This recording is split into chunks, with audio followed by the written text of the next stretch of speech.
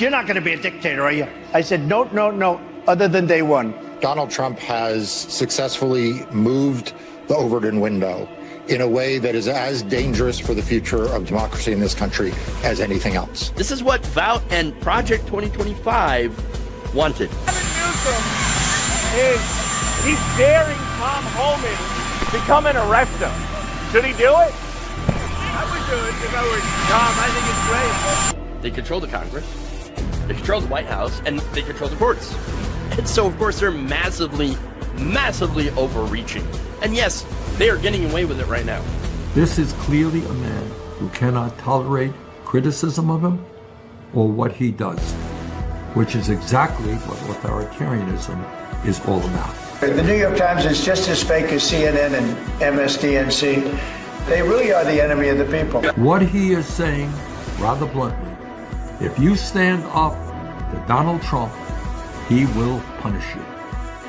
Protesters in Philadelphia, state capitals in California, Minnesota, Michigan, Texas, Wisconsin, Indiana, and others showed up to oppose Trump, Musk, and Project 2025. The US and President Trump has overseen America's largest military parade in decades as nationwide protests take place against his leadership. Demonstrations are happening right across the United States today to oppose the Trump administration. Two visions of America. On a day the country's deepening divide was there for all the world to see.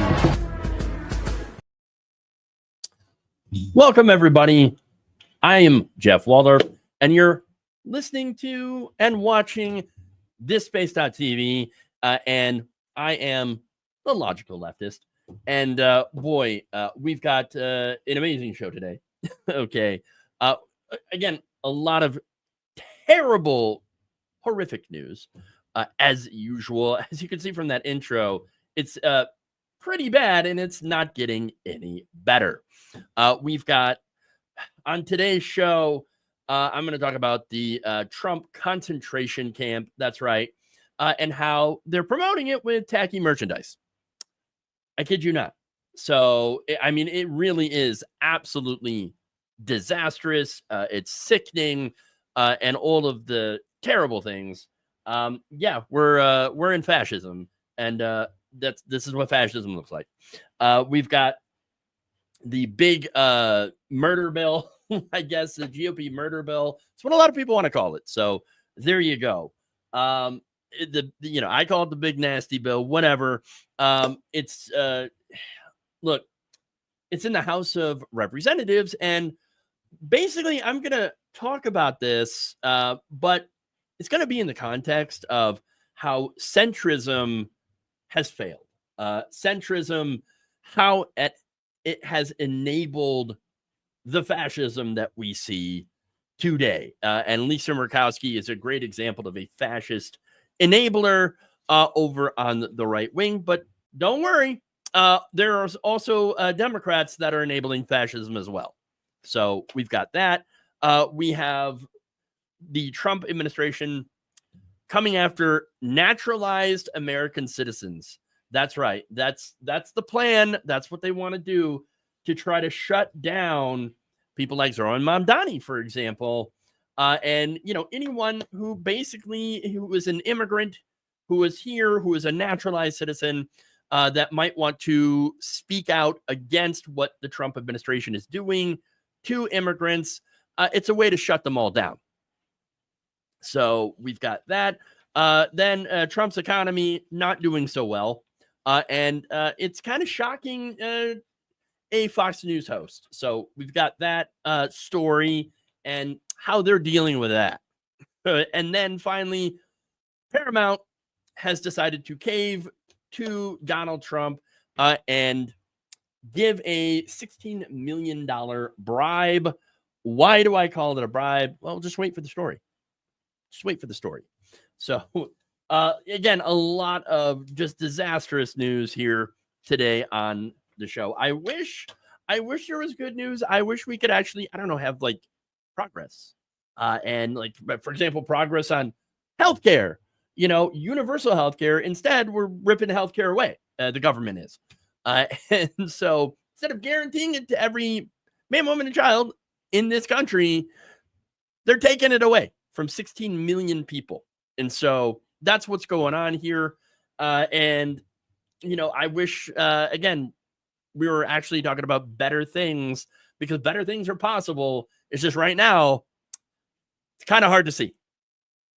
It's very difficult to see. So, you know, we'll get into it, though.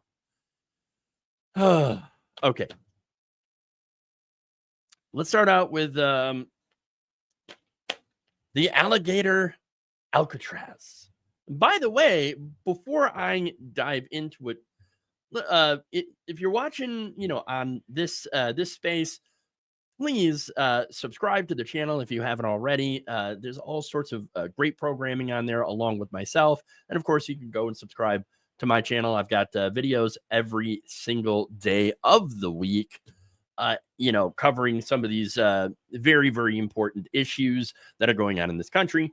And you can support us by going to our Patreon page, patreon.com/JeffWaldorf, you know, or become a channel member on my YouTube channel. And of course, you know, once that stuff opens up here, you can also support this space. So, and I strongly support you going and helping out this space as well, because again, this is a great gathering place for progressives, for progressive thought and policy, and you know, it's just a wonderful community. So please support this space in whatever way you can. All right. With that said, let's get to the stories. Oh boy.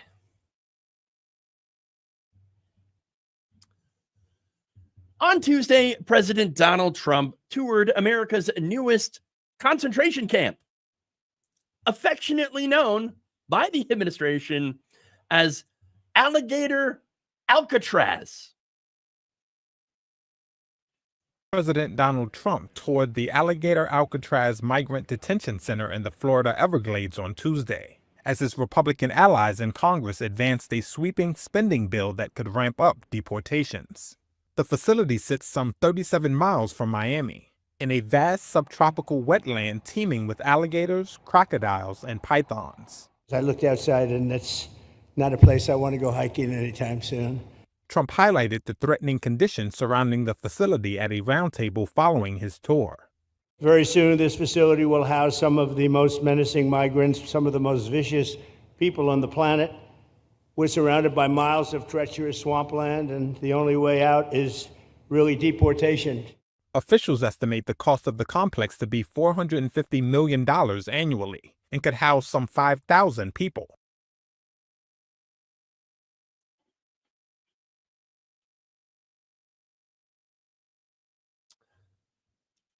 $450 million. I mean, that is how much we're spending on this, or going to spend on this every year, instead of, I don't know, doing things like feeding people, educating children, or, I don't know, guaranteeing health care. No, can't do that, because this is their priority. This is their priority. The cruelty is the point. And I think that it is important to note that Alligator Alcatraz is not a name the left made up for it. This is what they're calling it. It's what they want to call it. Not only do they know, but they are absolutely celebrating this. They are proud of it. They're proud of building concentration camps on American soil while simultaneously voting to gut Medicaid and food stamps for millions of Americans. You cannot look at this, by the way, and not realize that this is less Alcatraz and more Auschwitz. Think about it.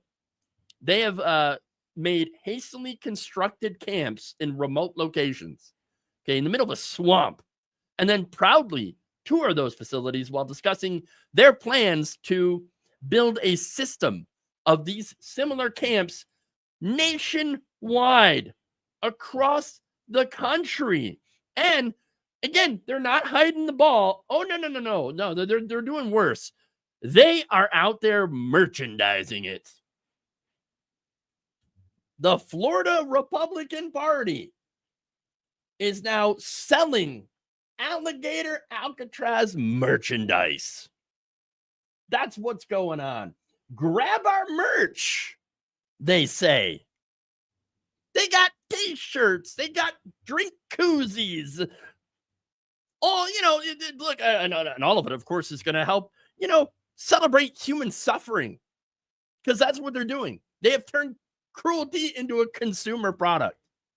I mean, it really is absolutely disgusting. They are making the suffering of others, whose only crime, by the way, is being born in another country and wanting to, have freedom and liberty. They're turning that into something that you can wear to own the libs. That's really it, because that's the whole point. The whole point is to own the libs. And again, Trump admitted, I thought this idea was a bit of a joke, but it turns out my advisors ran with it, and now I love it. I love it. A reporter had asked him during this tour, is this a dream come true for you, sir? And he said, well, it was meant more as a joke, but the more I thought about it, the more I liked it. Again, the fact that this had started out as a joke. Yes, a joke, human suffering, alligator Alcatraz.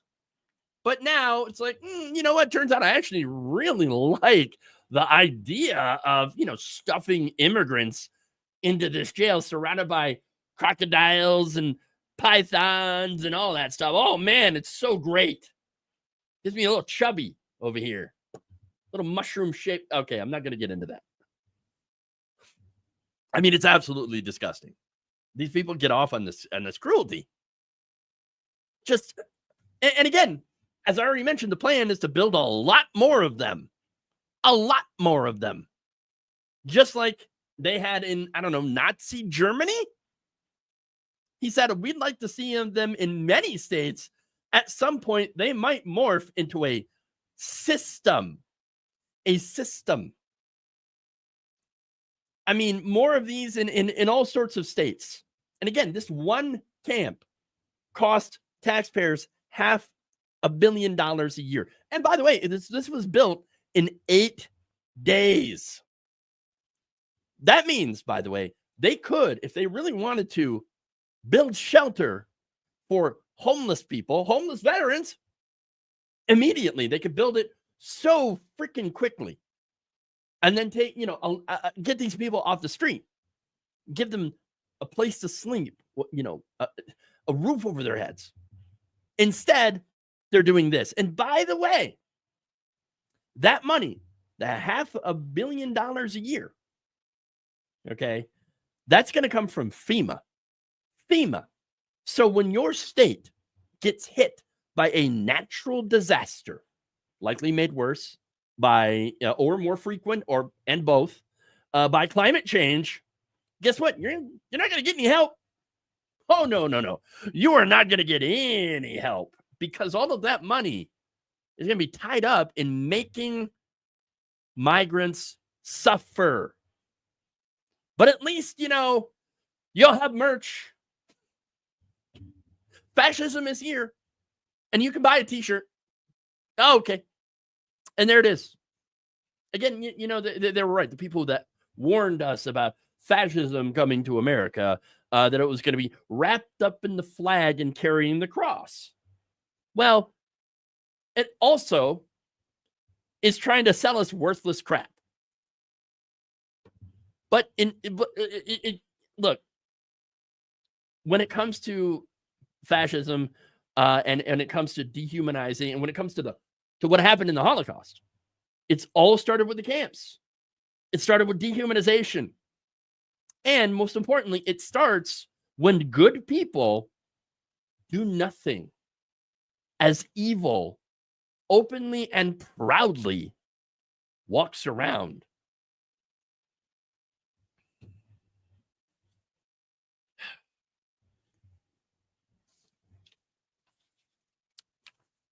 Okay. I think I'm pretty clear about that. Okay. Moving on to the problem with centrist politicians. And here's one of the worst offenders of this radical, I like to call it radical centrism.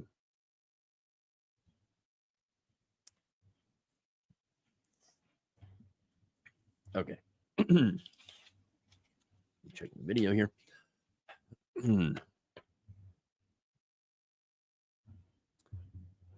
GOP senator and alleged moderate Lisa Murkowski said on Tuesday that despite her vote for Donald Trump's big, beautiful bill, which is more of a murder bill, and passed largely due to a party line vote, it's 51-50. She is now saying, boy, I hope the House doesn't pass this. Wait, what? Now, Murkowski, here's what she told reporters. Quote, my hope is that the House is going to look at this and recognize that we're not there yet. Oh, we're not there yet, you say. Oh, then why the hell did you punt it to the other chamber? Why did you vote for it? You voted for a bill that literally guts Medicaid and food stamps, boots 16 million Americans off of their health care in order to cut taxes for rich people, and to make ICE the most well-funded law enforcement organization in our country. You did that. But, we're not there yet, she says. We're not there yet. Really? What's going to change your mind? Well, actually, nothing changed your mind because you still voted for it. So what are you even talking about? What are you even talking about? Look, this right here is why moderates and so-called centrists are really just fascist enablers. They enable fascism. I mean, here she is. She said, "Oh my God, I had reservations about this bill, and it's really bad. But you know what? I couldn't just kill it. Why? Why not? It was a disaster. What are you talking about?" Oh, well, look, yes, it's a disaster for regular people, but you know what? For my donors, it's going to be great. Rich people are going to save so much money in taxes. And I think that's pretty much her motivation here. I mean, look, she told reporters, quote, there's a tax impact coming forward that's going to hurt the people in my state. Well, the bill is going to hurt people in her state. Not voting for the bill, that's going to hurt her donors. And here's how, okay? According to an analysis from the Yale Budget Lab, the bottom 20% of earners will see, if this passes, a nearly 3% decline in their income, or about $700. So if you're in the bottom 20% and you're losing $700, that is huge. That is a lot of money. That'll make the difference. And that's under the Senate version, which she voted for. Now, in that same version, the top 1% would see a nearly 2% increase in their yearly income, or about $30,000 a year. Remember, there are people, a lot of people in this country right now, almost half the population, that make around $30,000 a year. So, and that's how much rich people are going to save in their taxes, while average people, those other people, are going to lose $700. So, I mean, of course, the question then is, well, who does Lisa Murkowski work for? She works for the rich, obviously. Now, that said, Suzanne Collins, Tom Tillis, here's a shocker. They actually voted the right way and for what seems like the right reasons. Yeah. Collins pointed out that the cuts to Medicaid would jeopardize healthcare access for hundreds of thousands of people in her state while threatening rural hospitals. Yes, correct. Tillis, by the way, who's no longer running for re-election, so he is unchained, untethered, right? He said the bill strips Medicaid coverage from over 600,000 North Carolinians, and that's why he voted against it. And so, again, he is untethered. And so he's like, yeah, this hurts poor people in our state. I can't vote for that. Wow. Now, look, I may not agree with those two on a lot of issues, right? But I got to be honest, they actually did show a little bit of backbone, a little bit of courage. Unlike Lisa Murkowski, who continues to prove over and over again that most of the moderates here, all they do is to is help enable fascism. Again, this bill gives billions of dollars to ICE, which allows them to continue abducting people off the street and throw them into either concentration camps or to ship them off to CCA. Look, Alligator Alcatraz was literally built in 8 days, okay, and will cost $450 million a year. Can you imagine how many people we could actually feed with that? How many people we could feed? Or give healthcare to, right? Or house. But no. It's going to be used to send migrants, many of whom haven't been convicted or even accused of a violent crime, to a camp in the middle of a swamp, a concentration camp. This is what Lisa Murkowski voted for. This is what nearly all of the Republicans voted for. The final vote was 51-50, thanks to J.D. Vance and his tie-breaking vote. Yeah, Mr. Hillbilly Elegy himself was like, screw hillbillies. Screw the rednecks. I'm going to vote against him and help the rich. Well, that's because he's funded by Peter Thiel.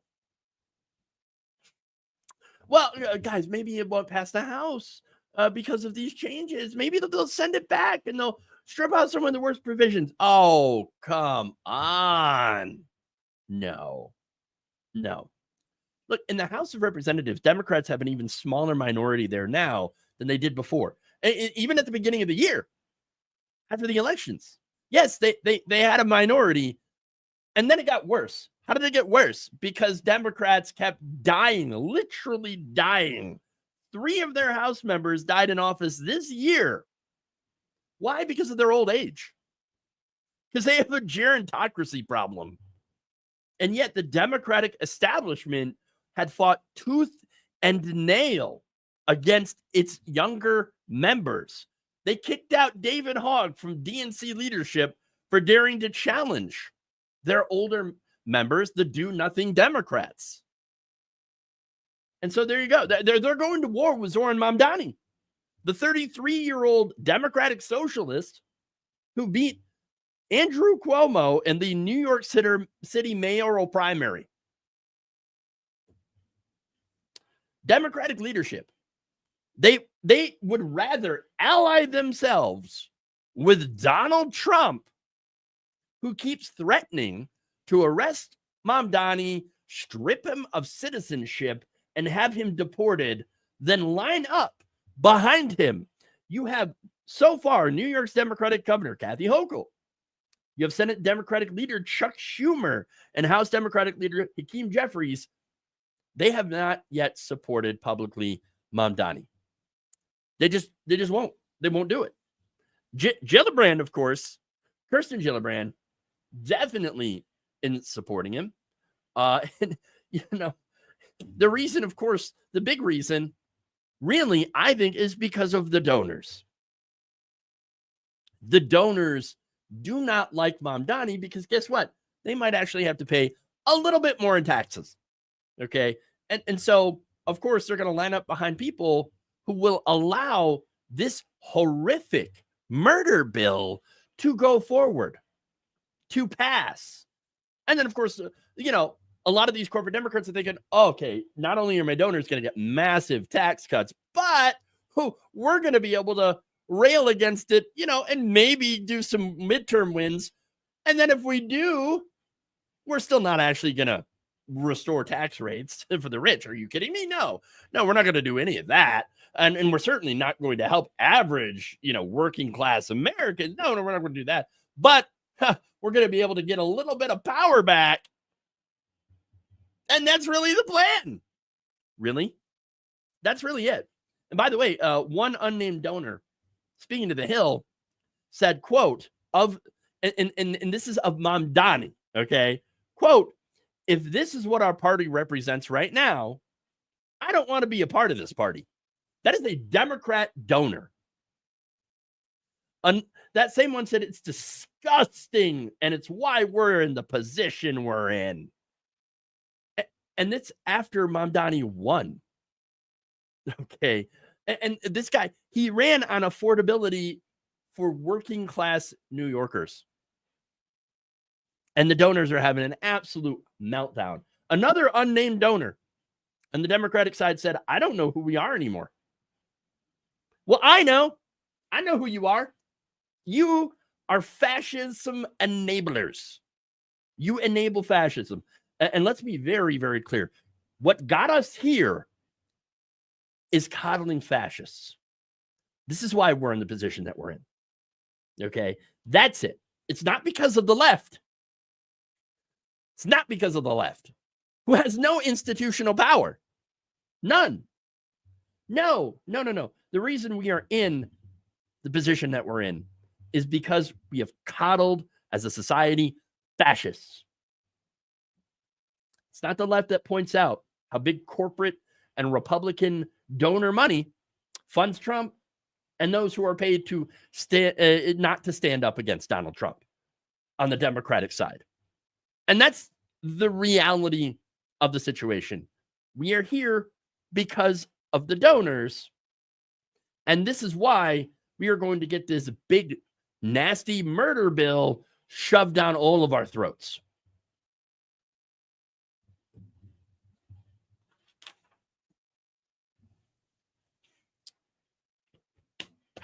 Okay.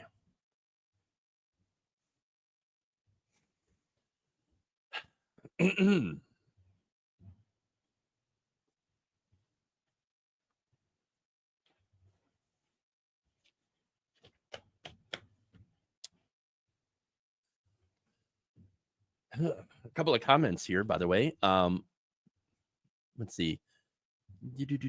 Zoran says, Jam to him. Says Zoran seems to be good at the public speaking and uplifting crowds gig. I would like to see more socialists like him. Yeah, absolutely. And you know, most importantly, he's actually saying things that I mean, that are popular. I mean, you know, yes, we're gonna take on the billionaires.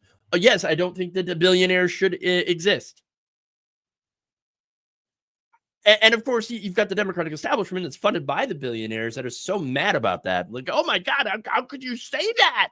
How could you say that? That's insane. Whereas average people are like, yeah, billionaires, they're a policy failure. Absolutely. So they're so incredibly disconnected from average people.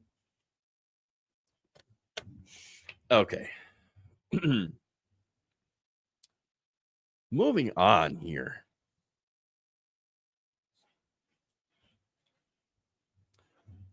It appears the Trump regime is planning to come after naturalized American citizens. Now, none of this, of course, should be surprising. I mean, they talked about it. You had Stephen Miller out there enthusiastically suggesting it. You know, racist Nosferatu. Maybe that's a knock on actual Nosferatu. I don't know. I don't know if vampires are naturally racist or not. I don't know, but certainly Stephen Miller is. But anyway, he suggested it. And of course, you had the idea that was in Project 2025, which is about 50% complete. So we knew this was coming. This is, of course, despite Trump claiming, oh, no, the Project 2025 is never going to happen. No, I don't even know. I don't even know what you're talking about. I mean, I don't like it. I don't like most of it. I don't plan on doing any of it. You know, coffee boy, whatever. Sir, this was about Project 2025. Do you know anything about it? Pretty much. But now, of course, about 50% complete. And there you go. And of course, now the DOJ is taking their first step in coming after naturalized American citizens, stripping citizenship from those who applied for it and received it. For what, you ask? Well, not for crimes. No, for explicitly political reasons. Now, there was a June 11th memo titled Civil Division Enforcement Priorities, that was written by Assistant Attorney General Brett Shumat. And it lays out that plan. See, the memo is directing the government to maximally go after denaturalization cases. And it even ranks which kinds of cases should receive the most attention. At the top of the list are cases against those that they claim will pose a potential danger to national security, including those with a nexus to terrorism. Now, what exactly does any of that mean? I don't know. It's pretty vague, ain't it? Well, that's on purpose. Look, denaturalization is a pretty big thing, right? And normally it deals with a narrow set of circumstances. Okay. So, for example, maybe somebody lied on their citizenship application. Or perhaps they failed to disclose something significant enough that, had it been disclosed, the government would have declined to grant the person citizenship in the first place. Like, okay, so you have ties to certain, I don't know, groups, like Al-Qaeda or something. Okay, and the government might be like, yeah, no, we're gonna have to reject this one. Okay, now if that's the case, and they find out, yeah, then the government has to file a civil lawsuit in federal court in order to revoke citizenship. That said, normally though, they go after war criminals or other kinds of very serious criminals. But no longer will you have to be a criminal to be targeted. Well, then what's the criteria? Now it's being expanded to having the wrong kind of politics. That's right. For example, Tufts student Rumeysa Öztürk had written a pro-Palestine op-ed in a student newspaper. This administration had accused her of supporting Hamas and then used that to revoke her visa. That's right. So basically, if you have the wrong politics, i.e., you believe that Palestinians are human beings, then you're gone. We're going to take your citizenship away, and then we're going to send you somewhere else. Hell, we might even send you to CCOT. Or if you're a person on the left, like Zoran Mamdani, who was born in Uganda, naturalized in 2018, and you happen to beat Andrew Cuomo in a New York City mayoral primary, oh, no, we can't have that. And by the way, add in the fact that he's a Muslim, oh, unacceptable. The regime will not have this. No, we got to get rid of him. And that's why Donald Trump was talking about literally stripping his citizenship and then deporting him. Cassandra Robinson, a law professor at Case Western Reserve University, would study denaturalization in America, told Talking Points memo. The government's aim is to push the envelope, just as we've seen in these other areas of immigration more broadly. They're intending to bring that same spirit into denaturalization. I mean, look, Representative Andy Ogles, who's a disgusting person, literally asked the DOJ last week to review denaturalizing Mamdani over a rap that he had performed, praising a specific charity group, I believe. I mean, there it is. Trump himself said on Tuesday, a lot of people are saying that Mamdani he's an illegal. He's here illegally. What? No, they're afraid of him because he's young and populist. He's actually populist, not the fake right-wing populist, but he's an actual populist. Wants to give people free bus fare, okay? Or be able to allow people to ride the bus for free. City-run grocery stores, which of course completely piss off the people that are continuously raising the prices of groceries in order to get as much money as they can. It would cut into their profits, wouldn't it? And so, yeah, That's why they're against him. That's why they're against him. Now, the other thing here about this whole thing is how vague being a danger to our national security is. How vague that statement is. Because I think that's really important to point out. Okay? That, oh, yeah, no, this person is a danger to our national security. Well, why is it? He once was he's a Muslim. That's it. That's enough. That's enough. And it is enough for them. I mean, they'll make up whatever reason they can think of to justify stripping citizenship from people, especially those who are getting involved in politics. And I'm afraid that the courts will not be able to protect those people who will be targeted. Look, the judiciary, I know up to the Supreme Court, has largely upheld the concept of citizenship for naturalized Americans. But I don't expect the Supreme Court to uphold that, especially since they recently handed Trump a gigantic win on birthright citizenship by stopping courts from being able to issue nationwide injunctions. So, look, the whole court case wasn't even about birthright citizenship, even though it was related to it. It's about these injunctions, right? But without those nationwide injunctions, which stopped Trump from enacting his ban on birthright citizenship, now every person that they are going to try to denaturalize and deport to take their citizenship away has to go to court. And not everyone has the resources to be able to take them to court. That's one of the problems here. Okay.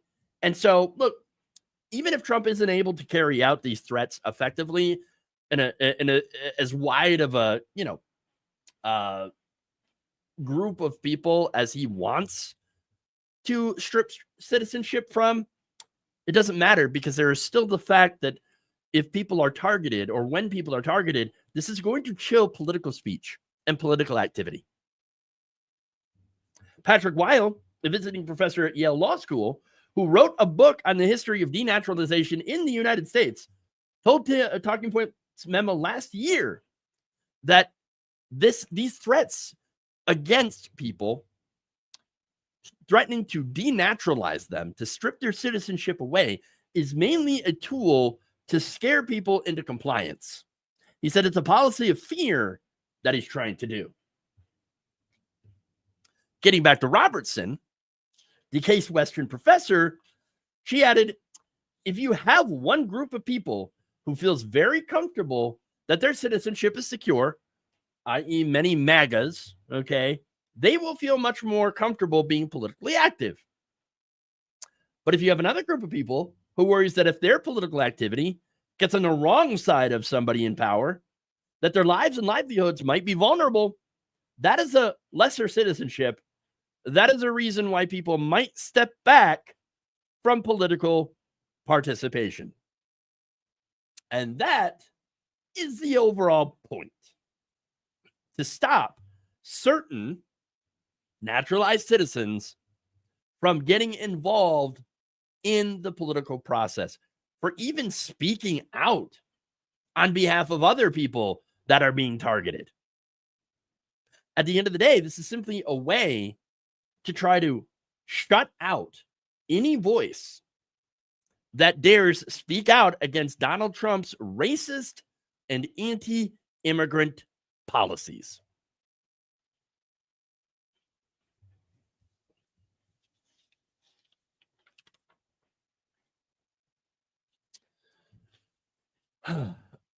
There it is.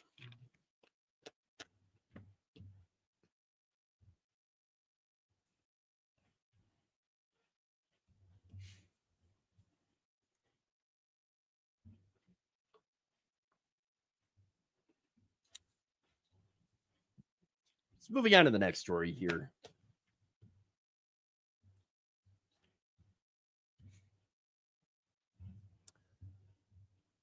Fox host Maria Bartiromo was apparently shocked at the newest job reports that were coming in live on her show. Trump is talking about this bill leading to growth in the economy. We are waiting any moment now to get the jobs numbers for the month of May. The expectations call for the ADP numbers to be up 95,000 for the month of June, rather. It's the June jobs data, and we'll, of course, right now seeing the number actually show a decline in jobs, down 33,000 on ADP. The bill includes $25 billion for the Golden Dome, the missile defense system. Senator, you introduced a bill supporting the construction of that system. I want to get your take on defense and whether or not that.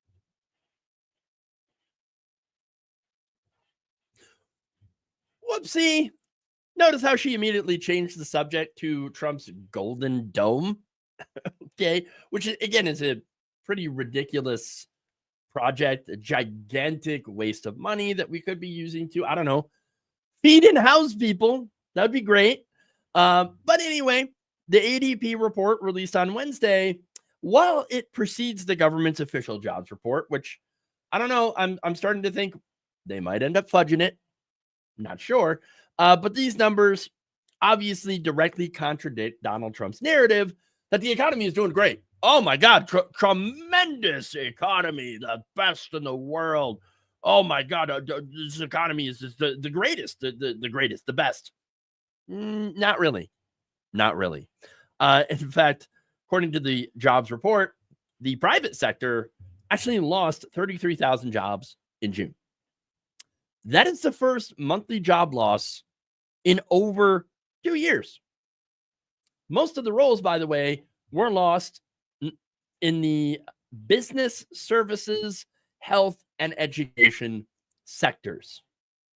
Now, the results, the cause of these results, or, you know, it could be a result of Trump's tariffs, could be the mass deportations that are, you know, helping with those numbers, the lack of consumer confidence, the fact that there's inflation that continues. But either way, it's bad.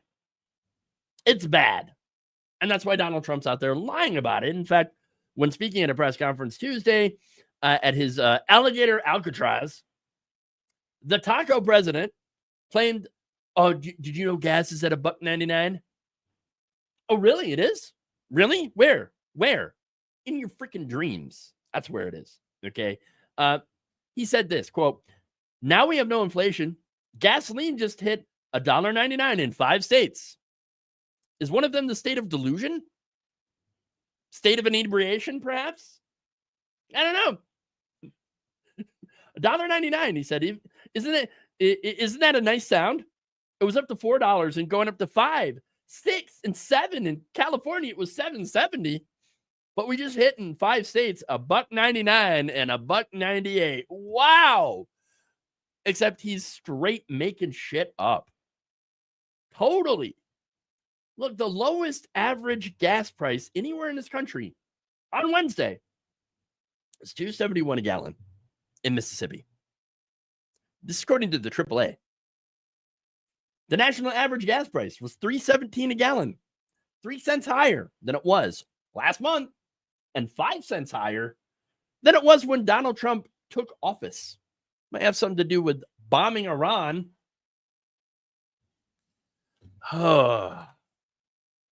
Trump raised gas prices. You can say that. Why are people not running with that headline? What about eggs, though? I mean, surely eggs must have gone down, right? I mean, Trump, he said he was going to make groceries more affordable. I mean, groceries, they're things you put in a bag. This man has never shopped for himself in his entire life, much less ever pumped his own gas. Never. But okay, back to eggs. How much are they? The national average for a dozen eggs is about $4.55. That's pretty bad. Well, okay, but we defeated inflation, right? And that's what Trump said. We defeated inflation. No, we didn't. No. Consumer prices actually rose 2.4% last month. The value of the dollar has actually fallen to its lowest value since the 1970s. Disaster. Absolute disaster. And by the way, this is the impacts of the tariffs haven't even been felt yet. Yeah. Why is that? Most stores are still working through their warehouse stock. They haven't had to import things that are subject to the tariffs. And so there you are. At the moment, those prices haven't even risen, but it's coming. It's coming. Not only that, but again, you have the ICE raids that targeted immigrant workers and has left food literally rotting in the fields, reducing supply and driving up prices. So there you go. Fox News, however, well, they're going to lie about it or ignore it because that's what they do. They are, when a Republican is president, nothing more than state TV. But you can see the look on Maria's face right now. You can see it. Oh my God, how am I going to spin this one? That's the reality. Look, they're not going to challenge Donald Trump. They're not going to challenge his policies. Of course not. No, they're just going to cheerlead, obfuscate, or just straight up lie. Because that's what they do. That's what they're paid to do. And that's what they will always do.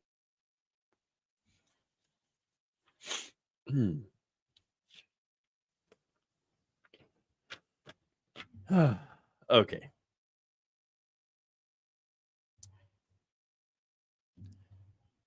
Let's see. That look is pretty telling. Absolutely. Absolutely. All right, I've got one more story here for y'all. And so, I know, time flies, right? Let's talk about the $16 million bribe. On Tuesday, CBS's parent company, Paramount, settled the lawsuit filed by Donald Trump. So this was just a ridiculous lawsuit. It's asking for like $20 billion.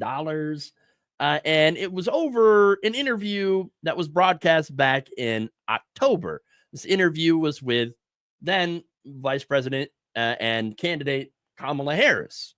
So now this settlement is basically them caving to the regime's tactic of intimidating the media. But again, it also gets worse. Okay, now Paramount has agreed to pay $16 million to settle this lawsuit with the money allocated towards Donald Trump's future presidential library. A presidential library. Sure. I wonder what books are going to be in there. I don't think they're going to have any books. They're going to ban all the books. No. But anyway, this is goes to a presidential library. And Paramount's like, this money, none of it's going to go to Donald Trump directly or indirectly. Right. Sure. The company statement added, the settlement does not include a statement of apology or regret. Oh, and that's supposed to make everyone feel better about this? No, money talks. And that $16 million has a lot to say. This is nothing more than a cave, okay? A cave. And a completely unnecessary one. They didn't have a case. Trump did not have a case against Paramount. This is over a 60-minute interview with Harris, where Trump claimed, oh, did you know they deceptively edited this? Wait, so you're saying that the guy who constantly would repost AI-generated slop, the deep fakes, like, for example, Kamala Harris standing in front of a communist flag, that guy's upset about, deceptive editing, alleged deceptive editing. No, give me a break. Give me a freaking break. It would be hilarious if these companies were not bowing down to his ridiculous demands. Now, at Paramount's annual shareholders meeting on Wednesday, co-CEO George Cheeks, I'm not kidding, he got his cheeks clapped, okay, after he said that the company chose to settle the suit to avoid the somewhat unpredictable cost of mounting a legal defense. Well, somebody got mounted here, okay, and the risk of an adverse judgment that could result in significant financial as well as reputational damage. Oh, reputational damage. Looks like you're getting a little bit of that. Look, at the end of the day, though, none of that matters. It's not the real reason. The real reason they did this is because they were bribing Donald Trump. Paramount is trying to merge with Skydance. The merger is valued at about $8.4 billion, but it has to go through Trump's FCC. And so, yes, $16 million in bribes. And they're thinking, maybe, just maybe, we can get that merger. This is how corporate America aids fascists. And they're not the only one. The Paramount settlement follows a decision by Walt Disney-owned ABC News to settle their own defamation case brought by Donald Trump. As part of that settlement, which was made public on December 14th, the network donated $15 million to the Trump Presidential Library. And it had also publicly apologized for comments by anchor George Stephanopoulos, who had said that Trump had been found liable for rape. Now, like, oh, no, he didn't get found liable for rape. It was for sexual abuse. Oh, is that better? I don't see how that's better. And look, that is simply because the judge had given the jury the very narrow technical meaning of the term rape under New York law as it had existed at the time, which, again, is defined as a forcible penetration with the penis. So now, it wasn't that. It was still sexual abuse, and he was found liable for it. It was an unwanted assault on E. Jean Carroll's body. So for most people, the majority, they're going to view that as rape because that's what it was. But no, that said, these corporations, these media outlets, they don't want to rock the boat. They just don't. Legal experts kept saying that Trump's suit was completely and utterly baseless, asking for first $10 billion and $20 billion. But it doesn't matter. It doesn't matter if it's baseless. Oh, I just didn't want the reputational damage. No, you wanted to bribe the administration so you can get your goddamn merger and make more and more money. That's the reality.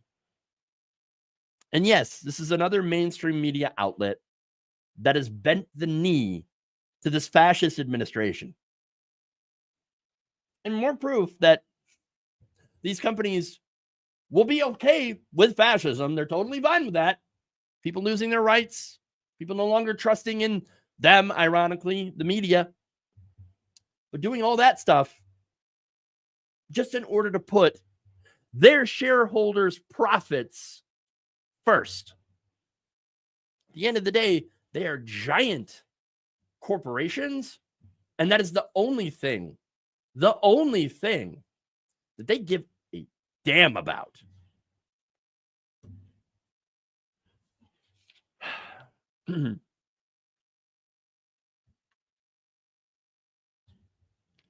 All right. And there it is.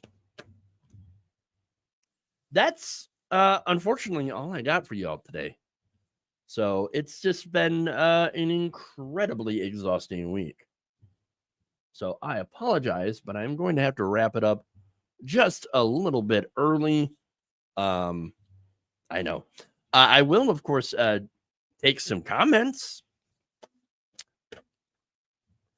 Jam Tomb says that is rape. Yes, exactly. Exactly. Let's see.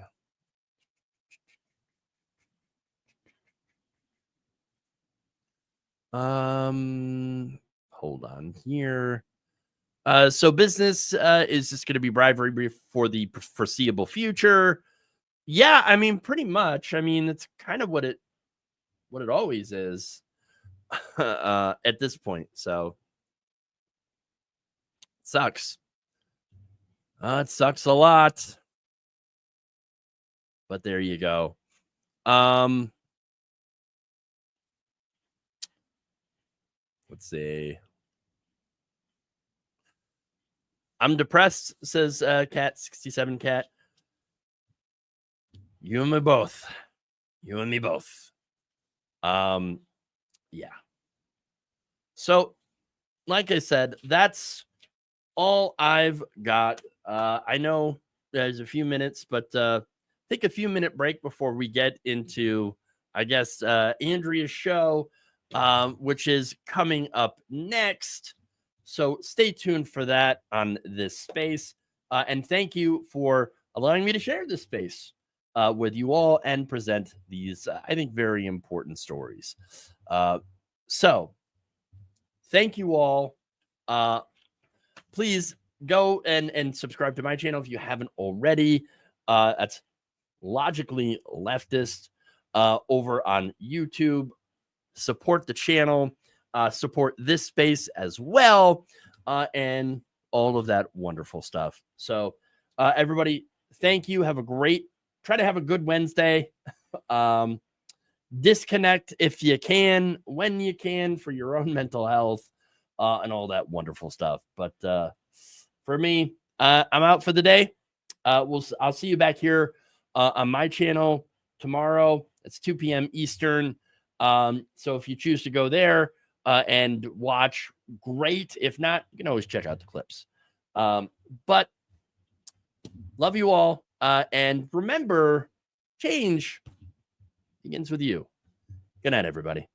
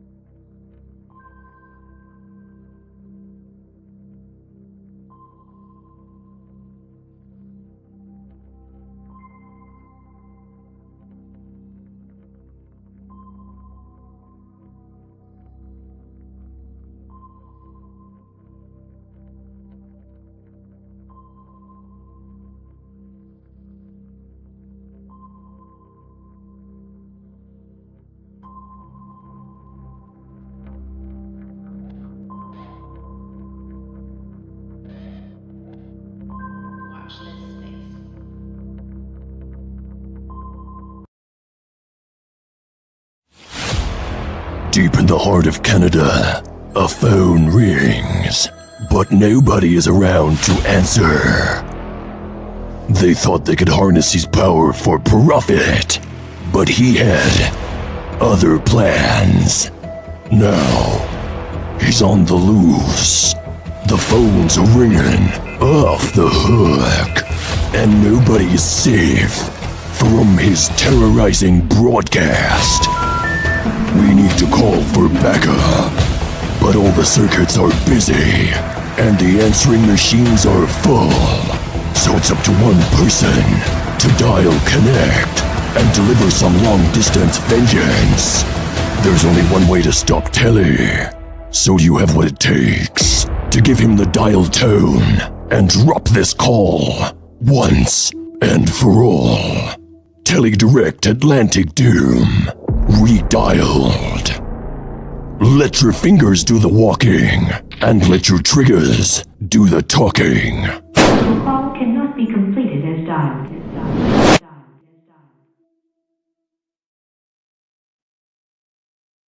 Hello, everybody. Is this thing on? Is this thing on? Is that like a loud noise? Is that loud? Doing a show today, everybody. This is a program. Let's just make sure that this is on real quick.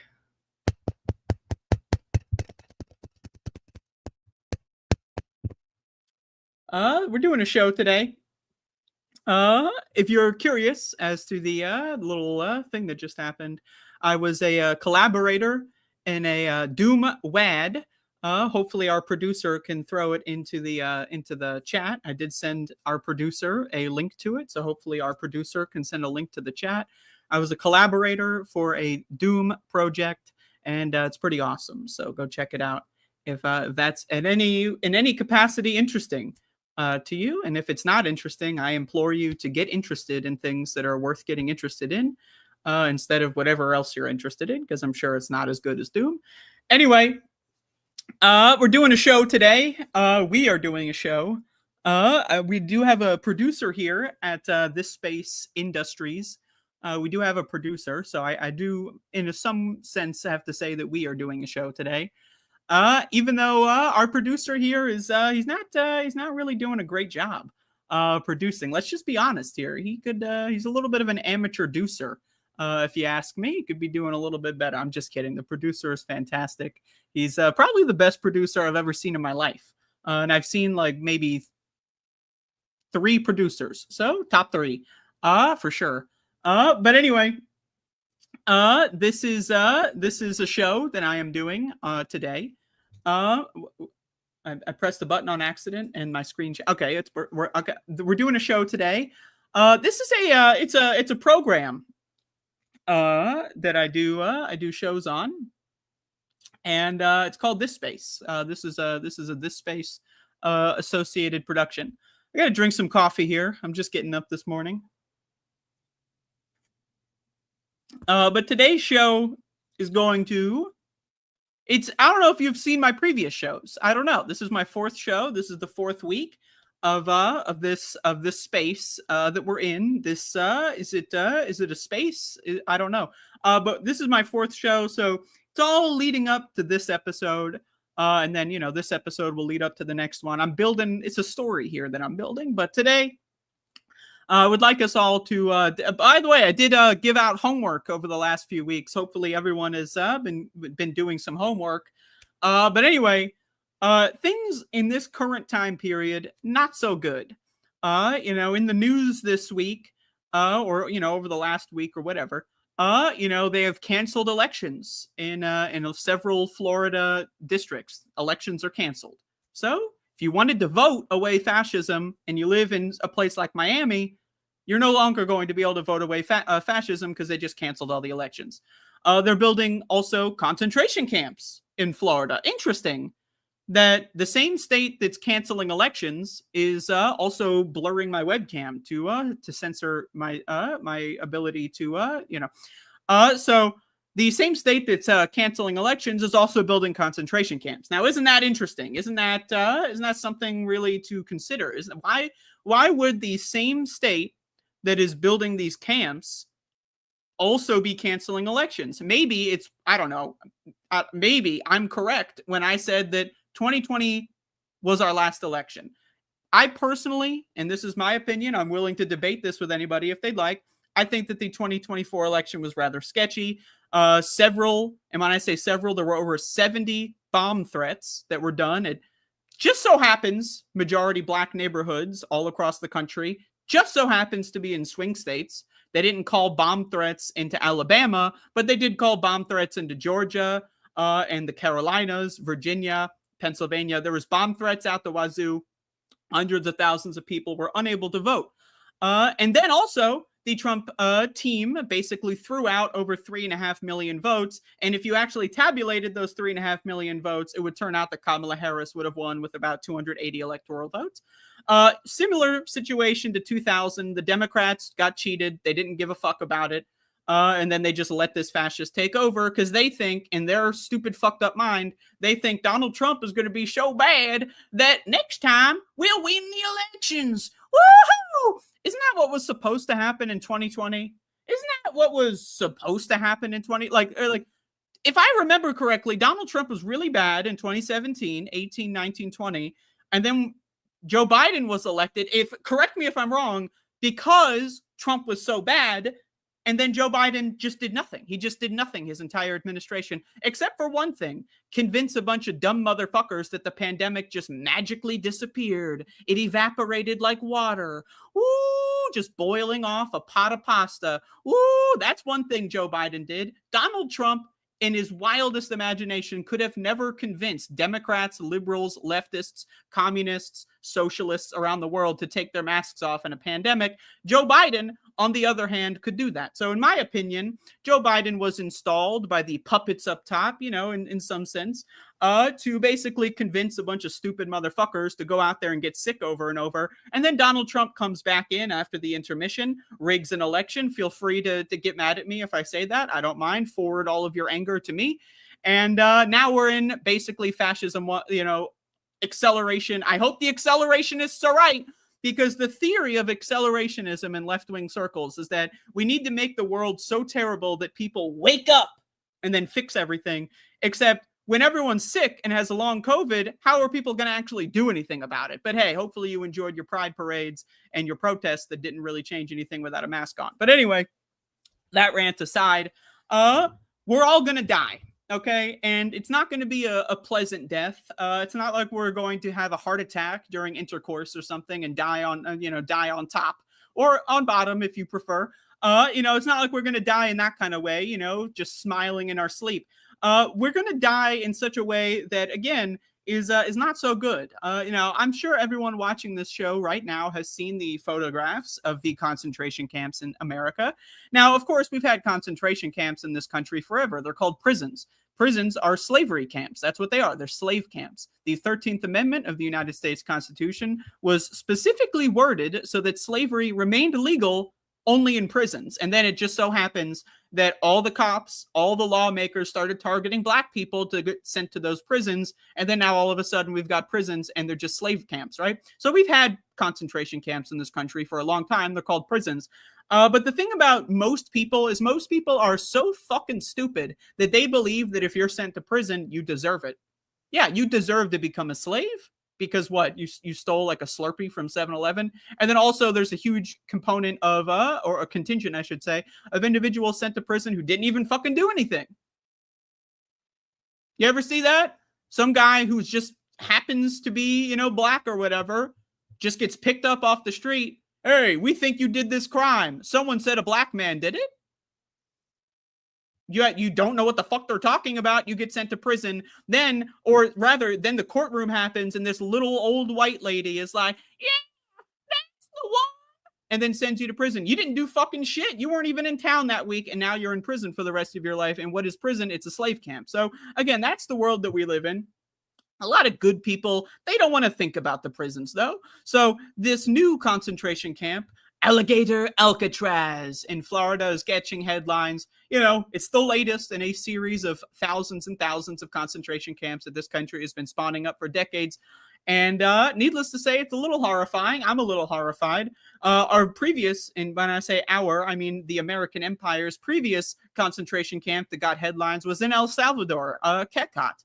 And that was pretty scary. But why fly out all the slaves to El Salvador when you can just fly the slaves to Florida?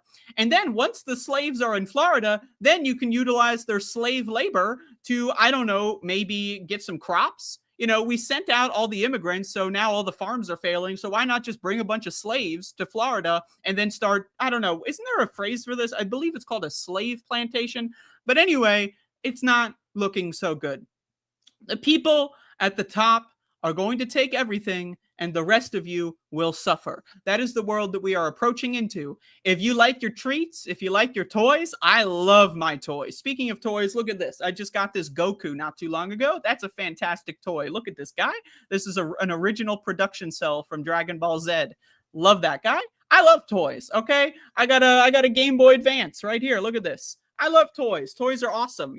Toys are one of my favorite things in the world. I think there's a game in here. It's an Easy Flash. You ever use one of those? Easy Flash. I got all the games in the world on one cartridge. Anyway, I love toys. But there's got to be a specific moment in time where we all collectively decide, well, maybe we can play with toys a little bit later. Maybe a little bit later on. Maybe next week we can play with our toys. Because I don't know, man. the Trump administration, or, you know, whatever you want to call it, the coup d'etat, the third empire of America, whatever you want to call it, they have basically announced that they're going to denaturalize, strip the citizenship of the guy who just won in New York City, Zoran, and they're just going to deport him. If he does anything at all that's even remotely on his platform, either he's got to be a good little puppet or he's going to get deported. So isn't that a little interesting? I don't know. Isn't that a little strange that the United States government is saying that they're going to deport people for winning an election? Right. So correct me if I'm wrong. Right. But the prescription that liberals and DSA folks have been giving us forever is just vote away fascism.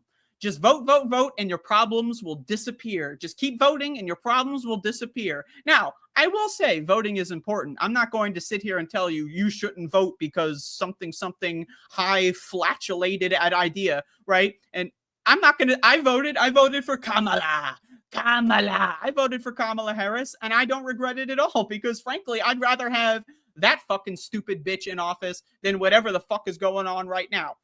So I'm not going to sit here and tell you voting is a bad idea, but I am going to sit here and tell you that people who dedicate their lives to the concept of voting are going to have to really think about getting a new job, because voting is over in this country. There is going to be no more free and fair elections. If you think you're going to vote Donald Trump out of office, you're a fucking moron. You are a dumpster fire of a dumb motherfucker. I'm sorry. If you think you're just going to vote away fascism, well, you could have voted away fascism in 2020, but instead everyone rallied around the demented old white man, Joe Biden, instead of the undemented old white man, Bernie Sanders. And so that's why we're in this mess at this moment in time. Of course, you could just keep moving the clock backwards, right? But the last chance to vote away fascism was in 2020. You could have voted away fascism in 16. You could have done it in 12. You could have done it in 8. You could have done it in 4. You could have done it in 00, but you didn't.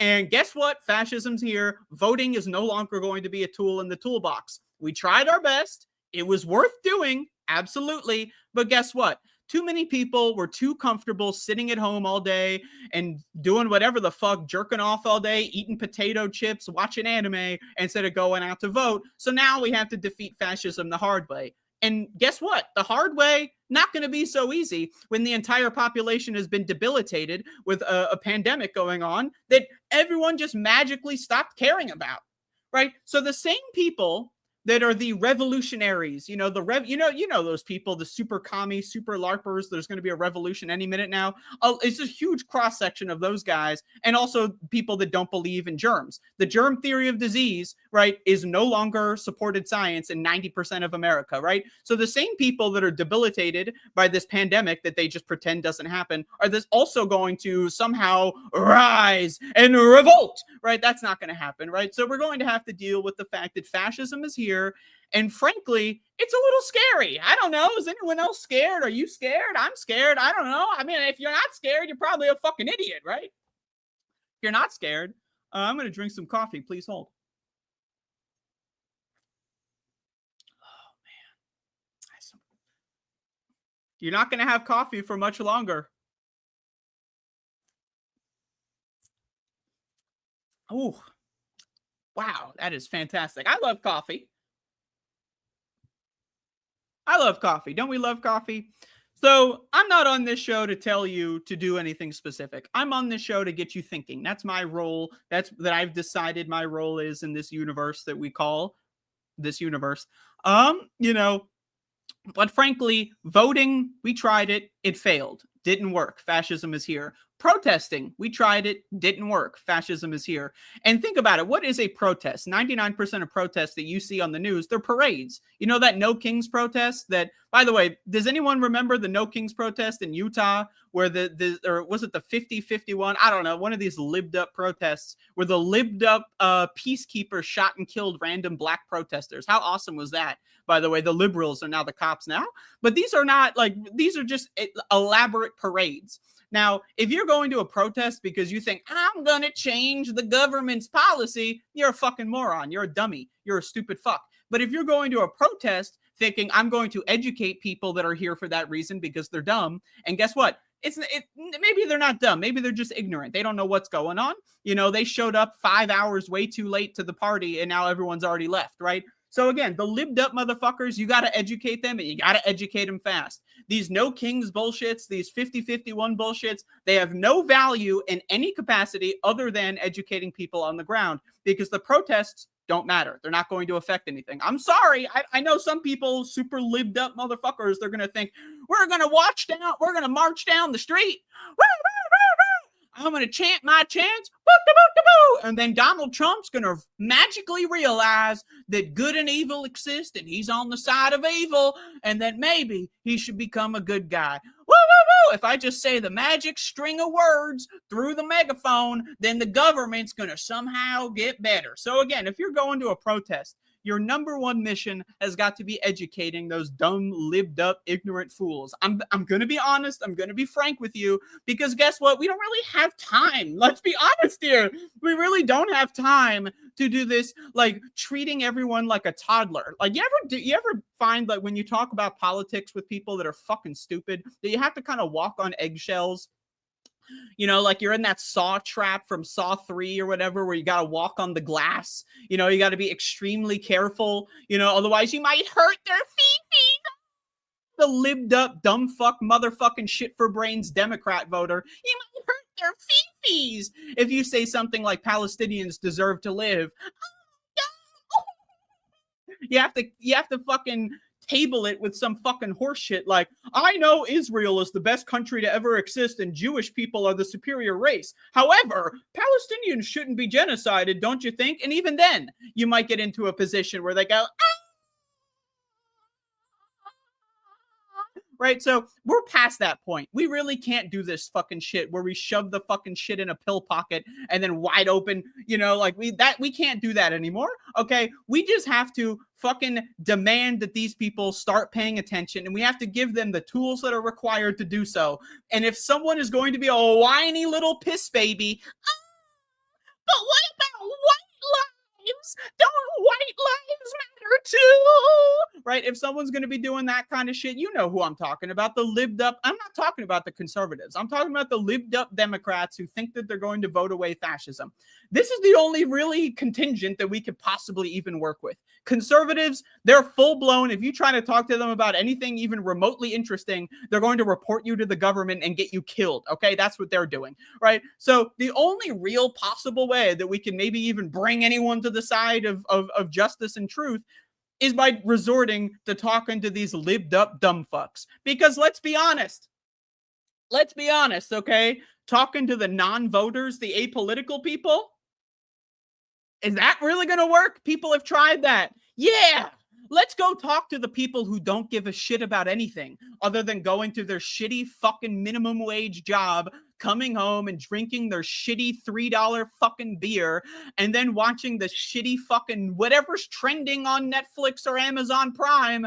I only watch what's trending, or go into fucking whatever the fuck. Whatever's trending. I have no original thoughts. What's number one in the trending list? That's what I gotta watch. Shovel it down. Watch the ads, the AI generated slop on TikTok, right? Really? You're gonna motivate that contingent of people to do something about the world? Let's be honest. You're probably not. So in my opinion, I personally think the field of which we are most likely to find flowers, unfortunately, are the libbed up Democrats going to shit like no kings, where they think that they're going to walk in a parade for an hour and then somehow the day will be saved. I personally, and maybe I'm willing to debate this or converse about the subject, but that is my personal opinion, because the non-voters, the apolitical people, they are fucking dumb and they're fucking unreliable and they're fucking losers. They're losers, right?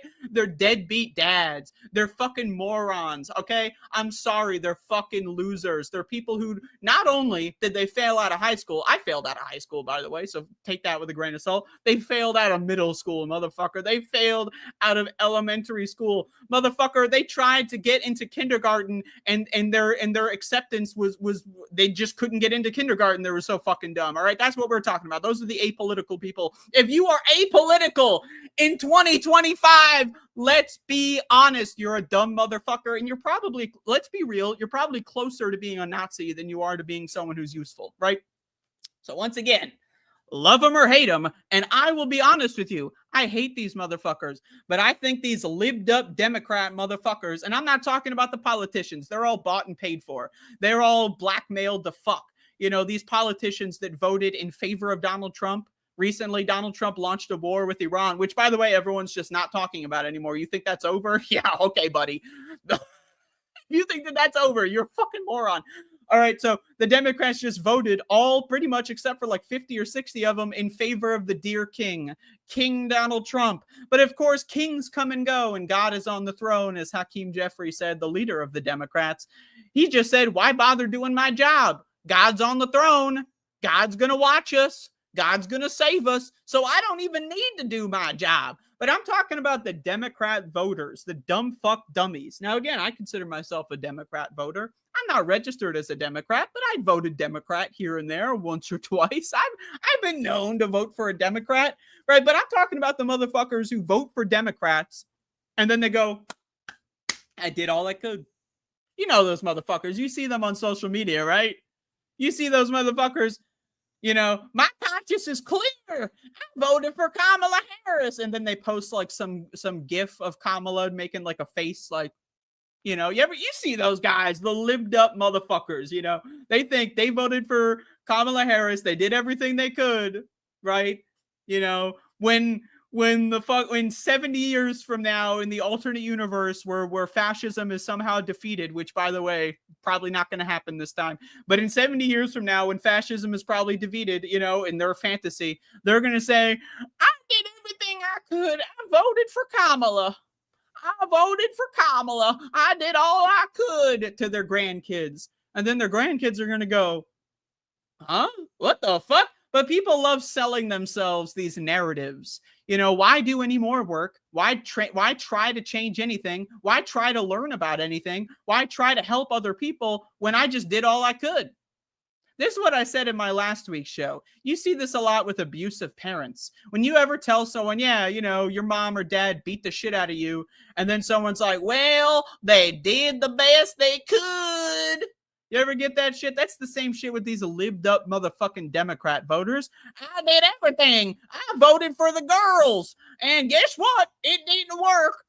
What else can you do? What else can you do? Right? That's the average. But again, I'm going to be honest with you. I really think that that's the only group we can appeal to at this point. I really do. I really do. Because we, and when I say we, I mean people that actually care about truth. That's ultimately, if you are a left winger, you care about what's true. That's it. That's really the thing that glues us together. And the thing about Democrats is they love talking about how much they care about truth, right? And so I say, take them at their word. Tell them some truth bombs. Awaken whatever is inside of them. And then make them choose. Because ultimately, you need to make a choice. Because if you're a Democrat, and I'm saying like a libbed up, I voted for Kamala, I did everything I could type Democrat, right?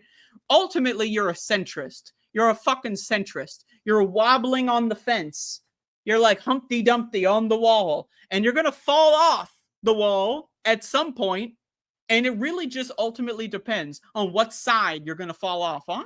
Every centrist is either a Nazi or a hidden leftist. And the only thing that you know, let's use an archaeological example here. Like imagine, right? You know, you got the little brush, you know, and you brush away what's underneath. Right? You don't know what's underneath when it comes to centrists. It could be a Nazi, could be a lefty. You really don't know, right? They're just genuine. A lot of them are genuinely ignorant. I know, genuinely ignorant in 2025. I know, right? Just think about it. Genuinely ignorant in 2025. Can you imagine? But a lot of them are. And when you tell someone truth, facts, the way the world works, they either reject it or they embrace it. A lot of people chose to reject it on the subject of the pandemic. We are in the 6th year of a pandemic, but a lot of people decided I'd rather be a Nazi than actually acknowledge that we are in the 6th year of the pandemic. Oh, magically, it's endemic now. That's what a lot of people say. It's endemic. And then you ask them, what does that mean? It's endemic. and then they don't know what it means. And then you look up the definition and turns out COVID is not endemic. It's a pandemic and we're near 6.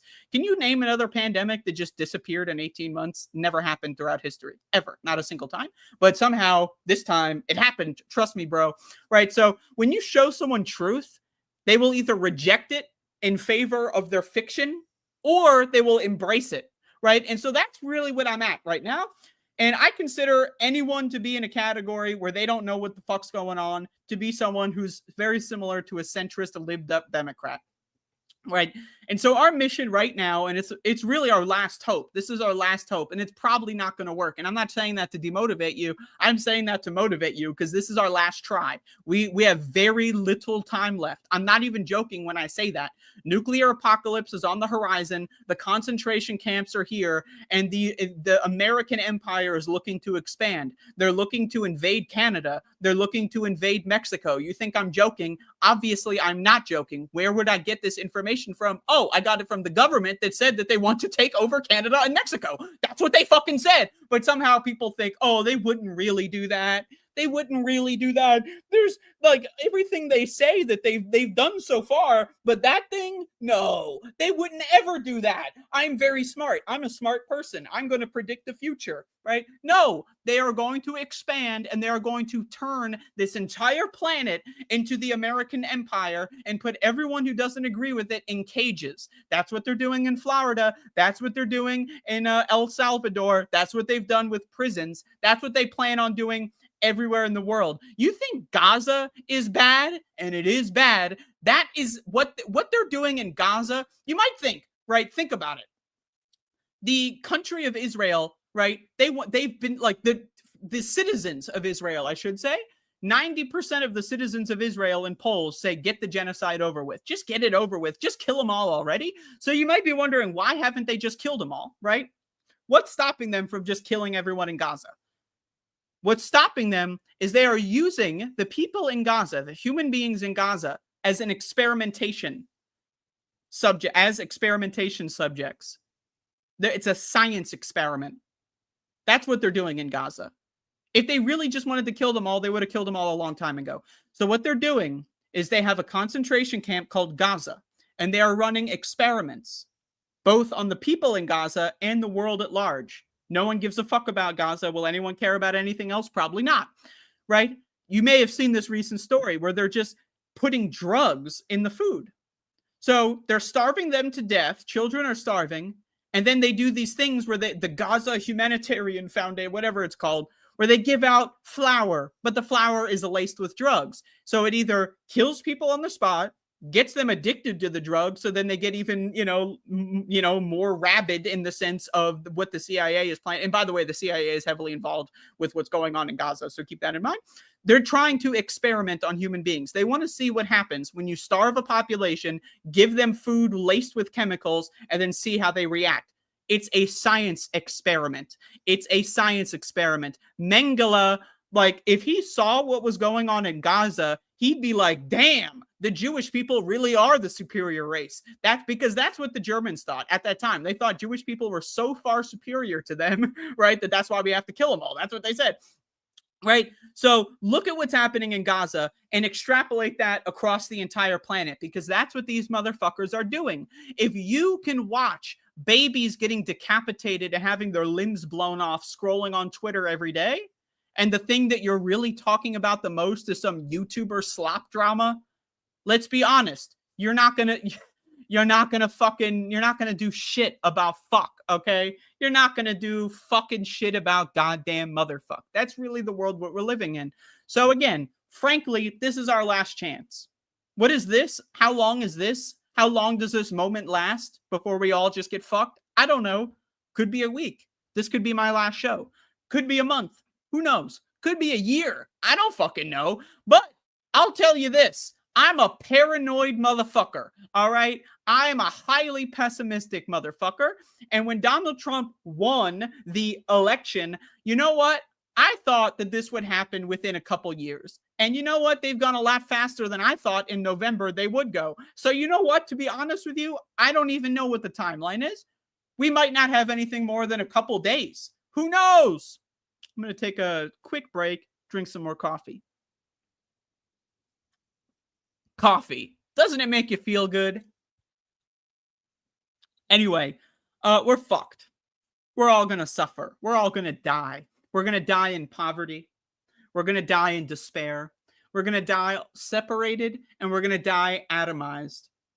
And when we're dying, right, we're all going to be thinking, at least I voted for Kamala Harris. I voted for Hillary Clinton. I did everything I could. I did it all.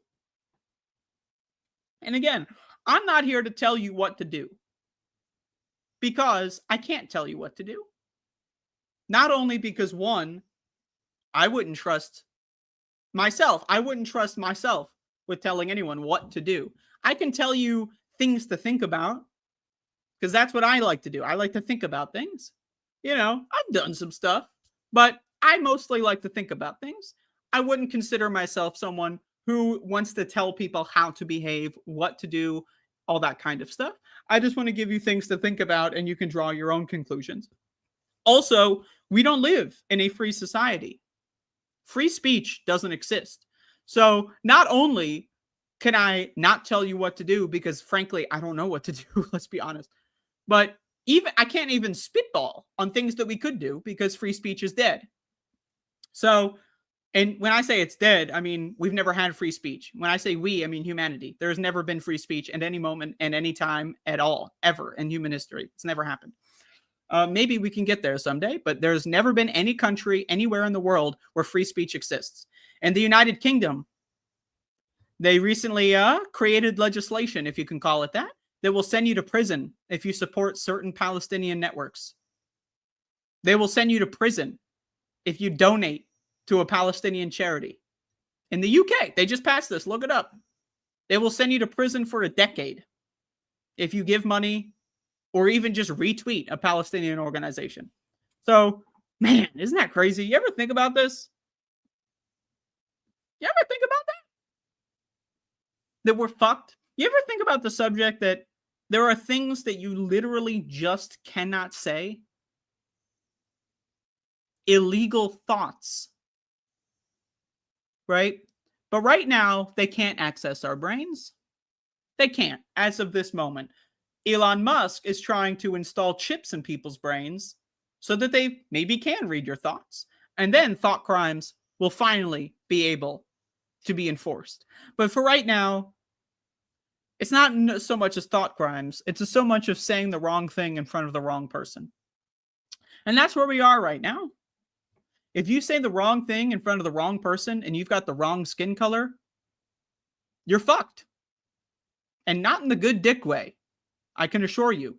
You're going to get put on a plane and then thrown out of the plane into a random fucking pit of the Mediterranean Sea.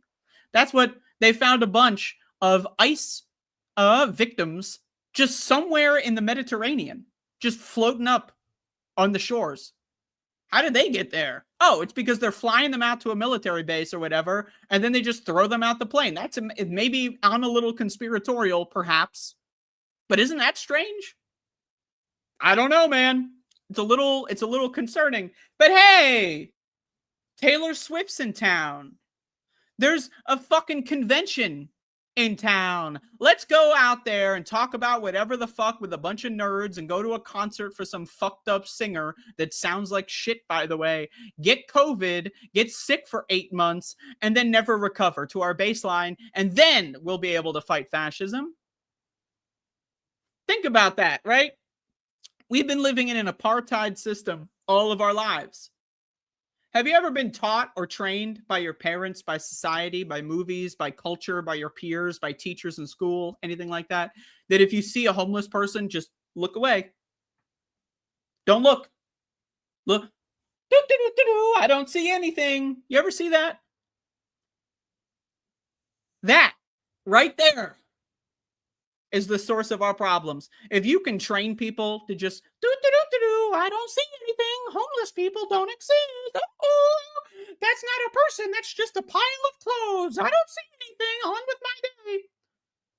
Then you can be trained to do fucking anything. Let's be honest. Let's be real. If you can ignore someone suffering on the street, and then sometimes they'll ask you for money, God forbid, the gall And then you say, what are you going to do? Spend this money on drugs?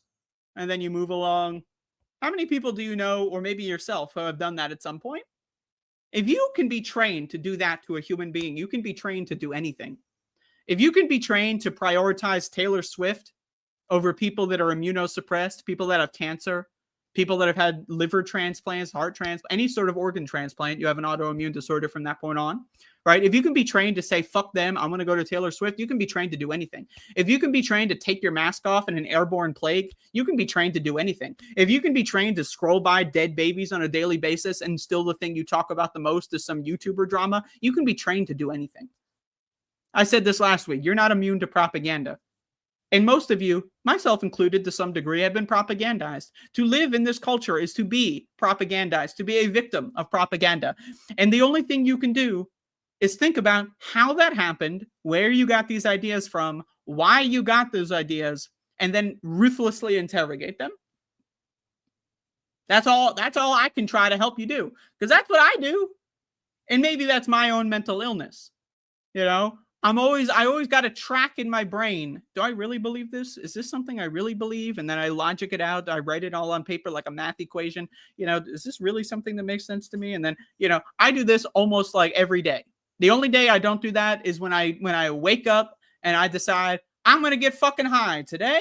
And then I just play video games or whatever. Just drown out the voices. Just turn the voices off, right? That's what I do sometimes. But right now, I'm not high right now, and I'm thinking right now, what the fuck am I doing? Is this good enough?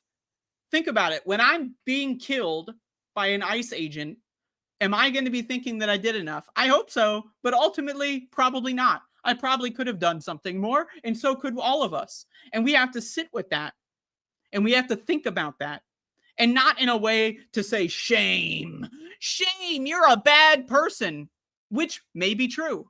I personally believe that 95% of humanity is evil. That's what I personally believe. At their core are evil. But I also personally believe that most human beings are not always evil, and that most human beings have the capacity for empathy. Right? It's been drilled out of us since birth. When you were born, you cared about life. Then when you went to school, and then when you got a job in the real world, somehow empathy managed to take a back seat. Somehow you no longer give a fuck about people, human beings that are lower on the ladder than you. As long as you can go to Taylor Swift, as long as you can go to a convention, as long as you can go to your favorite YouTuber live show that they're doing live shows during a pandemic, and somehow, oh yeah, by the way, they're commies, they're lefties, they're socialists, but they're doing they're doing a live show, an in-person event in a closed space during an airborne pandemic without ventilations or masks. But they're lefties, guys, right? Don't worry. Right, so if you can be convinced to do something like that, right, you can be convinced to do anything. But if you can be convinced to do anything, I personally believe that the damage is reversible. So while I believe that the average person is evil, I also believe that they are irreparably evil, that they can be repaired. I don't know how to do it, frankly. I really don't. And as a transgender, I don't think I can. I frankly do not think I can. There are people in my family that hate transgender people, even though they're in my family, so-called, right? Because in English, we use the word family to refer to people that have similar DNA to us, but a banana has similar DNA to me. Is that my family? I don't know, whatever. So if someone can know someone who's trans, and let's be honest, I'm a pretty hateable person. Let's be real. So maybe it's not all their fault. Maybe it is kind of my fault. But if you can be around someone for 10, 20 years on and off, and then still hate transgender people, you know, that's some crazy shit. It's some crazy shit. And I'll tell you, hatred and bigotry is not natural. It is taught. It is a lesson that is taught. You are indoctrinated into hating other people. So, I don't know. I don't think everyone can be saved. I don't think everyone can be repaired. But I do think that there's enough people that could possibly be nice, that could possibly be empathetic. And I think it's worth trying to find those groups and to reach out to them. Now, are the libbed up Democrats the most willing? Maybe, maybe not. Maybe the apoliticals are the most willing. Maybe the apoliticals really are just ignorant. Maybe they really have never heard of Donald Trump. Maybe they really have never ever heard of a concentration camp. Maybe they really have never heard of Adolf Hitler. Is it possible? Maybe. But is that going to be the most likely area to get people to wake the fuck up? I don't think so. I don't know. Frankly, I don't know. And I'm open to suggestions. I'm not trying to sit here and tell you that I'm right all the time. Right? I'm right. Let's be honest. Most of the time, I'm correct. I would say 80, 70, maybe % of the time, I'm correct. But I'm not right all the time, so I don't know. This one, I'm putting my hands up. I don't know. Right? The same groups of people in 2016 shouting, Medicare for all! Medicare for all! Woo, woo, woo! Medicare for all! Those are the same people that we had a once-in-a-lifetime opportunity with the COVID pandemic. Once in a lifetime. There's a pandemic. Hundreds of thousands of people are dying on a yearly basis. And the left broadly gave the fuck up. A once-in-a-lifetime slam dunk opportunity. There's a pandemic going on. Can we finally get universal health care? And you know what the average person did? Especially the average super commie that you see on the internet, right? The super leftists. What they did is they were like, well, we got a couple $1,000 from the government. Shit, Taylor Swift's in town. Let's all go. That's what they did. We had a once-in-a-lifetime opportunity to get Medicare for all. We will never have that again. The left totally, they had a full of, I don't know anything about poker, but they had like a fucking royal flush. Is that the good one? I don't know. And we threw it down the drain. So now, are we really going to be able, do we really have the cards to say we want Medicare for all now? The same people that don't give a fuck about an airborne pandemic year 6 are the same people who claim to want universal health care. I don't know. Consider me skeptical. So in my opinion, I think it might already be too late. And the point of this episode is not to just make you depressed, which, I mean, it is a possibly a point, but it's to make you really think about it. To make you really think about your actions, people you know's actions, and what we could possibly do to reverse this. And as of right now, we are on course for intense suffering, the likes of which this planet has never seen all throughout human civilization. What we are seeing right now in the United States is something that the most evil people in all of history could only dream of. Adolf Hitler's wet dream is what we are currently living through. Adolf Hitler once said that the American South is the perfect society, and it is so perfect that there is no way that even in 100 years, Germany could ever reach that level of perfection. Adolf Hitler basically based all of his ideas on the American South, right? So if you think Adolf Hitler is a unique evil, I personally think you're a fucking idiot. But also, where did he get that evil from? He got it from America. Okay? We're fucked, and we're all going to die, except for the rich. The rich are going to be fine, but the rest of you will suffer, and that's just how it is. This is the end stage, not of capitalism. A lot of lefties love to say capitalism's the root of all evil. It's capitalism. It's all capitalism. No, it's not. Capitalism is the current incarnation of this evil mentality, right? It used to be a different system 1,000 years ago. Was that capitalist? It was the same dynamic. The king's up top, the bottom's at the bottom. It wasn't capitalist, was it? So capitalism is not the root of all evil. It is but one stage in the evolution of evil. An evil that began, like I said many weeks ago, thousands and thousands and thousands of years ago. An evil that began at the dawn of our historical record, because any examples of living another way of life have been systematically destroyed by those in evil power.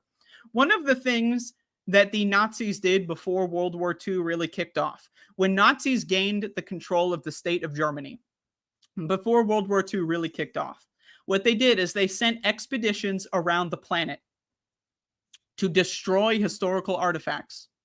Look this up. If you've ever seen the movie Indiana Jones, rather, what is it? Raiders of the Lost Ark. Technically, it's not called Indiana Jones.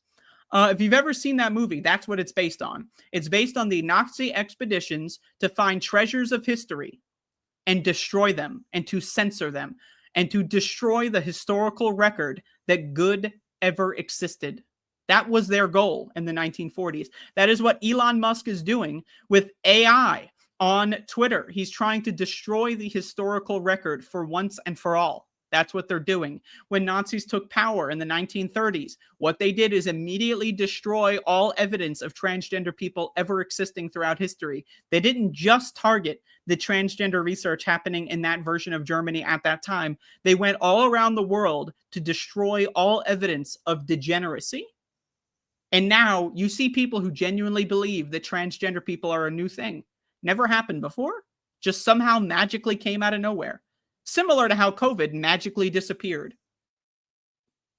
Right? So capitalism is just the current stage. And frankly, I don't think we even live in a capitalist economy. If you look at the definition of capitalism and then you look at the world we live in, I don't know, man. To me, I think we're in something much worse. But this strain of evil, this thought virus has existed for thousands of years. And we are now on the cusp of the technological revolution. Not the good one, but the one that's going to bring about eternal darkness. And I don't know, man. Pretty scary. Pretty scary. But again, like I said, if you can be convinced to take your mask off in an airborne plague because Taylor Swift's in town and you frankly don't give a fuck about disabled people, if you can be convinced that the most important thing in the world is like some sports game or some YouTuber drama when you're scrolling on Twitter and seeing dead babies every day, then you can be convinced of anything. And we're all evil to some degree. It's just a matter of how much evil is in our heart and how much we can fight against it. So in my opinion, if you were born in a country like America, there is always going to be a seed of hate in your heart. And you have to do whatever you fucking can to prevent that seed from actually blooming. I don't know. Do seeds bloom? Do they grow? I don't know what the proper word is. I'm not a botanist. Well, you know, I've engaged in some casual botany, but not too much. Anyway, that's all I got for today. Questions, comments, or concerns, please field them to the chat. I will open it up now. I never even got my hoverboard. That's a shame. You didn't get yours? I got mine like a couple weeks ago.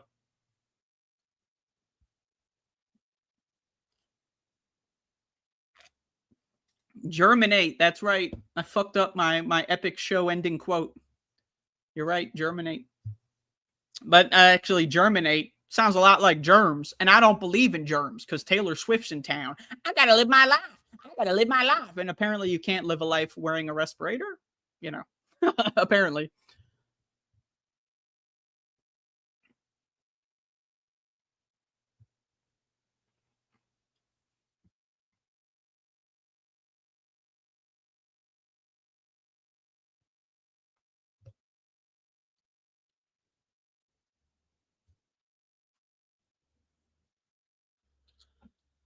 I'm trying to scroll up, but maybe I should scroll down. Questions, comments, or concerns. I will be also back here on this space tonight with Left Past 10. That's going to be fun. Also, I don't know. I think we're planning on doing this tomorrow, but I have a new interview series coming out on this space. I'm going to be trying to interview everyone involved with this space and probably more after I reach the end of that. And my first interview will be with Ben Dixon. I think it's going to air tomorrow. We recorded it sometime late last week. I think it's going to air tomorrow. If not, it'll air at some point. So look forward to that. I will be doing an interview show with pretty much everyone that you can see on this space and more eventually. You got to start somewhere though. QQQ, when will your show be more than once a week? If my show is more than once a week, it dilutes the value. I used to do a daily show, so I know I've learned from experience. When you do a show every day, each show is worse. That's just my opinion. Doing one a week, I cook on it. I let it ferment. Every day, I'm thinking, what am I going to talk about next week? Oh my God. And then I think about it. I refine it.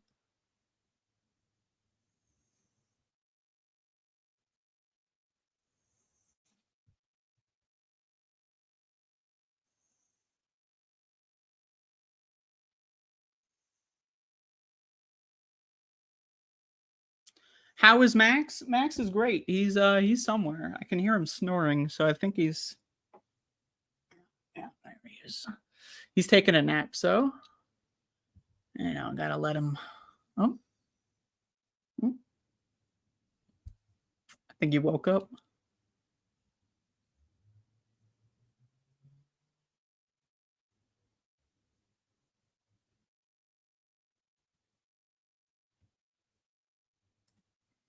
Actually, I think along the same thread as you do, my friends say that I'm paranoid. I think my personal opinion, if you're not paranoid, you're not paying attention. That's my opinion.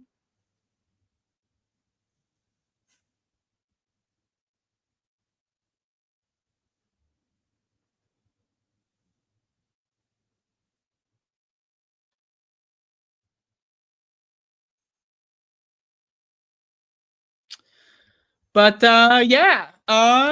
Welcome to Fville. There's your show. Name drop. If I can filibuster a little bit more until the next show. For a lot of people are seeing me for the first time on this space. I used to run another show on my channel. I don't really do anything on my YouTube channel anymore. I kind of just, I have other YouTube channels where I just play video games instead. Feel free to go back and watch anything I've done on the Above It All show if you're interested in seeing how I got to this crazy state.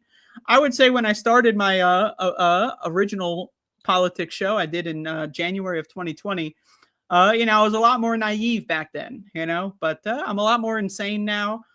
So feel free to go see that evolution in real time if you'd like. And also I do have a plethora of YouTube channels in which I play video games. I love playing Doom, the classic best video game of all time. You can find me on YouTube at Doom Speedruns. It's the best handle you'll ever see in your world, in your life, and also your world. And you can check out Doom Speedruns there. I would appreciate it if you liked and subscribed. If you don't like Doom, that's fine. You'll learn to like Doom, similar to how you will learn to do other things that are good for you. You'll learn to like Doom. You'll learn to like broccoli. You'll learn to like peas and carrots. It's good for you. But I am a Doom speedrunner. That's my favorite thing in the world. You may think it's a little bizarre, but it is my favorite thing in the world. And I'd love to share it with more people. So go subscribe at Doom Speedruns. I also have another channel where I do commentary over those aforementioned speedruns, and that's Andrea Plays Doom. You can check that out. I recently was a part of a collaborative effort to bring into this world a classic Doom 2 WAD experience called, I don't even know what it's called. It's some fucked up shit with some yellow guy. And you may have seen a trailer for it at the start of the show, and you may see one very soon again. And so go check that out. If that's going to be your introduction into the wonderful world of Doom experience, that would be great. But also, I appreciate people for watching this show, and I appreciate people for watching this space. Being a part of putting this space together has been very fun, and seeing it flourish. We hit 1,000 subscribers this week in our 4th week. Is this a month in? I don't think so. We're less than a month in because we started on June 10th. So we've already hit 1,000. That's pretty cool. But you know what? We could hit 2,000. I love Ben Dixon, but he's got like 200,000 subscribers. So he could be doing a better job advertising this space. Let's be honest. Let's be real. Let's put him in the hot seat over there. So we can do a little bit better. Tell your friends. Tell people that aren't your friends. I don't know, man. Tell your neighbor. Fuck it. Whatever.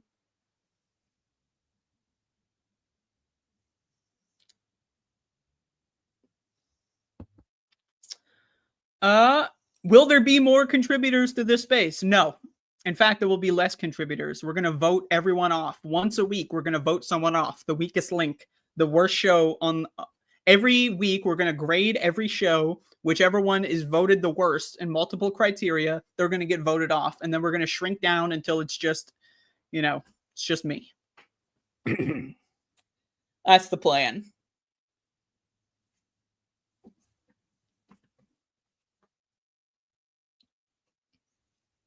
But if my neighbor's a prick, once again, free speech is dead.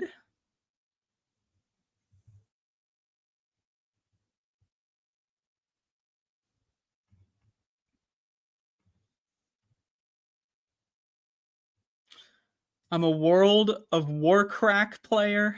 Excellent. I've never played it myself, but I can respect the dedication.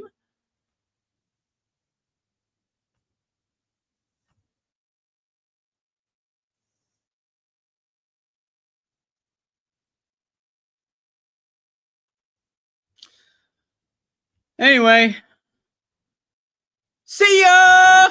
This is when the producer, is the producer paying attention? Producer, hey, producer.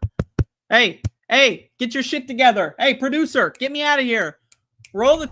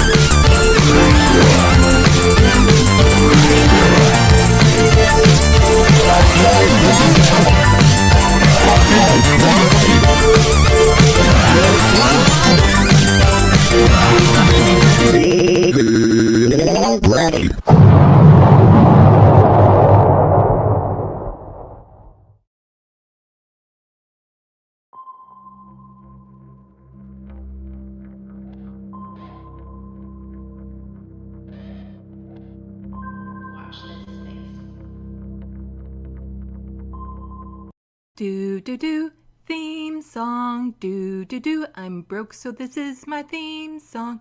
Do do do, Just imagine this is an awesome theme song. Do, theme song. Left of the box. This space. Ooh. Hello, welcome to This Space with Left of the Box. Bonjour, bienvenue. I'm Sandee. What do you think about that for an intro?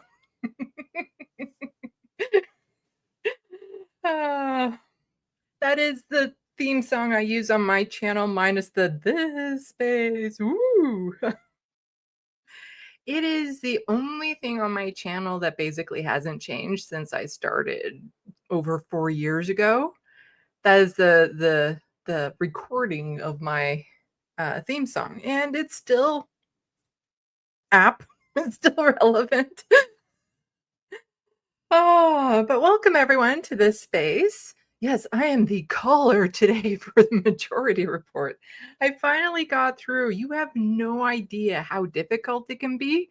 Like, I'm grateful. Like, I'm happy for the people who be like, oh my God, I just tried calling in and this is my first time calling in and I get through. And it's like, dude, it's nice for you, but like, I've been trying for a month, you know? At least this time it was just 2 days, but I had to like totally spam the IMs or the IMs into the show to be like, yeah, 519. Because I tried yesterday during Canada Day and I didn't get through. And, you know, just part of it is they're a victim of their own success. The majority report is super popular, so they always have their phone lines full. They get a bazillion IMs every show. So it's a numbers game. It's hard to get through. But now I'm only 3 subscribers away from 8,000 subscribers. And only like 92,000 away from getting my own little plaque. So you guys know what to do. If you're not signed up to my YouTube channel yet, please go sign up. I'd like to reach that arbitrary number as my celebration for Canada Day. Yeah. As always, when I'm on this channel, I don't necessarily have much planned to say, but my ADHD takes over and it covers for me. But I did pull up some websites and stuff to kind of go over to talk about Canadian stuff, Canadian shenanigans. And I also just wanted to mention some of the things that I talked about when I called in. But before that, plug, my book. Available on Amazon as an ebook and a paperback. I haven't sold one in a while, and I'd really like to.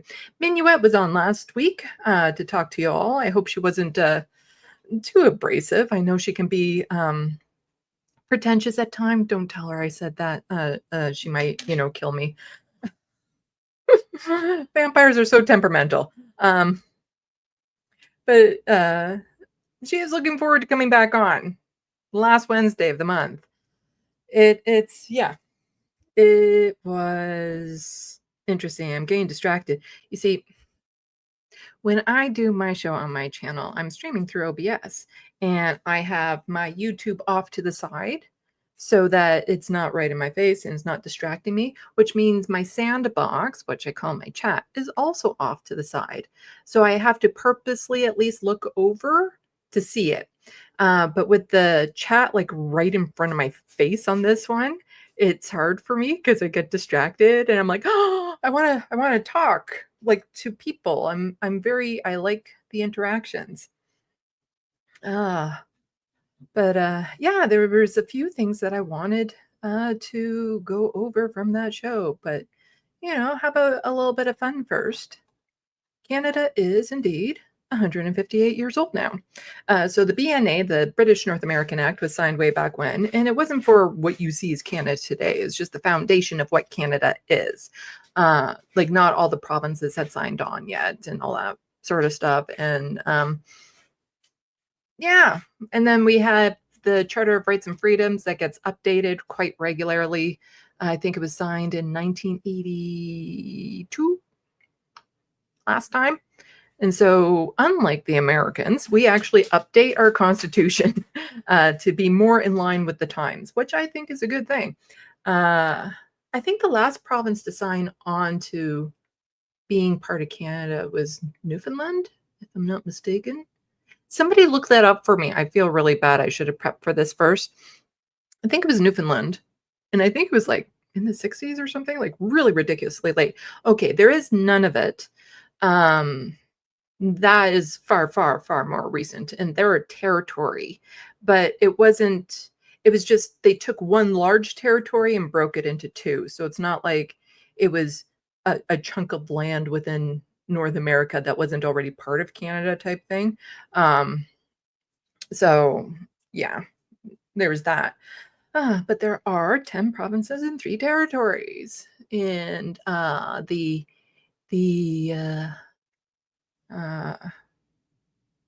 capital of Canada, I'm very distracted. The capital of Canada to you Americans is Toronto, but in actuality, it's Ottawa. And I wanted to show you guys some stuff, a little show and tell, a little bit of fun too, because considering what's happening in the United States right now, I think you guys could use this distraction. Just saying, things are pretty rough down there right now. But before you look to Canada as the lifeboat, you might want to make sure that we have no leaks in it first, which right now we've got the leaks. There's lots of leaks. Did anybody answer that? Oh, Newfoundland was 1949. Okay. Says, oh, here. Right, I can do this. I keep on forgetting I can do this. Thank you, Rolando Didi. Did anyone get the Constitution in there? That's close enough. It's 81 or 82. I'm dyslexic, so trying to remember like actual numbers like that is pretty challenging for me sometimes. But right, what was it? Okay, yeah. So funny little quirk about Canada. We don't have $1 and $2 bills. We have coins. We switched back in the 90s, I believe, to using coins, which is a lot easier for vending machines, but a lot heavier in the purse. And they don't tear as much and all that sort of stuff. So I'll show you.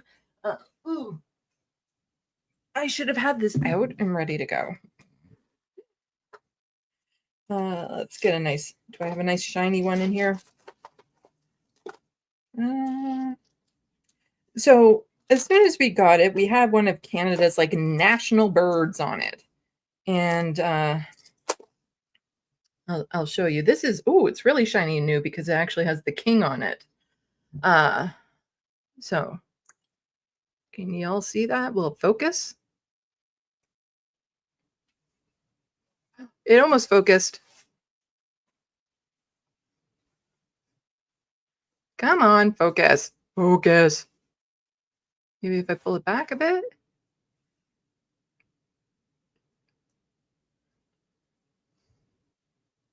I said focus. You can see a blurry little, oh, there we go. So that bird on our coin is a loon. And so do you know what we started calling these? Loonies. And as you can see on it, the back is the king now. So these get updated fairly regularly, the back sides of these coins. And a little less known thing, this one's the queen, former queen, dead queen, whatever. Will you focus? There we go. That one's the queen. This one's the king. They're facing opposite ways. You notice there's no crown on her head. And apparently we're the only ones that are under the constitutional monarchies of the UK Empire. We're the only ones that don't have the crown on her head because she had to approve it. So does the king. They have to approve all their faces on the coins. And she came to realize, and it's kind of like a nod to us, that she knows Canadians don't really care or like them. Like, we don't see them as our royalty. They're not our rulers. There is some like very maple washed Canadians that are a little bit more into it. Like when there was a marriage or something like that, they thought it was like, oh, this is the best thing ever. But it's not something we care about so much. It's just the process in order to not be part of it, of the monarchy, is very complicated and nobody wants to go through with it, basically because it's a lot of work. But so after that, we ended up with a toonie. And here we go. Now, you might be saying, like, why are we calling it a toonie? And it's very simple. Come on, focus. It's the $2 coin, and we wanted it to rhyme with loony. That is it. That is the extent of it. It became the toonie.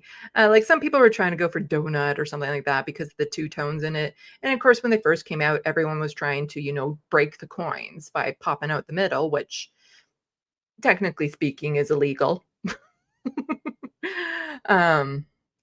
But also with our Canadian Mint, because we do make our own money here, they release collector's coins all the time. So quarters, mostly quarters and loonies and toonies and stuff. But with the toonies, they get really interesting. And I'll admit I'm a bit of a victim of wanting to collect some of them. But this one here is super nice. Here. Focus, focus, focus. Maybe oh, there we go. This actually glows in the dark. So that light green area there glows in the dark to represent the Aurora Borealis, which is super cool, if you ask me.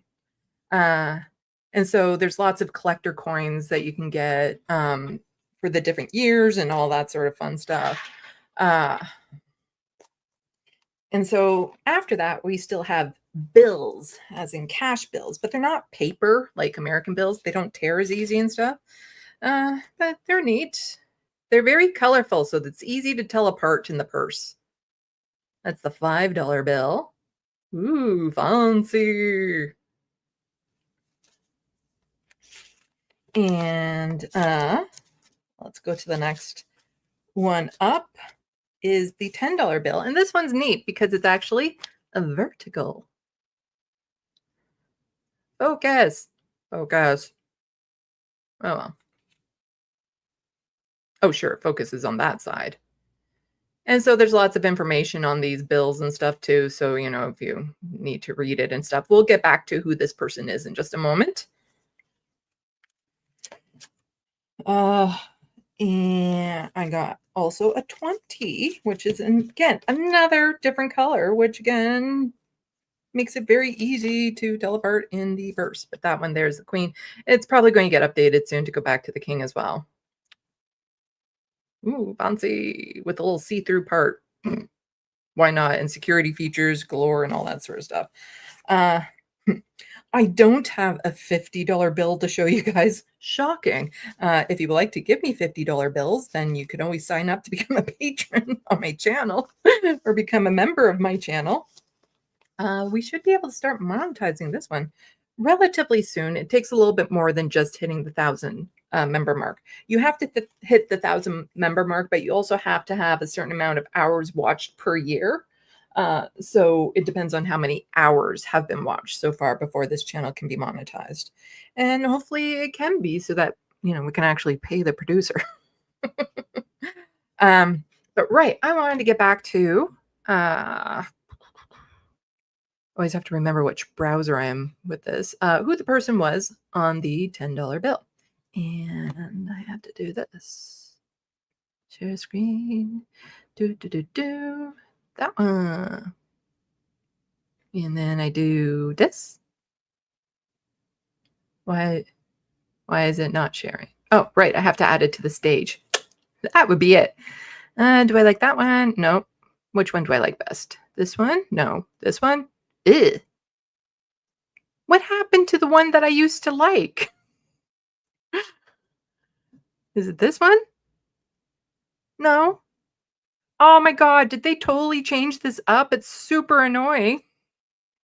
Because it used to be this one, but that's like super, it used to be kind of like almost the other way around. No. No. I guess we'll have to use this one. Let me make it bigger.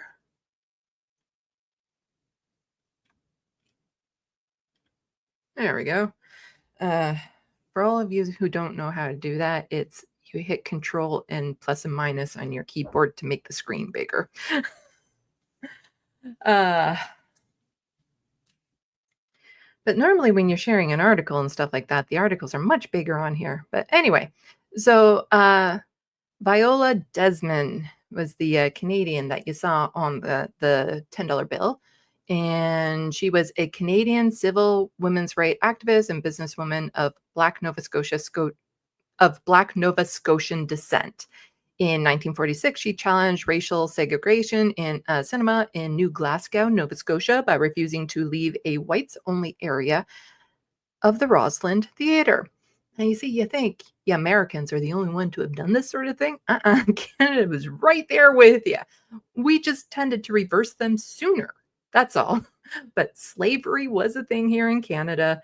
Segregation absolutely was a thing. Apartheid still is a thing. It still is a thing.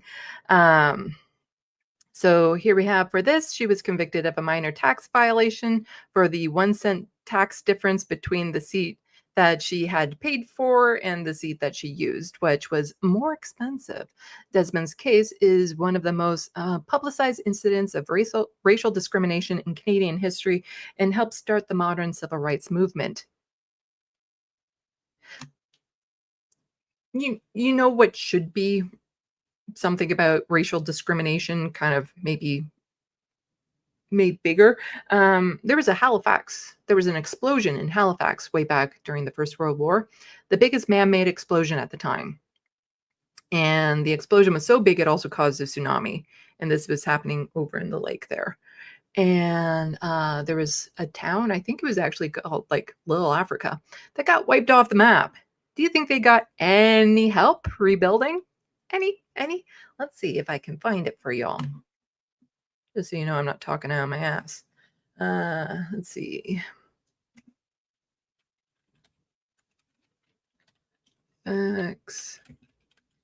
Explosion. There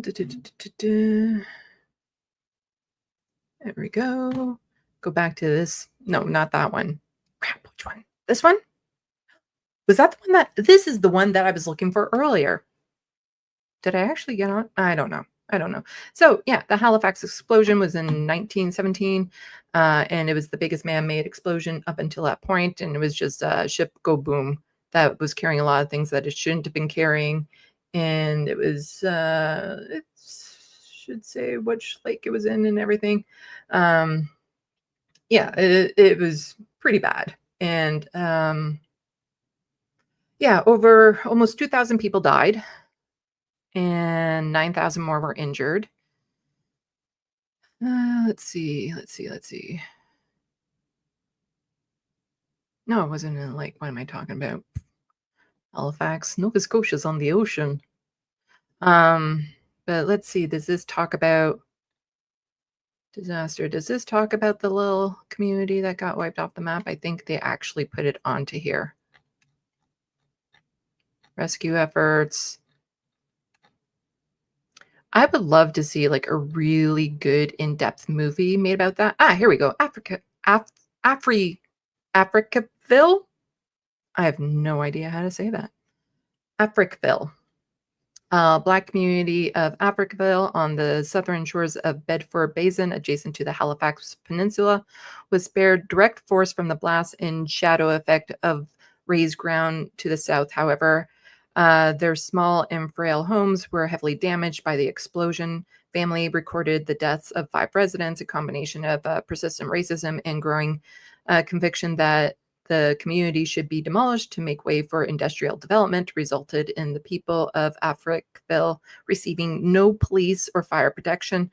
They had to make do without water mains and sewer lines despite paying city taxes. Africaville received little of the donated relief funds and none of the progressive reconstruction invested in other parts of the city after the explosion. So, just saying, Canada,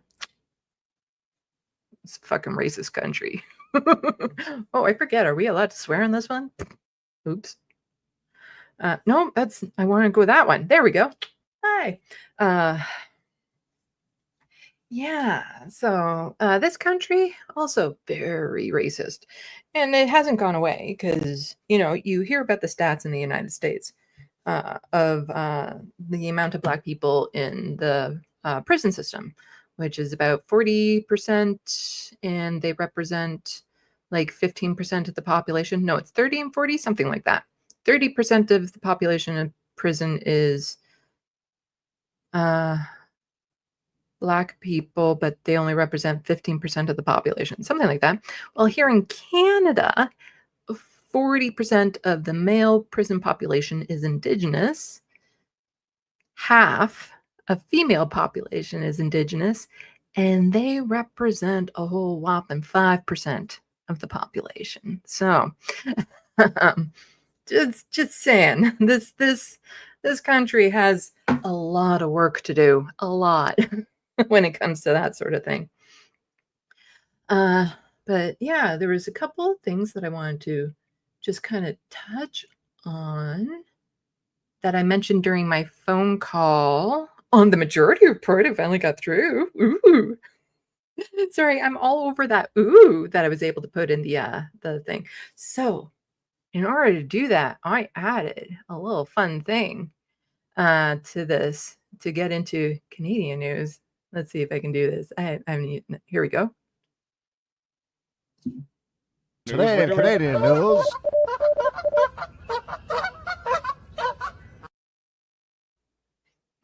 Yes, today in Canada news.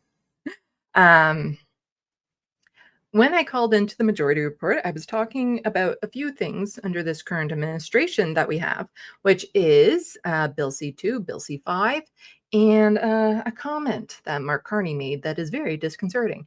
So first, I want to share, I mentioned on the show that, which one is it? What, does it keep on moving or something? There we go. Sorry. Just, come on. Come on. Come on. Are you going? He keeps on wanting to get up when I'm squished, but now that, okay, there we go.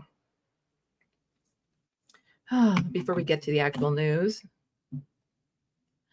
say hi to everyone, Abernathy.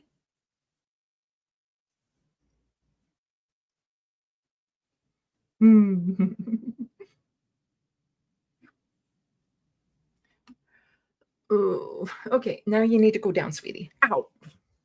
The big kitty. Let's go back to this one. Yeah. And right. This cat. No, let's just close that. So Bill C2 in Canada's new border bill, an attack on the human rights to seek asylum. I covered this more in depth on my channel, so people can feel free to go back and watch those 5-hour-long live streams and figure it out.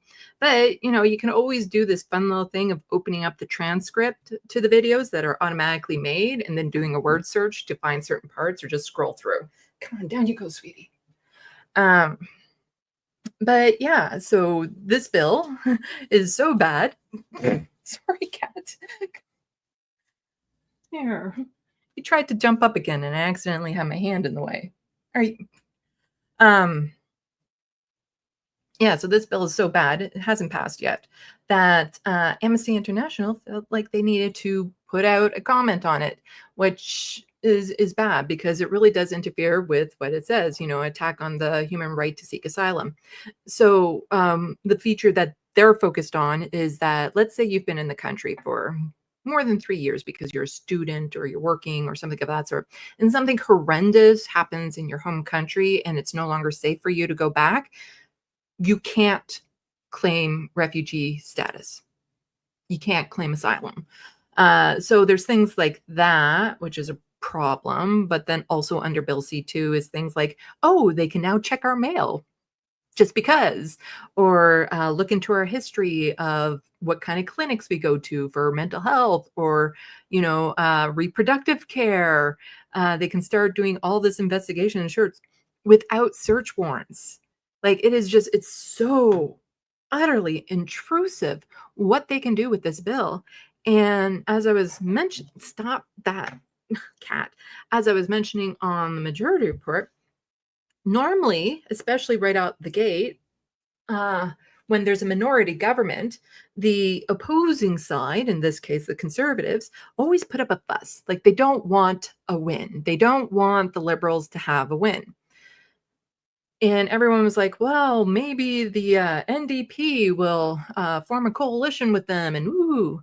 And as I point out, it's more common that the Liberals vote in line with the Conservatives than they vote in line with the NDP. Just because people think that the Liberals are on the left, they tend to assume that the NDP and them will get along.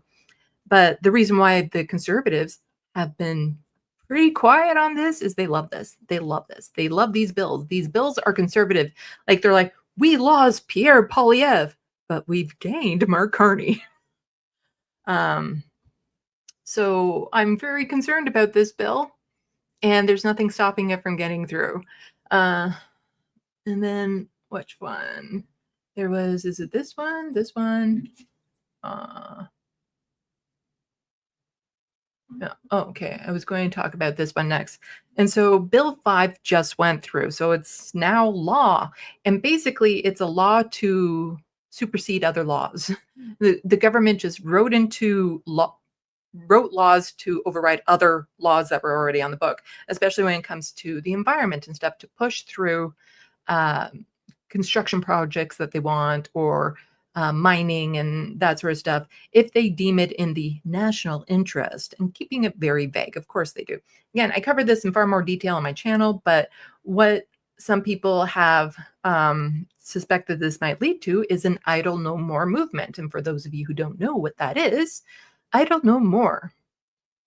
So Idle No More is an ongoing, but it's now not really, it's not prominent right now, but I don't think it ever really stops. So Idle No More is an ongoing protest movement founded in December 2012 by 4 women, 3 First Nations women, and 1 non-Native ally.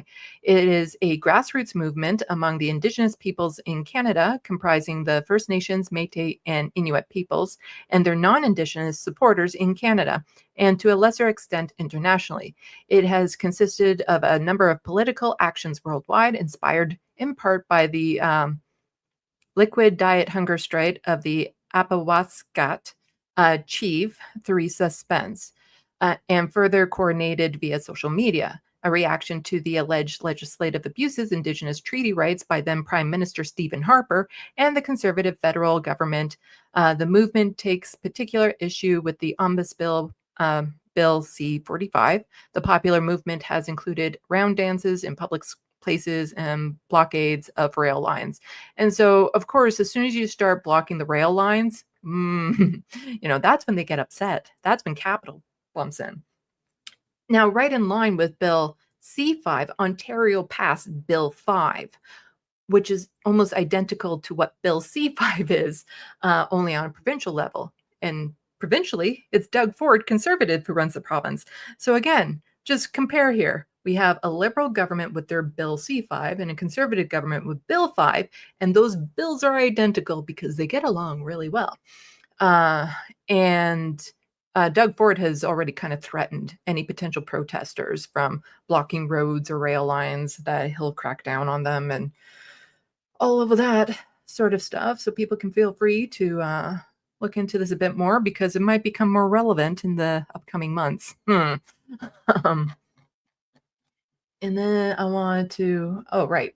So let's go back to this screen. Haha, I'm getting better at this. So on my last news live stream on Sunday, I was talking about how I don't necessarily like talking about the trade negotiations going on between our two countries because they change all the time. But I did want to point out that there was this one thing that we had up here in Canada called the Digital Service Tax, the DST, which is also very similar to what European unions have and whatnot. And it is a tax on the big corporations to have their digital services here in Canada. And it would have brought in a couple $2 billion into Canada. And this has been on the books for over a year.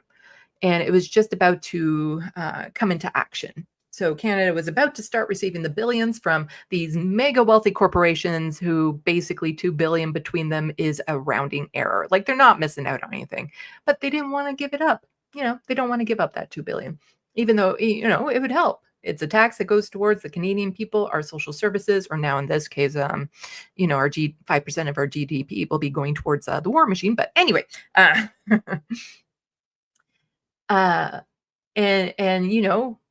okay with taxing big corporations. I think it's a good thing. Literally right after my live stream, and I streamed until about 10 o'clock at night. After that, Mark Carney caved and decided to eliminate the DST. Just like that. Just like right after my live stream. Like it's so hard informing my audience with up-to-date things when it changes so fast. And so I'm going to have to bring that up again in the next thing, because some people are like, Mark Carney is the person to fight Donald Trump in this moment. Is he? Like, I get you have to do a fair bit of dancing around the fact that I do worry about the United States trying to annex part of Canada. To me, that is a very real worry that Donald Trump will try to go through with what he's saying. And we need a leader in charge that is able to meet that moment. And Mark Carney, his whole campaign was elbows up. We're going to resist the United States. We'll never be the 51st state. No, not us, because he's a businessman and he knows how to negotiate. Oh, let me get this. Is it this one? No, crap. This one.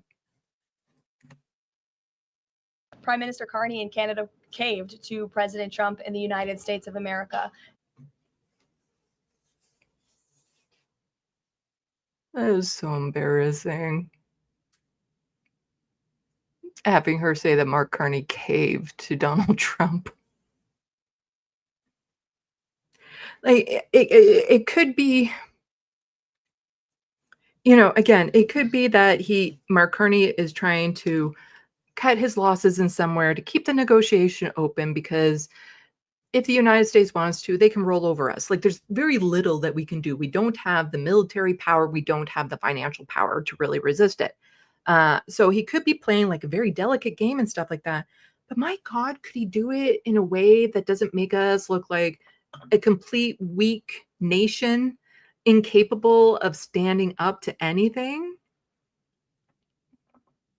Prime Minister Carney in Canada caved to President Trump in the United States of America. And President Trump knows how to negotiate, and he knows that he is governing the best country and the best economy in this world, on this planet. And every country on the planet needs to have good trade relationships with the United States. And it was a mistake for Canada to vow to implement that tax that would have hurt our tech companies here in the United States. The president made his position quite clear to the prime minister, and the prime minister called the president last night to let the president know that he would be dropping that tax, which is a big victory for our tech companies and our American workers here at home.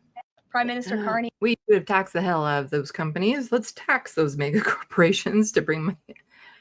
And it's not like, again, the European Union, they have countries that have this in place. They're not caving to Donald Trump. I get, again, it's a little bit more difficult considering that, we're right on the border of the United States and very vulnerable to them. But could you have done it in a better way? I'm just saying, hey, stop that. Abernathy wants to eat the cord and play with all my fidget toys.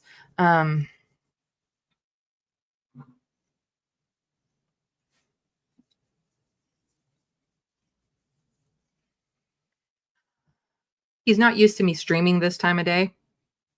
Not that this stops him from, doing this while I'm doing my regular live streams. And the other thing I kind of mentioned while I was on the majority report today was about how, Justin Trudeau, absolute Zionist. He's on record saying, and I've shown it on my channel in detail before, he has said, Zionism is not, nor should it ever be, a dirty word. And then he also, as he was leaving office, said, I I am a Zionist. And one of the most Zionist politicians we have is an MP who's part of the Liberal Party, who lovingly goes by the name of Anthony Horsefarter. His name is Anthony Housefather, but you know, Horsefarter seems a little bit more apt. Very, very Zionist. He was in tears one time when the motion was passed to say, hey, maybe we shouldn't be starving, you know, maybe Israel shouldn't be starving them to death, and there should be like we shouldn't be selling them weapons. And he was basically in tears over that. And it was just a motion. It wasn't even anything. This country is very good at saying, we condemn in the highest sense these actions, or we think this should happen. And meanwhile, don't do anything.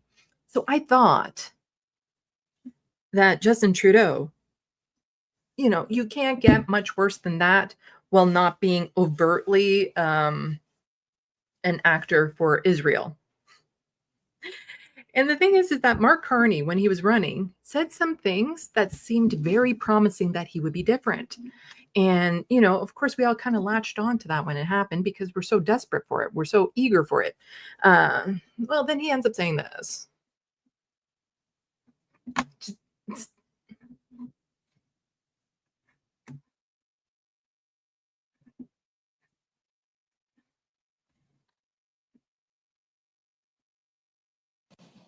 And what will you do? What strikes you as the most important thing to do next? Well, I think when you have, first, the core question, can there be a lasting peace in the Middle East without peace in Gaza that takes into account Gaza and West Bank effectively working on a path to a Palestinian state? You use several adjectives. I would agree with all of those, and living side by side in security with Israel. You know, a Zionist, if you will, Palestinian state that recognizes the right of Israel to exist, not just to exist, but to prosper and not live in fear. Yes, the Palestinians should be a Zionist state that recognizes Israel's right to exist, not in fear.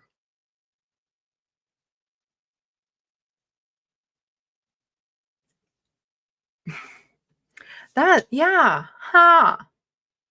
Wow.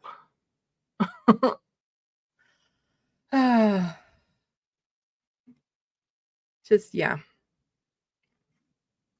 Now, we can't have peace unless we move towards that. Yeah, so we can't have peace unless Palestinians become Zionists. And what will you do?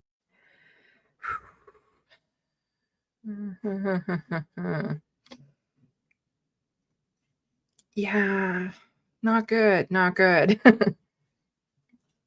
Because, you know, like I said, when he was running to become prime minister, he said something along the lines of like, Palestinians have a right to self-determination and, you know, their own area and stuff. And it's like, we all kind of like jumped on that, like, oh, maybe he'll be different. And I was cutting him a lot of slack. Just a second. Abernathy, get out of there. Abernathy, come on, out. Out. Go out. Out. And we all just kind of jumped on it because we so desperately wanted a leader that would see some sense. Oh, well, it's so disheartening. And the things that he has said around Iran and the United States attacking Iran and Israel attacking Iran and all that sort of stuff, I'm actually worried that should the United States boots on the ground war with Iran, Canada will be in lockstep with them this time. Because last time when it was Iraq, Prime Minister Jean Chrétien, sorry, you have to say it like that. You can't just, you have to say Jean Chrétien. He got up on the world stage to said, no, we will not join. Okay, I didn't say it like that.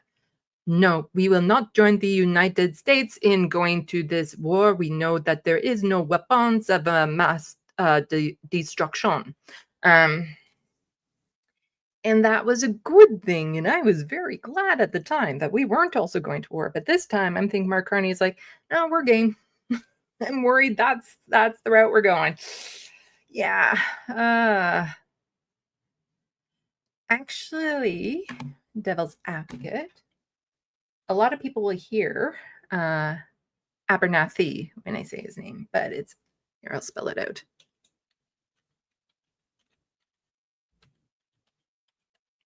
There we go.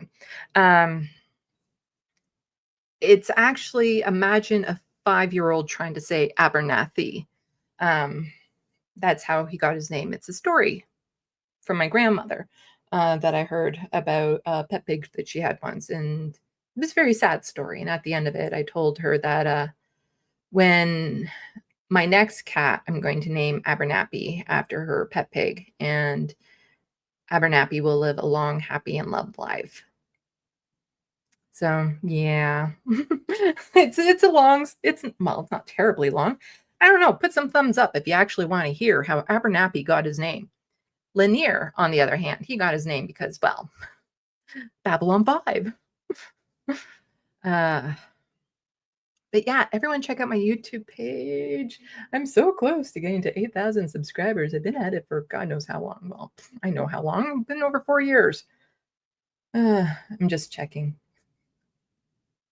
I am 1 subscriber away. Nobody unsubscribe. If you want more minuet and everything. Okay, so we have some people saying that they want to hear. This is totally not politics, but you know, I overshare.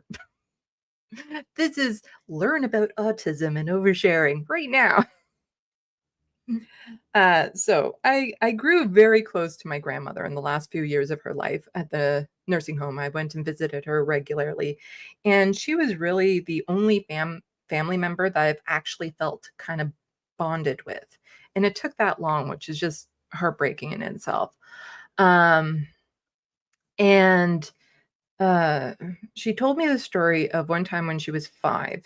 Back then, you know, she lived out on a farm, and she went with her father, whom she was very close to. She went with her father to the market to get some pigs. And he bought a litter of pigs, except for the runt, because the runt was, well, the runt. And she asked, well, what's going to happen to him?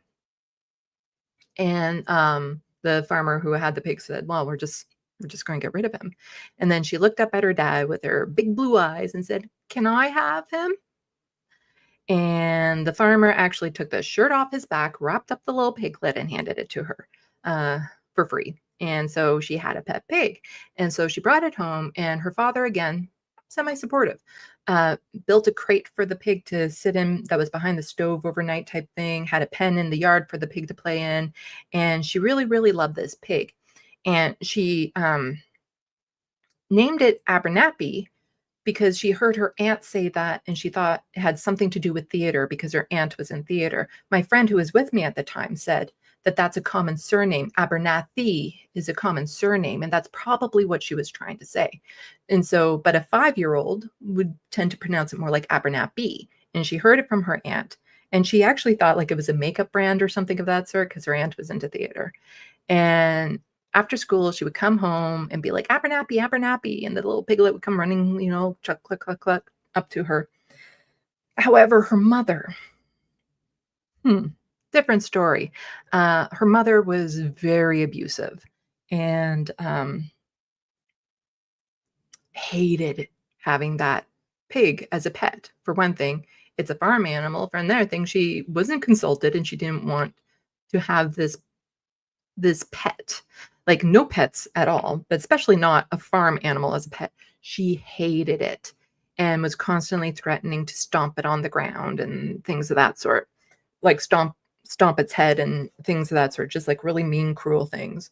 And so one day, my grandmother came home after school and, you know, Abernathy, Abernathy, but the piglet didn't come. And she searched all over, couldn't find the piglet.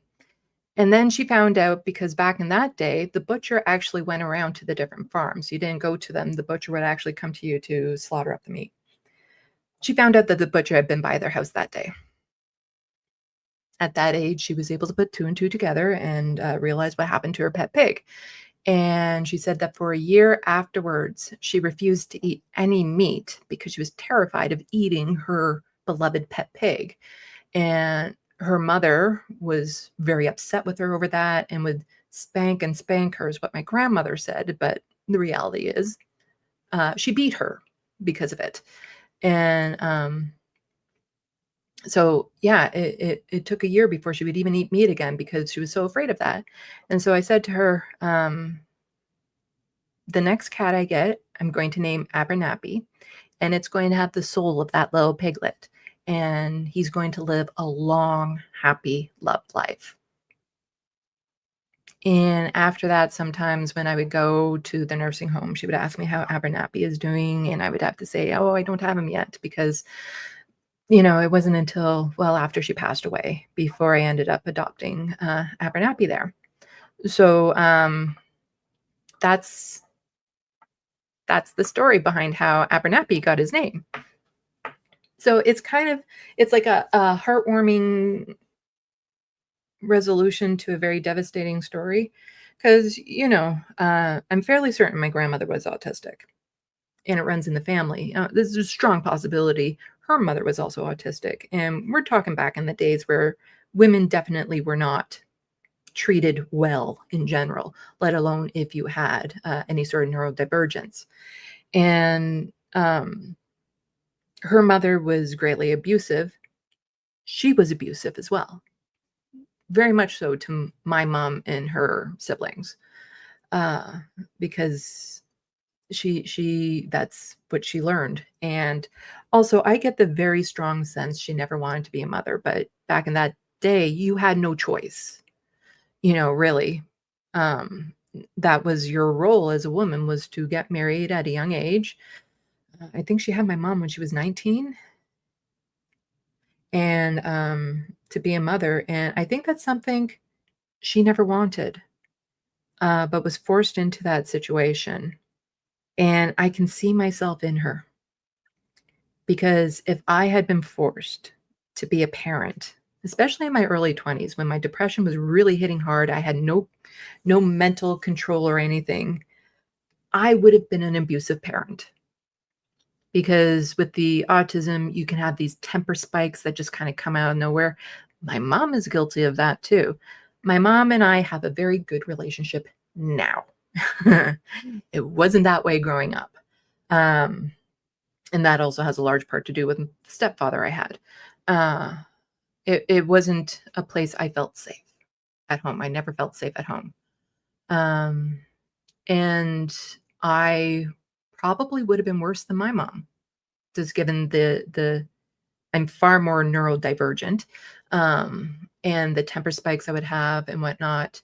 And there's a story about how I wound up unhoused in Toronto. And again, I was in my early 20s, and I was struggling. I'd gone there for college, and I was struggling to pay the bills and stuff. I ended up on Ontario Works, which is welfare.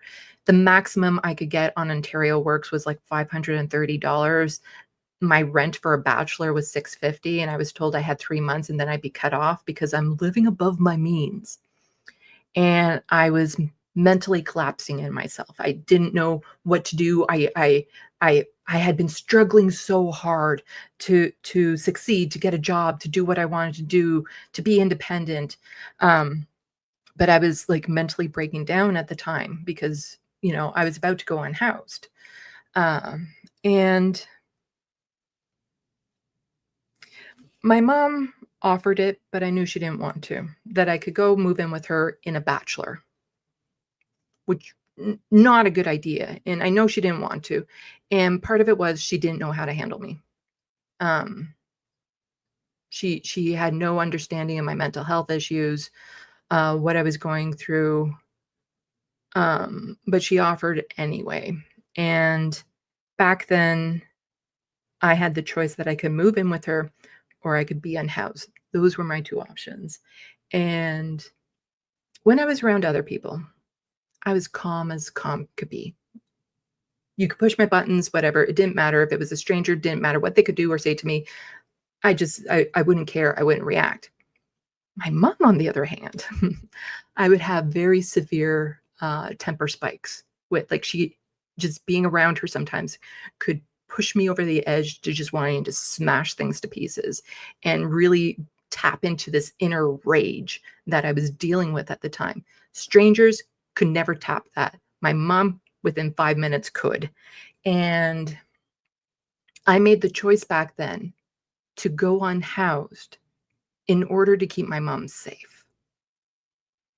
Because I was worried that if I moved in with her, I would lose control and harm her. So I made the choice to go unhoused.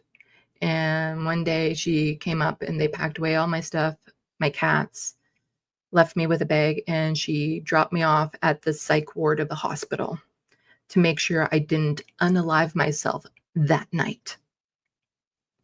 And that's how I ended up unhoused in Toronto. But, you know, there's been a lot of growing since, a lot of communication. My mental health, still not great, has improved. You know, I've had lots of counseling. I got more stable. Am I in the clear? I'm never in the clear. But she's also grown a lot. And she's had experiences with her family that has really taught her, you know, a little bit more of what I was going through and how dismissive the rest of the family is when it comes to issues and whatnot. Because, like, before I went unhoused, the Christmas before, we used to go with my aunt and stuff like that. And here I was struggling, wondering if I would ever, if I was going to lose my home. And actually, this was a couple years before I ended up unhoused, and I was just struggling with dire poverty. I kid you not, her and my sisters got out a map of the Dominican Republic to start talking about which resorts they had been to and which ones they were going to go to. Well, I'm sitting there unsure how I'm going to get my meals after this Christmas. And for a Christmas gift, my aunt got me a big old food basket that she put together herself. And in the middle of it was a big pineapple because I love pineapple. And I remember thinking at the time that that was really kind of her to do that, but it never sat well with me. And I realize now is because that was an acknowledgement they knew of the situation I was in, but they never bothered to actually help me or talk to me about it or acknowledge it in any real sense of the way. I was just there. It was just a thing, but it was never spoken of. And it was after that Christmas, I knew I had to stop seeing my family, like the broader family, because I was having nightmares before Christmas, like literal nightmares before Christmas or holidays, trying to deal with them. And I knew in order to help myself, I couldn't be dealing with that at the same time. And I see people in the chat saying, I've reached the K mark. Talk about your tone shift. Refresh. Ooh, 8,003. On my OBS screen, I actually have like things that I can flash up.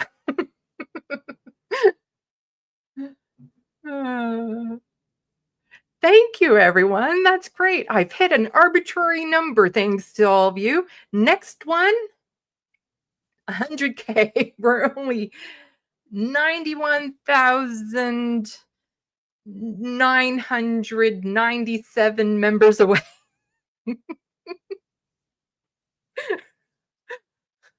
Did I say that right? Yeah, 91. Yeah. Okay. I can math.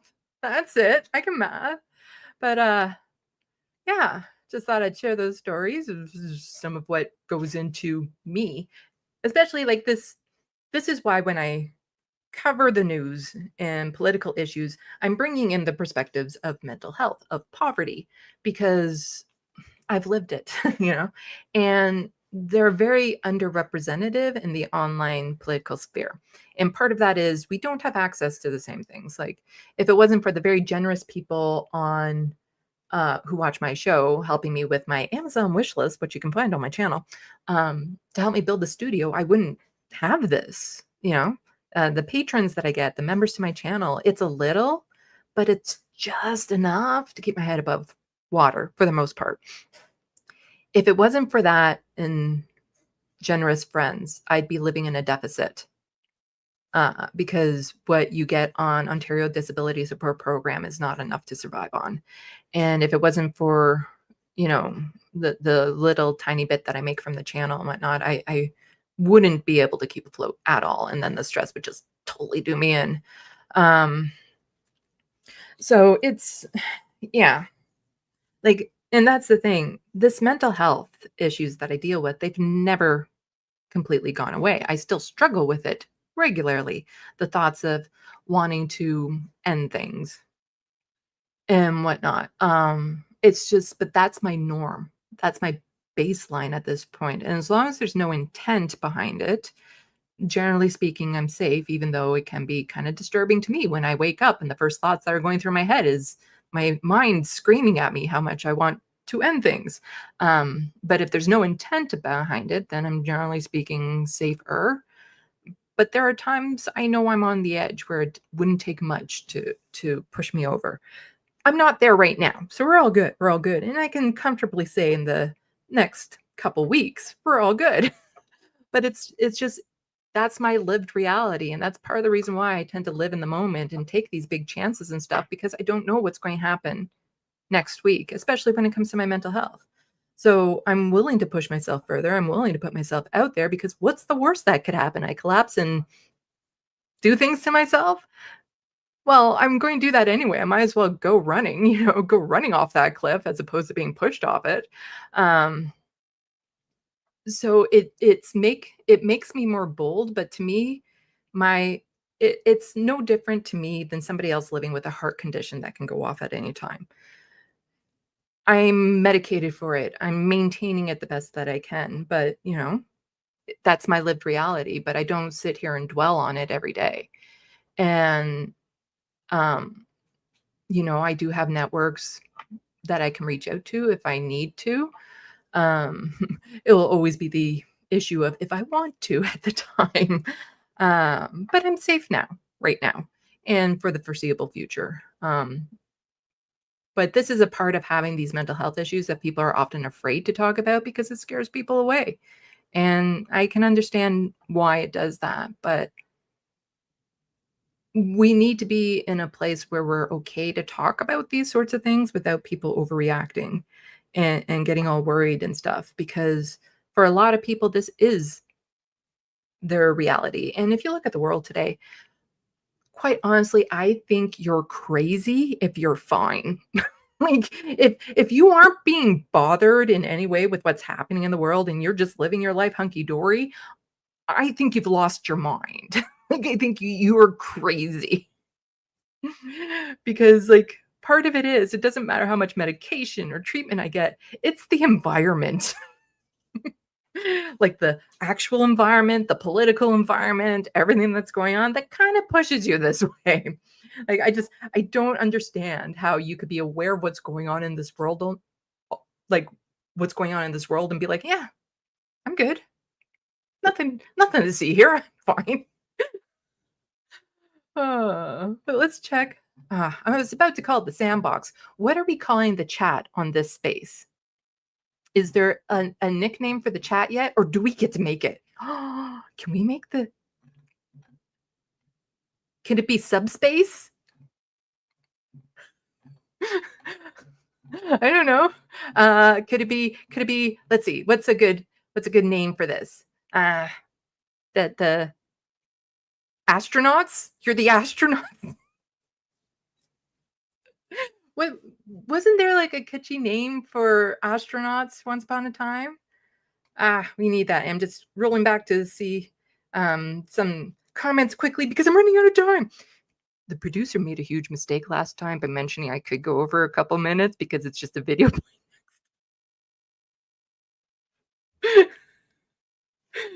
Oops. But also as I'm looking for comments, my next live stream will be Sunday afternoon, evening-ish, Canadian politics with sarcasm and sass. Also, you can follow me on Blue Sky and Twitter and TikTok and Instagram. I have two accounts. I will be separating them soon. So right now, my main account is Sandee Lovas. because that's the one I started with, but I will be switching it over to just my art and about my book, and switching Left of the Box over to just my political content. So please go follow both. I'm having a hard time building up the Left of the Box one. Also, here we go. Alex, yeah, Sandee also inspired me with talk about homelessness experiences. Oh my God, thank you so much. That's really good to know. I don't know what that was in response to. Sorry, I'm just kind of scooching through these. Yeah, I have a Patreon, Left of the Box. You can become a member of my channel. You can become a feldspar, granite, or quartz. And if that doesn't make sense to you, why I named it, I call my chat the sandbox, and those are all elements of sand. And in case people are wondering, because it's taken some people a really long time to figure out why I call it the sandbox, my name is Sandee, and I'm on Left of the Box. Thank you for the congratulations on 8K. We're almost to 100,000. Let's see. Yeah, I was worried. Am I going to be able to do an hour slot every week? We got subspace here. It's dang clever. I love it. Yeah, because you're all subscribers here and you're in space, subspace. So you guys are in subspace? You're all in subspace right now. Yeah, you're in subspace. Let's see. Let's see.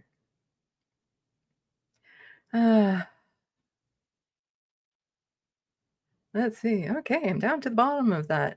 I think I like seeing comments and interacting with the art. Oh, here we go. So Devil's Advocate Productions, I was saying you gave me courage to talk about mental health yesterday. Oh, well, thank you. It is important to talk about it in a way that it's part of who I am. I think we're getting people are fans of subspace, that they're all in subspace right now, chatting in subspace. Anyway, I should probably go so that you can get on with your regular programming. So next Wednesday, I don't know what I'll be chatting about, but feel free to, mention me on social medias if there's anything that you do want to see me cover during my space time. And it's going to be a regular Canadian politics rundown on Sunday. So until then, thank you everyone for coming out. Thank the producer for all their hard work. Thank you to the mods, and thank you to everyone who has helped build this space. It's going to be a smash. It's going to be a smash hit someday. I'm sure of it. Anyway, salut, à la prochaine. Thank you for watching and stay tuned. I'm Sandee, wishing your tomorrow is better than your today.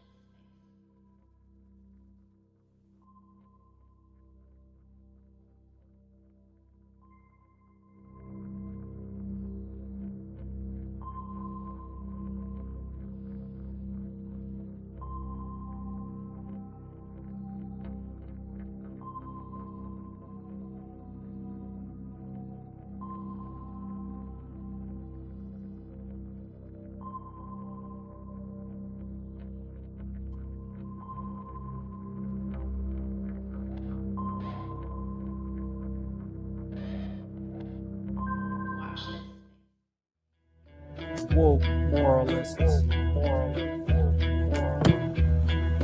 Up yours. Systematic bullying that's happening. And they believe that Cocaína.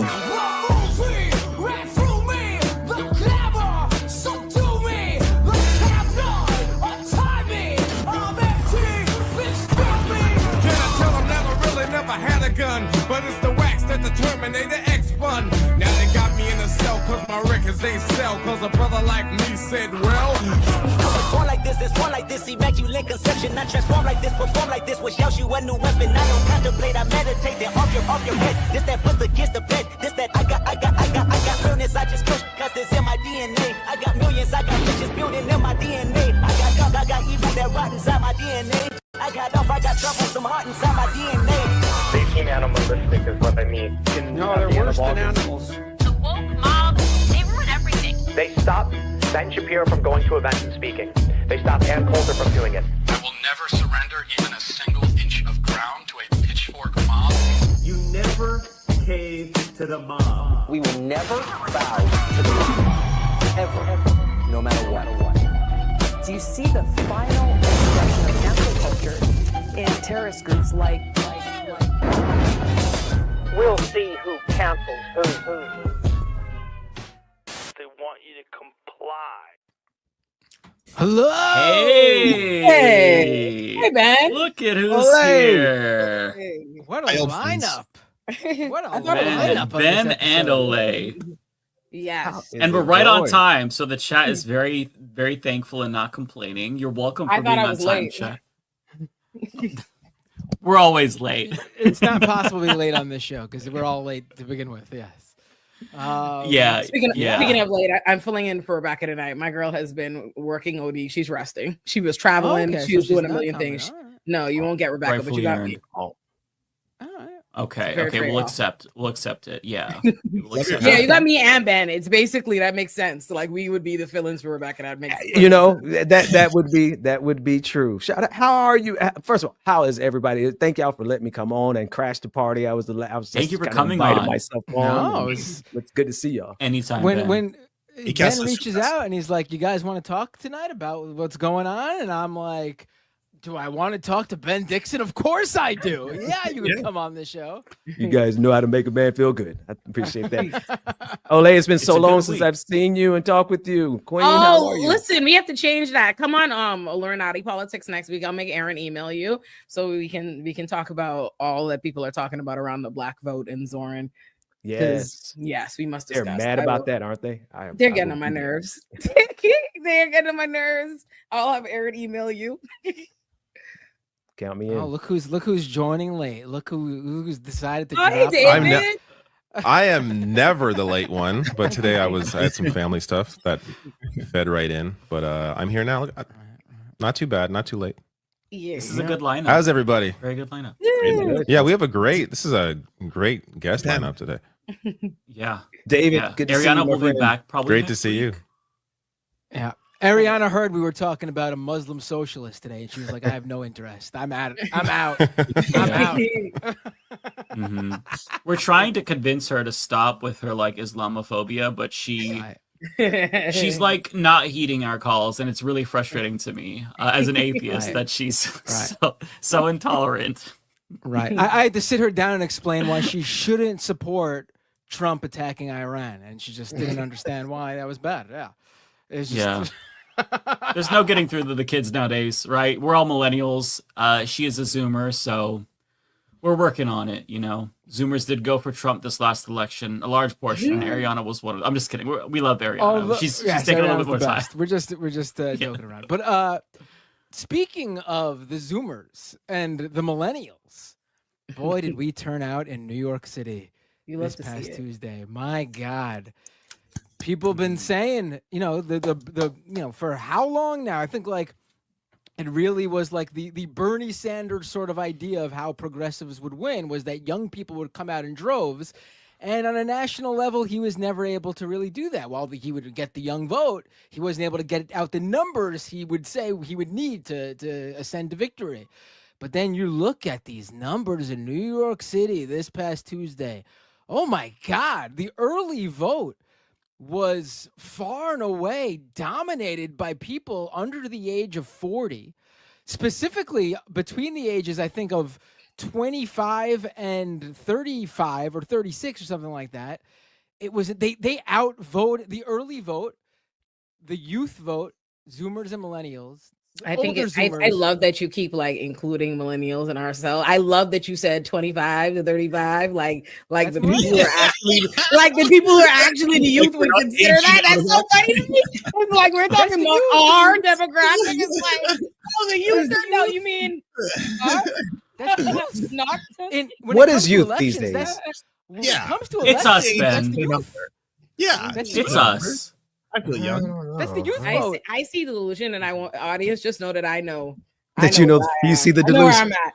Like, I'm an I'm adult still a young who is not spy. old, but I am not the youth. Well, speak for yourself, Olay. I am definitely the youth, okay? I don't use just for men. I'm We're young. the youth of tomorrow, okay? We're the future of America right here. My 38-year-old ass is the future of America, okay? Actually, look at that. considering how Zoomers and old we all millennials- are, there's a older serious lack millennials. of grays here. Like we actually do look pretty young for our ages, so you know. I've got the feeling I might be the oldest person on the panel. I'm feeling a little bit like an You and Lance, you might be shocked. Yeah, I'm right there. Lance I'm is there. like I'm in a his millennial, 50s, right? I'm a millennial by like a couple of weeks. I'm right there on the board of millennial and Gen X. So I'm 45. Well, you know what? I Oh, view you're anyone older than who's a millennial as part of the youth of America. So you're part of it, Ben. Yeah, I'm the elder millennial. There you go. Y'all so funny. So I'm so curious because I think you all know I have been thoroughly black pilled. So on the day of the election, I was in the shittiest mood because I was prepared to be disappointed, and I planned out the video that I was gonna do when the results came in, and just shredding liberals. We're like, fuck you! If you voted for Cuomo, fuck you! I hope you die. I will never forgive you. Like, I was ready to breathe fire, and then when I logged on, I see the results. I'm like, maybe there is a God. What? Right. I was. Excuse me. Like I was almost like stunned, like somebody had fragged me. Like it was insane. I was cautiously optimistic, but I would say about an hour before the results, the polls closed, I was thinking to myself, like, you know what? This if it, I don't know if I could take another L. If we lose today, I think I'm checking out for a bit. I don't know if I could continue. I already took it before we got the win. Been taking an L since 2016. I don't know how many L's I could take. That's why I was ready for it. I was like, yeah, okay.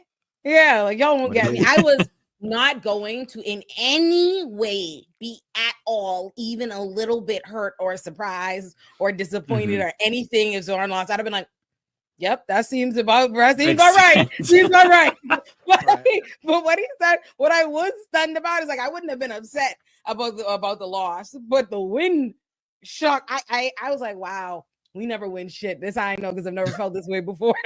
That GIF you posted, Ole, of this is what it feels like to win. That struck to the core of my soul. I was like, I could not process it. I was walking from room to room, like, no, you lying. Like, I was refreshing. So people who don't know, like, if you were really following the New York election, like on a local level, with like people were following it, and I'm sure maybe some of you were, but I'm sure Ole might be the other person in here who was. Like, I knew where to check what areas, because I was looking at the district by district map as the results were coming in. And I knew where to look to sort of get an idea of how it was going. And I will say, like, when the early votes dropped first and Zoran was in the lead, I was like, okay. Because I was seeing some local analysts who I trusted say, like, a good result would put Zoran 10% in the lead just from the early votes, because that's going to be overwhelmingly for Zoran. I believe when the early votes dropped, he was 9.1% in the lead. So I was like, oh, that's not that 10%, but let's see. And then all those same analysts were saying, but as the election day vote comes in, Cuomo is going to close that gap. So I was checking for the areas, the Bronx, certain areas in Southeast Queens, Staten Island, for example. I was looking to see where that Cuomo vote was going to come. And the results, 10% came in, 15% came in, 20% came in, and Cuomo was never closing the gap. And he would get more votes, and maybe he would gain like a 0.01 percentage point, but that wasn't what I was told to expect. And then I looked at like the Staten Island breakdown, and only 2,000 votes were separating them.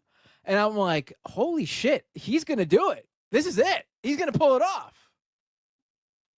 And then the internet became the happiest place since like Henry Kissinger died for like 24 hours. We waited for that man to die for so many years. It was like every year since Twitter has been Twitter, we were counting down to the day he died. And I think you're right. I think that's the kind of joy we felt Tuesday night. Yeah. Maybe it's because I wasn't paying too close attention, but I was like weirdly optimistic. Like I wasn't really. But the weird thing with me is like once he won, my thought was, okay, it's not over because the general election. And it's what are they not. going to do? Yeah. I thought about India, Walton, and Buffalo. Like that's where my mind went immediately. That's exactly what that what still I talked traumatized me. about too. And that's exactly, and you should be thinking about it because it very much so is not over. They're about to carry on. You see, Eric Adams has pretty much launched him a little Republican. He's running as a hard Republican basically now. He might as well go fucking take Sliwa out, snuff him, like. But he's all on Fox News, Newsmax all day. Like he's gonna run a Republican campaign. There's still like the jury's still like what's his name? Cuomo hasn't like withdrawn from the race. It doesn't seem like he's going to. Whether or not he's running this campaign, is to be seen. But I am prepared for them to run the most racist, divisive, inflammatory, xenophobic, nut ass stuff. So it's very important. I think, yes, he this is amazing that he won this primary. Absolutely fucking amazing, but it does not count those other people out. And we have to take into consideration all the absolute racists, Republicans, liberals, all the folks or whatever who are very like, and I see them, they're coming out with bullshit. The narratives have started overnight on what they're saying. Like they're suddenly popping up on my comments like, oh, well, Zoran's avoiding black outlets and he's not reaching up. I'm like,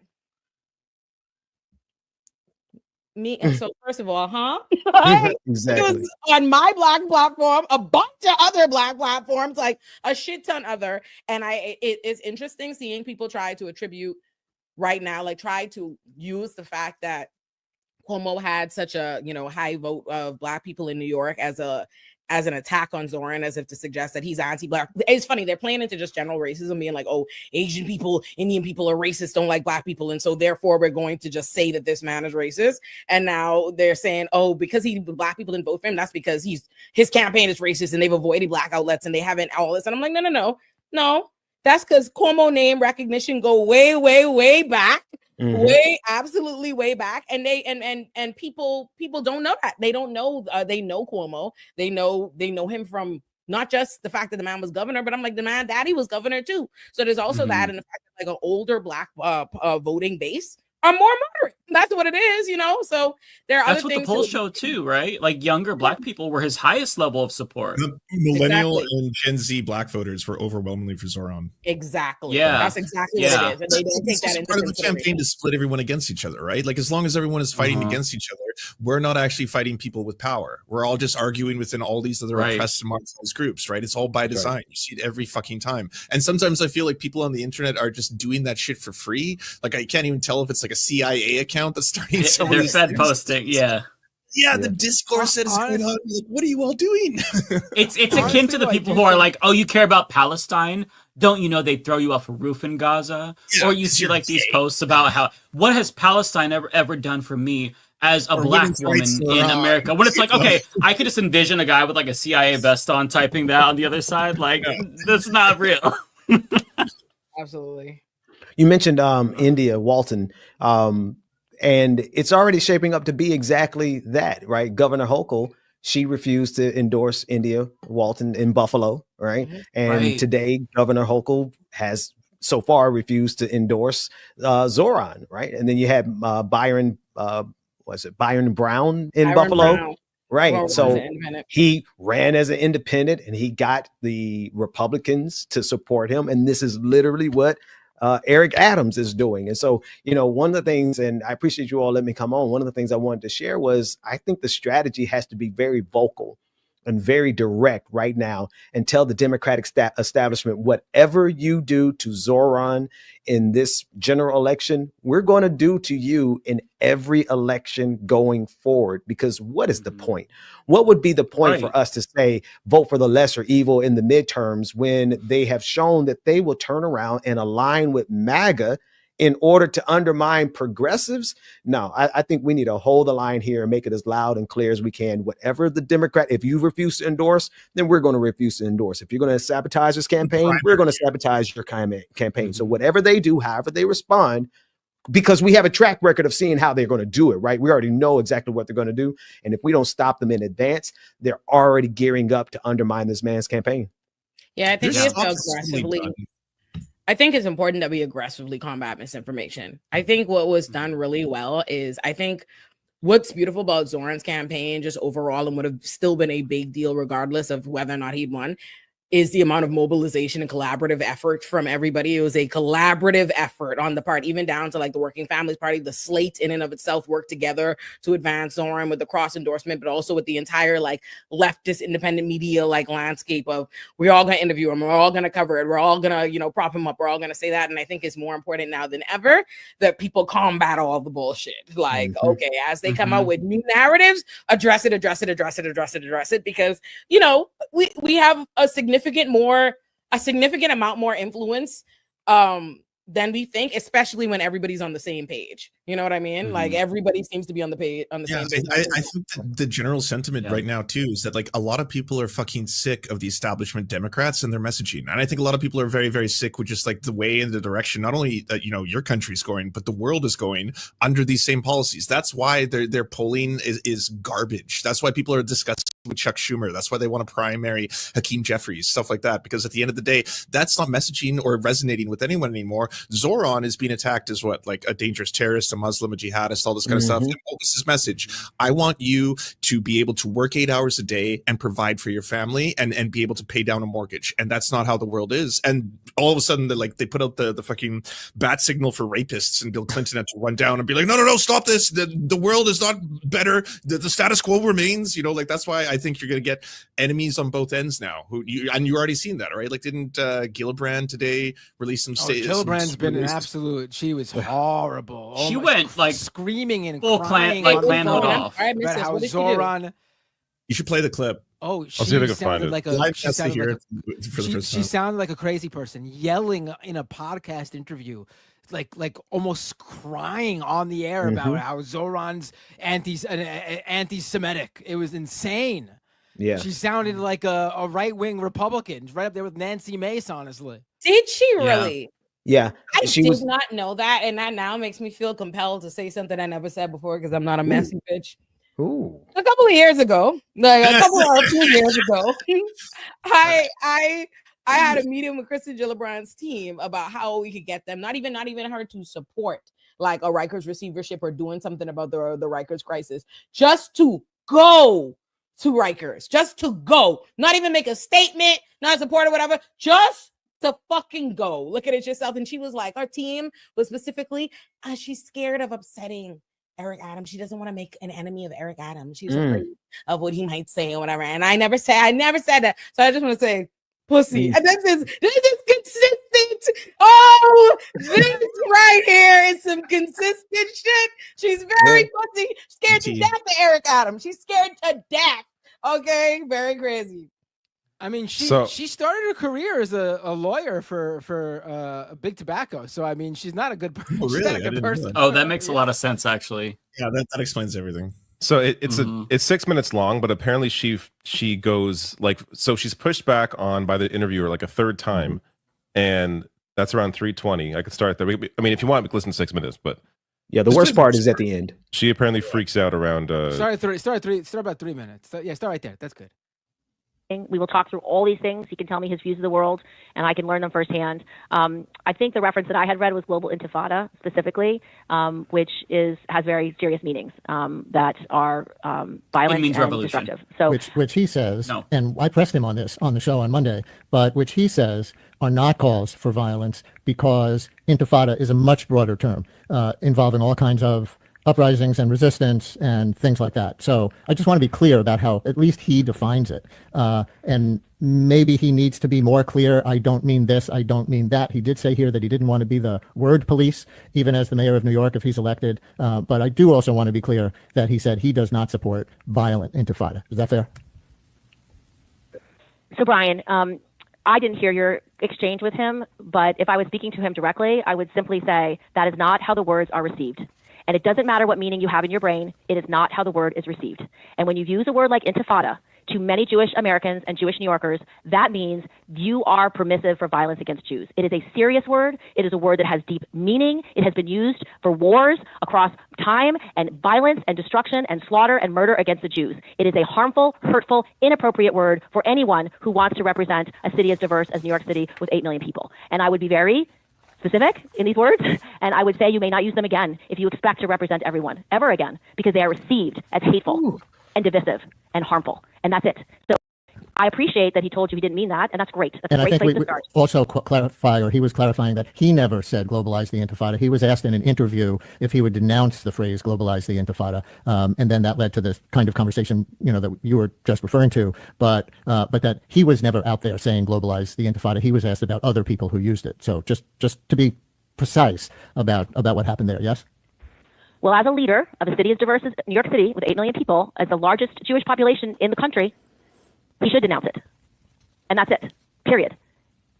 And you can't celebrate it, you can't value it, you can't lift it up. And that is the challenge that Jewish New Yorkers have had, certainly since October 6th. I mean, what she's actually saying is, oh, there are this many Jewish people in the city, so you can't say this, because it's like, if you were actually talking about diversity, you would be referring to the large brown and Muslim population that's also there. But no, They you're don't care about specifically that, like, exactly. It's like, ma'am, Yeah. please go learn the word of what diversity means and stop talking fuck. I've been sort of looking at it this way, like every single thing that anyone says to show solidarity with the Palestinian people, That whether part. it's and she brings it up. I think she could. Let's continue listening, and then I'll It say is, what I was going to say. excuse me, it's October 7th. It is exactly what they have felt. It is why Jewish students in our universities have felt unsafe. It is why Jewish students have felt that their schools did not have their backs and cared about them or their learning, because the people doing these protests use words that have meanings that are far more violent and horrific than they may have intended. But when you hear things like intifada, when you hear things like jihad, when you hear from the river to the sea, it is received as slaughter the Jews and destroy Israel, period. It's how it's received. And if you talk to any group, you talk to our LGBTQ community, you talk to our Black community, you talk to our Hispanic community, there are words and there are don't bring us into imagery this. and there are things that are said that they will hear it and feel it as a dagger to their throat. And so if you want to be a leader, you have to recognize how these things are felt and received, and saying there should be no word police is irresponsible. Because as a leader, you have to protect everyone. Period. Because this lady is One more thing before you go. fucking pussy. She will not speak up for shit. Like, I know that it's incredible to hear this, because when I tell you this lady, I'm like, hey, I don't know if you know, but they killed like the 14 persons or so has died at Rikers. Eric Adams is like covering up the death. She's like, oh.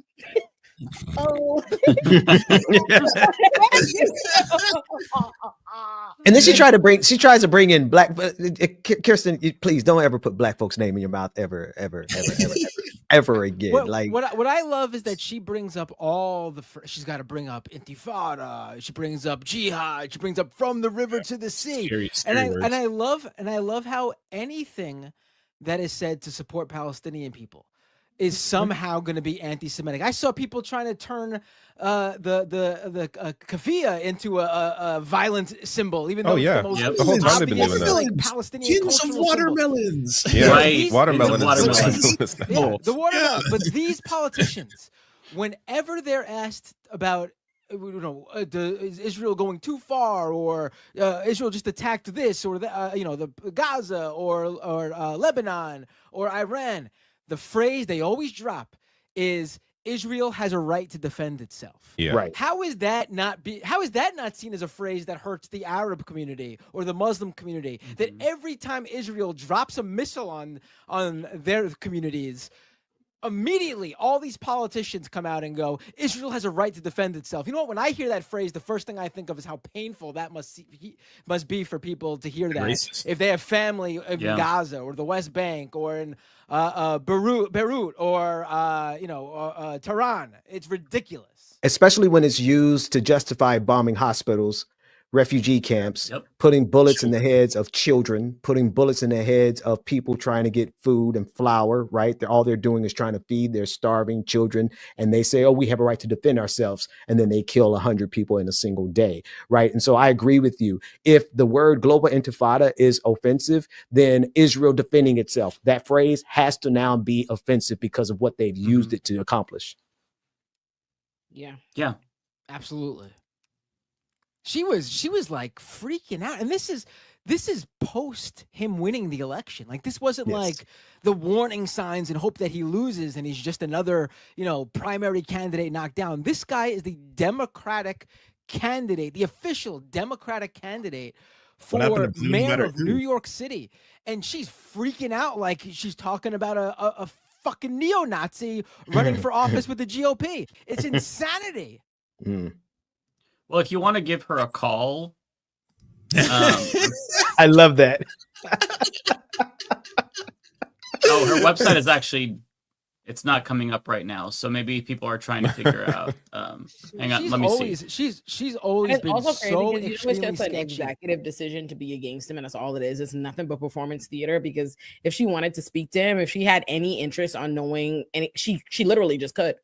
I know this. I've spoken to him. Like she could just go talk to him, like go hear, have any of her concerns quelled, but she has no interest in this because all of this is just performance theater. She's on a particular side. She's in a particular camp, and anything they can do now to disparage him and make it come off genuine or whatever, that's what they're gonna do. And the hysteria, and it's funny to hear these people like acting more hysterical about the man who wants to give free buses.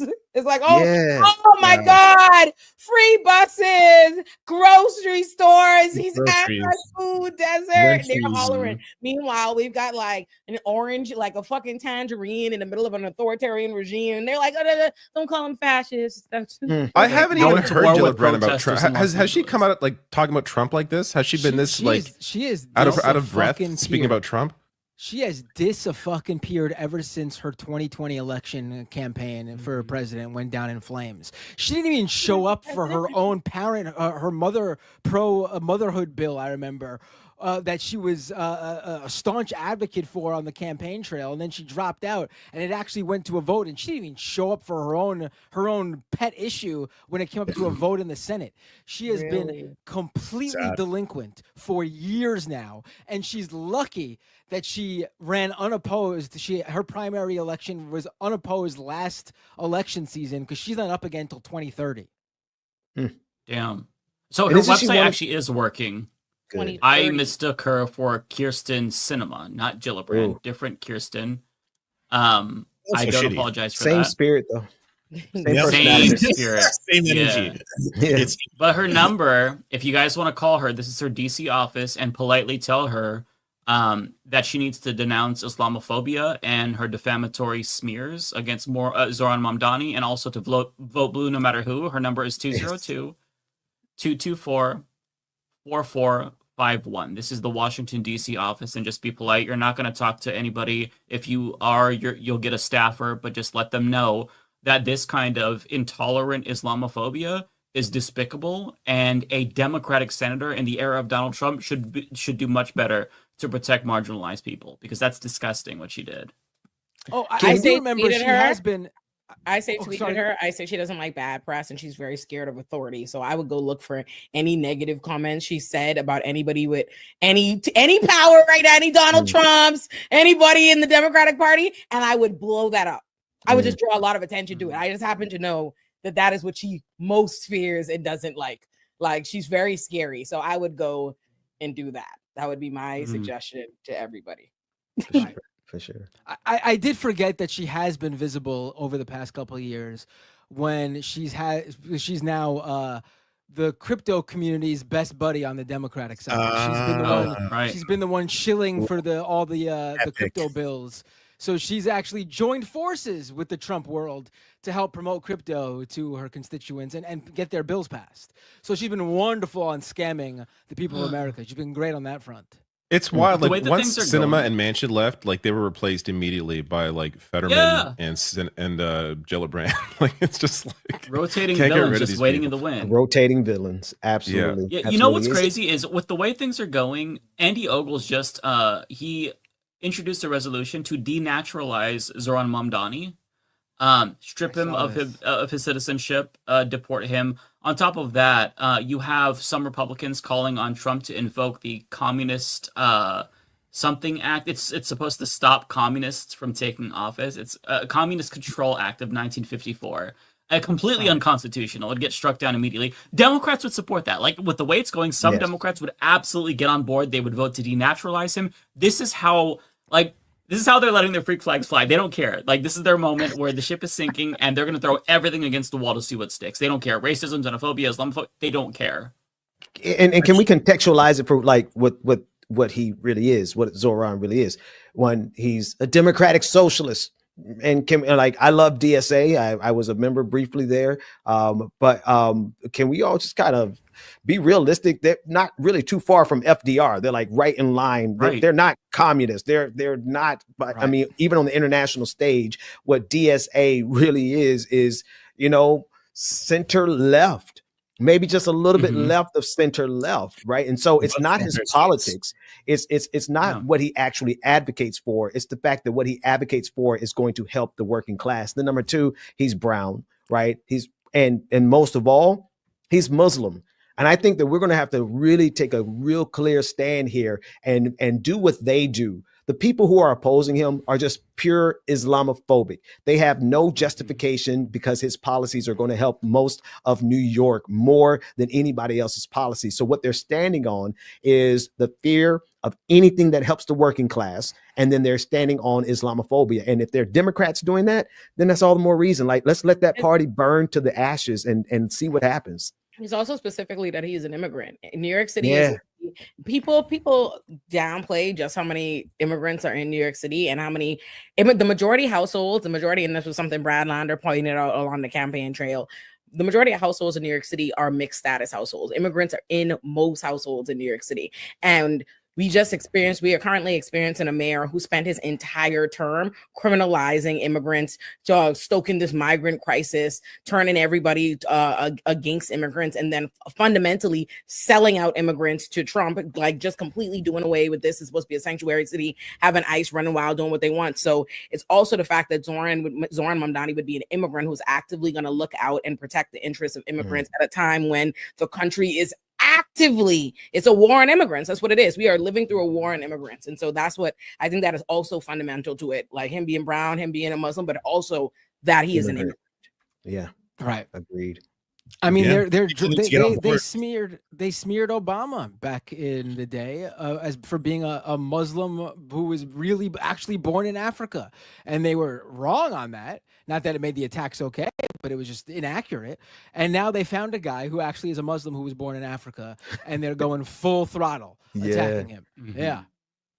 Yeah, their flags are. What'd you say earlier, Mike? Their freak flags are flying. They're letting their freak flags fly. Like they're just letting it all hang out. If you go and you look at the response to conservatives, my God, it was as if you were at a fucking Klan rally. Usually you go on Twitter, it's like a Nazi rally, but it was a Klan rally then. Like they were fucking. Charlie Kirk was talking about how 25 years ago, 2 planes flew into the Twin Towers, and then and now they elected a Muslim. Like he says, like he just posts this, and this man is not poisonous to the GOP brand. He is one of their biggest propagandists. It's like, man, like the way that they are just like letting it all hang out is it's so wild. Also, these fuckers don't care about New York City.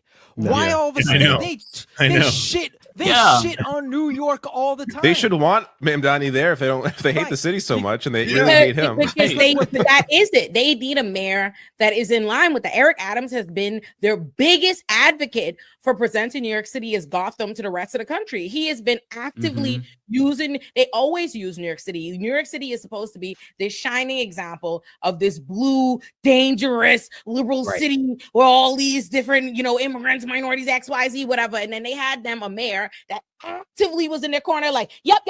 We need stop and frisk all those black community criminals. We need great. Don't tell nobody about it. Oh, immigrants call ICE. They love that. I don't want no fucking mayor who won't who's not friends with the Post. God forbid they have a mayor that's not feeding the New York Post the headlines about the city. I think that's part of it, but I think there's another thing that's part of it.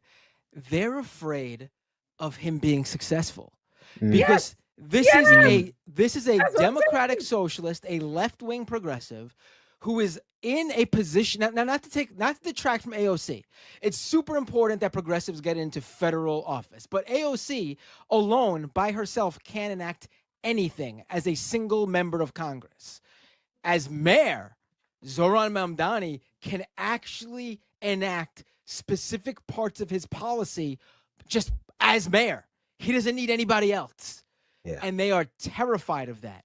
They are terrified of Zoran Mamdani showing up on day one and freezing the rent for the millions of New Yorkers, including myself, who live in a rent-stabilized apartment, because he can do that. Bill de Blasio did it. And when Zoran Mamdani does it and immediately delivers on one of his promises, it's going to be hell for them because he is going to be so extremely popular from day one.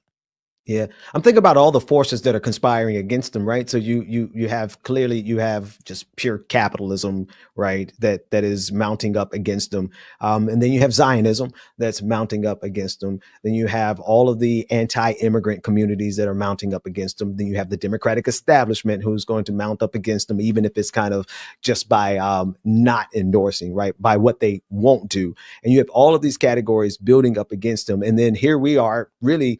The people who are behind them are the progressives. And we really have to, I think they're going to have to find a way to galvanize a voting populace in New York City that didn't turn out, right? I think they're going to really have to appeal to people who normally don't come out because of what he's promising to do. And the fact that he's standing 10 toes down on this. Like, he really is going to go in there and do something for the working class, for normal people. But that's exactly who this system can afford to have any rest for. They can't have us actually be able to afford our rent. Because if we can afford our rent, then we won't go to the check cashing store in order to get a payday advance, right? If we can afford our rent, if we can afford to have a single family income household, then that gives our families and our units the ability to have breathing room.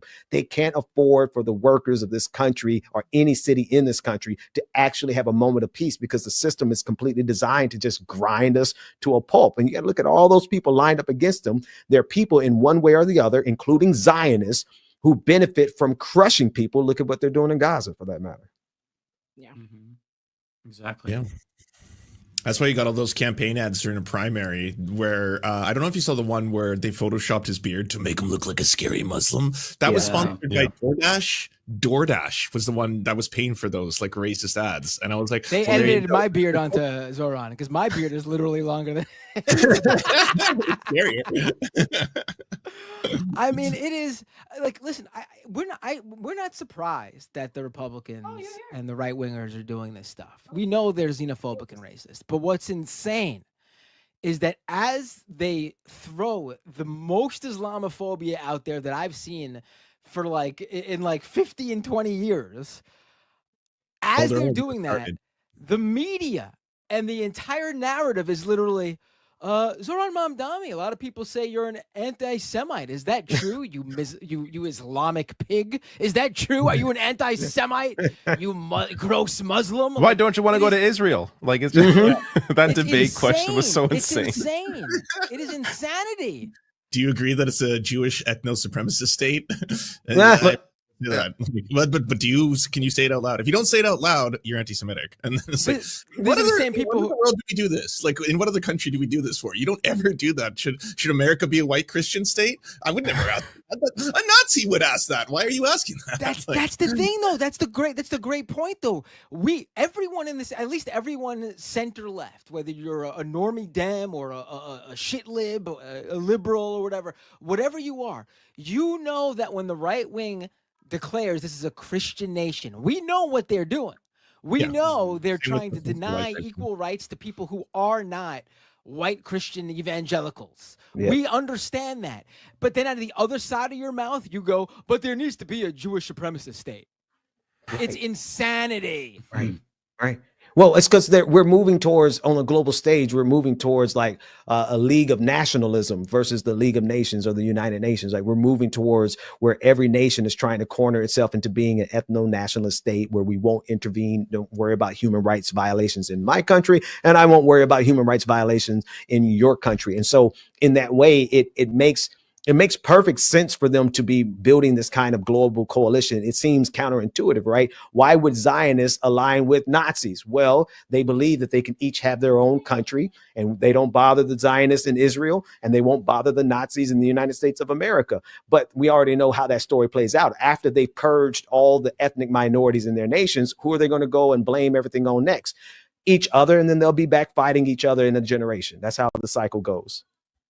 Now, I'm not in New York, so I don't know the answer to this question, but does foreign policy normally I know. Does foreign policy normally dominate the mayoral race for New York City? Like that was so wild.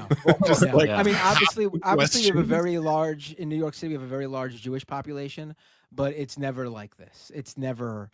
Yeah, but doesn't like play into the whole dual loyalty tropes? Because I kept seeing like all those things, like, you know, Batar Worldwide was like, we recommend all Jews leave New York immediately and stuff like that. I was like, racist. It's not like they're being racist. The brown man is a race. We have to talk about Israel. They're just being racist. Yeah. I saw somebody joking on Twitter about this, saying, I'm running for 8th grade class president and I stand with our #1 ally, Israel. Like, it's infected every single election. Because I mean, yeah, that's where a lot of the money is. Like, if you go back to the race in 2022, 2021 with Nina Turner, there was a poll that came out that showed Nina 35 points ahead of Chantel Brown. Right after that, Chantel Brown went to her website, and they have these red boxes that you can communicate to super PACs with. You know, you're not directly communicating, but they know that that's what they should pick up. And it was just quotes about her loyalty to Israel and how she stands with Israel. As soon as that happened, money flooded into that race, washed it all away. Like, Nina Turner's lead completely evaporated, and she lost. That is how you win elections: is you pledge fealty to Israel, and then you get the funding. That's what happened. That's what it's come to. Cori Bush, right? Cori Bush got flooded out by AIPAC money, and they found a black person who was willing to do the bidding of AIPAC. So just to be clear, right, this allegiance, this idolatrous allegiance to Israel is multicultural as fascism is right now. It's very, very diverse.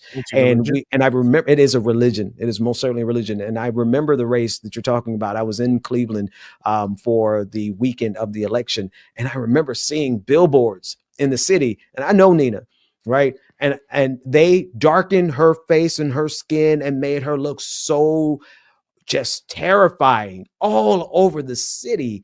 And you sit back and wonder, like, how could not only just any normal human being do this and engage in this? We see that through history, but then how can black people align with that? And then you go and you ask, like, well, how can women now align with the anti-women tropes of these fascists? And how can, you know, it's like there's always going to be people who are willing to align with, whether it be Zionism or align with MAGA, just in order for their interests, and they will destroy their own communities to accomplish it.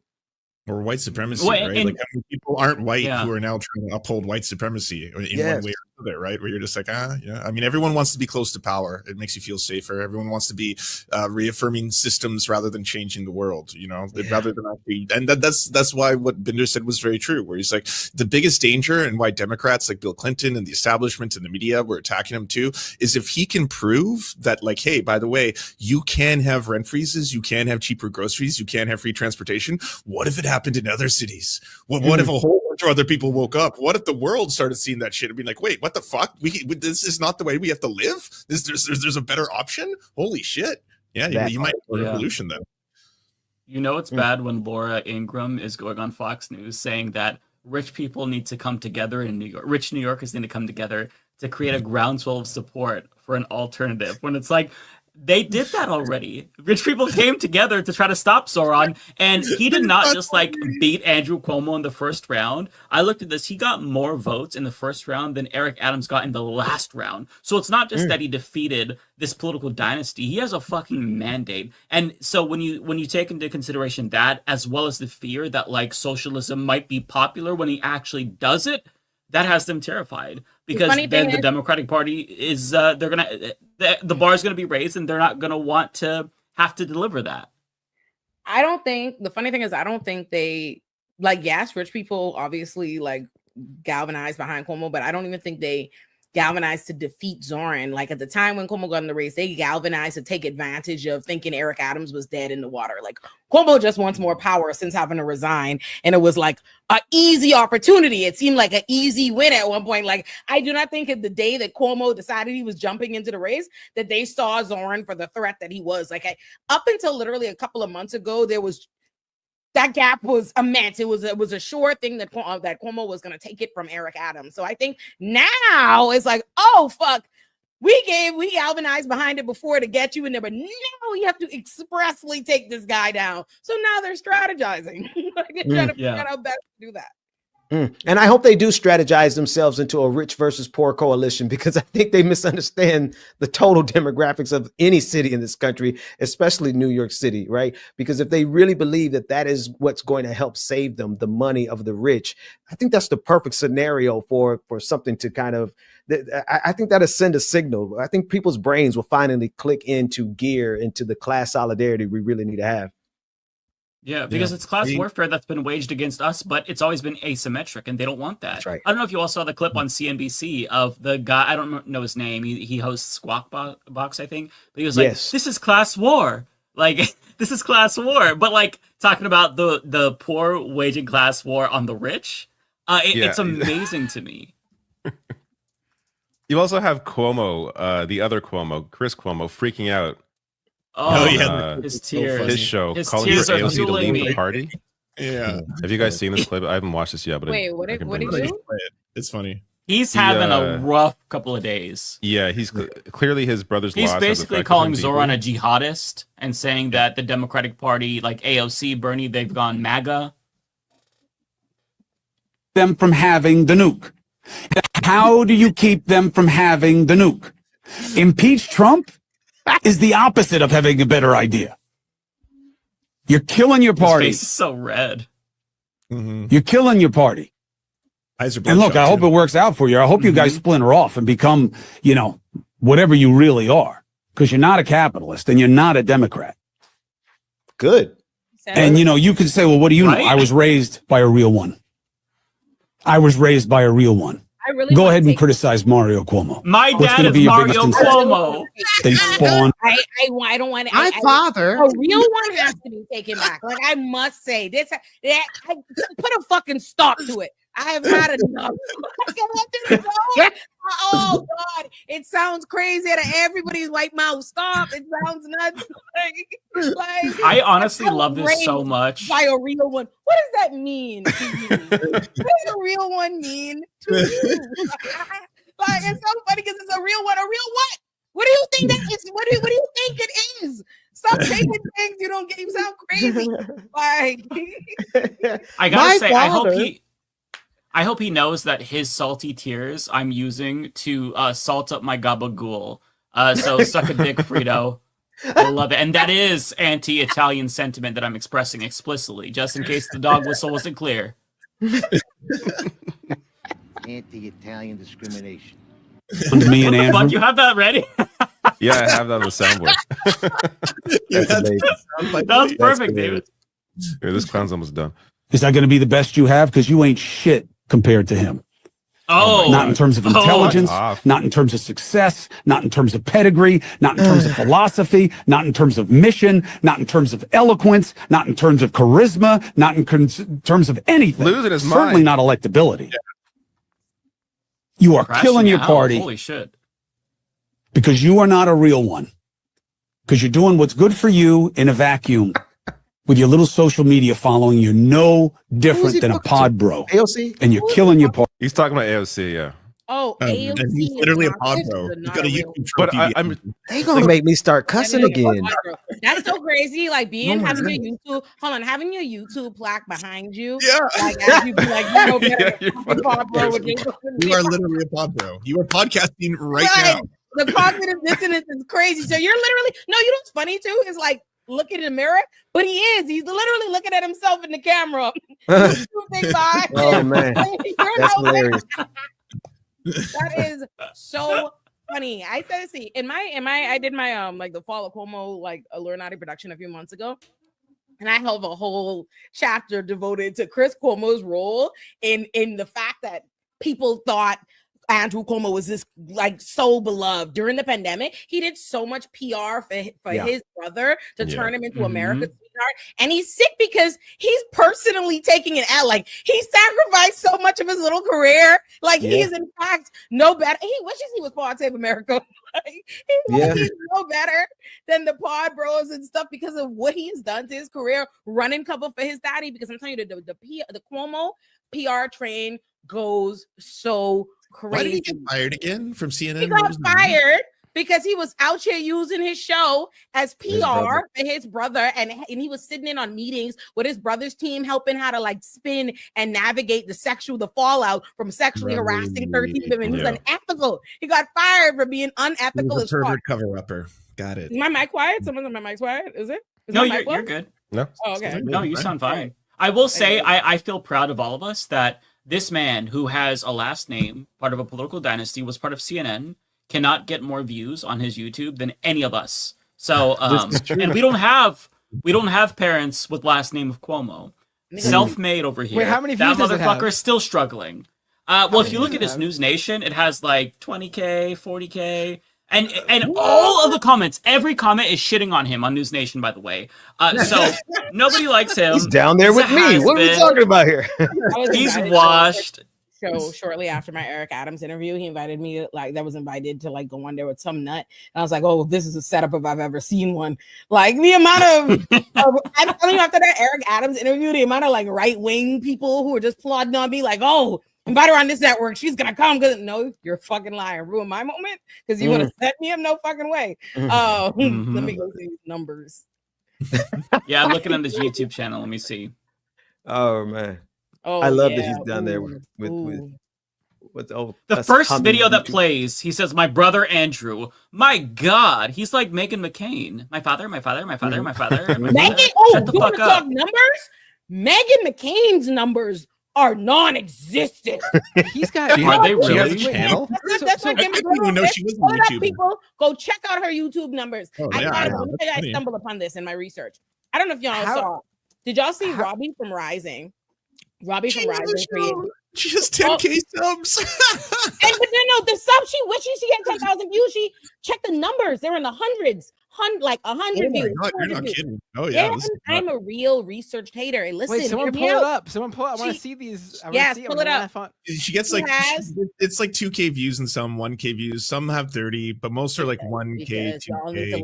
I'm trying to give y'all tea. God, she's almost pulling TYT numbers. My God. Telling y'all, Robbie from Rising started a show that is on this two-way network. That you said two-way right there. If you go to their YouTube, like that's Meghan McCain's thing, and she's, I think, essentially like producing a show for Robbie from Rising, Nina Turner, Batia, and some other right-wing person or whatever. And they have some shitty. I love Nina, bless her heart. But anyway, the show is on that two-way app, and that's how I found it. Like, oh, this is Meghan McCain's, and then I went over to Meghan McCain's thing, and I was like, oh. So I just look into that, do with that information, which y'all may. I love that. Her name comes out every Thursday. The name of her show is Citizen McCain with Meghan McCain. It has McCain twice. Just so you know, my father is John McCain. Just in case you didn't know, I am the result of his cum. So I need you to know again, John McCain's daughter. FYI, it should be in brackets after Meghan McCain. Citizen McCain with Meghan McCain in brackets. John McCain's daughter. Yes. Oh, isn't there's like a 3-minute compilation of her saying my father, my father, my father, my father, my father, my father, like over and over again. She blocked me over that one. Yeah, she blocked me on Twitter. I never interacted with her, but I did a video on her. Oh goodness, I love it. We're all blocked by her. It's just like a reaction channel, I guess. I don't know. To think of speak to Meghan McCain. I never said nothing to her about her, but I did stumble. Oh, she has the lesbian. Oh, she has the lesbian from TikTok. No, the liberal lesbian. Why are you giving Meghan McCain your insight, lesbian lady? Stop! Lesbian. Oh my God! What are you talking about? Y'all should. I encourage y'all to go look at news. the lineup of Nina Turner and Robbie's new show. Give that some time. I don't want to. That sounds like a little bit. I think you should. I'm gonna check it out. Now I have to. I have to check it out now. Great. When Ole says it and then she says it like that with that look, it's like I'm in for something. That's a real treat, I bet. I'm sorry. This is a very funny video. Sneak peek: Meghan McCain tells Usha Vance, the vice, whatever, the second lady, whatever you call that, she's pregnant with baby number 3. Can you imagine being a JD Vance's wife and going to do this interview, and Meghan McCain breaks the news that Meghan McCain is pregnant, and you have to pretend to give a fuck. Like, why would you make that part of a video? Like, why would you do that? No self-awareness. And she's John McCain's daughter, so she could do whatever she wants. I think. Right. I want to see what Usha Vance's reaction was, because like, what is she supposed to do? Like soy face and break out into tears? So nice. Who cares? If my own sister was like, I'm pregnant, I'd be like, okay, again. Like, why would you care about somebody else's kid? That's so weird. Oh my God, these people are so narcissistic. Holy shit. Well, I mean, you should probably care about your sister. No, it's time to stop. I'll love the baby when it's out. I'm a great uncle. I'm the best uncle, the funnest Time to uncle. stop. How are you saying this on air with me? Number 3. What are you talking about? What I missed? Is this an inside joke? What? I'm going to stop before I piss off my own family. The shit I say that gets relayed back to my family on air is not okay. How many kids does your sister have? My sister... One has. I'm not gonna. I'm not gonna stop. Way to catch yourself. Way to save yourself there, Mike. Yeah. I'm not gonna say which sister or like family, just in general. Let's just say like my family has 1,000 kids. Like I am the uncle of 28 nieces and nephews. So that's beautiful. Do with that what you want. 28. Like 20, maybe it's 26. I don't remember. I lost count. Does your sister have like an obscene amount of children? What is the inside joke? No, I have just like a lot of brothers and sisters. Collectively, there's a lot of children. You have a lot of but brothers. Also, it's more because they're old. Their children are older, so I have great nieces and nephews now as well. So it's just a very big family. How many siblings do you have, Mike? And how old are they? I have 4. I have 4 siblings. Yeah, and they're all and much old older than me. I'm the youngest. Yeah. The oldest one is like 50 something. I don't know how old. Crazy. Oh my God. Yeah. Wow. Wait a minute. I said, oh wow, like I'm not close to 50. Wow. Oh boy. Okay. So you had to remind myself how old. You have nieces and nephews that are in that, technically could be in that cohort that voted for Zoran Mamdani on Tuesday. That are millennials, yeah. A lot of millennial and Zoomer nieces and nephews, yeah. Yeah. Wow. That's crazy. They're closer to age to you than your brother, your oldest brother, no? Yeah, I grew up with them. Wow, that's crazy. Interesting. Yeah. Cool. Yeah. Have you guys seen this Kathy Hochul Enough about interview me. where she's... Here, I haven't even play it. I'd like to see it. Make me laugh. That's the one. Yep. Oh no! I'm just realizing Meghan McCain is talking shit. I'm sorry. No, what's she doing? Pause it. Well, Kathy, what Meghan McCain doing? Oh, okay. This is petty. She's just talking about Michelle Obama's podcast numbers being bad. I know. I'd seen this weeks ago when she did it because I said, interesting how a bitch with 100 views, 1,000 views is talking shit on somebody with hundreds of thousands of views. I know. I want you to know I did peep and I did comment from my burner informing her of that.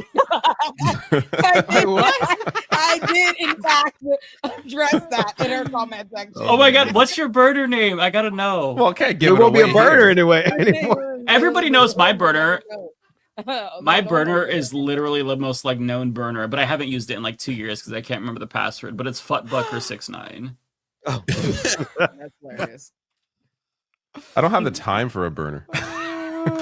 I made like 3 posts on Twitter. It was harassing members of Congress, I think. I can't believe Ole shit talking behind a burner. I'm shocked. It's not. First of all, it's not like on Ole's Twitter. It's like just my 01. regular YouTube. It's not an actual burner. It's just like it's just your regular YouTube account you had before you had a YouTube. I have like a regular YouTube that's not a Illuminati. You know what I'm saying? That's what I mean. Oh yeah. No, I don't have a burner on social media. That just don't make no sense. I talk shit aloud.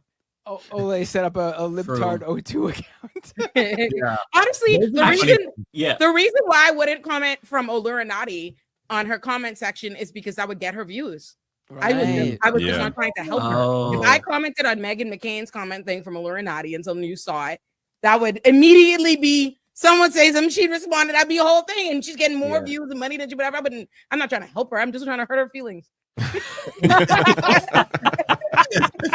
And not even because again, and I wasn't even like talking shit. I wasn't like you big stupid bitch. I was like, that doesn't seem to make sense. How you could be criticizing the views, hundreds of thousands of views when you have 100 views? That makes no sense. I only pointed out that is illogical, ma'am. I wonder if you could probably honestly provoke a response if you go into her comment section, and I'm not recommending you do this. Please don't harass anybody. But if you went into her comment section and you were like, "This woman looks familiar. I wonder if she's related to anybody, perhaps a popular political figure," she would respond, "I'm actually John McCain's daughter." I'm now on the YouTube video, scouring through the comments, trying to figure out which one you could be. Go to hell. Is she getting shit on by her? Mind your business. I hope she banned me already. Oh, I hope she already made me she from channel. probably blocked you. I'm seeing who has pointed out. I want to say that I get rid of people who talk shit to me. So I never have any problem with people doing the same thing to me. Get me out of there. I support you. Yeah. You're right. You don't need this bullshit on your channel. Some I hating replied. bitch who paused the video to make sure you didn't get a view just so she could talk shit in your comments. I replied to one of her posts where she was saying something like, "My father is like the most cherished war veteran in U.S. history," and I just replied with, "Now he's a toilet," and I think that was enough to block. Like I thought that was where it came from. Yeah. You earned that block.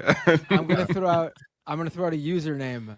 Ole, blink twice if this is yours. You shut the hell up, Bender. Is someone mute Bird? Why is Bender trying to ruin my life? Let me enjoy YouTube from the anonymity of my quiet accounts. Let me have something. Ole, are you on? Someone are stop you him. Dave Clark 8337? Are you Stephanie Anderson 1924? I think I know which one is yours, Ole. Actually, I'm Somebody not would say it, get going by I think I found you. You wouldn't suspect that.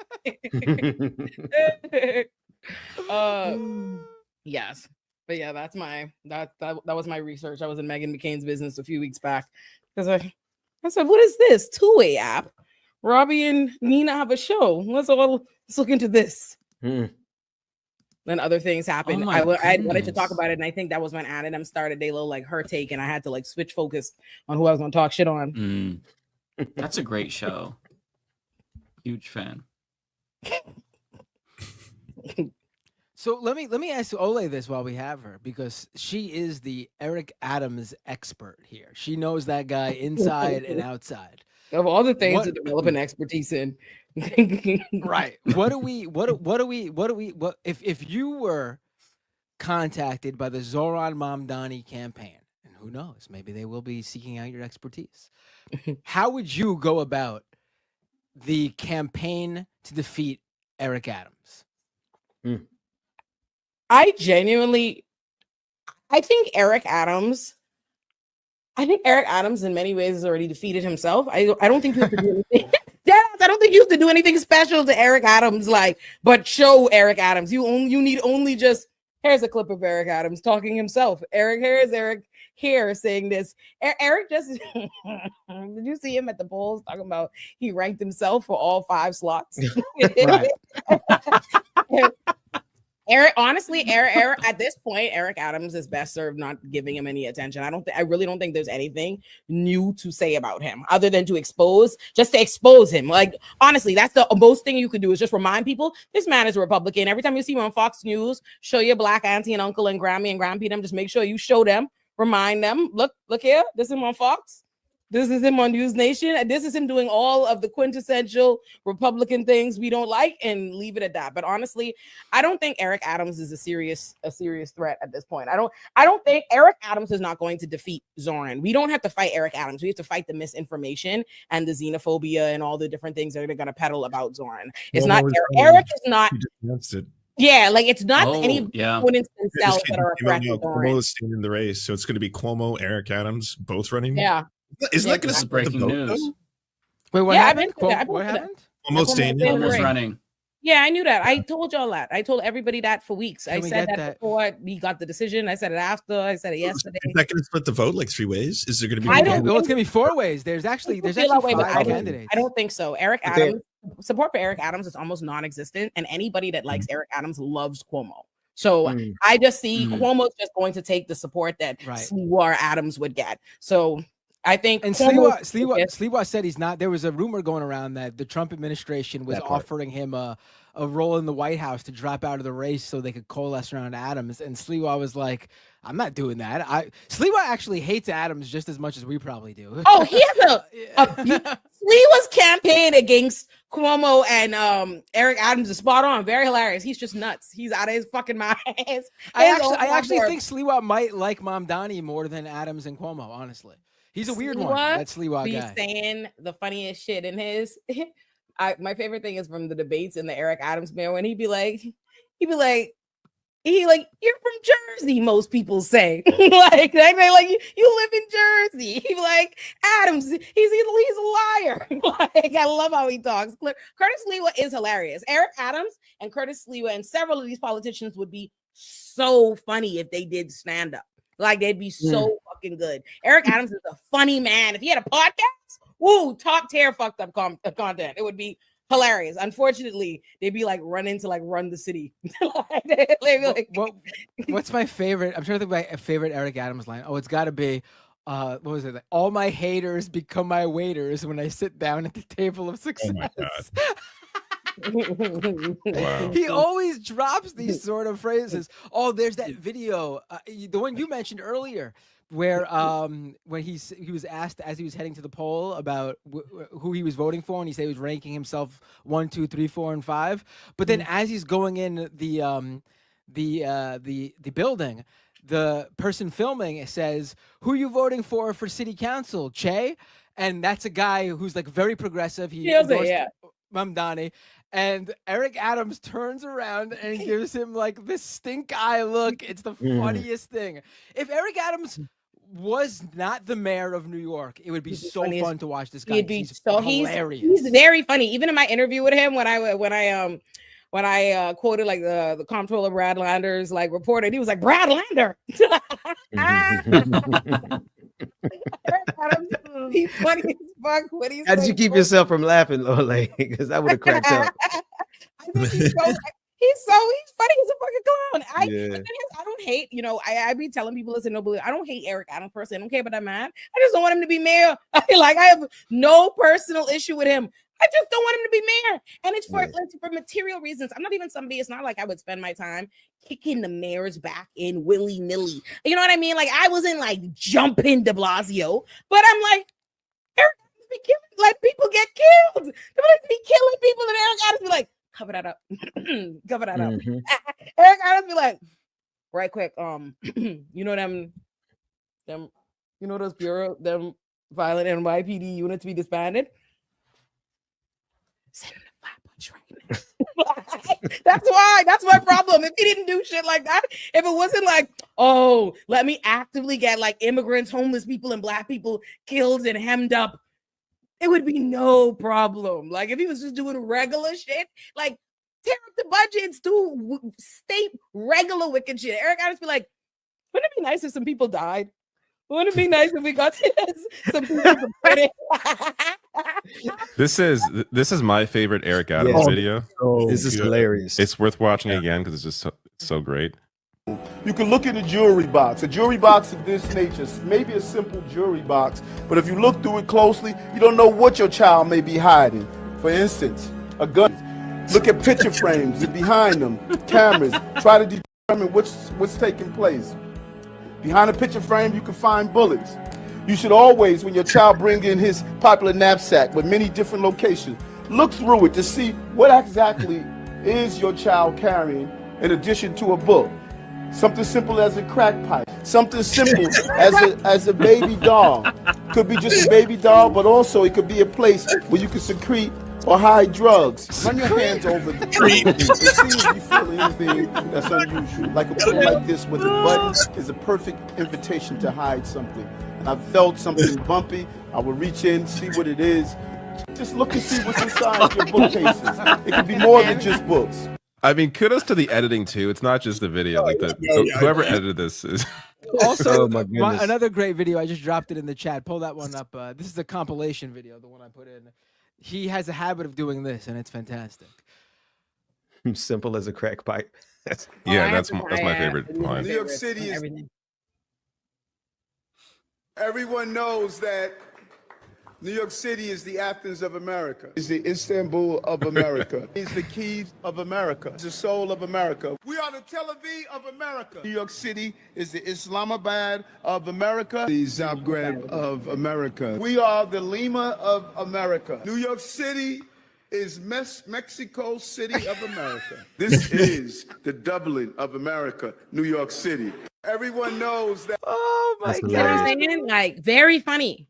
Amazing. Like, if it wasn't tagged to like wickedness, if Eric Adams were just incompetent, it'd be one thing. But he's actively fucked up. Malevolent. Yeah. Yeah. He's a wicked dude.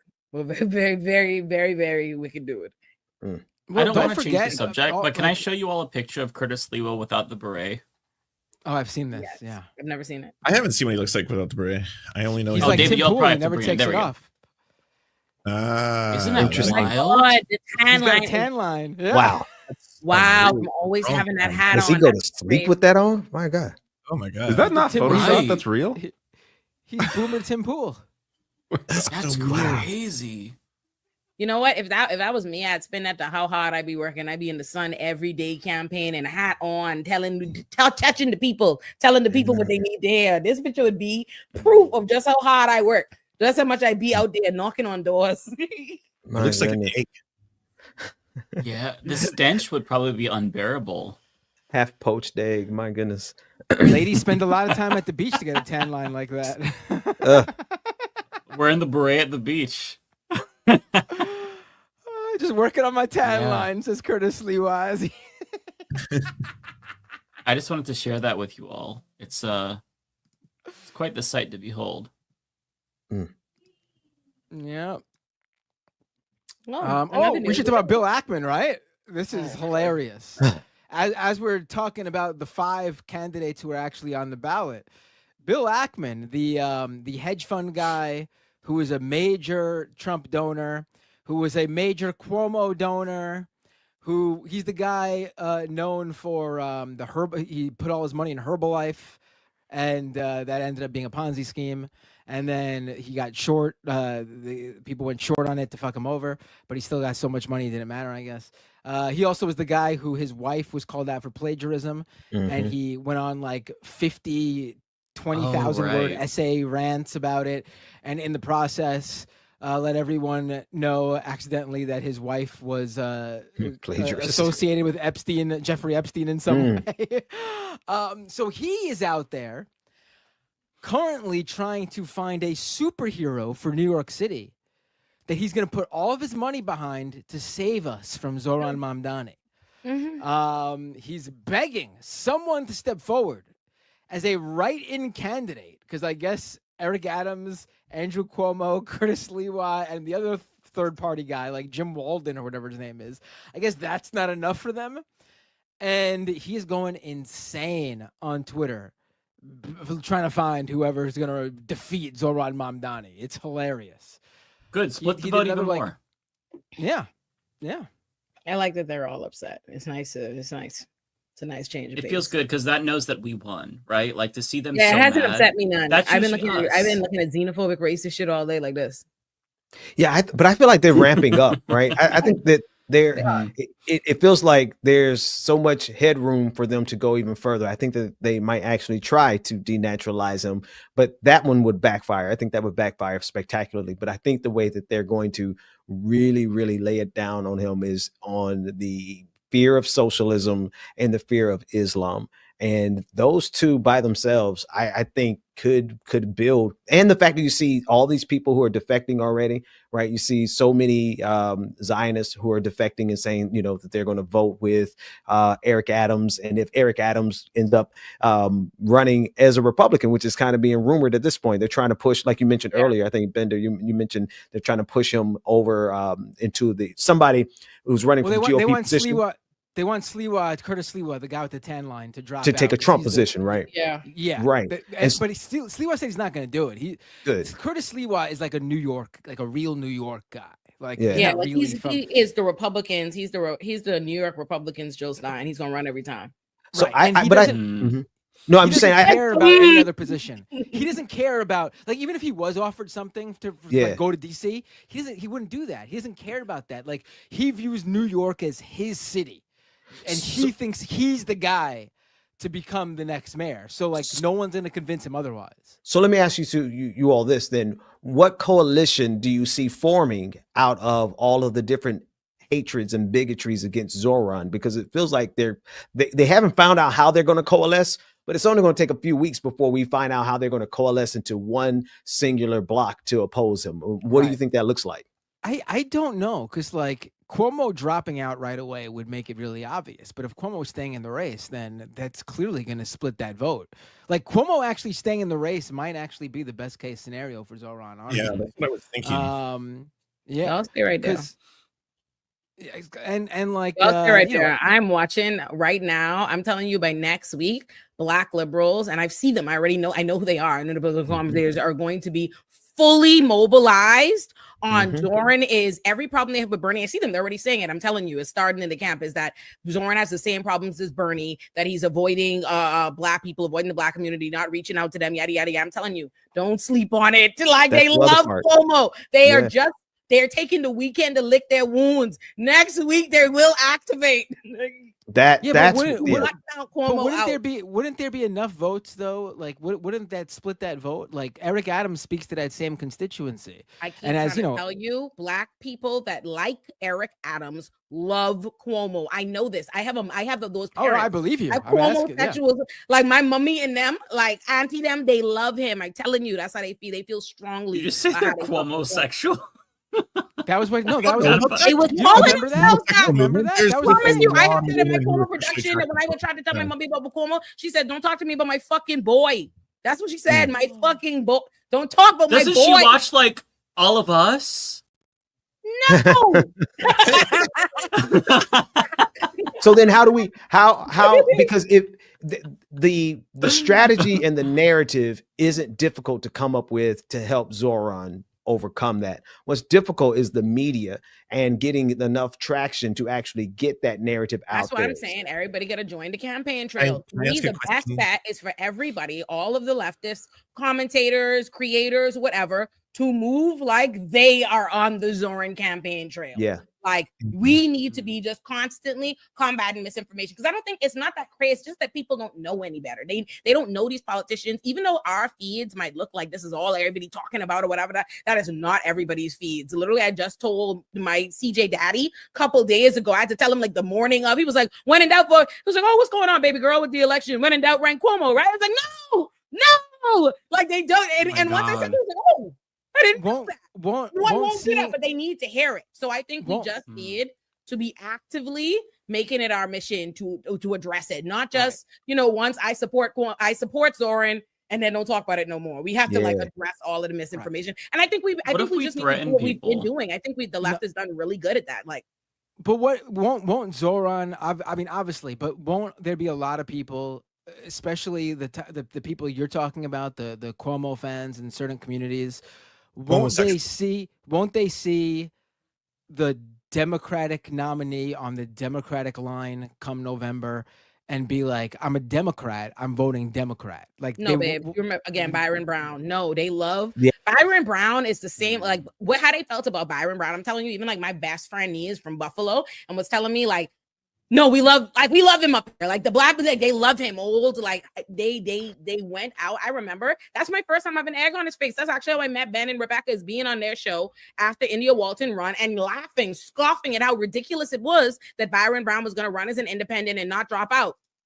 Yeah, that fucking went well. I'm telling you, it's a real, it's a real thing.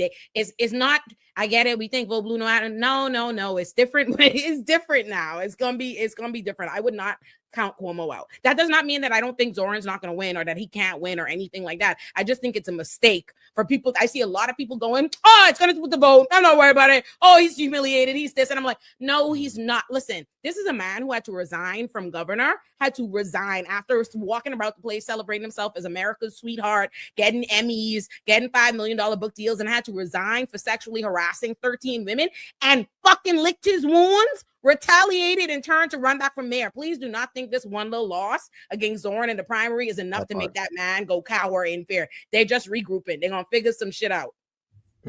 That's the part that's the part that I think and I appreciate how you said that, Olay, because if we're going to set any narrative, it's going to literally take every single leftist commentator in the game to combat what just MSNBC will be able to do against him when they bring in the entire Black misleadership class to go against him. So I appreciate that. Yeah. I think that it's time where we have to say, listen, this is the final chance that we do this peacefully. Back in 2020, Chris Matthews on MSNBC was saying that he was worried that if Bernie Sanders won the primary, there would be executions in Central Park. And we laughed it off, but there's going to be executions in Central Park. So this is the last chance at democratically electing socialists before we pull a Che Guevara, if you know what I mean. Like, what if we did that? Would that scare them at all? I mean, if they actually screw him over, out of Mike's mouth, I just don't use this. I'm just kidding. I have nothing CIA to do who's with watching. I'm just kidding. You are allowed to be U.S. citizens and the threats they are making in the United States. I just want to emphasize. CIA, I know you're watching. I am a limp-wristed homosexual. I'm not picking up a gun and leading a revolution.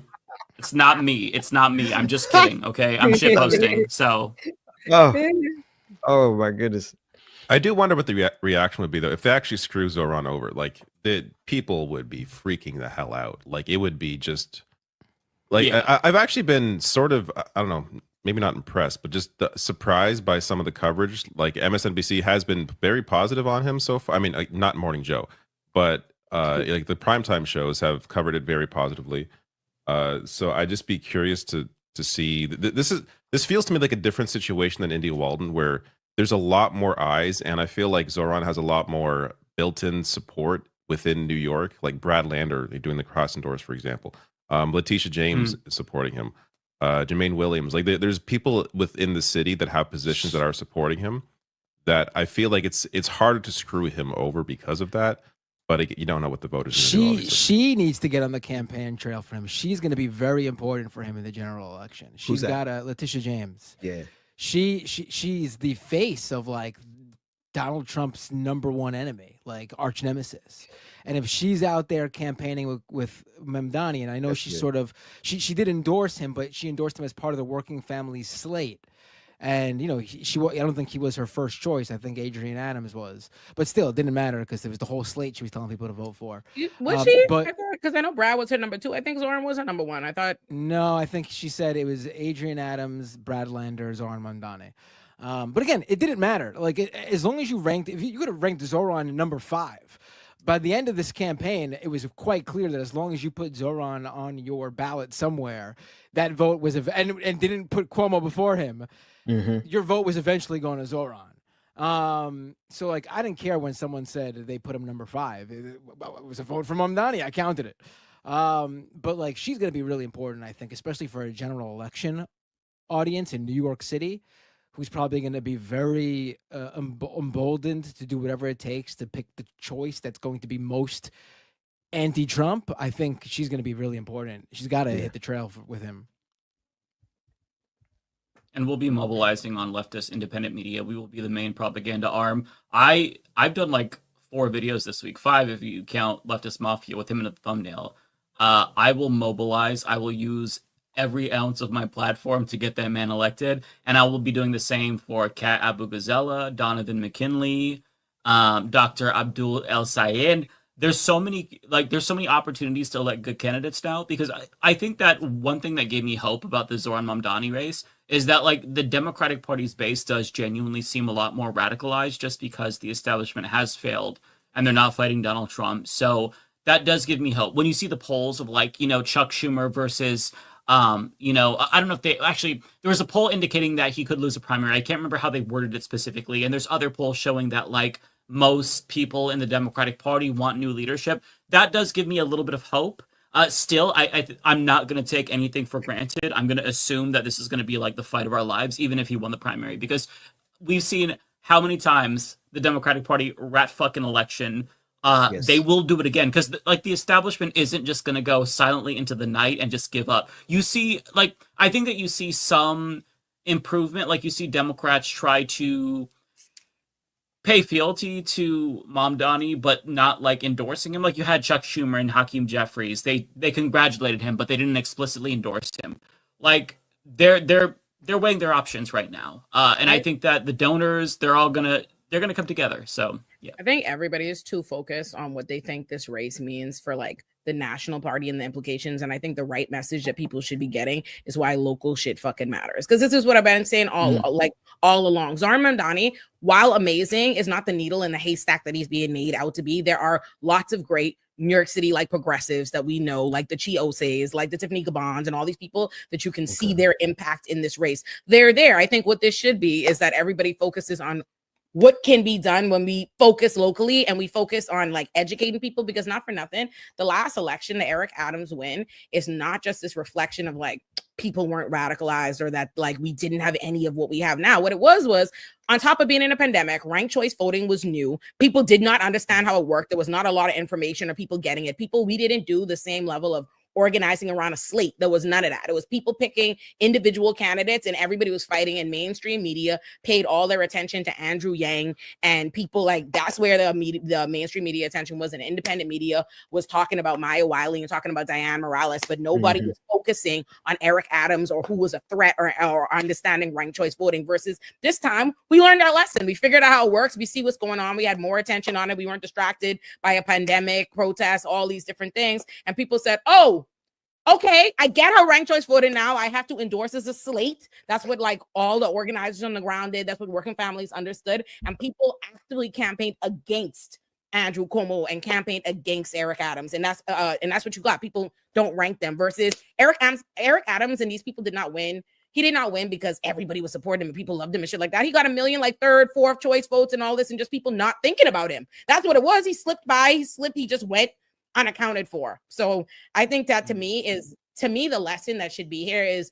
how important and what we can accomplish when we focus locally, when we collaborate, and when we focus on teaching people what's going on, just making sure people understand this and what could happen when we do collaboration. That's my I did that in our city in Vancouver. We all got behind a local election for a by-election, and we got a dishwasher communist elected who beat every corporate basically back candidate in the city. He was up against all of the media. He was up against everything, and it was just a platform similar to Zohran, where it was like there are more renters than there are owners. So there's way more renters in the city than there are landlords. There are more workers than there are bosses. There's way more people who are just employees of someone else. If you unify all those parties together, we blew every other candidate out of the water. And like that was just a by-election, but it was the same strategies, and it works because no one pays attention to this shit. There's like what 13, sometimes 17% turnout for local elections in your city or town, and that's what decides who the cops' budget will be. You know, like our Vancouver Police Department is determined by the local city council. That has way more effect on my life every day than the federal election will have in a lot of ways. So, I mean, concentrate on that, you know? Yeah. That's a good point. So, how long you'll be doing shows for? If you want to do super chats, we can. Oh, yeah, it's already 10:12. Oh, my God. I'm like, you see, it's late. Y'all ain't tired? Oh, my God, yawn. Yeah, I'm tired. I'm always tired. Well, hey, you guys can stay for as long as you want, but before you go, even though everyone already knows who you are because you're super famous, do both of you want to shout out your channels and where they can find you? And Ben, you go first. Okay, I'll go first. The Benjamin Dixon Show, we're actually streaming over there live. Got a nice little audience. Hey to everybody over there. Also, only thing I want to drop is email me at heypastorben@gmail.com. heypastorben@gmail.com. We've been getting some amazing questions. One of the first videos we put out is the answer to the question, do Christians have to support Israel? Is God requiring Christians to support Israel? We ripped that apart. So if you have questions about faith, religion, or the non-religion, or even all the way through artificial intelligence, or you just need someone to talk to, because we're getting a lot of questions. People just need someone to listen. Email me at heypastorben@gmail.com. That's it for me. Hi, everybody. I have 6 channels, so let's do this. You have what? I have 6 channels? You have 6 channels now? What? I have an Illuminati verse. Yeah, I do. What? I gotta take a look. You go look. Someone pull it up. Go on my man. Last time I checked, I think it was 3. What the? No, I have 6. Go on. If Yeah, y'all pull it up on the screen, pop culture it'd one, be it's easier fun. for me to show people because I bet nobody can spell Illuminati. Please, someone pull it up on the screen where they can see so I can point them out. Show the Illur. One of them is the Illuminati National. The other is the Illuminati Report. Go on Illuminati. If you go on the homepage of my YouTube channel and just like scroll all the way down so you can see the Illuminati verse, and I'll tell you all my channels. Oh my god! Wow, look at the Illuminati Pop, Illuminati Bites. Yes. Ole and Friends, Ole and Chill, Illuminati Politics. Wow. Yeah, exactly. My god. So if y'all yeah, I have my main channel. Yeah, let's go. So that's main Illuminati. This is main Illuminati where I do Illuminati production. Scroll to the bottom. So it's my scroll all the way to the bottom. Watch it. All right. So the Illuminati verse, you see right there.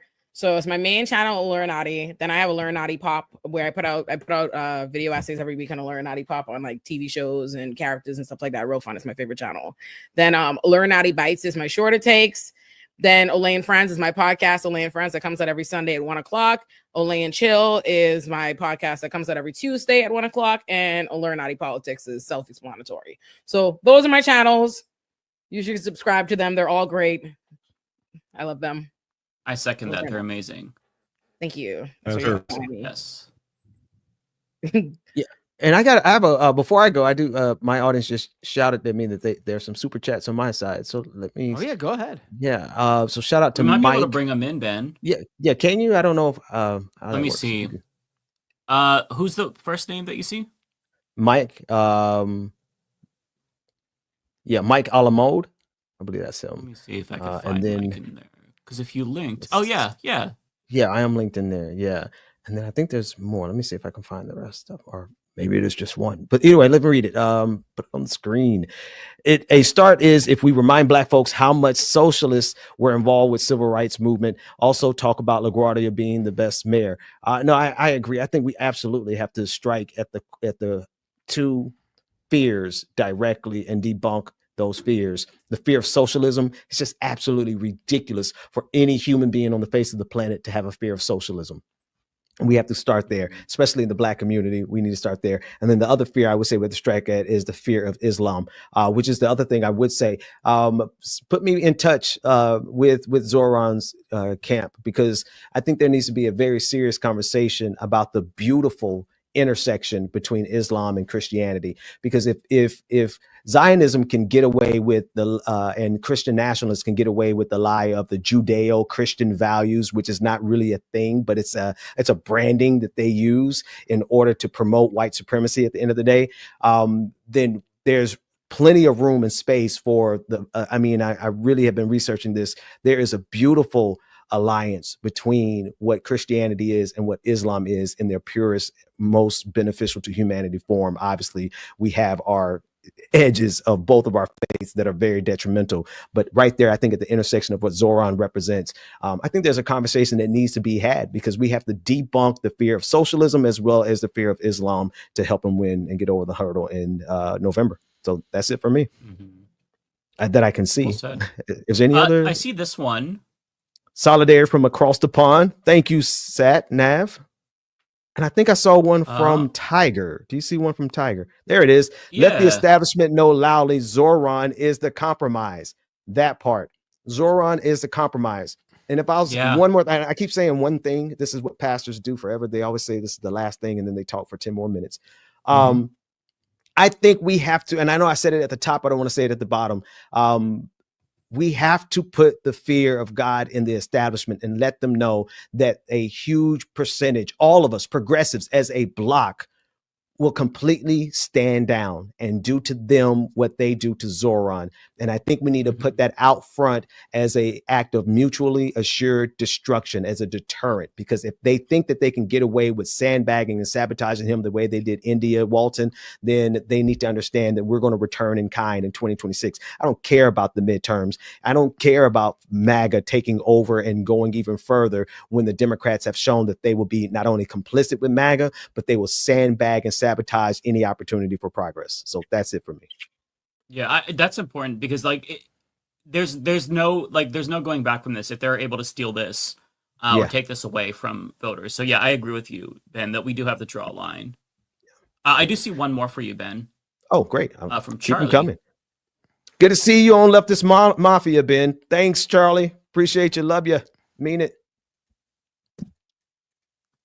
Also, I want to point out, I meant to mention this earlier, but you just reminded me with your talking about that. A lot of these Democrats that have come out and actually have congratulated Zoran have not actually endorsed him. Like, we should be clear. Yeah. Like, the congratulations on your win is not the same as I'm telling all my constituents to vote for you. This is the guy. We've seen a congrats from Schumer and Jeffries and Rep. Grace Ming of Flushing. We've seen it from a number of different people who have not actually endorsed. So we got to make it clear that, you know, if you're not play that game, if you're not endorsing, if you're not vote blue no matter who, it's when dead. It's the other way around, then that's it. This whole charade is over. Yeah, and I think we have to put some teeth into it, like some real oomph behind it, so that they can understand, like, you know, people who held out. I held out for a long time. I held out in 2016 because I knew Trump was a threat. I voted for Hillary in 2016. I voted for Biden in 2020. I voted for Biden in 2024. There's none of that going forward, and I think every leftist platform needs to make that clear. What you do to Zoran in November is exactly what we're going to do to you. It's tit for tat. It's game theory, however you want to accept it. It's not us being petty. It's not us whining. It's us returning to you what you give to us, because anything less than that would be foolish on our part. Right. Exactly. I think that's why Kamala lost in 2024, Ben, if you accidentally voted for Biden. Yeah, you know what I mean. There you go. There you go. Listen, she had 90 days to campaign. It didn't even stick in my head. I went and voted for whoever was on the ticket. I think we just found out that Ben Dixon was it was me. A riding with Biden guy. He wrote Joe Biden in. I wrote Joe Biden in, and that was the vote that took it down. Stole it from him. It should have been Joe the whole time. Listen, matter of fact, I might have even mistakenly written that in the article on Substack. Let me go edit that real quick. Hey, folks. Hey, thank y'all so much for letting me hang out. Ole, I have a new phone number and new email. I want you to know I texted you this year. I was like, Ben, don't fuck with me. Oh, I do. Hold on. Let me put my number in the now, so you can get it right now. You can just text I'll me. Do that too. All right. I was like, that's so crazy how Ben don't fuck with me. I told Rebecca, I was like, Ben don't text me back. Did she tell you I have a new phone and I like my old phone? I said, Ben don't text me back. Rebecca's like, child, you know, Ben be busy. Oh, come on, Rebecca. You know, it's not that. It's like I broke my phone and I didn't get it fixed for a year. Then I just said, hey, I don't need it. So now I use my wife's phone. So I'll call you from my wife's phone. Good. I have Cleophas. Sorry, that's my dog. See y'all later. I love your dog. Take care. See you, Ben. Hi, Ben. Yes. Come say hi. They're adorable. And I love your shirt, by the way, Ole. Dragon Ball Z shirt? Thank you. Dragon Ball Z shirt. I'm rewatching Dragon Ball Z right now. I'm almost finished. Cleophas, tell the people hi. You've been telling them hey against my will all episode. This is me and CJ's dog, Cleophas. I was like, Chico just came in too. We got His name is Chico too. Here, let me get mine. James. Yeah, it's a dog show now. She wanted to say hi earlier too. So cute, so Frenchie. His little body is white, but his head is gray. So cute. That's Raheem is still with me. Y'all killing She's him my off. muscle mommy. Cleophas, could you stop knocking over my Funko Pops, please? Do you see the doggy? Like, I'm like, he knocking. You see Dexter just came flying. Mr. Poopy. Oh, I had a Mr. Meeseeks Funko Pop that fell off the top shelf and broke. So it broke? Oh no, none of my the legs snapped off. Oh no, Cleophas, I'm gonna call your father. Stop it, man! You knocking my stuff over. Oh, you're tired. What's the problem with Dexter? He keeps throwing him over. David, do you want me to go? I only have a few. I could run to them pretty quick. Yes. Oh, you can go. I only got one. I streamed on my second channel today, but you can go ahead. Okay. Parker, thank you for the $5. Trump lost the popular vote in 2016 and 2020 when Cenk was willing to admit most Trump voters are what destroys his own arguments. Oh, yeah. I was watching a video by Cenk earlier where him and Anna called out the left for not supporting Trump, the anti-war president. It was pretty weird. What? So yeah. I saw the Vanguard's coverage of that. That was wild. Did you see him under Charlie Kirk's post on Twitter, like trying to like reason with him? Like, are you what out of your goddamn mind? Honestly, they're so embarrassing. It's so embarrassing. I feel like after watching that Crystal Kyle debate, like I actually question, like, is he in cognitive decline? Like, something seriously, physically, because it's not neurologically benefiting wrong. him financially. He's just out of his He's just out of his mind. Like, he's lost it. It's what they're doing. Rachel Atwood, thank you for the $2. How much did the hot weather affect turnout? I don't know, Matt. Do you know the answer to that? Incredible turnout. No, it was like record turnout, wasn't it? It was. I don't think it was record, but it was definitely bigger than last time.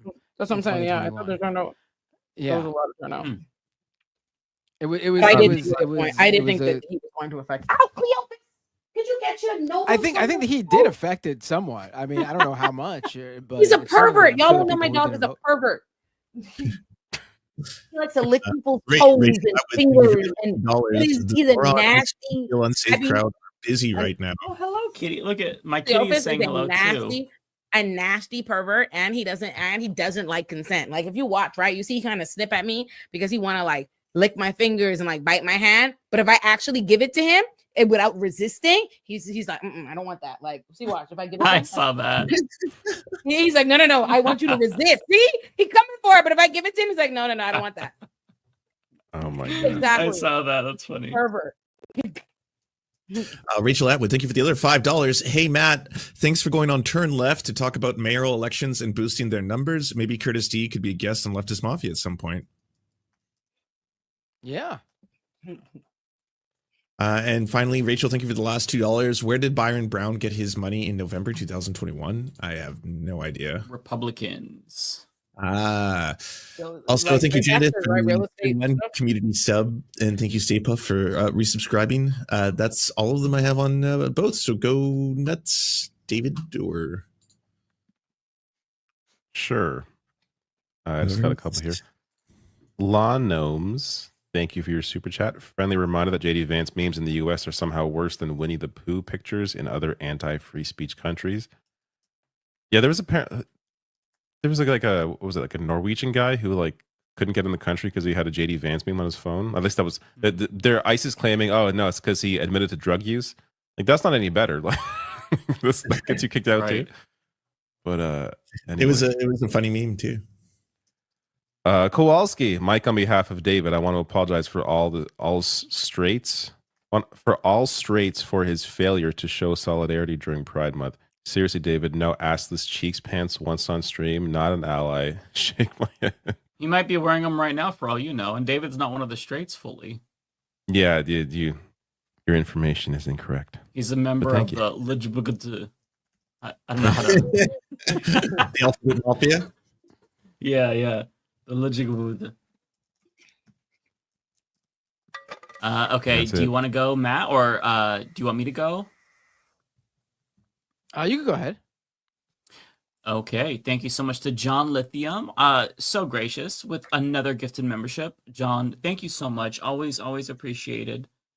Let's see here. We have Pierce, who says, I just wanted to say I really appreciate you and many other progressives in this fight for a better America. Thank you. What a kind comment. Thank you so much. Thank you so much. 180K Chan says, how will the Republican attack Mamdani if is he super communist? No. He is a ludicrous communist. We must make the Democrat Party go to plaid. I don't understand what you're saying. I appreciate the spirit, but I'm not 100% following. Okay, I was like, did it just go over me? Am I a boomer? No, it's I love the spirit of it, but I don't know what the takeaways. Thank you though. Thank you to Johnny for becoming a member. Constantine says, stop watching Jank and Anna, Mike. You wouldn't have been shocked. Oh, I'm way ahead of you, but I only watch it through like the Vanguard if they do something and then the Vanguard talks about it. I haven't watched the main show in a very, very long time. Same. Jeremy says, popping in to say hi, but gonna go play some Split Fiction with my roommate before prepping for the retail slave grind. Love you all. Love you too. Have fun with Split Fiction. That is a fun game, and thanks for becoming a member. Adam says, I feel like once Ken Martin. They said, I think the chat saying it was a Spaceballs reference, the plaid thing, but What is Spaceballs? Oh, I've never seen Spaceballs. I know what movie that is, but I never saw the full thing. It's a movie. Let me Google it. Spaceballs. Yeah, it's like a Star Wars parody with Rick Moranis, I think, or is it James Moranis, the guy from Honey, I Shrunk the Kids? Are you doing a bit, Brett? You guys have never seen Spaceballs. What? I saw part of it. I just never watched the whole thing. Like my family was watching it when I was really young, but I wasn't like paying attention. I know what it is though. Did you watch Moesha? Yeah. I watched Moesha actually. Yeah. I bought Marcus Houston's albums and shit. I was a fan of all of them. The answer was supposed to be a resounding no. Here go these white gay men. Yes. Do you have tickets to the Brandy and Monica tour? Do you have tickets to the Brandy Monica tour? Huh? Yeah, there's like a shit ton of big movies I've never I've seen Spaceballs, but I didn't say anything because it's like there's so many movies I haven't seen. I've never seen a single Rocky movie. I've never seen what else haven't I seen? Like, there's a lot of things I have not seen that are like huge. So I'm not one to talk. That's good if I've seen Moesha. Brandy was my okay, they say every gay man has an idol that they look up to and then they live for that person. I feel like Brandy was probably mine as a little kid. Oh, really? I love Brandy. And I remember the Cinderella that she was in with Whitney Houston. I was gonna say I saw her Cinderella too. That was I didn't like Cinderella, but I liked that one. That's the only musical that I think I really liked, just because it was Brandy. I've actually never seen Black Cinderella, but my boarding school roommate bought me the VHS to Brandy's Cinderella. She was white, and she assumed that I know and love Brandy's Cinderella because it's black, but I have never seen it, and I still have it because I don't have a VHS. But I kept the tape. But I have the tape. I appreciated the gift. I love my mom recorded it off the TV. She just had I don't know how she'd with a VCR. She recorded it with the commercials and everything. So I watched it that way. We pirated it. Well, CJ, I'm gonna try and get CJ to watch it when we're done here. Okay, Adam says, I feel like once Ken Martin comes out of his crying room, the DNC might.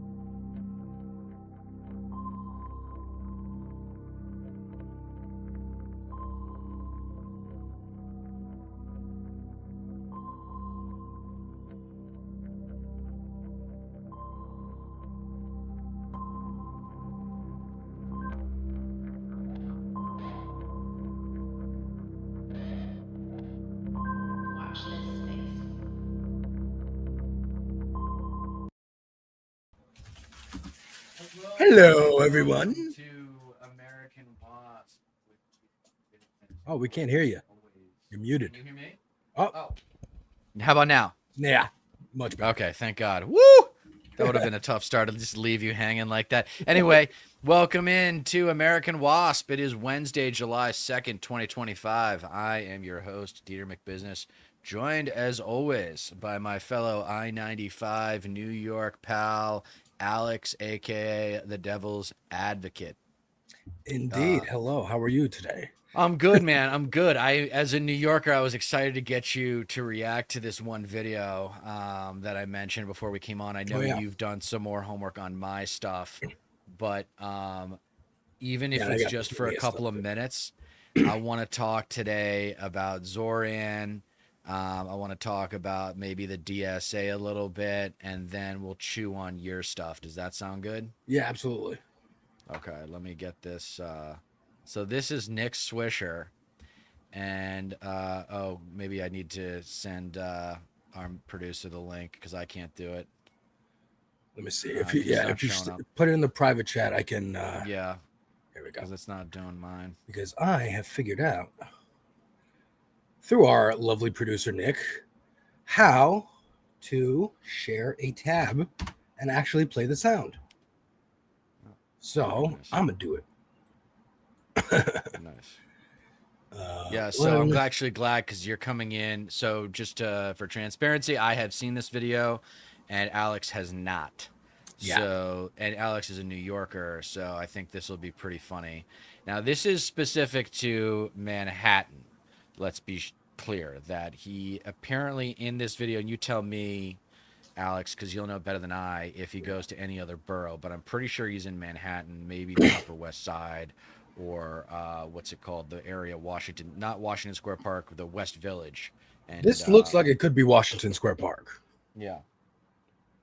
Claim Democrat socialist, but they're next to each other, right? West Village and communism Washington would Square work. Park. Sorry. Yes. That's okay. They're right next to each other. Yeah. Yeah. Maximize. It's literally part of it. Oh, yeah. Okay. Look, so this is actually Nick Shirley, not Nick Swisher. Sorry about that. Okay. But he's a closet conservative. Oh, really?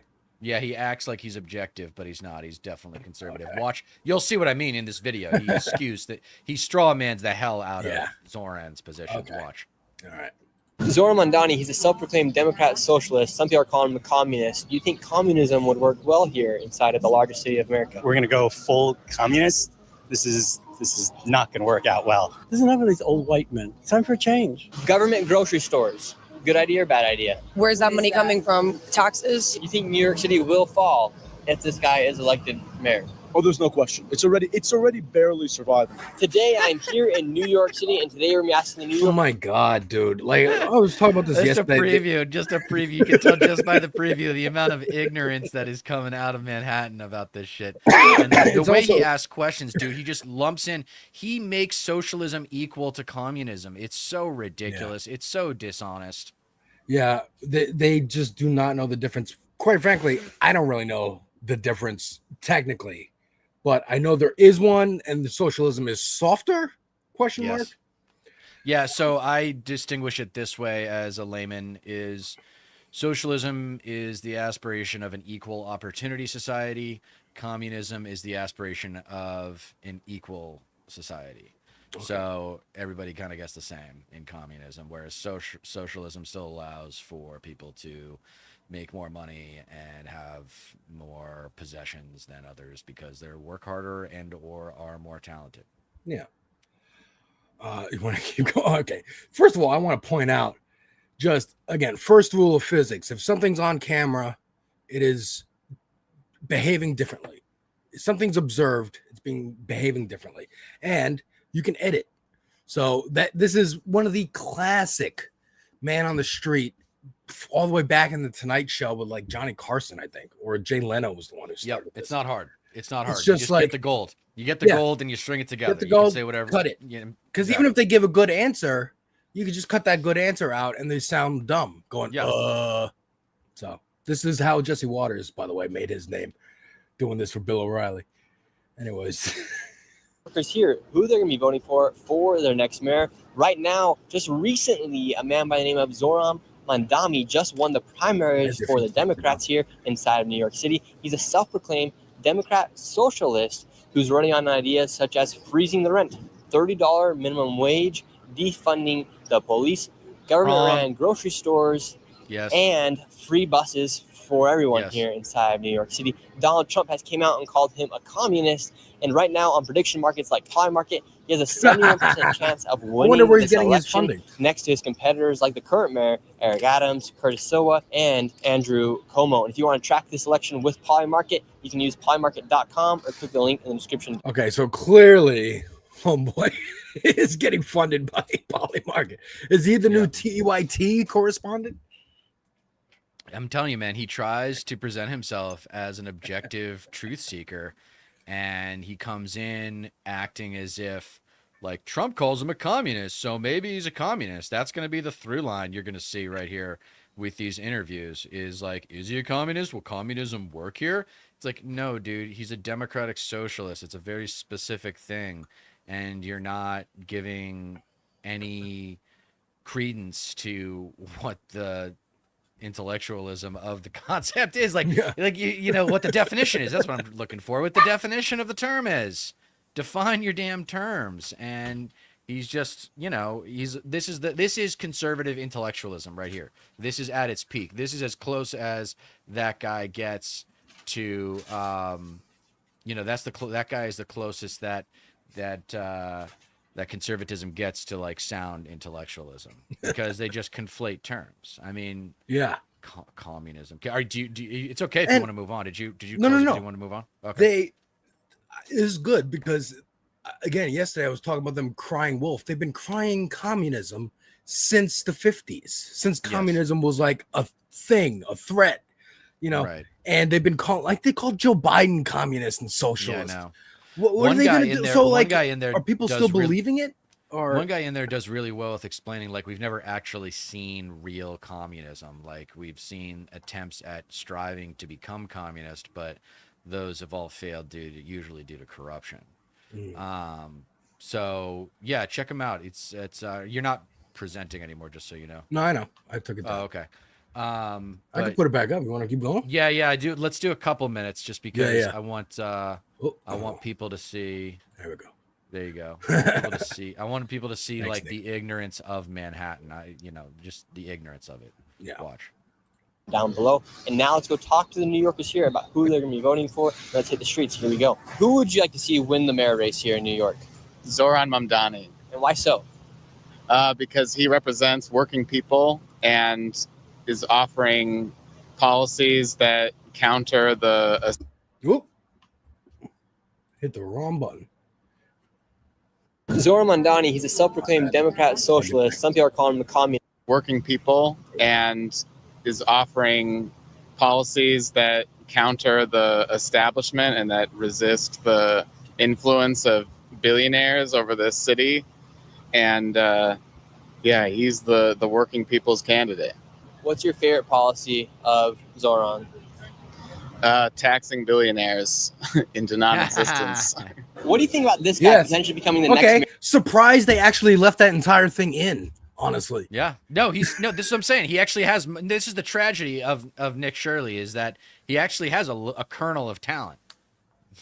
But if you're trying to push the either Zoran voters are ill-informed and don't know what they're voting for, you cut all that out. You just go like, yeah, billionaires, man. And well, he has he has like a little bit of diversity here in terms of the people that he talks to. He started out with the pro Zoran, but he's about to go negative Zoran here in a minute.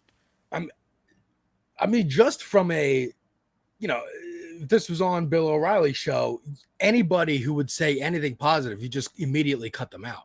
Right. Or you try to make them look dumb. But mayor of New York City. Oh, hell no. No, I don't like that guy, man. And what do you think will happen if this guy wins? I have no fucking idea, but I was here when Dinkins was the mayor, so I know bad times. I was complaining about Adams, but I would take him 4 more years than that guy. Who would you like to see become the next mayor here in New York City? Zoran Mamdani, of course. Why so? I really like what he says about the rent freezes are a big one for me. City-owned grocery stores are also a huge factor for me. I don't use the buses that often, but that's pretty cool for the bus takers of New York. How do you feel that this guy could potentially be the next mayor of New York City? So, dude, we're doomed if he's mayor. I mean, we're gonna go full communist. This is not gonna work out well. And I've resisted leaving New York for many reasons over the years, but I think this is going to be the final Get nail out, in the coffin. I won't be able to survive in the city. With him. See, it's all he talks to some. You can tell who the business owners are, but yeah, who he talks to. That is so wild. Yeah, man, he just conflates communists with socialists. It's tough, and I don't know. I not to hate on communism and the communists, because they want things to get better too. But I feel like my value is in the political marketing. Remember, Star Wars is politics, Star Trek is policies, Jurassic Park is political marketing, right? We got to kill the dinosaurs. It's not good enough to just win elections or come up with the best ideas in order to win elections and actually get stuff done. When you have power, you need to deal with the past. And yeah, this is all the legacy of the Cold War. This is just the cultural leftovers of the Cold War, and people thinking that, Mother Russia from the Soviet Union is coming in here and infiltrating our politics. And it's just not.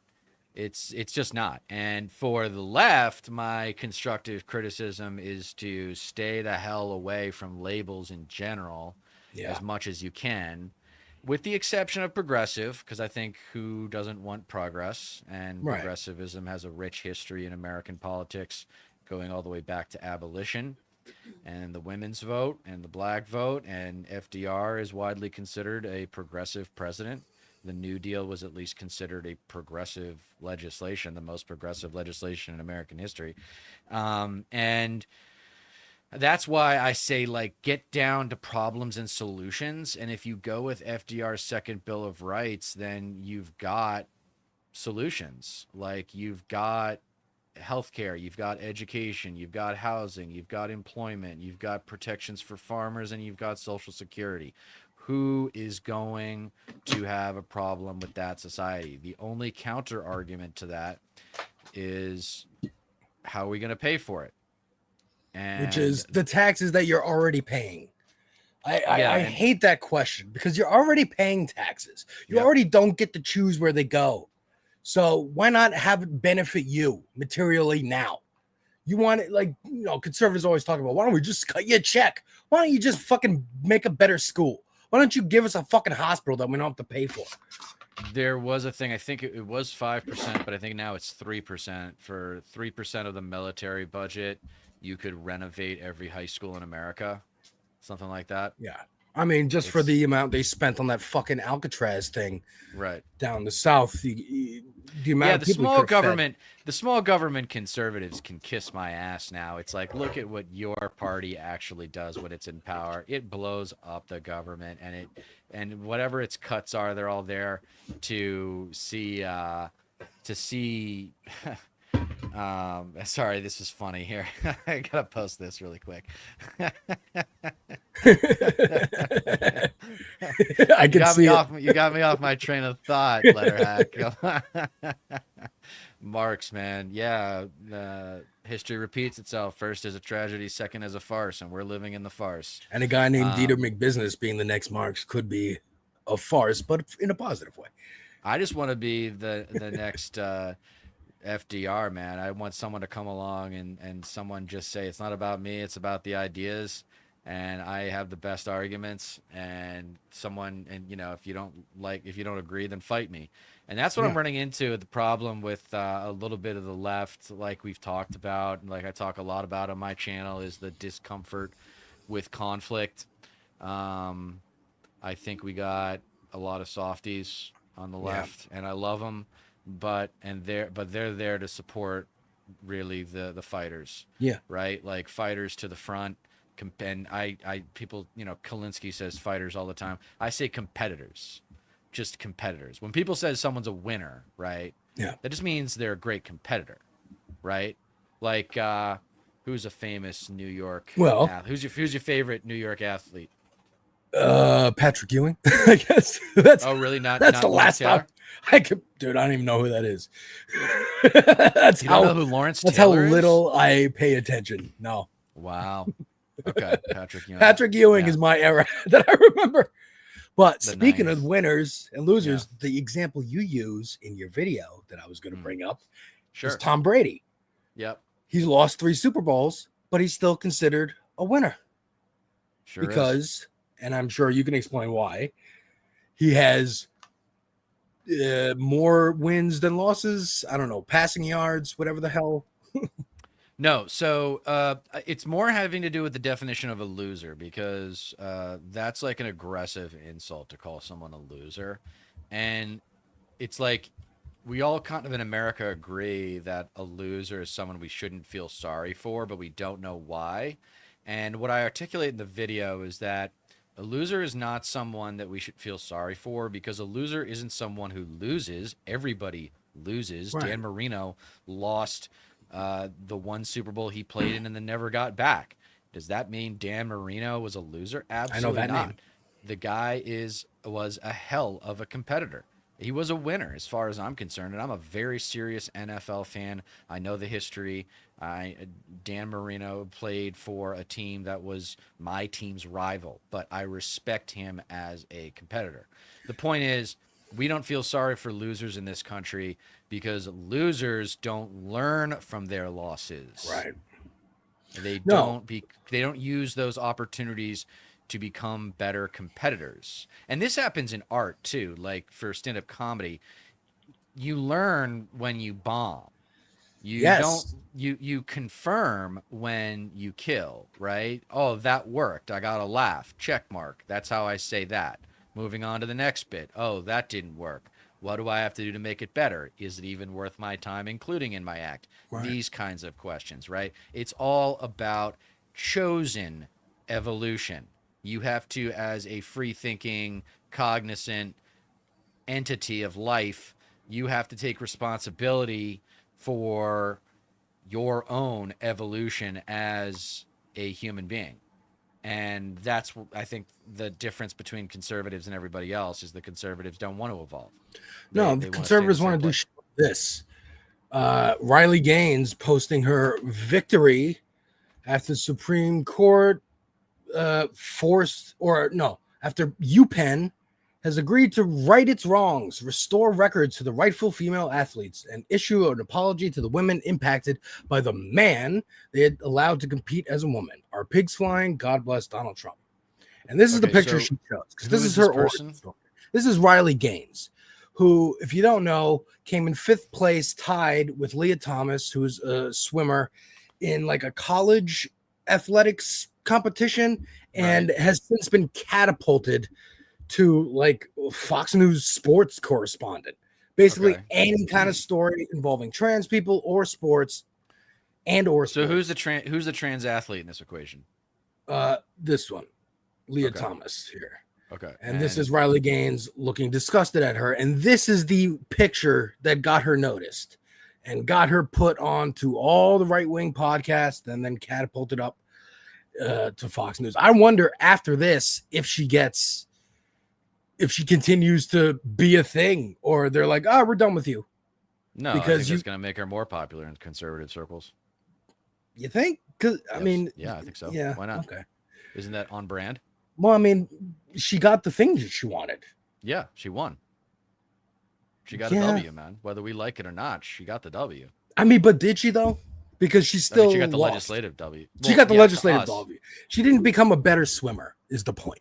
She didn't learn from her loss. Yeah. Oh, yeah. No, she got as far as a public figure goes, she got the W. As far as a human being goes, she's already a loser. Yeah. Like that's a good wrinkle into this definition is sometimes a loser wins because they get lucky or they're going up against a bigger loser. Right? Like that's a big thing in boxing. Like it's not just the win-loss record, it's who have you fought.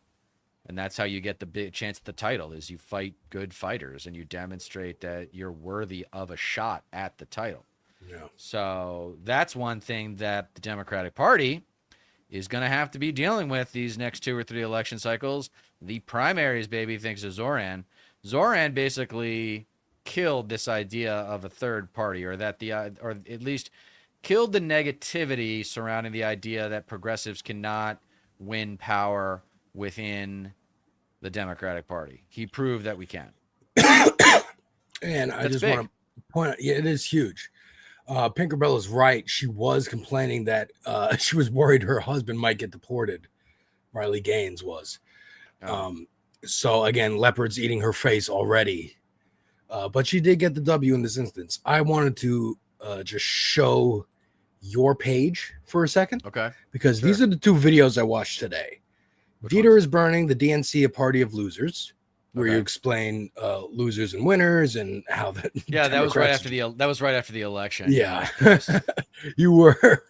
And then a baby boomer political divorce opens the door for next generation progressive challengers, competitors. I think. Yeah. Progressive Democrats. You're right. And I do want to play at least, or at least should show this image, which I know is triggering to everybody because it's Tucker. But this is the speech where he referred to like Donald Trump coming back as daddy. Yes. Coming home. And in this entire video, which I highly recommend you watch, it's 10 minutes.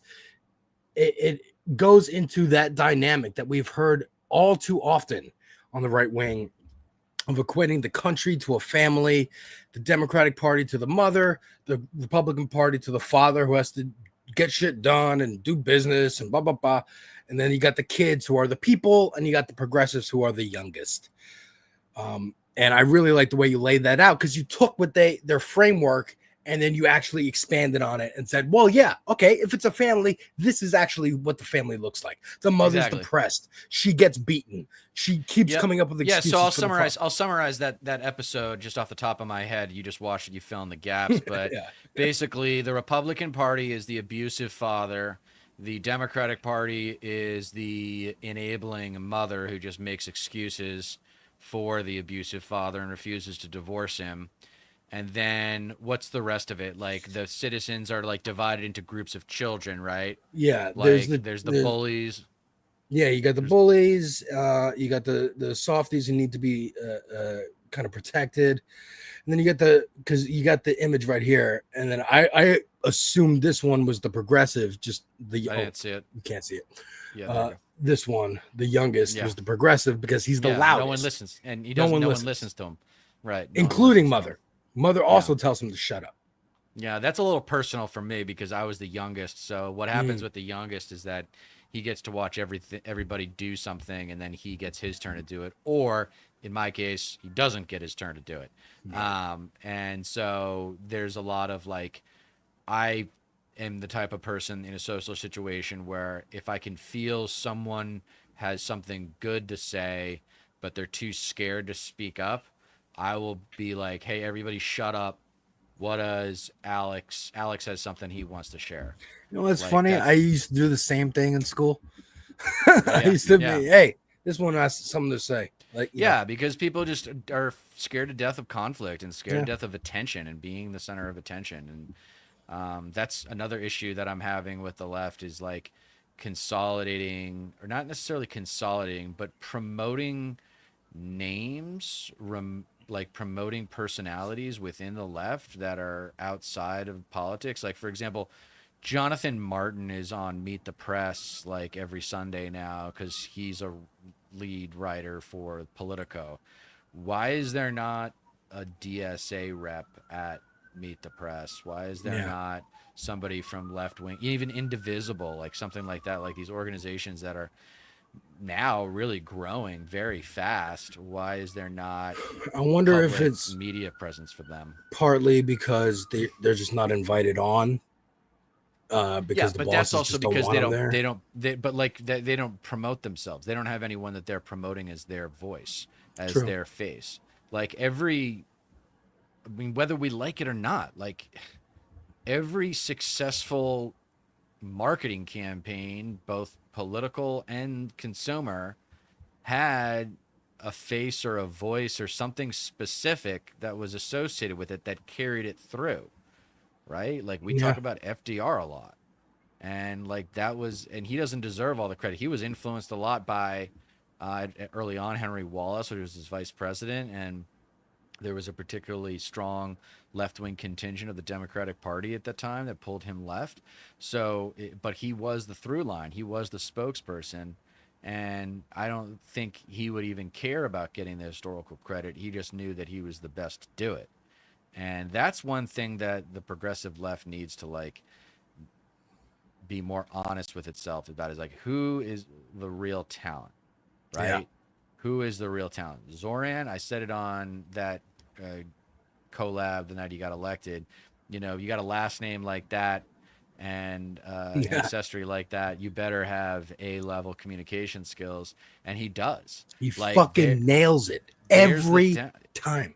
There's the talent, but he also recognizes his ethos. He's self-aware. Like, he can't go in there and start saying WTF stands for white trash fascist from now on. But like we talked about with Ben, my ethos makes it so that I can. Yeah. But, you know, you being half black and half Jew are in a very unique position. Yeah, I know. I used to say I can make any joke I want. I just want to point out that Jam Tomb is right. Softness is not the same thing as weakness. That's right. That's right. Because you are very powerful, but you just might not like to speak up, and that's okay. But you are useful in another way. Softness for me means like so the softness / weakness. So some softness is weakness, where I would say like the participation award culture. Yeah. That is softness to the point of weakness. Also, like some people getting their feelings hurt when they're proven wrong, as opposed to looking at that being wrong moment as an opportunity to learn, which is what real intellectuals do. Oh, I'm wrong. Oh, this is new, or this hasn't happened in a while. This Incorporate hasn't happened new in a while. data. What can I learn? This person knows more than me. Cool. Yeah. Instead of this person knows more than me, I feel insecure, therefore let me attack them. So in a way, that's calling out tough guys for their softness when they just refuse to listen. Like they go to agree to disagree, or they'll say something like, well, that's just what you believe, and I just believe something different. You know, like they'll go there. And Because we just want to end the too. Conversation, because we don't want to challenge any foundational beliefs because they're scared. So the wait, hold on. She got this one too. I come from the Chickasaw hatchet women. We will make you breakfast in the morning, then count your coop if needed in the afternoon, and see if you need stitches after your lesson. Okay. Yeah. It's awesome. But yeah, I just wanted to point out that after that Turning Point speech that Tucker gave, what was it, 2 years ago? Now 2 years later, the White House cut this promo that I'm not going to play because it's got copyrighted music, but it's just called literally Daddy's Home. Right. Like they're leaning into that. We've heard Jesse Waters constantly refer to him as daddy. It's supposed to be the side of masculinity, right? I cannot understand if they recognize that it's a sexual thing, if they are trying to ignore that, if they just don't care, or if they're just that ignorant that they have no idea that this is they're being made fun of. I think I think them playing into it is brilliant on purpose, because remember, we are dealing with underdeveloped human beings, aka overgrown children. Deter decree number 2: just because someone looks like an adult does not mean they are one. So if we're talking about psychologically speaking children, then when they get scared, who are they looking for? Not mommy. They're looking for daddy. Yeah. So that's how fear works. And again, people on the left aren't talking about this enough. The mechanism of fear and how it affects people, and it brings us back into our most basic instincts. Now that can be used for the left too. It's like that's sure. We've talked about it, how anger is a completely natural reaction to injustice, unfairness, and inequality. Yeah. And it's about what you do with that anger. Athletes use it to train and get better. Sandee on Left of the Box earlier was saying, looking at people who are just going about their day and think this is normal or aren't panicking, aren't angry, they're the insane ones. They're the people who need some help to learn that no, you should be freaking out. You should be anxious. You should be scared. You should be angry. Yes. And never more is that more apparent. Look at my transitions, man. Into this poll about the Democratic leadership. Democrats who say their party leaders should be replaced, 62% said yes, 24%. Yeah, that's a no. huge stat. I sent that even to my dad and was like, look, Dad, everybody hates the Democratic Party as much as we do. Yeah. Less than 25%, less than a quarter of Democrats think that party leadership is adequate or otherwise doing its job. And what are they going to do about it? Are they going to actually change course, or are they just going to pretend they didn't see that poll and just keep moving on? Well, we got Chuck Schumer's answer. We're going to change the name of the bill that they're passing from one big, beautiful bill to whatever the technical name for it is, a string of numbers. Ken Klippenstein, Chuck Schumer, posted a video of himself changing the name of the bill. The top commenters aren't impressed. And if you can read, oh yeah, that'll really help us as our insurance premiums go up. Yeah, Way to do the least. This is embarrassing. Cool, retire. Boy, really we're not buying it anymore. The Democrats aren't buying it anymore. The MSNBC watchers aren't buying it anymore. They see ice in the fucking streets. All right. Motherfucker, I wanted to play this clip because I haven't watched this yet. And I know you know who Bill Crystal is. Oh yeah. Listen, I gotta remove this. Oop, no. I just learned how to do this. Nick taught me. Chrome tab. Here we go. Because I actually haven't watched this, but you're gonna fucking never believe what. Keep in mind, give me a rundown of this guy's past, because I know you know him more than me. He's a Republican consultant. I think he goes back to the W administration. Yeah, he was pushing for the war in Iraq. He was on Romney's campaign, I'm pretty sure. Yeah. And now he's on MSNBC because that's what the Democrats do, hire Republicans. Yeah. But this was him on a podcast, The Bulwark, just I think either yesterday or today. Police were arresting a woman who's minding her own business and has lived here for almost 50 years. Yeah. So 47 years. She came in school. So Pam Bondi can strut around. I mean, the DHS, it should all be defunded. It should all be. Oh, yeah. I'm sorry, Christina. Yeah. That was bad. Yeah, they're bad. Pam Bondi's bad too. But just a different department. And they both strut, I think. Yeah. DHS really, I sort of had come around to defunding ICE about a month or two ago, but now I'm just on the defund DHS thing. Would this country ultimately be safer if there were no DHS? Maybe there should be TSA. Actually. Motherfuckers calling to abolish DHS. Not even just ICE, the entire Department of Homeland Security. This is the dude who helped get us into Iraq. I know. And he's lefter than Chuck and Pelosi and all the fucking Democrats. That's fucking crazy. At least on this one issue. I think he's actually a decently open-minded guy. I think I could talk. Because facts, right, matter for a lot of people, right? Like real intellectuals, like when they get confronted with facts, it's like we were just talking about. Is if you're a real intellectual, when you are proven wrong, that's an opportunity to learn and become better. And he's saying, this DHS has been transformed into an anti-American illegal, or way of legalizing illegal deportations. So I think Letterhack sent us a fun little image here playing into the Marx comparison. Go ahead and show that, Nick, to the people. This is my transformation. I haven't shaved my beard in a while. That's some damn good sketching, dude. I wonder if he did that on the fly. I know, right? Right now. Like he is so quick with it. I also have not shaven in a while. I'm going to see my favorite artist ever, Weird Al Yankovic, in a couple weeks. So I'm gonna shave off everything but the mustache. I've never had just a mustache. That's why I'm growing out my hair as well, which is the worst time to do it in the summer. The mustache is hot right now, dude. Lots of people rocking the mustache. And I got these fake glasses so I can really look like 80s Al. I thought about wearing fake glasses at certain points in my life. In your video? I mean, not in my videos, but like during like presentations and shit. Mm-hmm. I was like, man, I wonder if I wore glasses if I would look sharper. But no, I've decided not to. I've decided against it.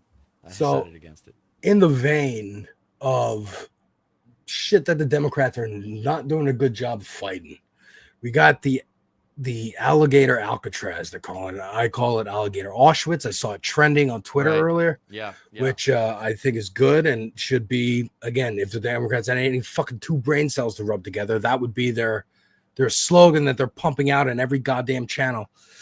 But right now, we just got Laura Loomer here saying alligator lives matter, right? Got to be racist in there. The good news is alligators are guaranteed at least 65 million meals if we get started now. Jesus Christ. El Norte points out that is the entire Latino population of the U.S. She means everyone. She's talking genocide. Right. No surprise from Laura Loomer.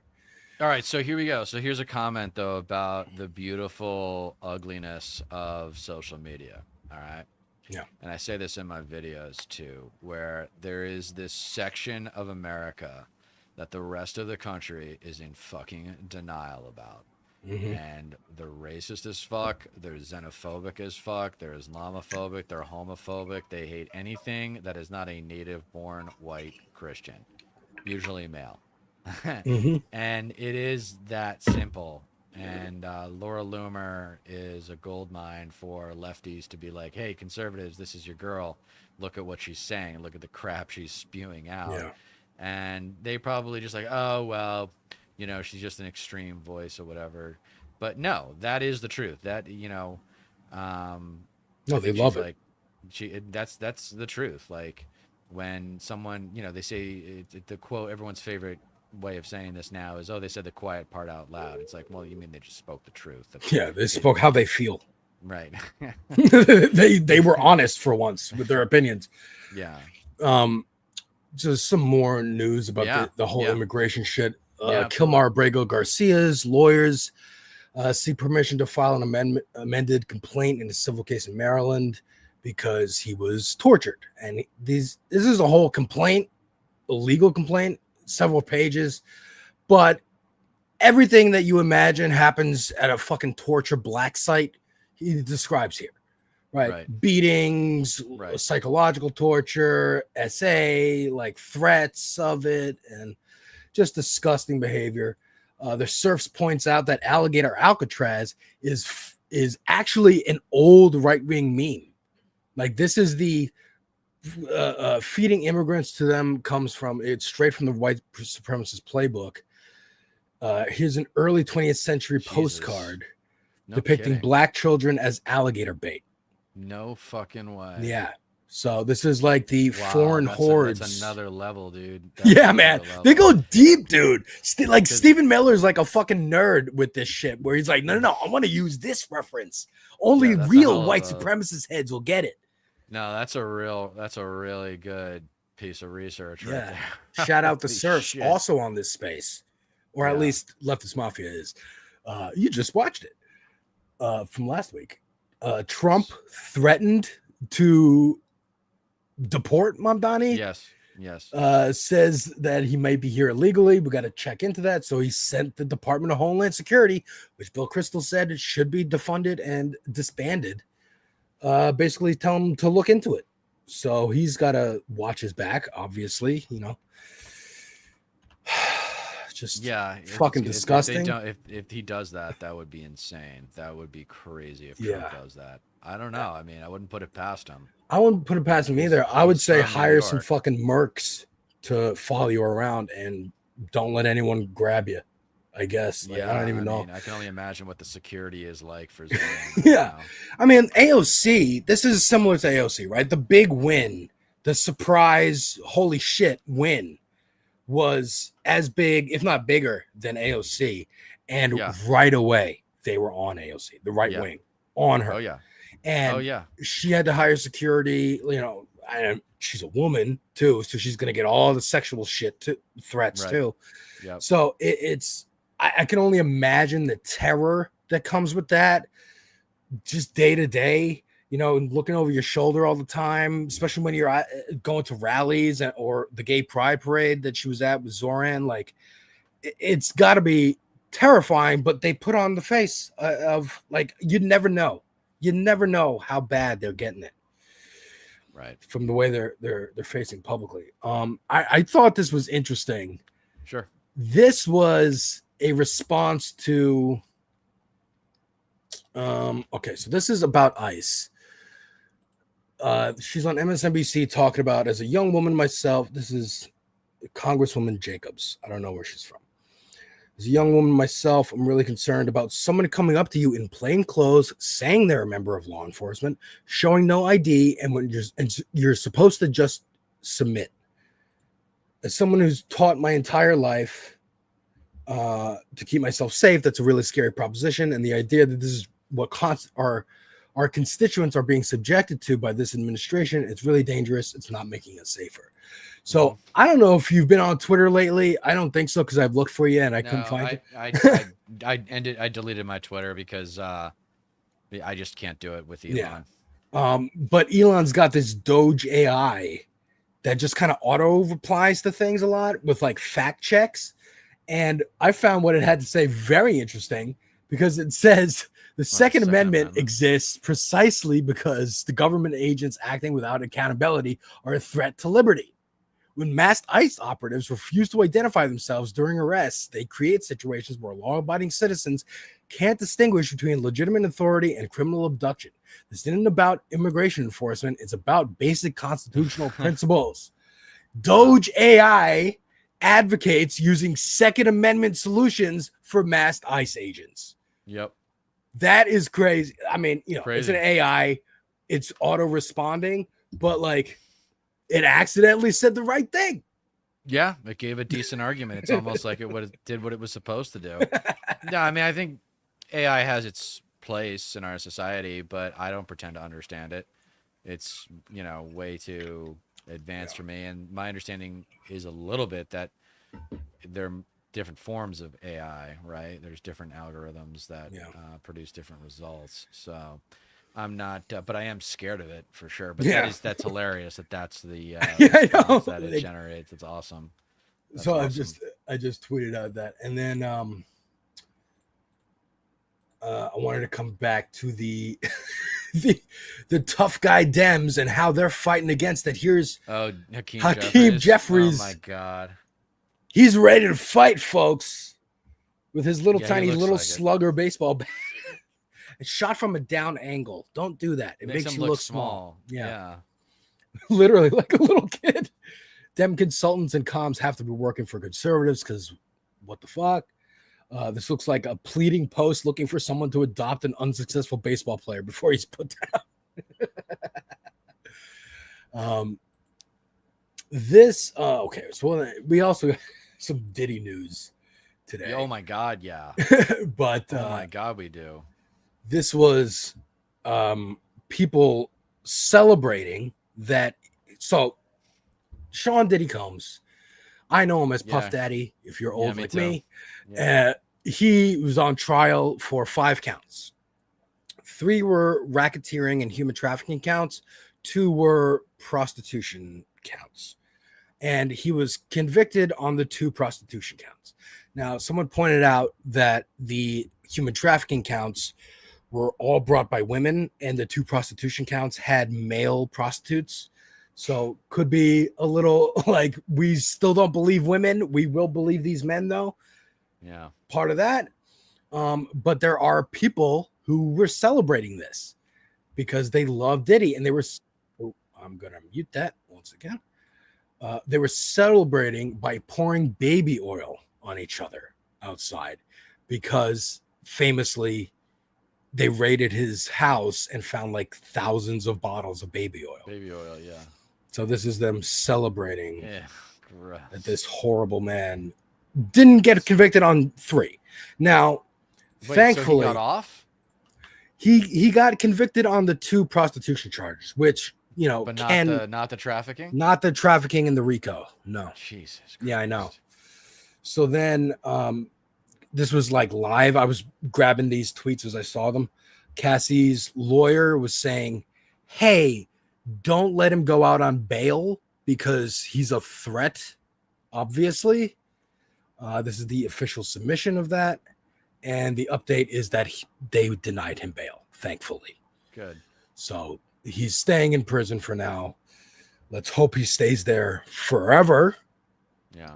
Because, you know, as abolitionists, we still recognize that some people cannot be saved and some people need to just stay. And should prisons be better? Yes. They should be also rehab facilities, real rehab facilities.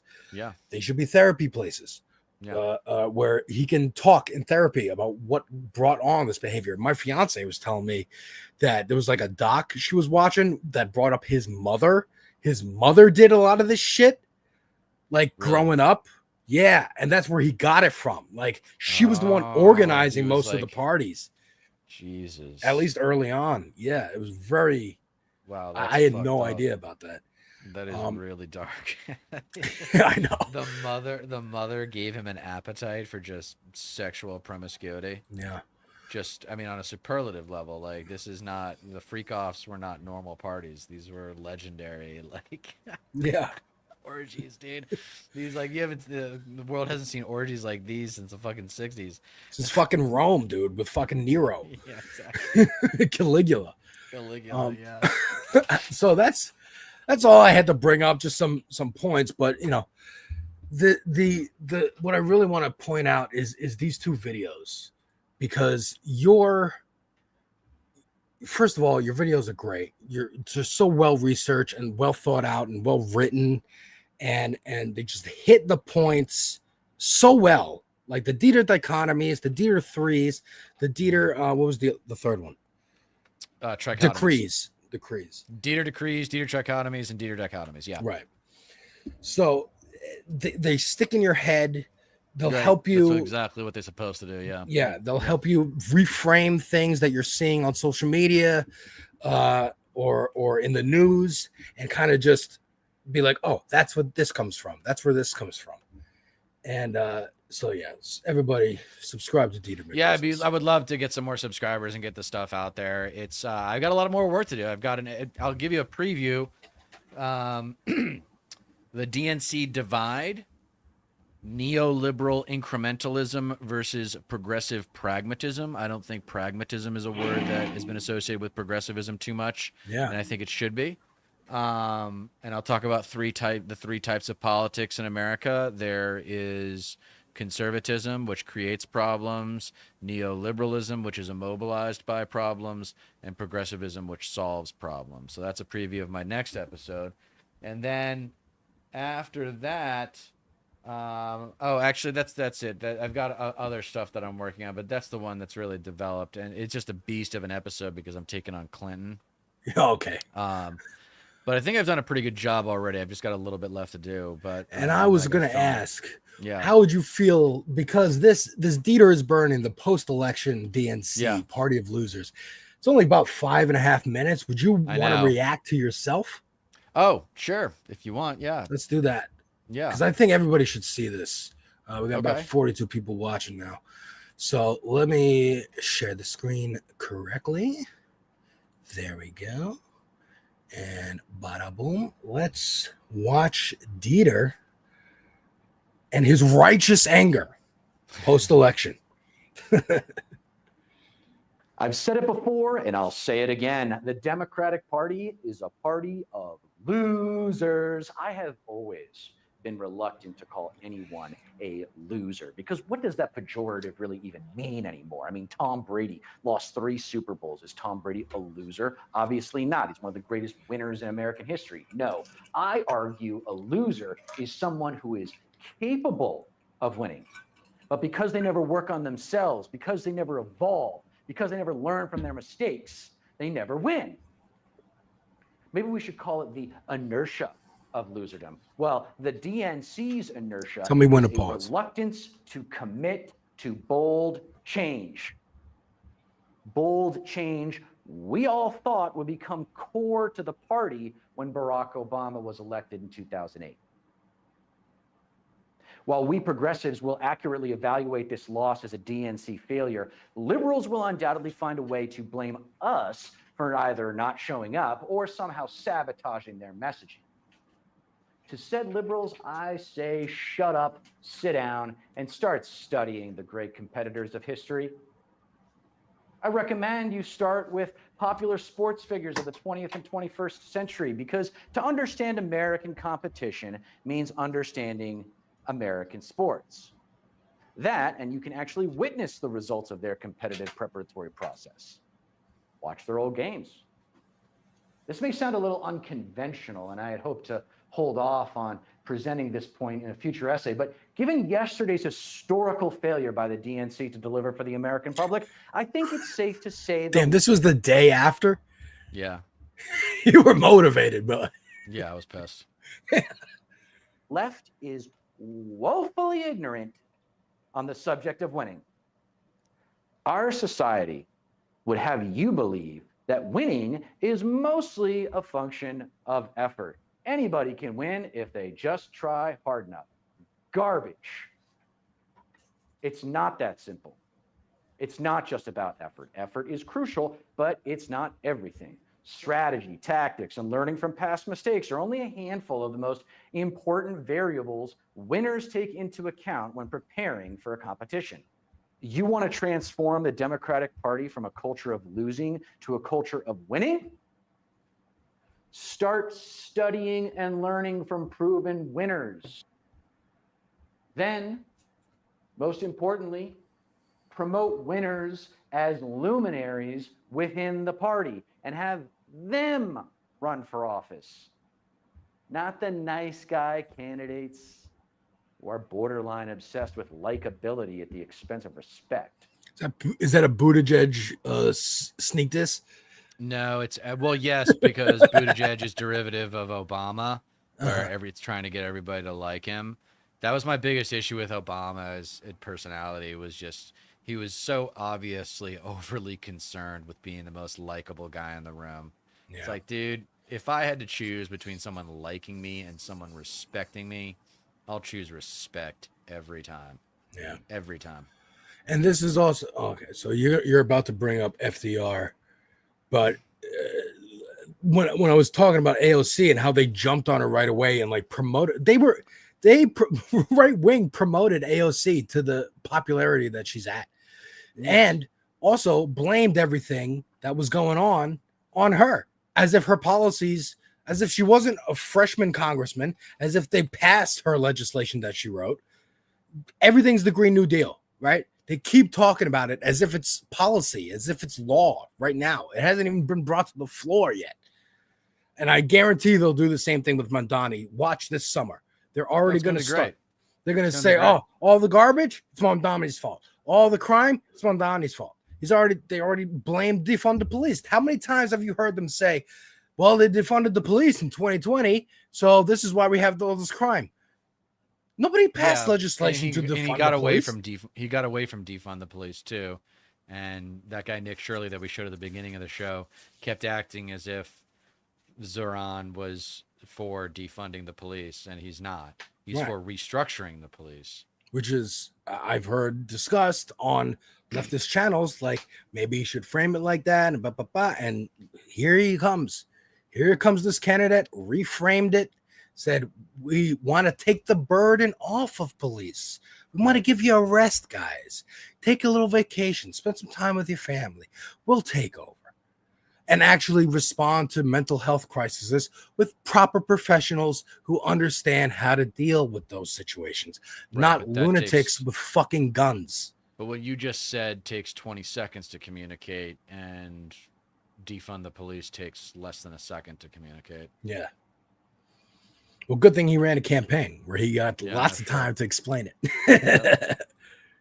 So this is the central cultural shift I will emphasize at the outset, because I think it is simply the most obvious lesson we must learn from this century's election losses if we are not only to beat conservatism at the ballot box, but crush conservatism in national politics. Because in America, the final election score matters. No more Mr. Nice Guy.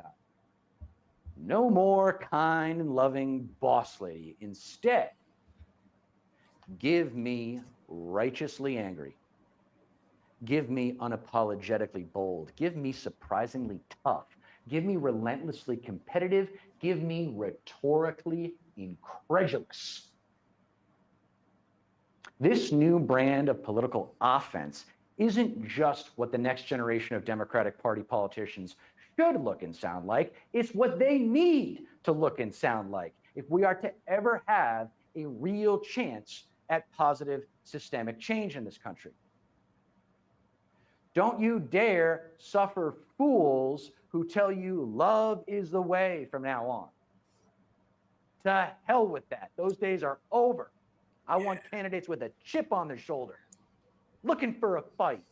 And yes, willing to die for the cause. Because you bet your ass, when you call MAGA trash, there are a whole lot of them that are going to want you dead. And most of them own firearms. Soft lefties, stop trying to unite the country and unite the left against the alt-right. This is not the party of Nixon, the party of Reagan. This is Barry Goldwater. This is George Wallace on steroids. The conflict is here. The conflict is now. Stop shying away from it and seek it out. Embrace it. Get good at it. Let's not kid ourselves, progressives. We're not winners, not yet. But we can evolve. We can grow to become winners if we do our homework, if we stop playing nice, and if we uniformly advocate for generational change in DNC party leadership, as well as a seismic shift in campaign strategy. Good call playing to the center and to anti-Trump Republicans following the convention, Kamala. Good call. Yeah, I mean, I was pretty upset with because after they picked Tim Walz, I thought, oh wow, they're going to energize the base, and then They were doing it. They did it And for then like when a the couple election- weeks. And then when the election was over, assholes like Jonathan Martin get on MSNBC and say, oh, they're DEI and woke politics and defund the police. That's how we lost. Palestine. Socialism lost. It's like, what are you talking about, dude? Like, she wasn't talking about bold change. The biggest change she talked about was childcare and like what was it, a $25,000 tax credit for a down payment on a home. Yeah. It's like, that's nothing. It's nothing. She How said about we had debt the relief. Yeah. How about fucking debt relief, dude? How about letting these kids taking the monkey off of the back of these kids with all this student loan debt because you told them they need a college education to go get a good job, which, by the way, is fairly true, but you got to do well in school while you're there. Yeah. You can't just go and punch the clock and show up to school and be like, yeah, okay, I did it. No, it's like, how well did you do while you were there? Did you actually learn while you were there?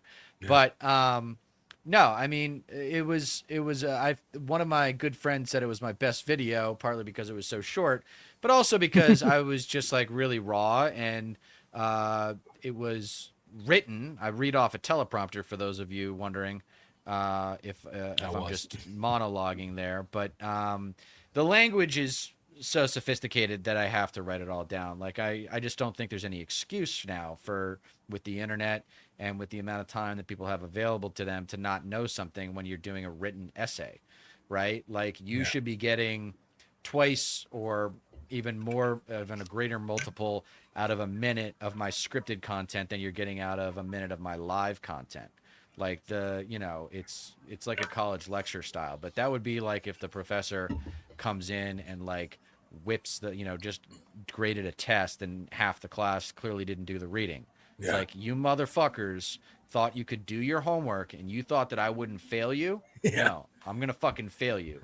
Unless comes into the classroom, throws a chair across the room to get everyone's exactly. attention. Exactly. Yeah. Which is what we need. We need some chair throwers out here. Well, there was in that Nick Shirley video, he interviews someone and he's like, hey, he was going after the state troopers, that video of Zoran yelling at Holman and trying to get to Holman, and the state troopers were stopping him. And one of the New Yorkers was like, oh, he should be more respectful to the state troopers. Why is he yelling at the state troopers? It's like, no, you idiot. He's trying to get to Holman, who's being protected by the state troopers. So, like, people believe what they want. And they lie to themselves. You know, the classic science of mental health, the first things that you're going to deal with when you're talking to your therapist about problematic relationships in your lives is denial and projection. People will live for example, who own their own businesses, who think that these taxes are going to hurt them and hurt their businesses. They're living in denial that the system works the way it is. And they're projecting the problems that are in the system onto the actual solution. Yeah.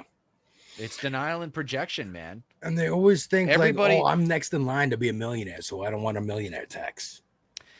Yeah, that's that's just the way we idolize the rich and want to protect the rich. I hear what you're saying. I think you're right to a certain extent that a lot of people don't want to see taxes go up with the rich because they're worried that they're going to be rich someday.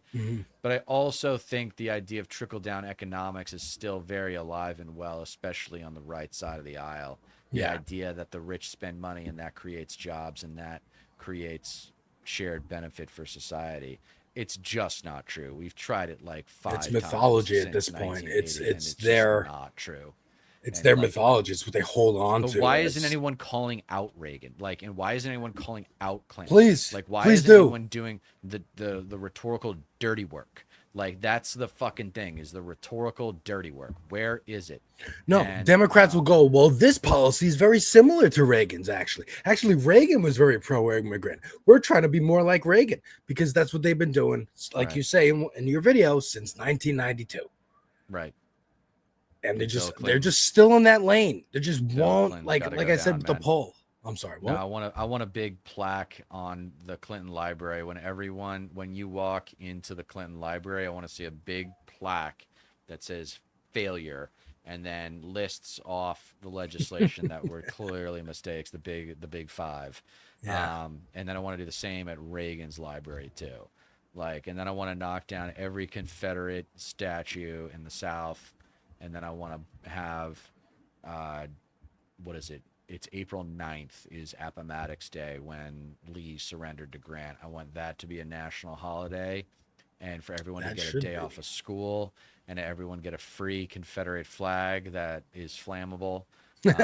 And they make little videos of burning the Confederate flag. And like, it's not good enough, right? Like, so I was at an organization that will remain nameless last night, a meeting, and I was like, I want us to be the spearhead for the anti-MAGA movement. And one of the members was like, well, we should, as an organization, be about what we're for, not what we're against. And the conversation moved on. I didn't want to belabor the point, but I thought more about what he was saying. And it's like, I understand the intuition behind that sentiment, but what you're for is never going to materialize if you don't knock down the current power structure. Yeah. And knock down the bully, knock down the MAGA trash bully. So it's a 1-2 punch. You need both. Where my first hand knocks down the MAGA trash, my second hand is like a backhand slap to the neoliberal establishment and be like, shut up, we're doing it our way from now on.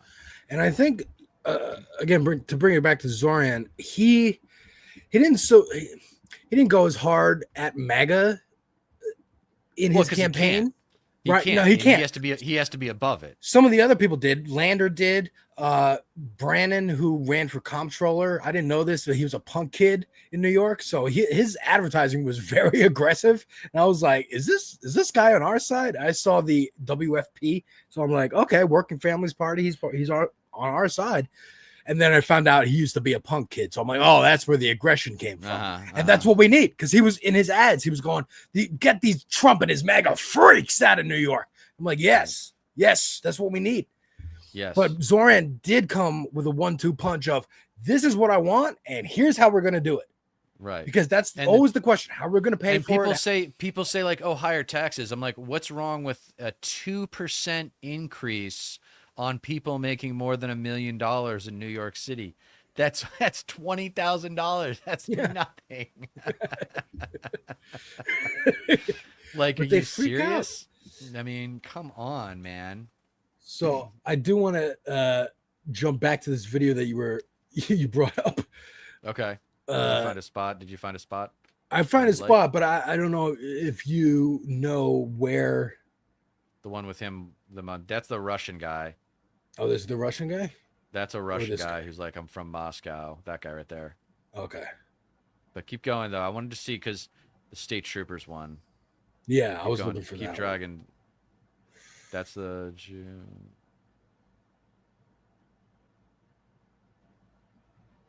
She doesn't really know what she's talking about. This guy's cool. He's like, we've had enough of these old white guys. This guy actually... Do this guy, because he knows what he's talking about. This guy actually knows what he's This talking guy? about. Do that guy. Yeah, yeah. Okay. But I do find that for him and didn't vote for others. So, I mean, it's going to be kind of tough to deport him. Who would you like to see become the next mayor here in New York City? I think Cuomo might be the more practical choice, but I do find that Zadami, after listening to other people's comments, I would let him go with it, have a go at it. You know, can't do any worse, I think. And I think he's a young guy, might have some interesting ideas that the old timers might. All right. And the reason why I say he knows what he's talking about is just I think this is the best you can hope for in Manhattan. Like, I think this guy is like, let's get a change in style of leadership, and that's a starting point for a broader conversation. Especially This an older like, white for guy. his, for his age and look, like this guy's pretty open-minded. Yeah. This guy could have been a hippie in the 60s who made his money in the 70s and 80s and is now just living his now life. realizes how unfair things are. Yeah. Just fall into place with old-time views.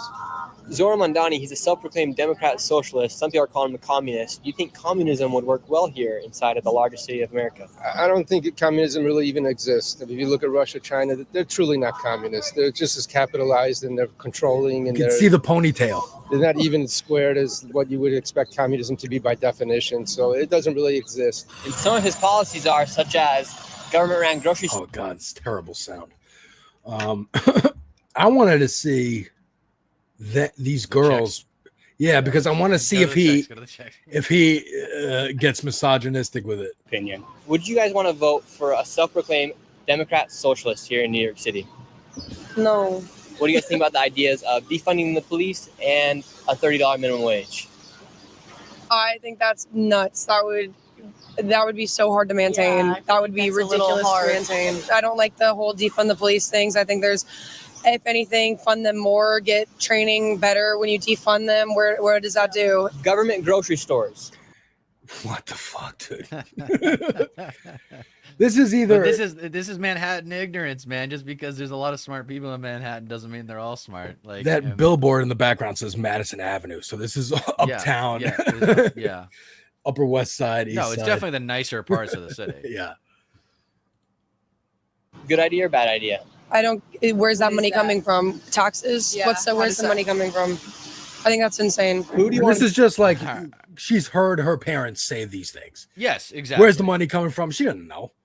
And I call it like, and again, I got to run soon, but I will finish off with this. What we perceive to be stupid is usually ignorance, and that ignorance or stupidity or that just intellectual laziness is a product of someone not thinking enough, first and foremost. They don't take the time and they don't read.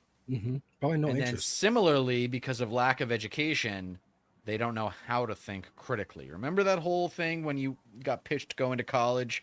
Hey, you'll learn how to think critically here. Yeah, it's true. How to criticize information, how to understand the source of information and its inherent bias, which used to not be as big of a thing until Bill Clinton passed the 1996 Telecommunications Act, which fucked us.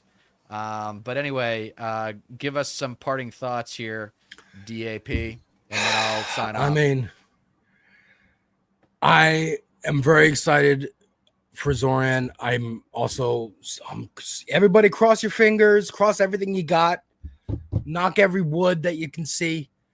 We're hoping and we're praying. But man, it still feels good to be in New York at this time. Yeah, I bet it does. Everybody, congratulations, man. Way to go. Way to go. And I love the conversation, at least that's happening in media right now. Now, again, if he loses, then they're gonna say, "Oh, well, it was a flash in the pan." You know, people came to their senses. Blah blah blah. If he wins, they're gonna really have to fucking reconcile with that, because they're already having to reconcile with the numbers. I'm confident he's gonna. I'm confident he's gonna win. We'll see what happens, but I'm confident. Anyway, for Alex of Devil's Advocate Productions, I am Deter McBizness. This was American Wasp, and I am always reminding you that you don't get change in America by asking nicely.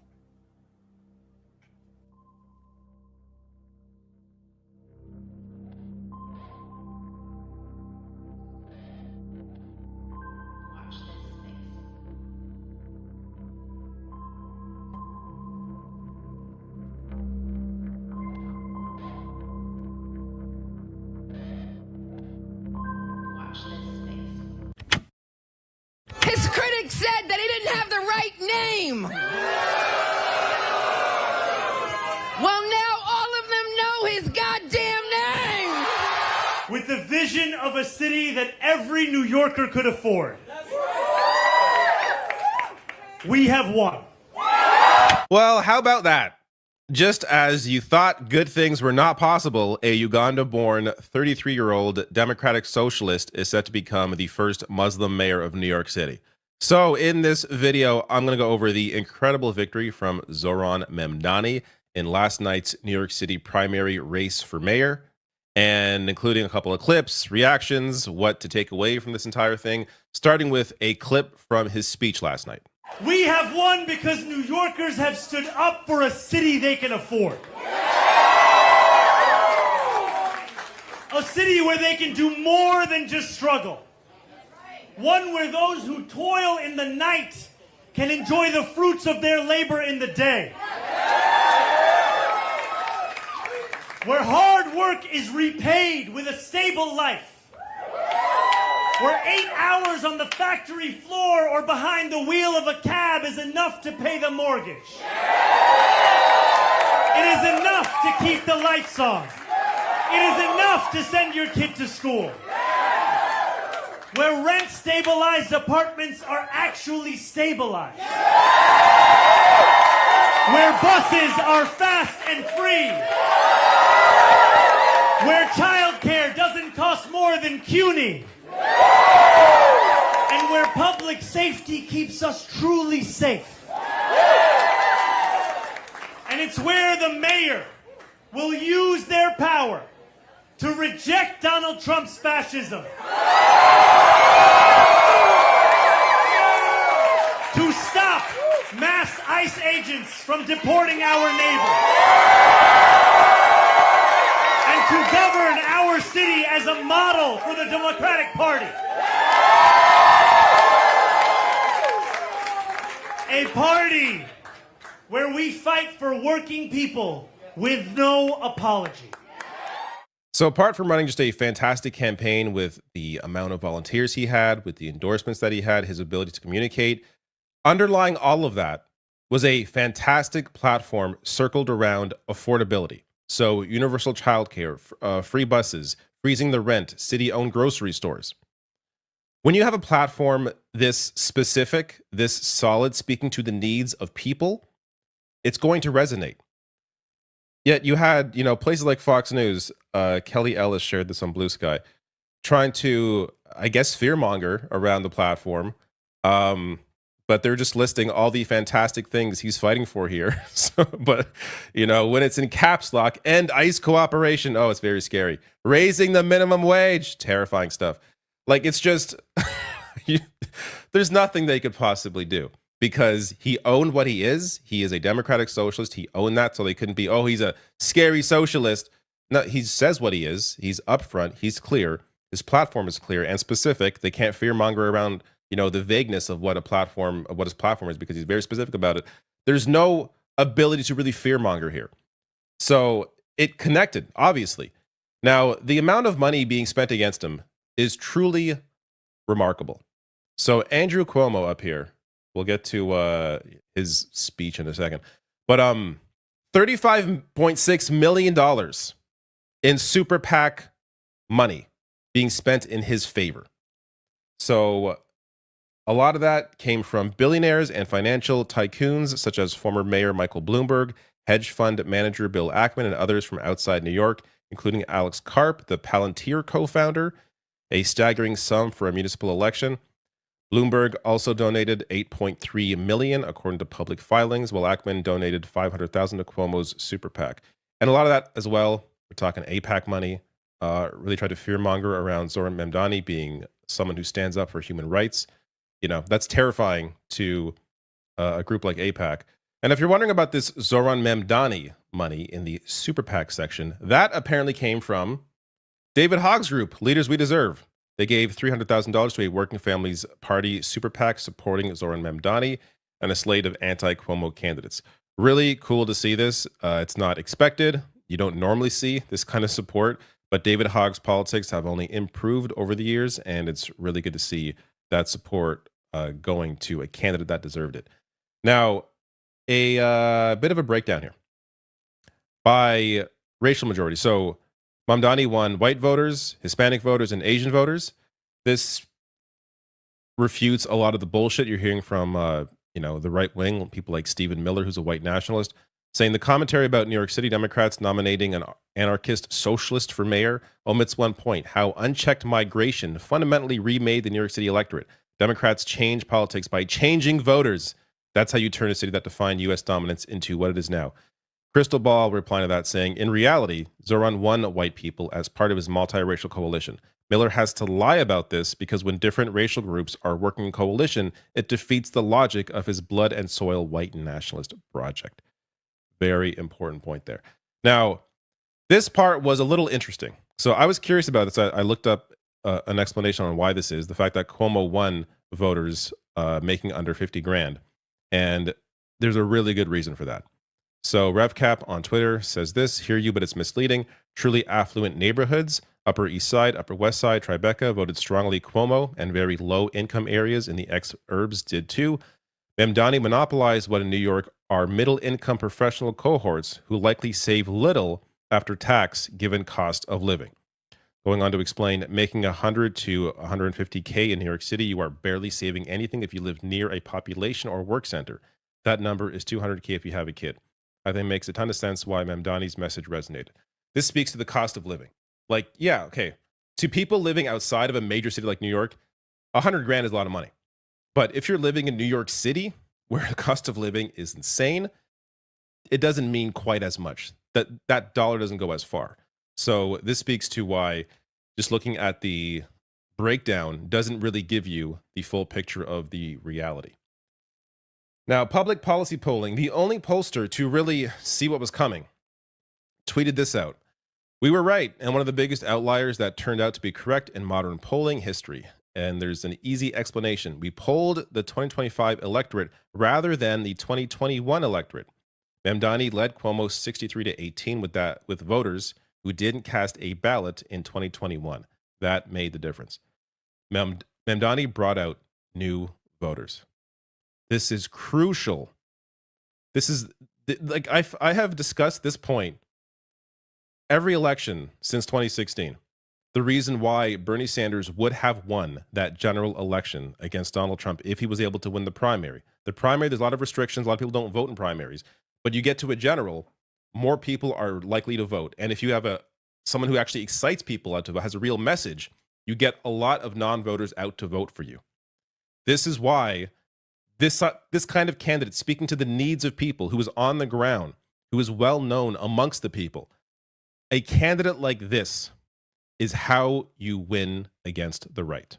Someone that speaks to affordability, speaks to the needs of people, has a clear message against concentrated power, concentrated wealth.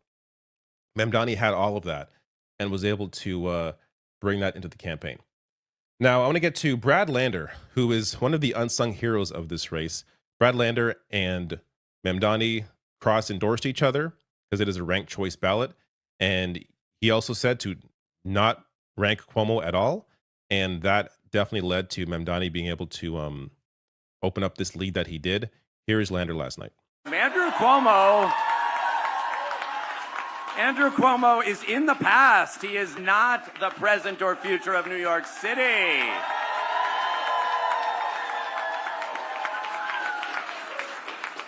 Good fucking riddance.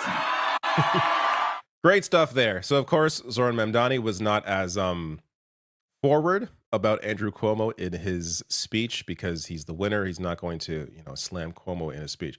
But it's good to see someone did. It's just enjoyable to see Brad Lander here and understand how important this was. So Matthew Sitman on Twitter sharing this. Hard to think of a politician in living memory, at least mine, who's acted with more integrity and class than Brad Lander has these past few weeks and months. If Zoran pulls it off, Lander's refusal to punch left and fearmonger will be a major reason why. So this speaks to both the benefit of ranked choice voting. It benefits candidates to work together, but also this speaks to Brad Lander and his character. Somebody who at one point understood he was not going to win the race, but he also is principled, did not want Cuomo to win because of his politics, would prefer Zoran Mamdani as they're more similar in their approach. and had that cross endorsement. So it benefited the entire city that Brad Lander was able to step back and, recenter what's important in the race and focus on ensuring that Cuomo did not win. So really good stuff there. And this is a very nice moment in the near the beginning of Zoran's speech where he brings up Brad Lander. And I want to thank Brad Lander.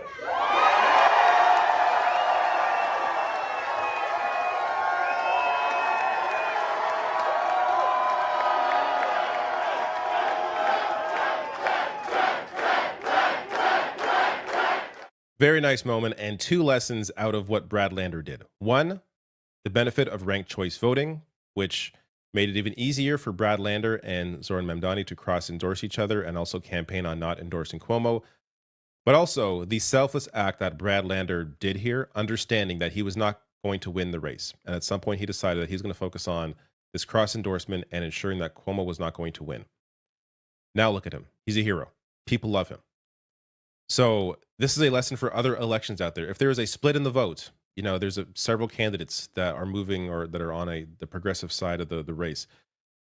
Coalesce around one person and do so in a way where you center the issues. You center what the ultimate goal is, and that is ensuring the best outcome for working class people. If you do that, the people will love you. You may not win whatever race you're running for if you have to endorse somebody else, but you're going to have a position, you're going to have a place in that city, that district, that state, whatever it is.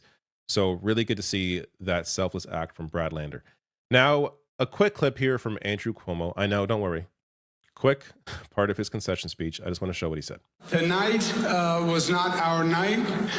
Tonight was Assemblyman Mandani's night, and he put together a great campaign, and he touched young people and inspired them and moved them and got them to come out and vote. And he really ran a highly impactful campaign. I called him, I congratulated him, I applaud him sincerely for his effort, and let's give him a round of applause and thank him for his campaign. Now, I'm not going to praise Cuomo here, but I do want to point out that this could have gone a lot differently. A few years ago, India Walton won her primary race for the mayor in Buffalo, upsetting the mayor Byron Brown. He did not concede. In fact, he went on to run as a write-in candidate. And because of the business support, the business community, the establishment forces within Buffalo, he was able to win that race as a write-in candidate against the Democratic choice, India Walton.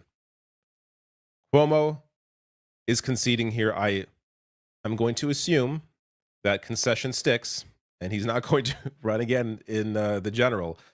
We're going to see. There's also Eric Adams, who's running as an independent. But the amount of support that's behind Zoran Memdani in terms of, he has the Attorney General, Letitia James, the New York City Public Advocate, Jermaine Williams, New York City Controller, Brad Lander. He has a lot of forces within New York City that India Walton, I'd have to go back and reanalyze that race. But I don't believe she had that kind of support that Zoran Memdani has in New York City. So it's a different situation now. I'm not as worried that an India Walton thing is going to happen in this race. But it is worth noting that Zoran's not the mayor until he actually wins in the general. But Cuomo just, look, I had some more prepped on Cuomo. I don't think it's worth it. It's just a weird candidate. I mean, the stuff that was already on him, right? I'm glad they ran him because he's a terrible candidate, but just a wild choice. This moment, I have to share that just because it's funny. It's pretty funny. This was shared by Dr. Thrasher. I'll just play it in the window. Folks who are coming in, do they look like they were out working today, or are they? Yeah, to be clear, so this reporter is at Cuomo's party, and this is what the reporter there says about it. Just kind of showing up for the party? No, these are the people who their work was through writing checks for the Cuomo campaign. Pretty funny. These people, were they out there working as, are these volunteers fighting for Cuomo? No. The volunteers? No. These are people that wrote checks for Andrew Cuomo. That's why he was even in this race at all. I mean, to be clear, the reason was in the race at all is because of his last name, because he was the governor. His dad was in New York politics. I mean, it's ridiculous, these dynasties. So that is the reason Cuomo was able to even have a campaign, was because of all the money he received.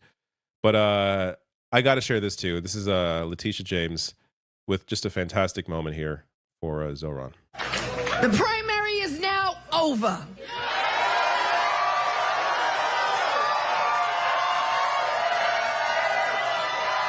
It's over. And tonight, we celebrate the victory. Tonight represents a resounding win. His critics said that he should wait his turn. His critics said that he didn't have the experience. His critics said that he didn't have the right name. Well, now all of them know his goddamn name. Just a wonderful moment. I love the excitement, the positivity.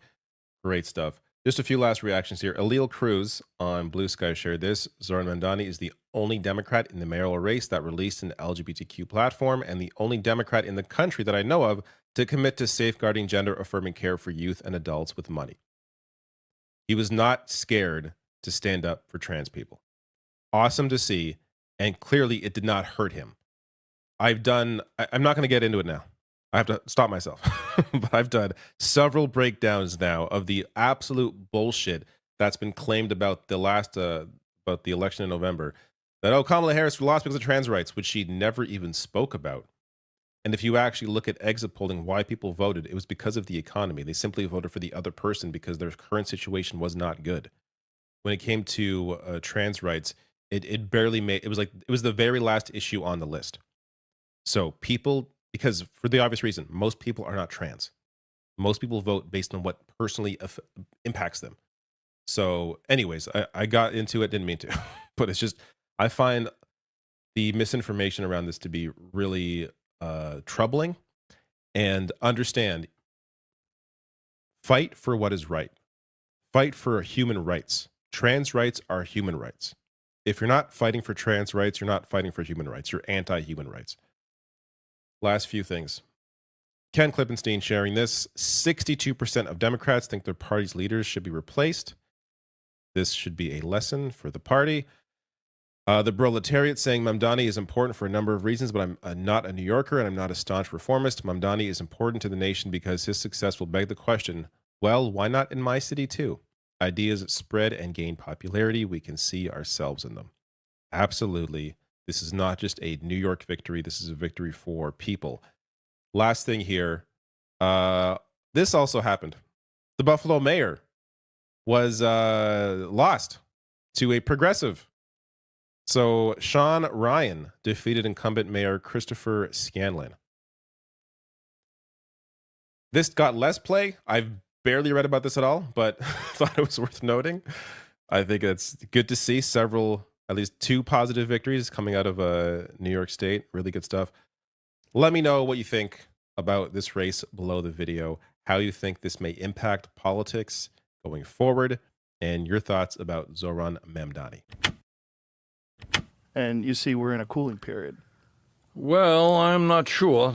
Bernie Sanders made his latest appearance on the Joe Rogan podcast, and I think even he was surprised by how deep the brainworms have gone into Joe Rogan's head. So in this video, I have 3 clips to share, and these all come from a 10-minute span within the middle of the podcast, just to show you how packed with garbage this episode was. I've seen all of Bernie's appearances on Rogan's show, and I think this one by far is the worst one.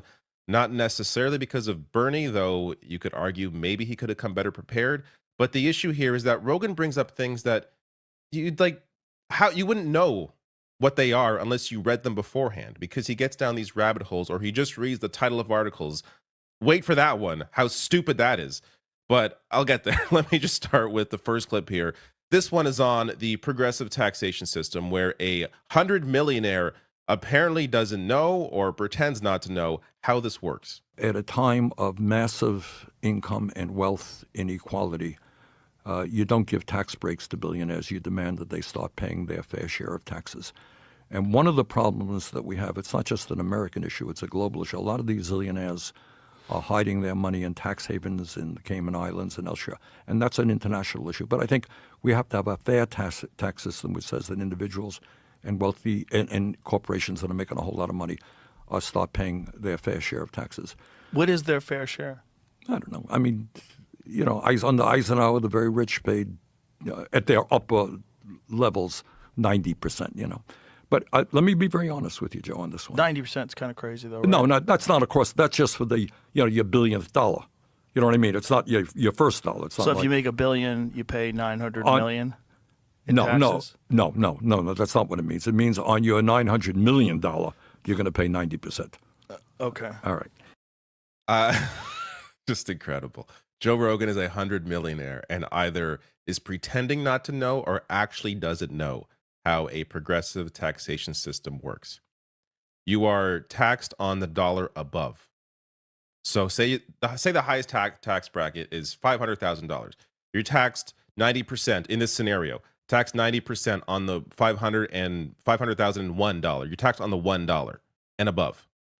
So this, like, good God. To bolster Bernie's point here, highest U.S. marginal tax income rate. So this has dropped considerably over the last several decades. And you wonder why inequality is so poor. Look back at how things were in the 50s and 60s and compared to now.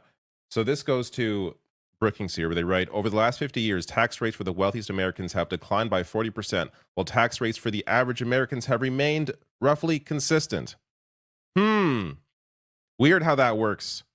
This decline in tax rates for the wealthy has coincided with an increase in income inequality, where most of the wage gains have been concentrated among a relatively small portion of the American people. For example, since 1979, earnings for households in the top 1% of the income distribution have risen over 250%. At the same time, many households at the middle and bottom of the income distribution have experienced stagnating incomes or even declines in earnings. And of course, this also gets to the issue of a need for a wealth tax, because you may have someone who's worth billions of dollars claiming they make 70 grand a year, yet they're worth billions of dollars. So there needs to be a way to tax that, a wealth tax that ensures there aren't people who are worth billions while there are others who are homeless. Let me get to the next clip now. This is where climate change comes up. And Joe Rogan, I'm going to get to the full article that he brings up here because he clearly did not read it. You got to deal with this climate change issue. And I know that, you know, there are some people who think climate change is a hoax. It ain't a hoax. I think the last 10 years have been the warmest on record. And we can create millions of good-paying jobs transforming our energy system away from fossil fuel to energy efficiency, to solar, to wind, and other sustainable energies. I think the climate change issue is very complicated. And I think, did you see the Washington Post piece that they wrote, where they did this long-term view? First of all, the reality is that the Earth's temperature has never been static, right? We could both agree on that. It's always been up and down. There's been ice ages and heat waves. And then the Washington Post looked at it. What was the time period that they looked at? That essentially they found that we're in a cooling period.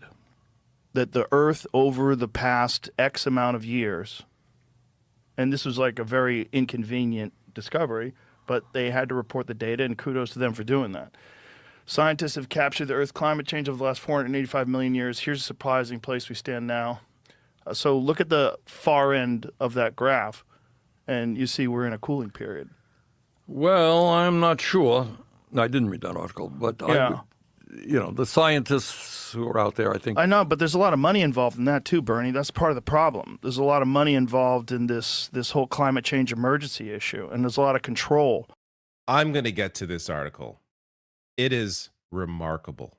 He clearly did not read it while claiming he knows what's in it. This is, before I even address that, just quickly, because he brings up, the control, all the power that these scientists want or something. The fossil fuel industry spent $219 million to elect a new U.S. government. Take a look at the industries pouring money into politicians. It's not the science community. You idiot. But don't worry, he reads the Washington Post, or at least reads the bolded headline, doesn't even read the subheading.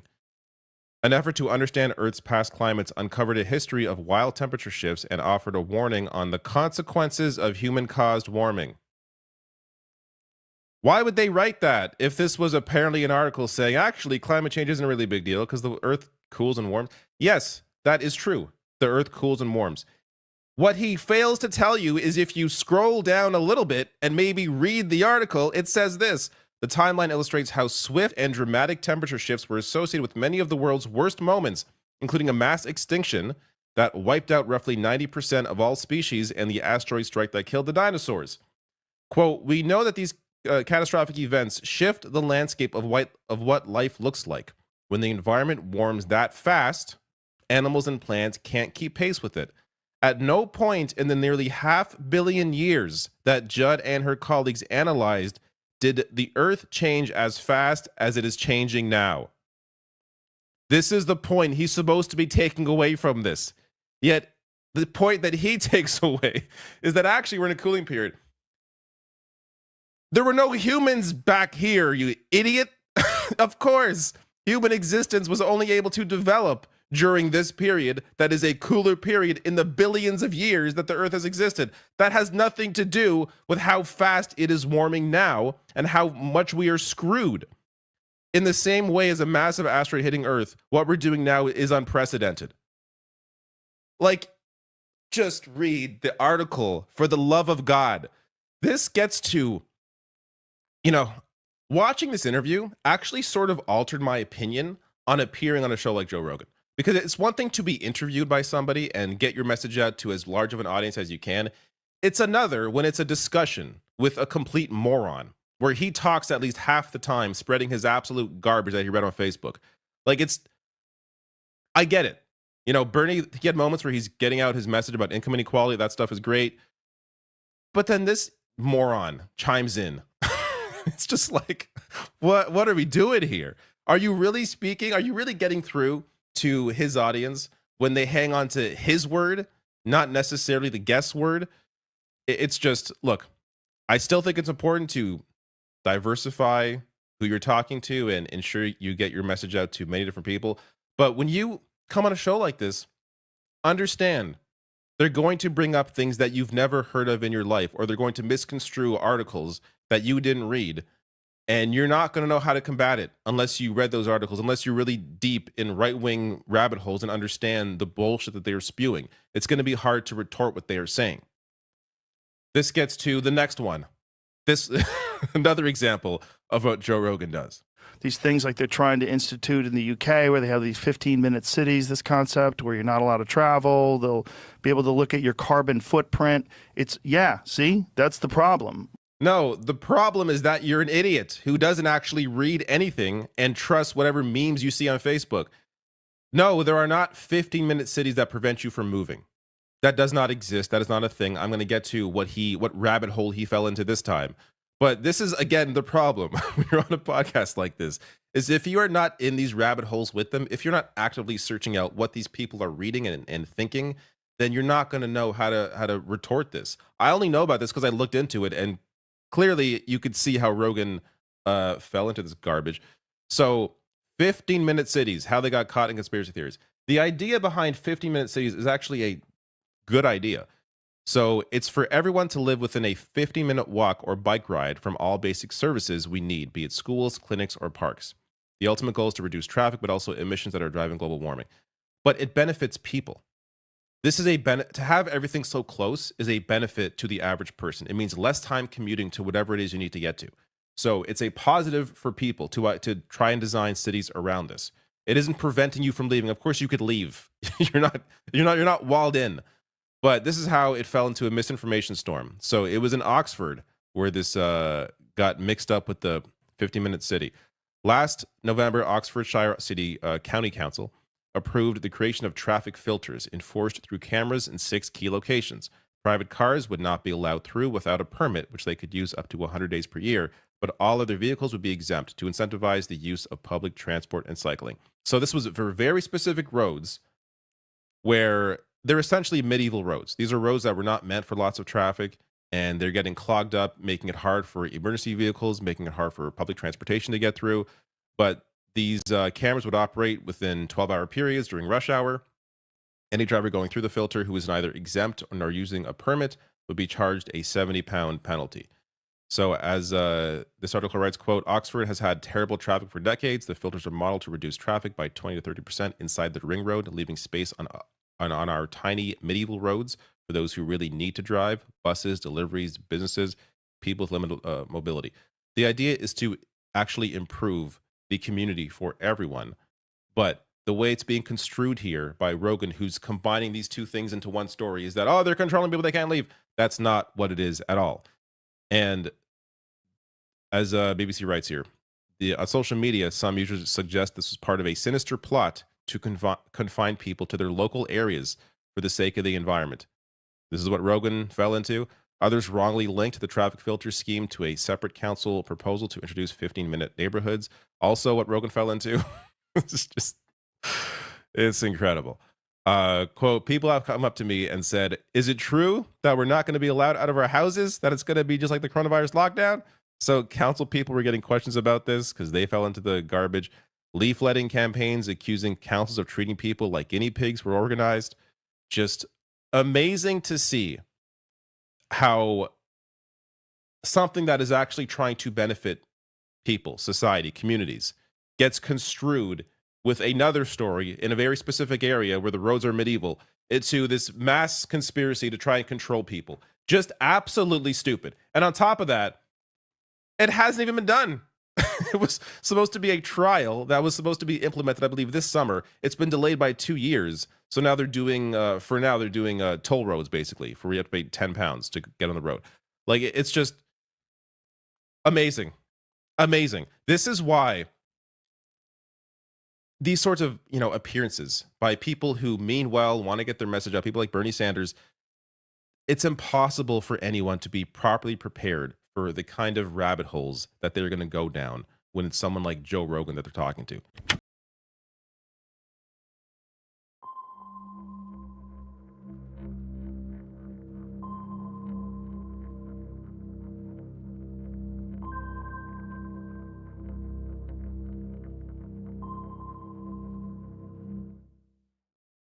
Hey, hello, my name is MARKALAIN, and you are listening to Noise Filter Show. And today we're going to be talking about three stories. We're going to talk about some recent Supreme Court cases that have been decided upon. Next, we're going to talk about the Medicaid cuts that have been happening. And lastly, we're going to talk about what's happening at the CDC. Hey, what is happening at the CDC? So let's start off by unpacking the two Supreme Court cases that will shape the future of healthcare access in America. That's Kennedy versus Braidwood Management and Medina versus Planned Parenthood South Atlantic. So first, the basics. In Kennedy versus Braidwood Management, the Supreme Court was asked whether the Affordable Care Act's requirements for insurers to cover preventative services like cancer screenings and HIV prevention meds was constitutional. The challenge argued that the experts recommending these services weren't properly appointed, and thus the recommendations shouldn't be binding to insurers. In Medina versus Planned Parenthood South Atlantic, the issue is whether states can exclude Planned Parenthood from their Medicaid programs, effectively allowing states to deny Medicaid patients access to care at Planned Parenthood clinics. So let's break down what happened and why it matters. So for the first case, the Kennedy versus Braidwood Management, this is actually a win for preventative care. The Supreme Court ruled 6-3 to uphold the ACA's preventative services mandate. That means insurance companies must keep covering things like PrEP for HIV prevention. Yes, we love PrEP. Cancer screenings, anti-immunizations, all of that without out-of-pocket costs for patients. Why is this a big deal? Because preventative care saves lives and money. And when people can access screenings and medications early, we can catch diseases sooner, treat them more effectively, and avoid catastrophic costs down the road. This is especially important for marginalized communities here in the U.S., particularly communities of color, LGBTQ+, and low-income Americans who already face massive barriers to care. Without these protections, millions would have to choose between paying rent or paying for a mammogram or HIV prevention. So the court decision keeps open for everyone, not just the wealthy, the ability to get care to stay healthy. It's a win for public health, and it's a step toward leveling the playing field in a system that too often leaves the most vulnerable behind. All right, that's the good news for today. Now the rest of it is massive, not good news. Let's start with Medina versus Planned Parenthood, states' rights versus patient rights. All right, so here the court sided with the states. Boo. Giving them the green light to exclude Planned Parenthood from Medicaid programs. In plain terms, what this states is this. States can now block Medicaid patients from getting care at Planned Parenthood clinics, even if those clinics are the only accessible provider in the area. And we're not talking about abortion, not at all. We're talking about basic health care. Planned Parenthood provides cancer screenings, birth control, STI testing, and much, much more. When states cut them out, low-income patients, disproportionately women of color, lose access to essential care. So from a justice perspective, this decision deepens health inequities. It lets states draw lines about who deserves care and who doesn't, often along racial and economic divides. And the result, more barriers, worse health outcomes, and a healthcare system that works for some but not for all. So in summary, at least for these two cases, Kennedy versus Braidwood, this preserves a critical safety net for preventative care, protecting millions from financial and health risks, whereas Medina versus Planned Parenthood does the exact opposite. It gives states the power to deny care to those who need it the most. Together, these cases show the ongoing battle over who gets access to healthcare in America and why the fight for health equity is far from over. So let's turn to Medicaid. What's happening? Let's start with the basics. Republican lawmakers, backed by former President Trump, are pushing a sweeping budget bill that would dramatically cut Medicaid, the program that provides health coverage for over 71 million low-income Americans. These folks are the people that I take care of here in New Orleans. The House version proposes at least $625 billion in cuts, and the Senate is considering even deeper reductions. Some estimates suggest up to 8.6 million people will lose coverage if these cuts go through. What's in the bill? The proposals include new work requirements, which we know that other states have seen and have done and have not. They don't work. They're not meant to work. They're meant to frustrate. They're meant to obstruct. Okay, so these are new work requirements that able-bodied adults would have to work at least 80 hours a month until the age of 65 to keep their benefits. There are also more frequent eligibility checks, new cost sharing requirements, meaning some Medicaid patients would pay up to $35 per service. Certainly in the world that I live in, having to pay $35 every time you're going to go somewhere or do something, my patients just will not be able to afford it. They will not seek those services if they have to swipe a card. While there are exemptions for parents, people with disabilities, and some essential services, experts warn, not surprisingly, that these changes could still push millions off the rolls, especially those who struggle with paperwork or unstable jobs. The Senate bill also targets the taxes that states use to fund their share of Medicaid, planning to lower the allowable provider tax rate and freeze new taxes. This is actually a big deal for states that rely on these funds to keep Medicaid afloat, especially rural hospitals. It's actually a nod to moderate Republicans from those from rural states. The latest version of this bill includes $25 billion stabilization fund for rural hospitals, and delay some of the provider tax cuts until 2028. So in essence, what did they do here? They basically just created some very, very sweet offerings here in the bill, particularly for red states or for Republicans that are from red states. So this way, at least they're not going to feel the cuts so bad. Is that fair? Of course not. But we're in America 2025. What is fair anymore? Anyway, here's where politics get interesting. Some Republican senators are pushing back hard, worried about the fallback at home. Senator Tom Tillis of North Carolina, for example, warned that 600,000 of his constituents could lose coverage, and that would be disastrous for the GOP in the midterms. The bill's so contentious that as of this weekend, Republican leaders still don't have the votes to bring to the Senate floor. And as I'm recording this on Saturday, the 28th, they're actually in the process of trying to gin up votes right now.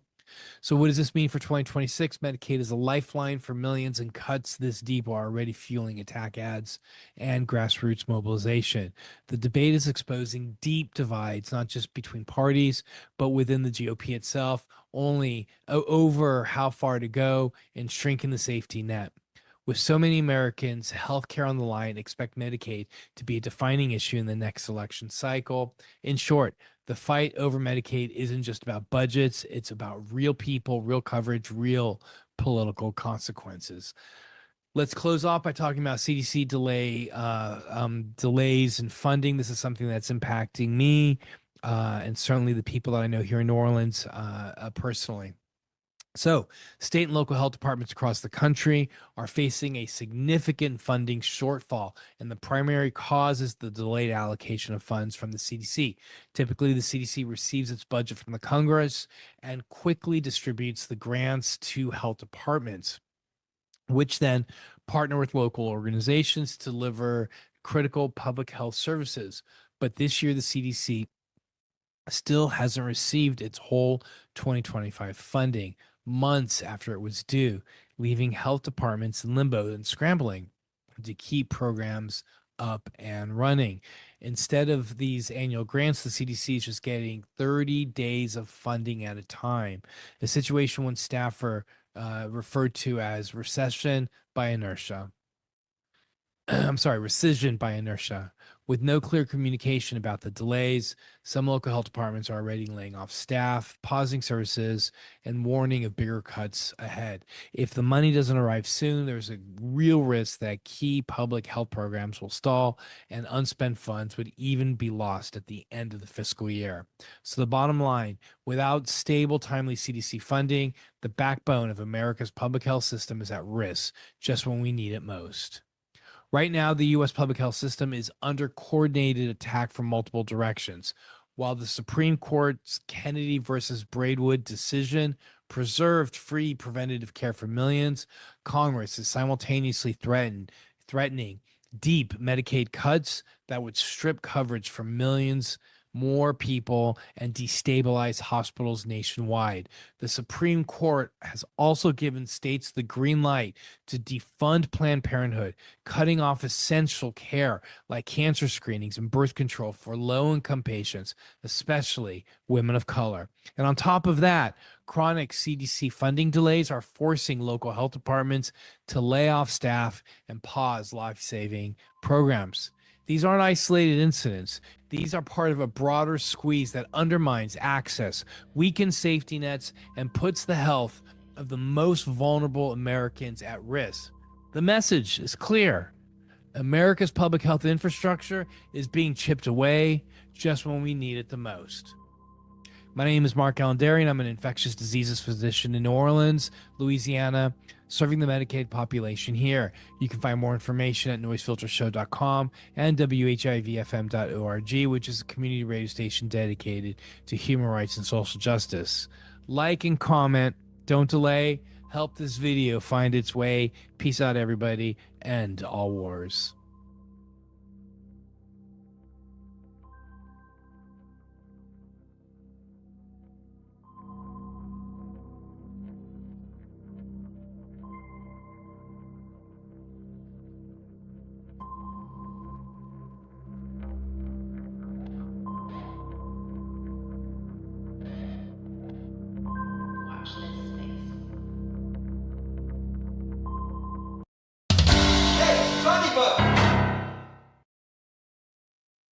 You're watching Hey Funny Book on this space. I'm your host, the Letterhack.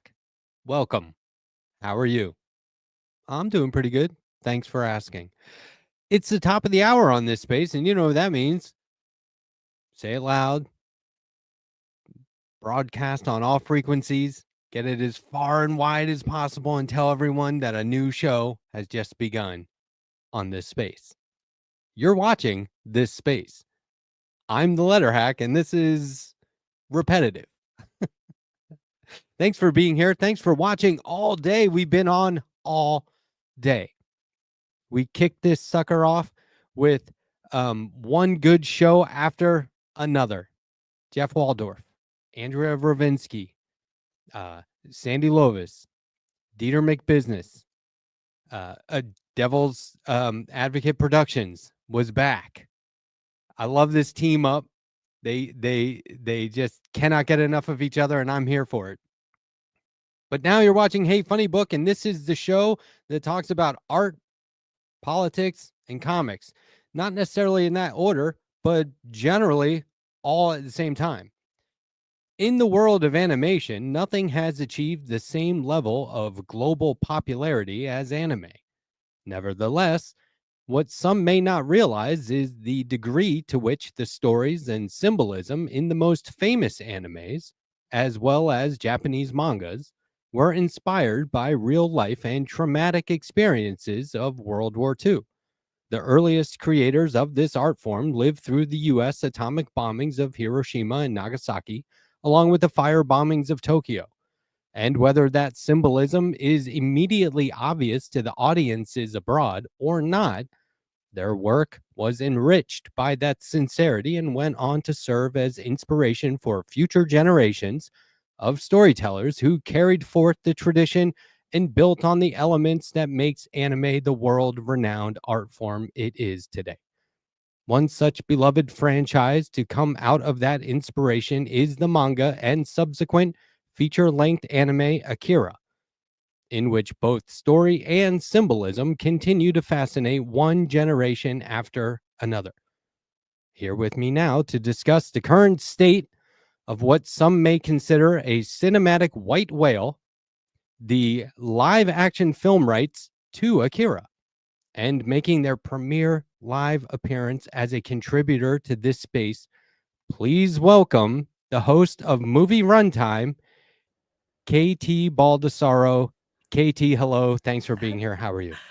Good. I didn't realize that this was going to be my premiere live on this platform, and I'm like, I wasn't nervous. Now I'm a little nervous. Oh, it is. But the good news is the viewers, by and large, are familiar with you and your content already because we've been showing your videos between shows for this is our 4th week now. So this is a chance for everyone to get to know you, you know, face to face, sort of in person. But thank you for being here. I really do appreciate it. More IRL than normal, but still not quite. Yeah, exactly. So look, when you know the moment, and I'm not kidding, and you know me, I don't make things up, unless it's unless it's illustrated. Yes, I made it up. Otherwise, I'm telling the truth. As the moment I saw the headlines about Akira and the film rights, I knew that I was like, oh, I got to talk about this. And I thought, nope, I should call on the expert in matters of all things movie trivia and information. And luckily, you answered that call, and that's why you're here. So, Akira, live action, film rights, development hell of epic proportions. Could you please bring us up to speed on the situation? Wow. So, for those of you who don't know, back in 2002, people were still alive, believe it or not. Warner Brothers acquires this IP for Akira. And when I say acquires an IP, it's not like they purchased Akira. They purchased the rights to be able to adapt Akira into something. And that meant that this has 2 different kinds of aspects of the contract, which is that they can't sell it to anyone else. They don't outright owe the contract. They can only renew it or drop it. And this is the big one. The original writer of the manga, Otomo, has final creative say. If he doesn't like the script that they come up with, the movie does not get made. Hard stop. People want to say that that's part of the reason why I didn't get it made, but like none of these scripts ever even really got sent to him. If you listen to the wonderful commentary that you can get on some of these Blu-rays of Akira, which I suggest, get Akira, watch it, listen to it. The soundtrack, the music, there's a couple of shorts me talking about the music and why it's so great. You can listen to people talk about some of these versions that they've tried. There was even one that got adapted by the person who did the screenplay for the Book of Eli, Gary Whitta. Did you ever get a chance to read that one? It's out on the internet. You can find it. I didn't. Well, I mean, I'm sort of bad when it comes to adaptations of comics, especially my favorite ones. Like if this doesn't get made, okay. If it does, I'll probably see it. But in the meantime, But what did you think of the screenplay? Was it good? Wow. It was, again, it is a white whale, but many of the choices that were made, first of all, I don't think that script ever possibly could have been given approval by Otomo, because one of his tenets is it needs to stay in Japan, it needs to stay culturally sensitive, and it needs to represent the morals and motif of what I was trying to go for with this story. This is the one that took place in Neo Manhattan versus Neo Tokyo. Is that right? Give me bingo. Yeah. Where characters are named like Kirsten and Heath. Oh my God, no. Oh my gosh. It's kind of a good thing that it hasn't happened yet, right? But anyway, I didn't mean to interrupt. Oh, no. I was going to say, making fun of that, Akira is kind of a common name. So it's somebody pointed out on Twitter recently that having an epic film that is such a cultural touchstone and such a big sci-fi film for Americans is yeah, it's called Akira. But for Japanese people, it's kind of called Josh. Oh, gotcha. Okay. All right. It hits a little different, but okay, we digress. So yeah, that script was, among many things, it made the kids older and they weren't in school. So this way their drug dealing and their motorcycle gang was a little bit more excusable. And it made not the first girlfriend character that we see where she gets her shirt torn off in the attack scene, she becomes a much bigger character, and there's a love interest story because you gotta do that, how will you sell McDonald's action toys to the girls if there isn't a girl character? Okay. So yeah, that one was never gonna get made. But the real amazing question is, in 2017, Taika Waititi comes in and says, I want to take it. I want to do this. I want to do an adaptation of the manga. I don't want to try and remake the original anime from '88. That's its own standalone thing. I mean, we've read the manga. We know that was made before it was even finished and is kind of its own entity. Okay. Here's the thing. Yeah? I'm not the biggest fan of that guy's work. Oh. And I know this is probably a hot take, but when he got the rights, I was like, okay, on the one hand, it's going to be creative. If he pulls this off, it's going to be something worth watching. It'll be creative. But if he makes every other line a joke, I'm going to be disappointed. And if if the humor is just bringing everyone to the same level of stupidity, then I'm out. But or if he makes himself the main character, he always wants to star in it, right? And I'm so critical of these film adaptations of comic books. I see Marvel fans railing online, and I get it, it's online, I get it, but they're railing about the latest DC franchise or whatever and how horrible it is. And then I see something like Thor Love and Thunder, and I'm like, all that criticism is there. I don't get it. So anyway, I'm sort of just very probably irrationally biased about the whole thing. But there's a reason why Akira hasn't gotten made yet, I think. And this is it's pretty serious. And I think that even if a director is worth a damn, he's not going to rush into it, or they're not going to rush into it. And of course, that one screenplay, like that wasn't going to get past the original creator at all. No one was going to let that fly. But like, I think people are no one's just going to be like, okay, look, James Gunn can sit down and write Superman and have a script in a year. All right. Yeah, it's pretty much the exact same Superman from the 60s, like the Silver Age. No big surprises there. Good luck, but I'm sure you'll pull it off. Akira is totally different because, one, the manga is so good. It is like amazingly good. And then the guy that made the manga makes this feature film that blows everybody away. And some would say it hasn't been topped. Like, no one has really outdone it, right? They like invented colors for that specific one. Right. Yeah, exactly. Well, and like there's techniques in the animation where you're like, how come nobody's done that again? Like, did they like keep the rights to that or something? Like, it's not possible. I have a Blu-ray of, I have it on VHS, but I have the Blu-ray of it where the sound quality, I was like, they were bragging about the sound quality being this amazing thing. And I looked it up and I was like, oh, the human ear can't even discern that quality of sound. But they were like, still, we did it. And I'm like, okay. So like there's a real dedication to the source material that I think would keep something in quote unquote development hell. And I wonder if it actually is development hell, or, I mean, they have spent millions on it.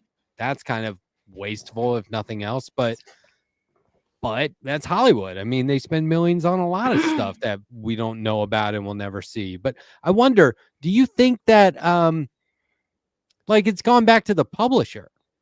Yes. The rights have gone back to the publisher. Yes. That can only be a good thing, or am I wrong? Well, I mean, it's gone back to the publisher, and it's still going to carry the clause that Otomo has to get the final approval no matter what. The publisher themselves, they have a streaming studio. They could make an animation themselves, although we do kind of know from rumblings that Kodansha has already said that they're shopping it around. They're interested in pitches. People are grumbling. They're lining up, I heard. Of course they are. And to point out, like, Watiki's script, which never got finished, was supposed to be culturally sensitive, was supposed to have an all Japanese cast. That's great. Never got anywhere. And maybe that's partially because, like, it was COVID and Thor Ragnarok and those timings kind of messed up. Or maybe it's because unless he writes it himself, I don't know if the original writer is ever going to be happy with anybody's screenplay. Maybe he has to write it alongside someone, or like maybe this is just a way for the publisher to get some money on something they never actually intend to let get made. There's a lot to this. Like, I got the box set with all 6 volumes of the manga, and there's a whole separate book of special features, and they show that for Western audiences, you know, you have to change the direction of certain things, right? He would redraw entire pages and panels to make sure that the word or the number on a building was facing the right way for when reading left to right versus right to left. That level of, that's either dedication or like, dude, let it go, right? Like you're a little too dedicated. Like, you redrew all those windows for that. Come on. Have you ever heard of whiteout? Like, relax. But that's where we're at. I mean, there's a reason why it's so good, right? It's got to be that. I don't know. Yeah, but at the same time, someone who has that level of perfection for themselves must be incredibly difficult to please. But, Good you know, point.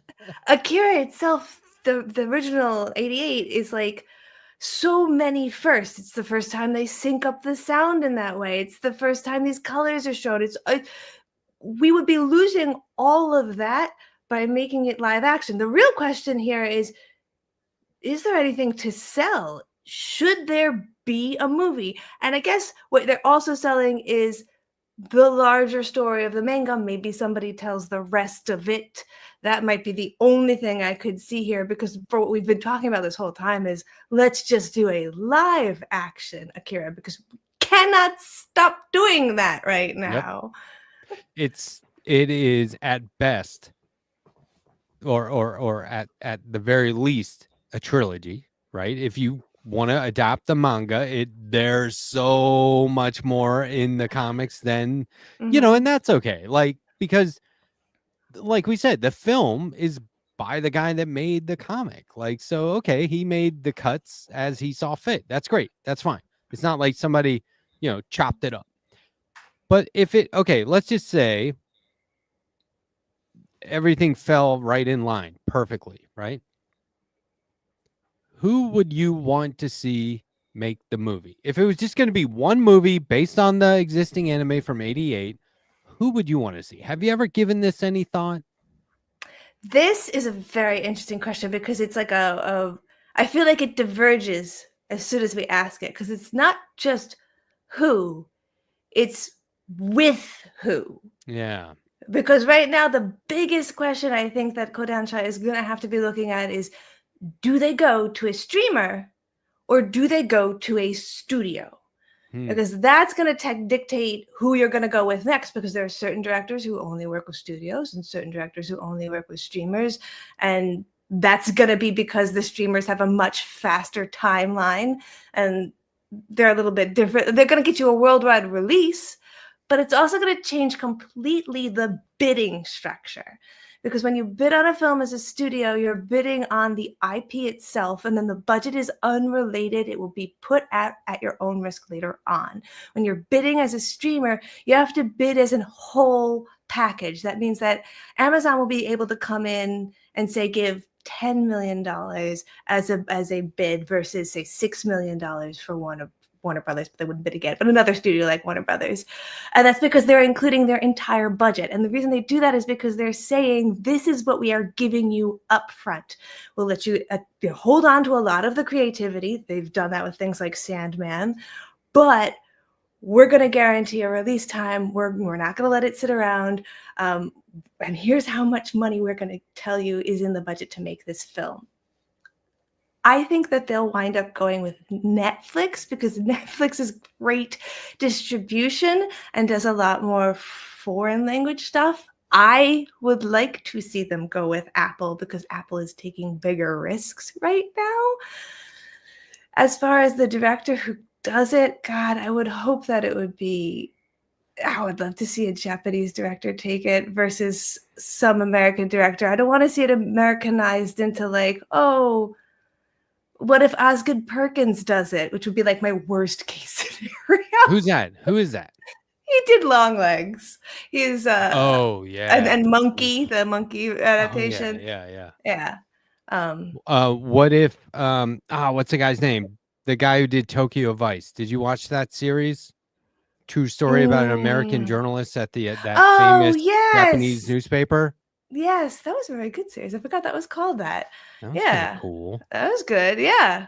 I mean, maybe it's somebody we don't even know super well so that they can really work with Otomo instead of having to put an auteur spin on it, instead of having to be like, this is a Taika film. It has to have punchy jokes and this and that. It could just be forward. That being said, I am actually very much team don't do it. Don't make this movie. Don't leave it the hell alone. Stop. That's where I'm at. Stop and leave it alone. That's why I tell everyone, read a fucking book. What is wrong with you? Stop watching movies all the time. I can't tell you how many times I tell somebody, they're like, oh, you collect comics? What's your favorite Marvel movie? Or I'll bring you on my podcast to talk about Marvel movies. And I'm like, no, I don't want to do that. You want to talk about comics? We can do that. I know it's not clickbaity. Sorry. But Akira it's turning into, like I said, it's a white whale. If somebody makes it, there's going to be like a tremendous amount of buildup, like they're going to have the most pressure now. There's so many stories that are fantastic in the medium that they are in. And I do not know this obsession with trying to just be like, well, that's a different kind of art medium, so we got to do it as a film. And I love films, but there are so many filmmakers out there with truly original, never before told stories, and I forget that mangas and comic books are basically already storyboarded, and that is really deliciously attractive for some people, but it's so good in the context that it already is, and even the anime itself is so perfect that just leave it alone. There was a guy, I'll forget when this was, probably like 2015 or 16, who just, he was on Twitter, right? Some Twitter profile, and he put up the animated pencil storyboards for some of the motorcycle scenes from Akira. And it blew up. I mean, people went crazy retweeting it and watching it and commenting on it, and it went viral.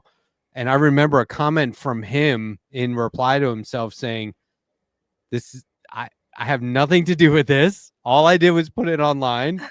No one's gonna like follow me or do like anything else I ever put online. This is hilarious." Even he knew that Akira is like the coolest thing in the world, and that just showing some of it to people, and you could do this periodically forever, would bring in all new audiences. And that's why I say like anyone listening right now who hasn't seen it, if you're not intrigued by our discussion on it at this moment, please do yourself a favor and watch the Akira 1988 anime.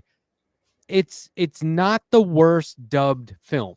The English version is not bad. But what do you think about the English version?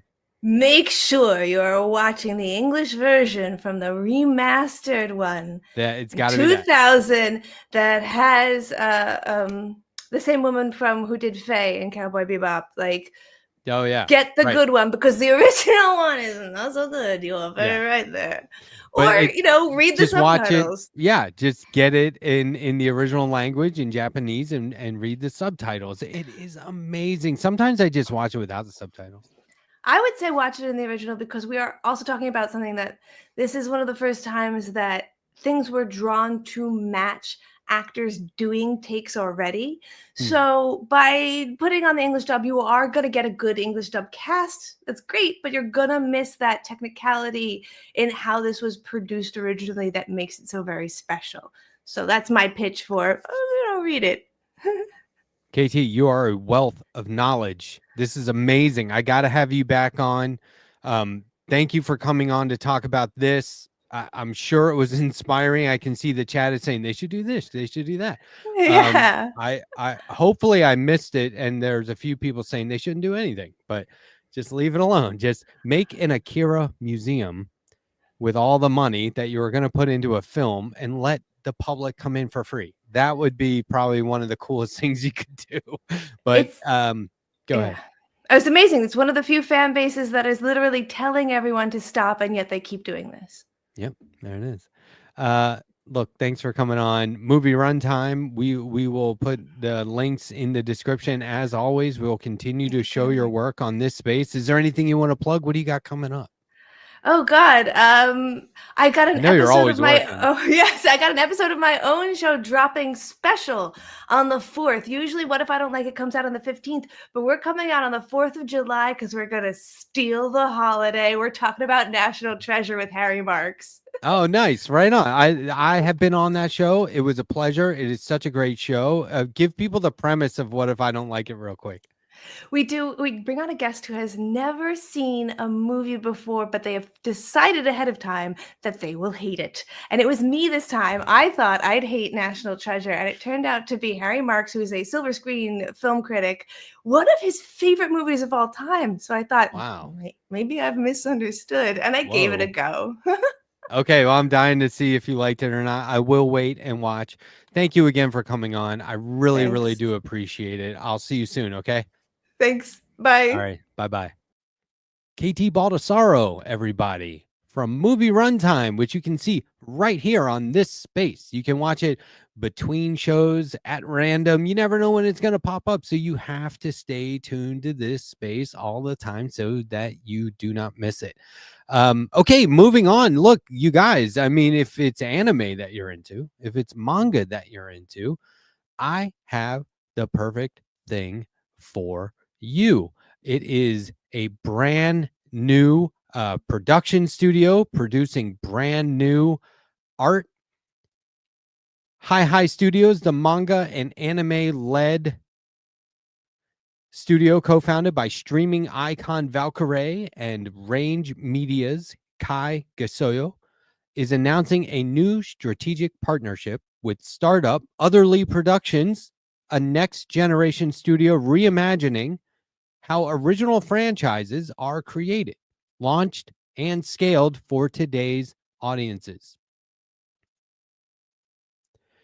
The first of their collaborations is Bad Influence, a high-energy, emotionally raw sci-fi thriller set in a world of candy-colored lies, illustrated by the Barcelona-based artist Yor Ross, and co-written by Orson James and Roman Calais. Now, look, you guys, typically I'm telling you about books you got to go out and get.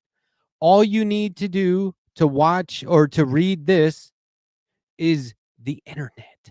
Get on the internet, go to webtoons.com and watch Bad Influence. The first 3 issues are up now. But wait, there's more. I'll keep explaining if your interests aren't already piqued.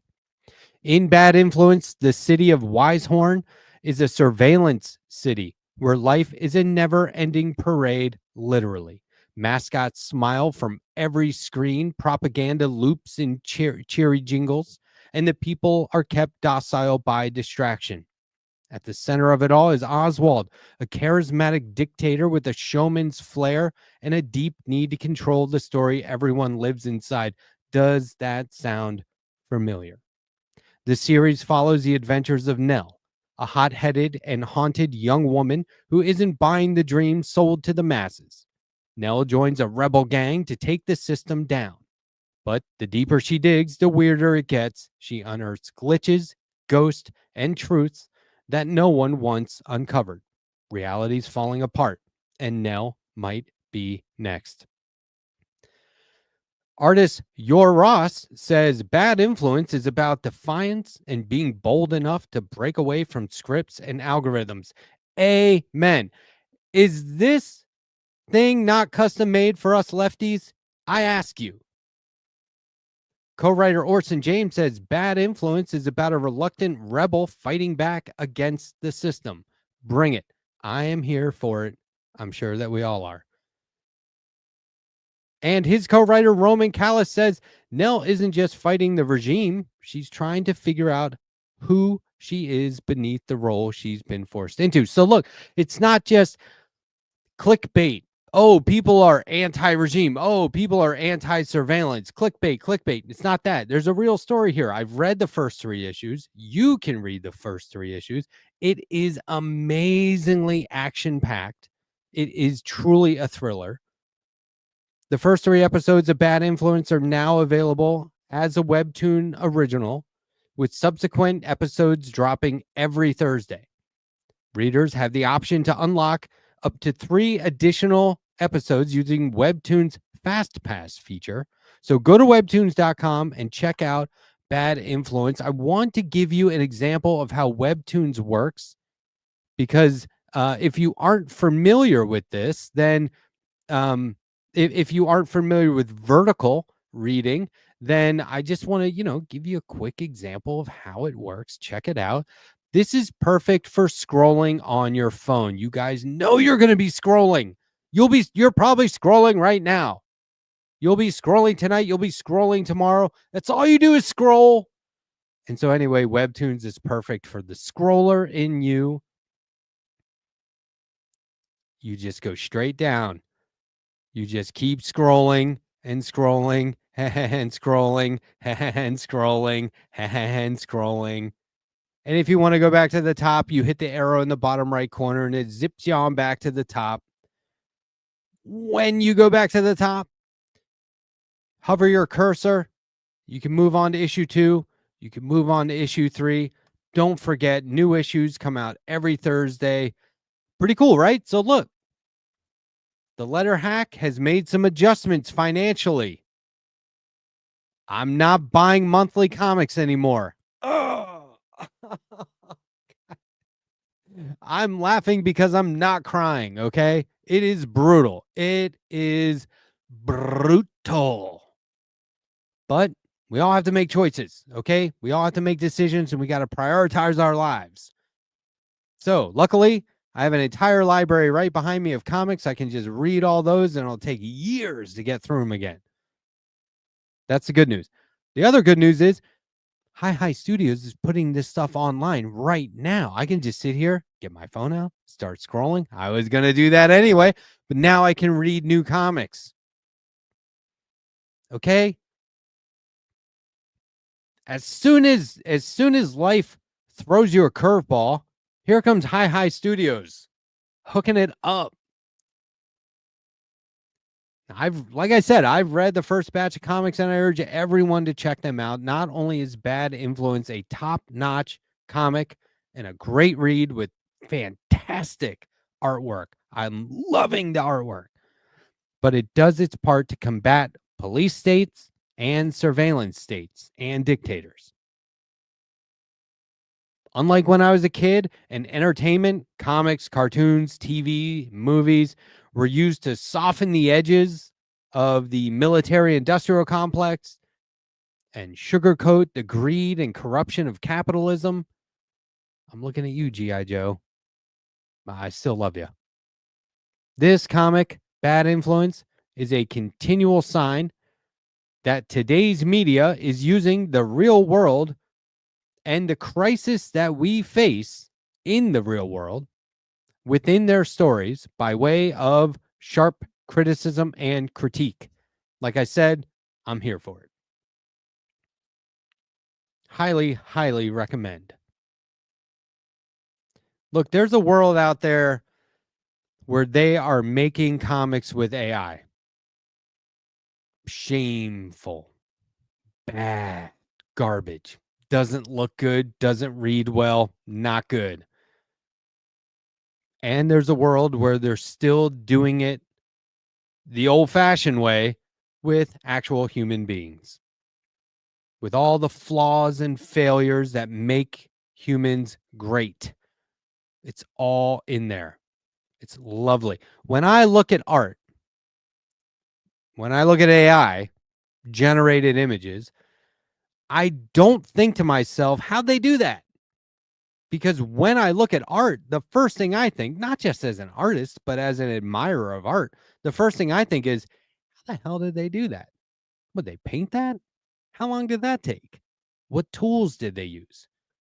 How'd they do it at that scale, right? That's the first thing I think of. In your average comic book, there's like 90 different illustrations. How did they do that? How did they plan it? How'd they lay it out? How did the collaboration work between all the people involved? The writer, the penciler, the inker, the colorist, the letterer. How did all that work? What was the editor's role? When it's AI generated, boring. Boring AF. Nobody cares. Me especially. 001111001011111000. Boring. Okay, sticking with the theme of surveillance and comics, I wanted to draw your attention to, pun intended, a graphic novel I recommended to a recent guest of mine over on youtube.com/theletterhack. That's where I do all my regular content. Mondays at 9 p.m. Eastern. This past Monday, I had Casper Sender of ABO Comics. Those are pro-abolition comics made by inmates exclusively and for queer gendered people.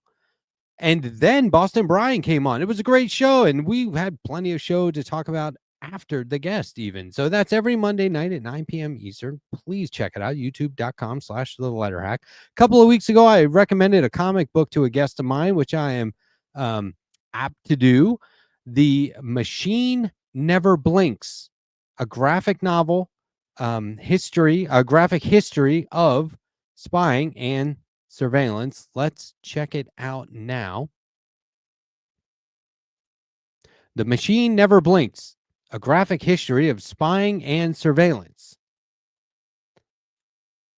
It's by Fantagraphics. That's where you can get it. That's the publisher. It was created by Ivan Greenberg, Everett Patterson, and Joe Canless.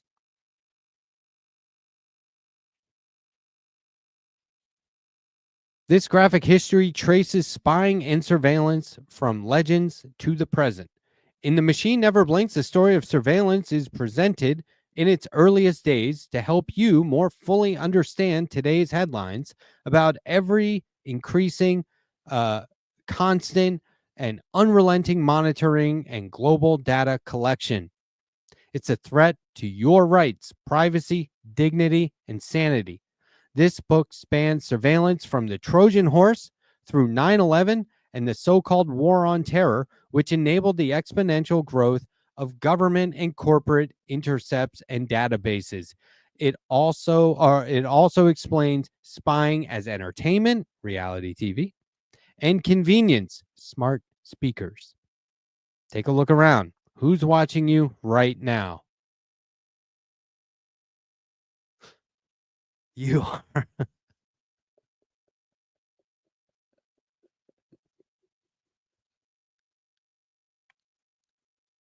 The Machine Never Blinks offers important insights into the world of surveillance and validates the fact that it's not mere conspiracy theory to wonder where all our data is going and what it could eventually turn into. That's from Bitch Media. A fascinating tour. Anyone who believes the fallacy that only those with something to hide object to government surveillance would greatly benefit from Greenberg's diligence, slings, and arrows. Check out the art. I'm going to zoom in on this art. Yep, hold on. I think I can just scroll around. Yeah, this is fascinating little viewer they have here. This is really cool. I can just click and drag. You can check out a preview here. Looks like 7 pages. 2 at a time. These are called facing pages in comics. Nice, legible, very easy to read, clean, black and white, informative, nevertheless dynamic. Pretty cool, huh?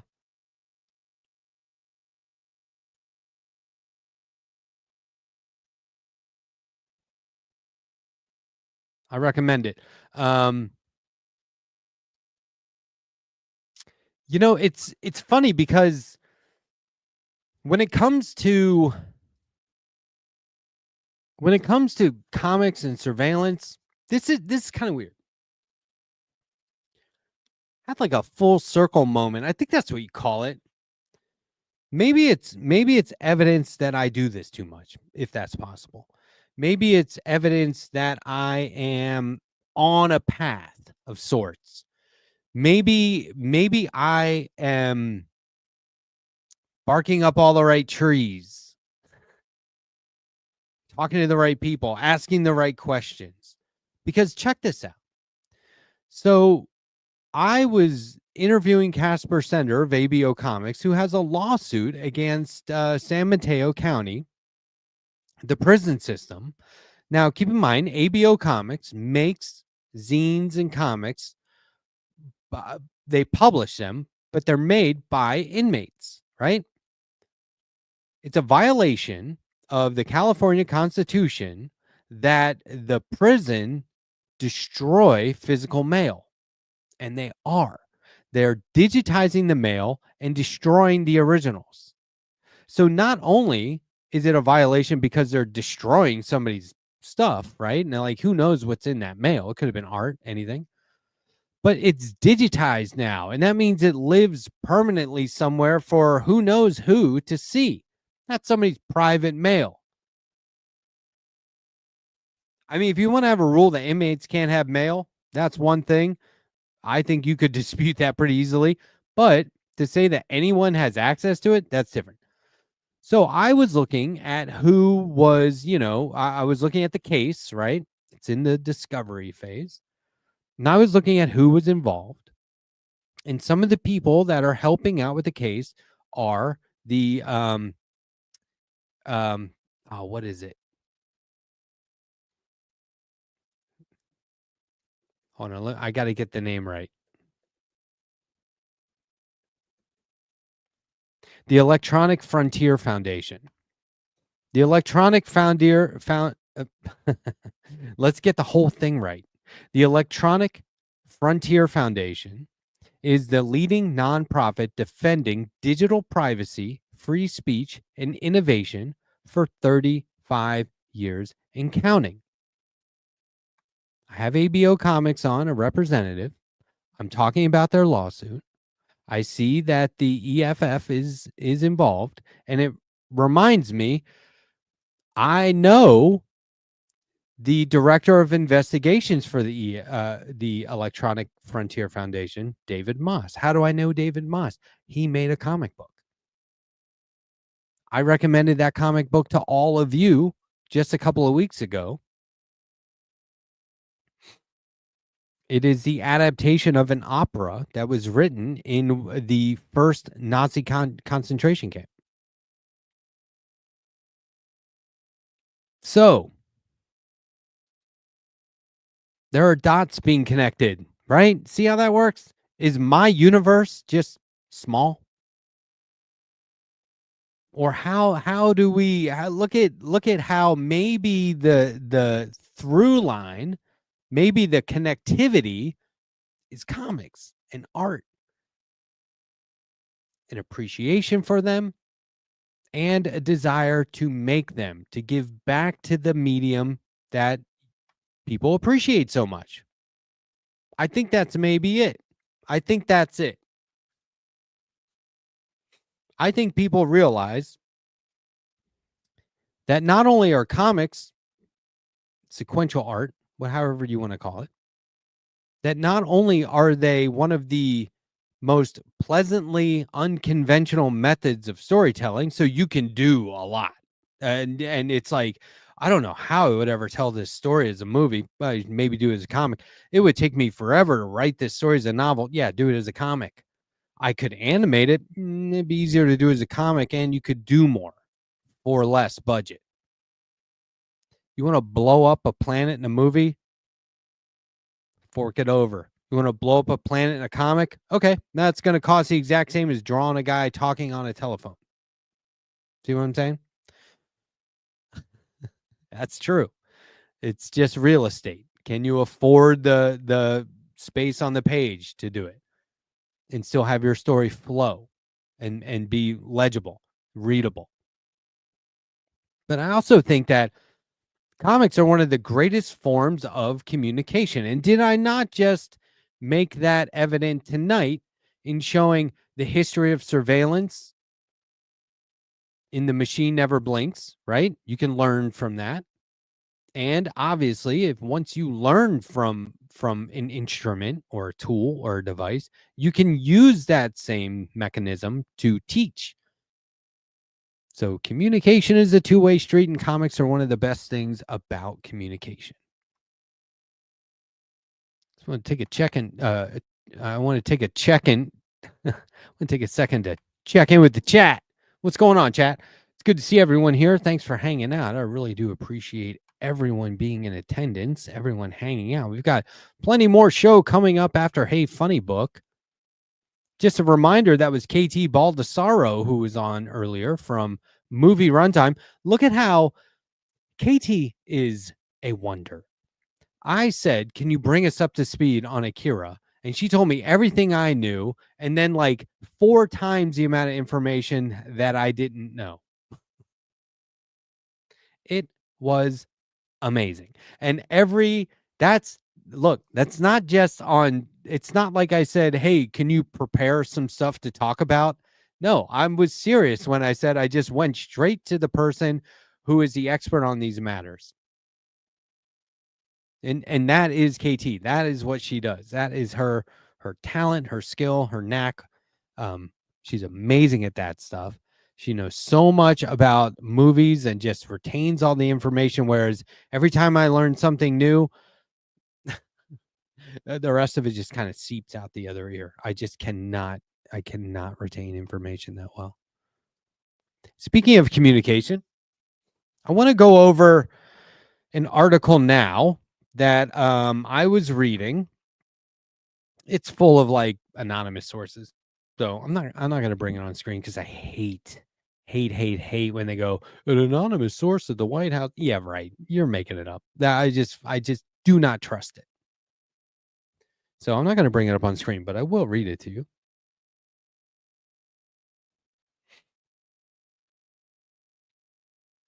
And look, I might get emotional. I'm just saying, because this goes to the heart. It's what a lot of us are dealing with lately. And when a politician is this open, anonymous source or not, it is worth taking note of. I'm just going to skip to kind of like, the interview portion of the article. I'm not going to fill you in. It's about the passage of the bill and everything. When asked for comments on how they intend to improve the lives of average Americans while the wealthy continue to prosper, the congressperson answered, "In short, it is my belief that while we are all in this together as individuals, we have a right to our own means and to our own solutions, in which government is responsible insofar as there needs to be a mechanism for progress in the system that we all benefit from without cause of harm across the board." Okay. Further, they added, "It is my contention that we as a system of checks and balances utilize everything at our disposal to create a context for truly sincere balance." Let's keep reading. They say, "I'm reminded of a story where a father who was a fisherman that spent every morning on the docks and out on his boat, making his way, earning his keep, doing the good work and making an honest living that was not easy, but also not without its rewards. And this man once told me, I'll never forget, it was on the campaign trail early on in my second term, and I had just exited one of the best locally owned coffee shops in our great town, run by a small army of the nicest young people you'll meet. When you're shaking off cobwebs from a long night in the chamber, passing laws and making policy, and in need of some of that morning super juice. But it was a beautiful early morning and the sun was just up, and this father said to me that the pride he had for his son was only more so when he saw what his son had learned in terms of being capable as an adult, but still the same individual that the family had bonded with early on in childhood. And when he'd cast his nets all afternoon, it was his son he'd think of overseas, fighting for his country. That was his motivation for those thoughts, and for those thoughts motivating him to have those thoughts." But when asked how specifically the congressperson would introduce legislation to oppose the current administration's efforts to cut public services, they replied, "Well, in a manner of speaking, the tools at our disposal will look. You meet me back here one day before the next general election and we'll compare policies, and I'll demonstrate to you then that obviously one side is looking out for the interests of their constituents in terms of preserving the things they hold dear, jobs, economy, working and earning, keeping their health care exactly as it is, but also opportunity to the people for a better way of life, because that is America and that is the American way." And when asked again for specifics, they abruptly chimed in, "Specifics are something we feel bog down the more creative aspects of lawmaking when it comes to maintaining what we believe is the essence of the average person's rights to equality and freedom." I'm not going to lie, that is the part that gets me a little choked up. They go on to say, "The same freedoms our parents and grandparents fought so hard for, so diligently for. I'll never forget meeting civil rights heroes on my time out on the trail before my fourth term, where I met so many and heard so many voices that translated to the very things our freedoms afford us in terms of love and the pursuit of the things we hold most dear." Sorry.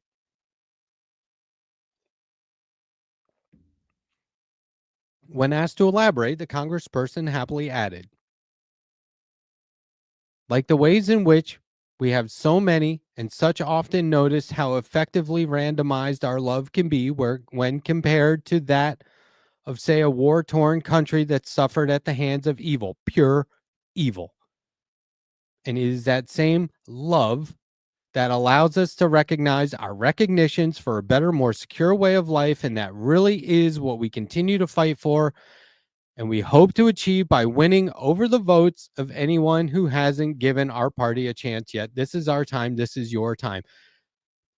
It's not about you. It's not about me. It's not about us. It's about we. We.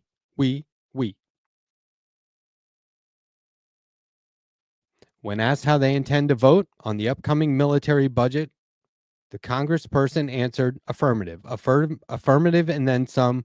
And then they excused themselves because they were on their way to a think tank. But I think that there is a lot to take in there. I think there's a lot of supposed sincerity in those words. I think that when politicians talk and it sounds like it might be word salad, it's just over our baby brain heads. I think that we have to take into account that we, not being in government, are less so when it comes to not only our knowledge of how government works, but our ability to grasp what that even fucking means. I am lost, and I admit it. And without members of our government, senators, representatives, we would just be like zombies walking around in the streets, forgetting to eat, probably forgetting to breathe.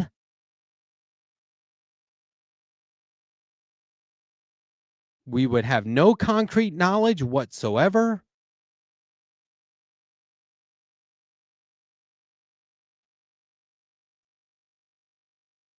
And I'm just seeing that the chat completely agrees with me. Thank you, chat.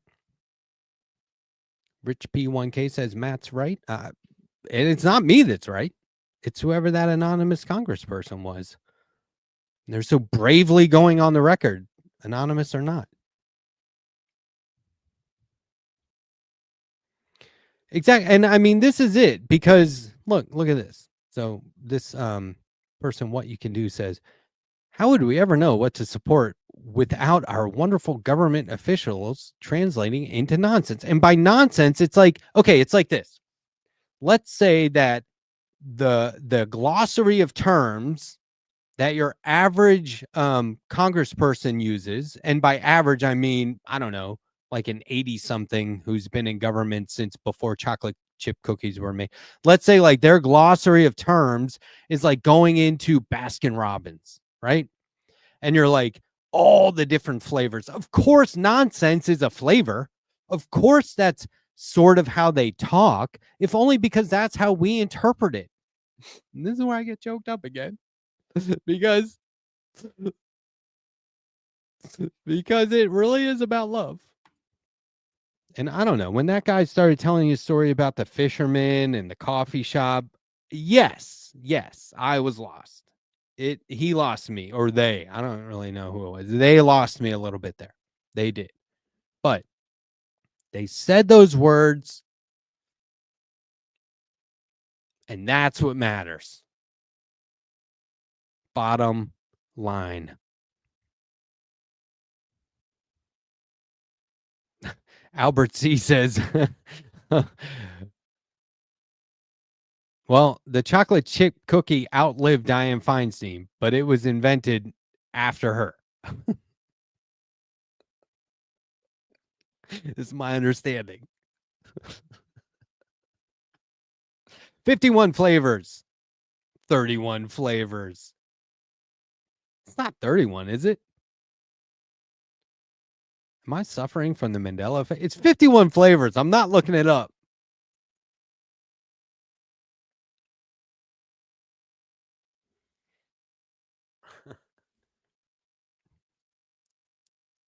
Catchphrase much? Were these AI generated comments fed into a hidden earpiece? No specifics, just BS. I mean, you said a whole lot right there.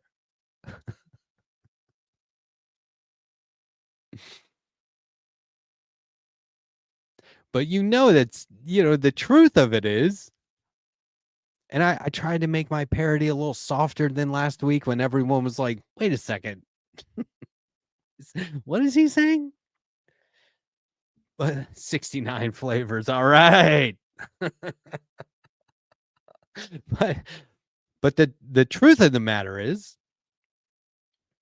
people are 100% absolutely they're not. I don't care if it's on TV. I don't care if it's in a sit down interview. I don't care. The congressperson is there for an allotted amount of time. And they know that there's a light at the end of the tunnel. If the only way out is through, that's fine, because this is going to take 5 minutes or this is going to take 10 minutes. The news is so quick, no one's going to remember this shit. So if I say something that just sounds good but doesn't mean anything, great. And now you're looking at how people are walking up to congressmen in the halls of Congress saying, why'd you vote for this bill? And they just like look at their phone. They know however long it takes that elevator to go ding is how long they have to endure this shit before moving on. It's the exact same when there's an interview. Now, there's a lot of cases where it's like, why are you even bringing that guy on? Nobody wants to hear from this guy. This is all BS. You know this is going to be a... Well, they got to bring him on, right? They just need their face to be on CNN at an airport where no one's listening, or in a bar where no one's paying attention, but they see him. That's it. It's just recognition. Everyone is just sort of playing a part. Sometimes they're just extras. Sometimes they're just a background actor. But it's not real, except that it's real bullshit. And frankly, I think we've heard enough.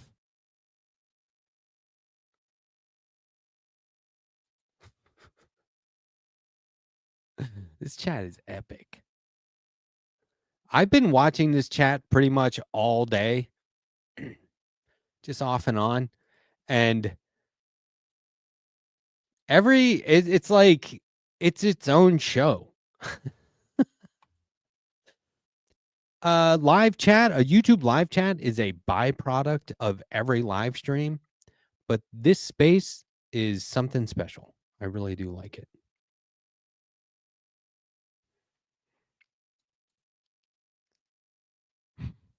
Oh, wait. Oh, shit. Is that true? Yeah, this actually explains a lot. Okay. I didn't know that. Do they keep it for when you retire? Oh, wait, you don't retire. Oh, that's right. So there must be a museum somewhere. The halls of spineless congresspeople. Okay, hold on. I got to draw this. So you're in a museum. I don't want to go to this museum. Shut up, kid. We're going to this museum. What? It's just a bunch of jars full of spines. Yeah, but read the labels. There's Mitch McConnell's spine right there. There's Chuck Schumer's spine right there. There's something there. There's something there. Did everyone see the comic that I actually put online earlier? And I drew somebody in real time. Okay, look, I haven't done this in a long time. But Deter McBizness was on earlier, and his hair is messed up, and he hadn't shaved in a while, and I had to do it. I haven't done this in a while. I'm assuming a lot of you were here for it, because I can recognize a lot of these names. I've been here the whole time. Here it is. The transformation of Deter McBizness. Week 1, week 2. Karl Marx.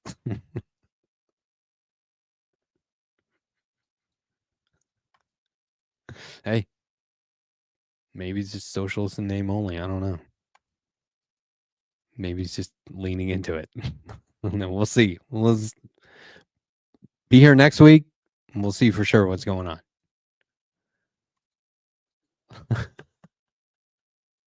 I haven't done that in a while. Whoa.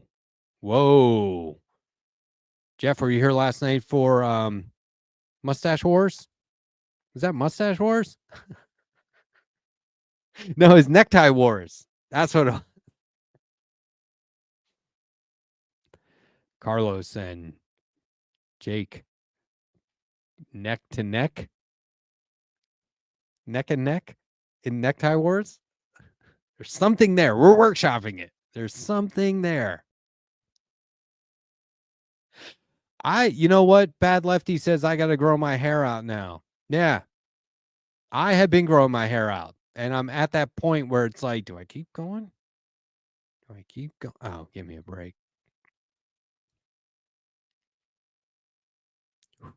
Wow. That's as close as we've had to a space joke tonight.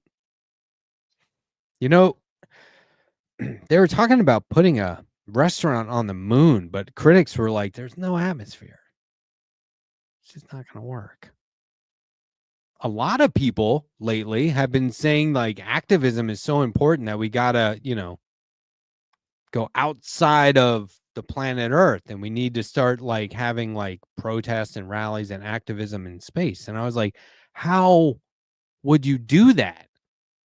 And one person told me we just plan it.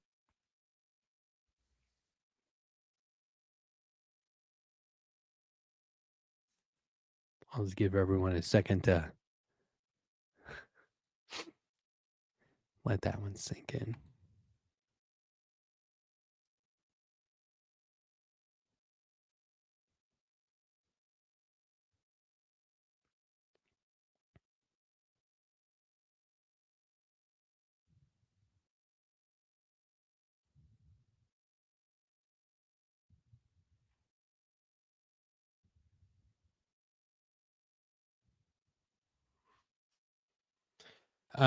Okay, guys.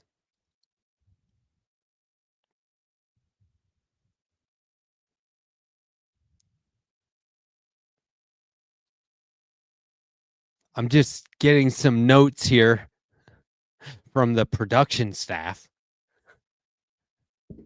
Trying to throw me curveballs. That's okay. This whole show is a curveball.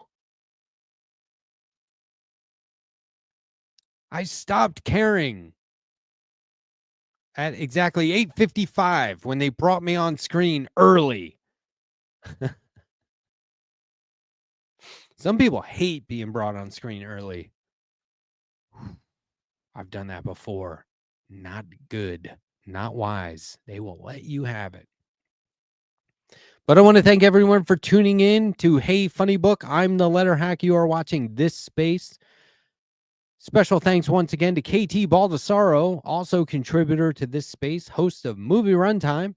You got to follow Movie Runtime on Instagram, TikTok, and YouTube. You will otherwise be missing out on all kinds of trivia.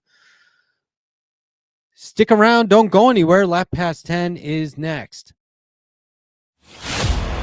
Deep in the heart of Canada, a phone rings, but nobody is around to answer.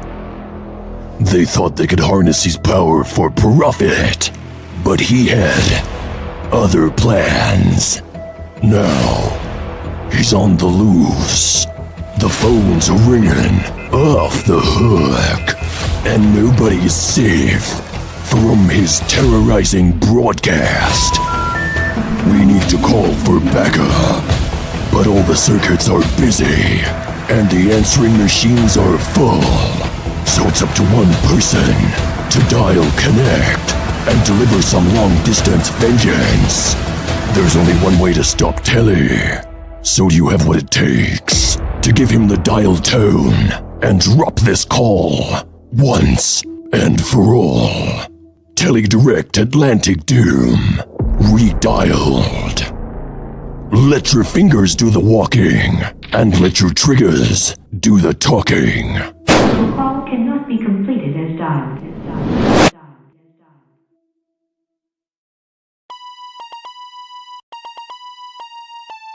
Come on.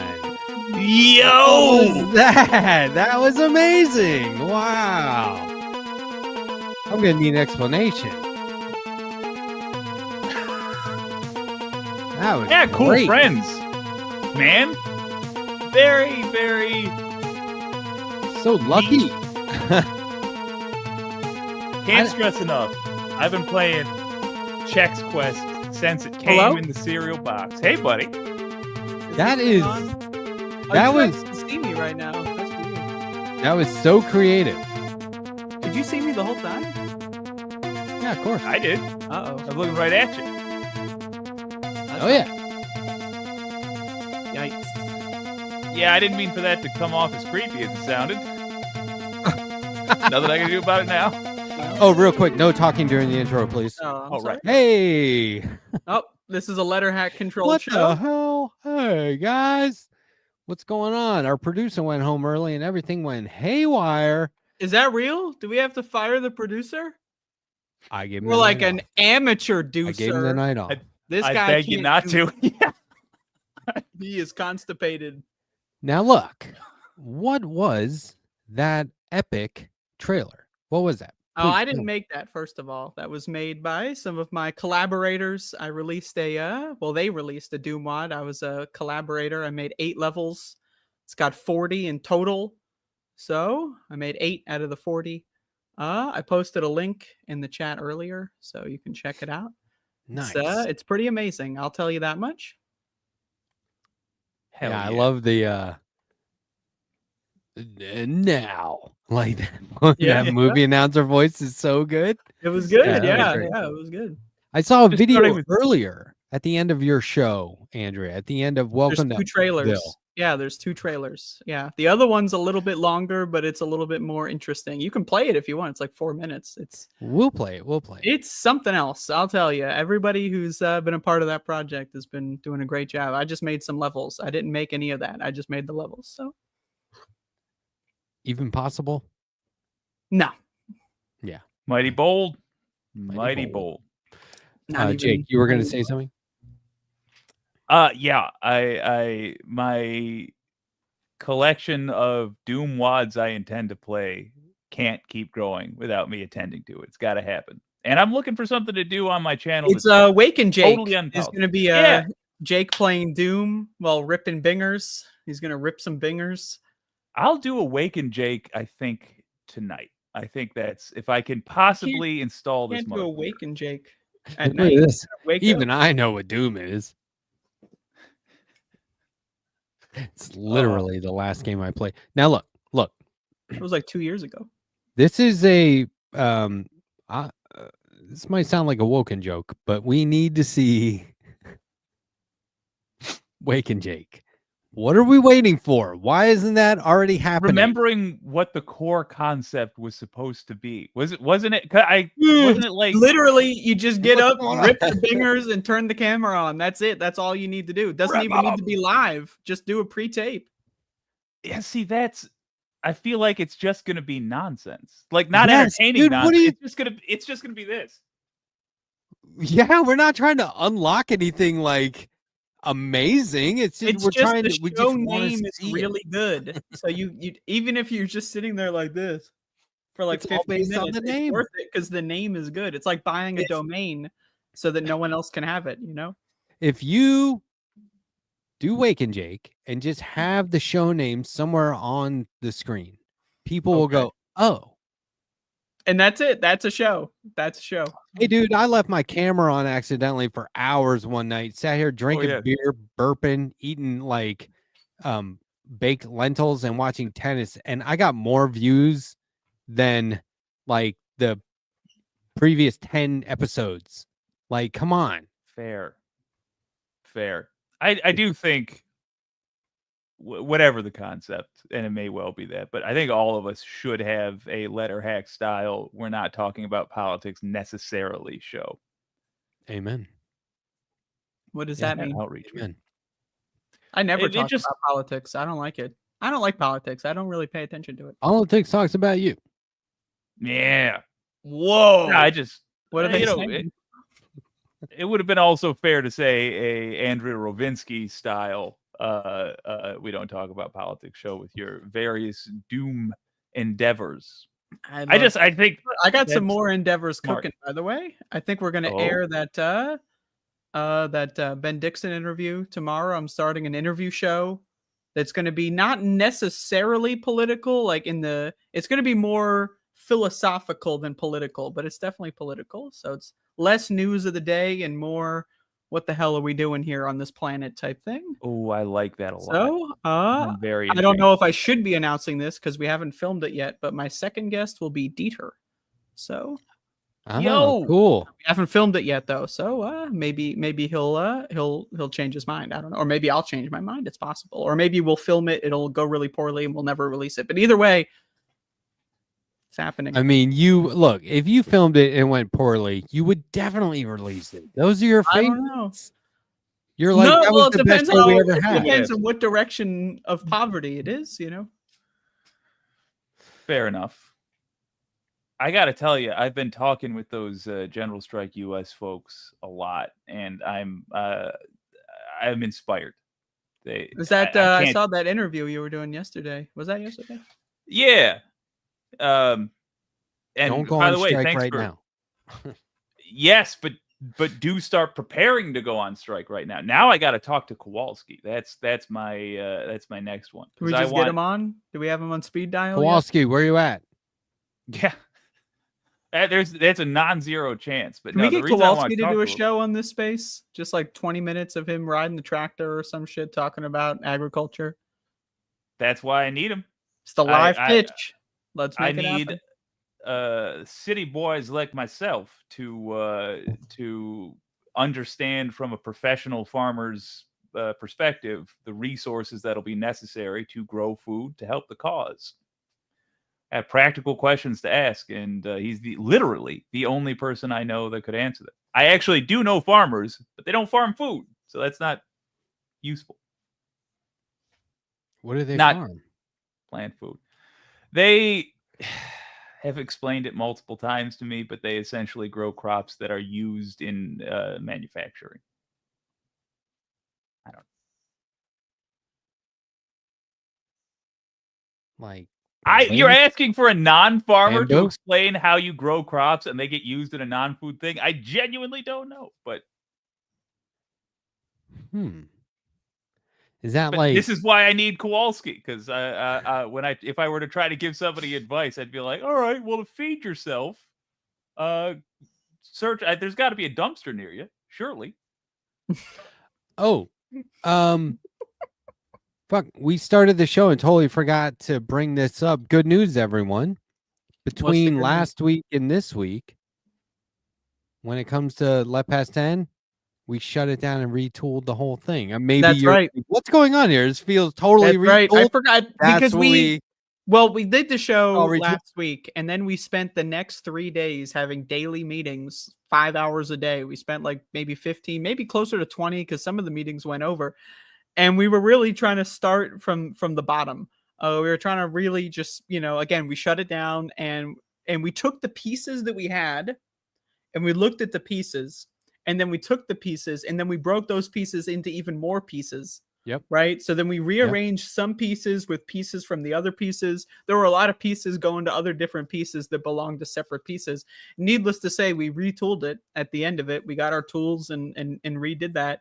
And, it kind of turned out like this. And that's Well, and Jake kept was I just saying. hearing? Oh, sorry. Go ahead. Well, I was just going to ask, was I just hearing what I wanted to hear, or did we land on ascots? You heard what you wanted to hear, but you were popular for saying not retooled enough. And then we were like, what do you want more retooling of? And then it was ascots. And I was like, it's just a bandana worn differently. And you're like, nope, it's an ascot. And I was like, it's a scarf. And you're like, it's an ascot. And I was like, it's a handkerchief. You could blow your fucking nose with that. And you're like, That's not true. if you wear it like this. That's an true. ascot. You could blow your nose. If you were about to blow your nose and what's on your body right now, you got to blow it on something. You're going to go for that first. But I mean, don't think so. I'm sorry that we didn't bring this up earlier, because I'm sure everyone was like, the fuck is going on here? It's completely retooled, and we didn't mention it. So I just wanted to let everyone know, yes, you're not being deceived. We did shut it down, and then we totally retooled it. So I hope you like, and look, you might get attached to the way this is right now, and then next week, guess what? Shut it down again, retooled it all over. And so don't get too attached. We're 'Cause going if you through, like this, it might change. I would say that this is like similar to like a growth spurt. We're just doing rapid change. You don't really know what's going to be like at the end of it. It's kind of all over the place. Yep. You're right. And I would say it's a great way to describe it. yeah, and each version's trademarked, so don't touch it. No. Sorry. Copy written. Is it copyrighted or copywritten? How do you say I say it? copywritten. Mm-hmm. Some people say copyrighted, but that just sounds not so good. Have you ever had something copyrighted? Have you ever applied to the No, Library of Congress? I don't for this? believe in copyright. Let me tell you how it works. You fill out this form, right? Like overly complicated, not complicated to fill out, but like, do you really need to know all that? Jesus Christ. I made the comic. I wrote the comic. This guy co-wrote the comic. This guy drew the comic. Here's the comic. What else do you need to know? This is the year we did it. And then they will come back and go, now who made it? And I'll say, okay, look, jerky. What are you, bored? There's a guy that created it, a guy that wrote it, a guy that co-wrote it, and a guy that drew it. Here it is. And they go, well, who drew it? I'm not kidding. These are the emails. Every time these emails come back, they go, you have this long to answer. And it's like, you have 24 hours to answer, or you have to resubmit and refile. And I was like, that's your game. You just need another $25 or whatever it is. And they will ask you, they'd say, okay, so if this person drew it and this person wrote it, then who wrote it? And you're like, this is a joke, right? So the last time this happened, I called and I said, why is it happening like this? Why do I keep, I was being cool. I was like, look, it's kind of funny, but like, why do you do this? Is this part of your process? Is this like trying to trick me into giving you a wrong answer or saying something different than what I submitted? It's all there on the form. I filled it out correctly. And they're like, we have to do that. It's part of our verification. I was like, why? And they were like, it's just part of our verification. And I said, okay, but like, that's weird, right? Like there's all kinds of ways to verify information. Why are you quizzing me on the most obvious stuff? With deadlines, like what if you're just like, Yeah. what if you're not at the office that day or whatever, you know? You know what they said? They're like, we would really appreciate if when the book is made, you send us a copy. And I was like, I did send you a copy. And they were like, oh, thank you. I was like, okay. I was like, I sent you a digital PDF and a physical copy. Like you got it first. It was the weirdest. It was weird. It was weird. No interest in logic or. It's weird. But apparently you can go to the Library of Congress and look at your own work. So that would be cool. Is cool. That'd be Yeah, cool to go there and be like, yes, I would like to see Milagro by the Letterhack. And they'd be like, we'll be right back. Wait, I got a copy of that Milagro is somewhere. in Milagro Beanfield Wars? No, Hero de la Calles, which means street hero. Milagro. The Letterhack presents. You don't have a copy of this? I got a No. copy. I got it on Andrews, day you got a one. copy? I'm sorry. This was the Kickstarter. Never mind. 70 pages. I got it on day one. Yeah. I don't think I knew you then. No, the Lucha. No, somebody else told me about this. I was mentioning ended- luchadors. Yeah, it ended up being I a lot haven't seen longer. it though. You but- gotta. You gotta. I'll send you a copy. It's $50. Send me $50. actually- I'll send you a copy. Really? Well, yeah, $50? I actually. I mean, think I got a so. copy. I would say maybe $20 at most. You know, Ooh, Jesus, he's really trying to. Yeah. You find $19.99. an AI program that can search phrases. We said. I just realized we've had this conversation, Oh, have we? including me not understanding that it's. a different That is the but- thing I do. And did I say I was going to send you one and then just didn't? Or I'll send you one. Probably, but I would prefer to actually buy it because I like owning luchador related things. I like luchadors. There are very few left. I will send it to you. It's a comic about a wrestler, not a wrestling comic, but we had Catch Wrestling coach choreograph the fights. So it's at least authentic. So yeah, I will send that to you. And Can you send me another copy? with a That way I can have two. copy of Mondo Hollywoodland, which I'm sure neither one of you have, right? Don't think so. I don't. I did. Never mind. I'll tell you off air. I've seen it. I heard that's how Bill Maher died. 69 serious? copies of Milagro. Holy shit. I wish. Did I tell you that the first I ever heard of you was I wasn't aware it was you at the time. I only made the connection later after we met separately again. But it was when you were on Majority Report. Or not, I don't think you were on, actually. I was. Okay. Yeah, it's when they were, it's when that on was on the Majority Report.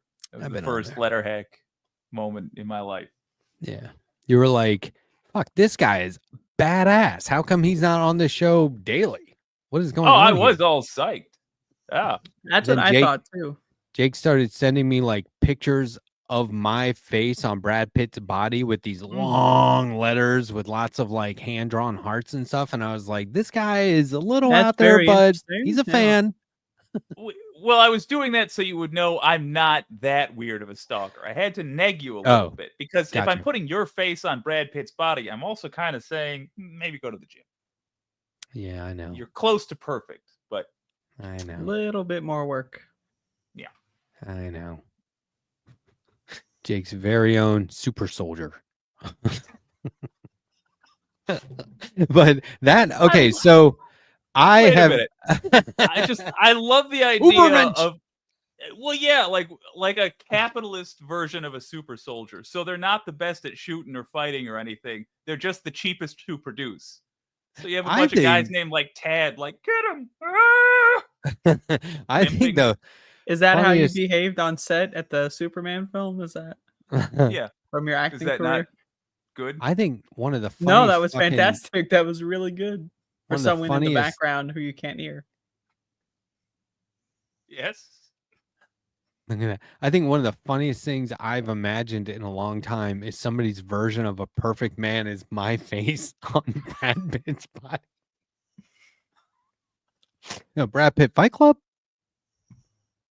Brad Pitt 12 Monkeys. Yeah. Or arguably Once Upon a Time in Hollywood. Good God. I'm not joking. When he took his shirt off in that movie. That's why he did it. Yeah, they were like, you got to take your shirt off. Number one, I was on a date. With a tool belt. Ooh. Number two. Bad move, man. Yep. Number two, the audience cheered. Did she stop holding your hand right there? Yes, because number three, I cheered and clapped. You're like, yeah. I was like, Jesus Christ. I like the Take that it that's a off. separate one. Everyone cheered, and then I cheered after everyone. Well on a date. Yeah. Like, get the fuck out of here. Bro. It's funny. That is funny. Popcorn is Jeez. everywhere. We're just proud of him. There was Killing it. one other person who said, oh, I know you were on Majority Report. And that is just like the weirdest fucking thing. But also very random. Like it would have been super like, wow, you saw that one like 10-minute thing. But anyway. Every fucking goddamn week on this show, we talk about how much Letterhack loves the goddamn Majority Report. It's without fucking fail. I love that show. Without We gotta fucking stop fail. It's calling not enough that he's got the fucking posit mug in the fucking background on every. That's my goddamn mug. I show he designed does. that mug. Oh, no, yeah, that's you- my art oh, on that yeah, mug. yeah. I drew Oh, the that's picture my that's on that own. mug I of got Sam that Cedar. mug too. I actually drew have that Sam mug. Cedar, a Majority Report host. I got that mug too. But anyway, it's like I don't know what, like when are we gonna move on? We got to just shut this shit Let's move down. on. This is Sandy one of the Lovas called things in we today. mentioned. Left of the I box know. called in today. How'd that And it go? was cool. Great. She went well. She was very professional. well. We And got it. Sam, Sam mentioned election night, our election night coverage. Yeah. He said, "Oh You yeah, have those that guys." clip ready? I'm sure you have that clip ready, right? He said those guys did election night coverage, and I was like, did he watch? Because there was that moment where we were watching him. Well, we need a non-majority report. that's the thing. Like even New on election era. night, Letterhack is like, "Oh, what's Sam Cedar doing?" And then he fucking puts Sam Cedar on screen while we're doing a show. Like that's fucking news. Like I mean, what was that? I That wanted was like to do what the a same week thing. ago. You put Sam Cedar on screen Mine going, as if it was news, and then coincidentally he did break some news. But like it was half still, unbuttoned. like That why alone would it- was news. That's not a show. That's his show. Look, I'm just saying, hey gang, who's watching right now, this is more successful than I could possibly have hoped for ever in my wildest fantasies. Now, if you would truly like to help, we need your action. Share this on your own page. Hit the share button, copy the link, make a post, and share it. That'll help us grow the next benchmark. Help us get the 5K. 2,000. Hashtag Oh, 2,000. Hashtag 2,000. The second 1,000 comes way faster. Is that true? And I'm going to do it right. I don't know. this That time. first one came pretty fast.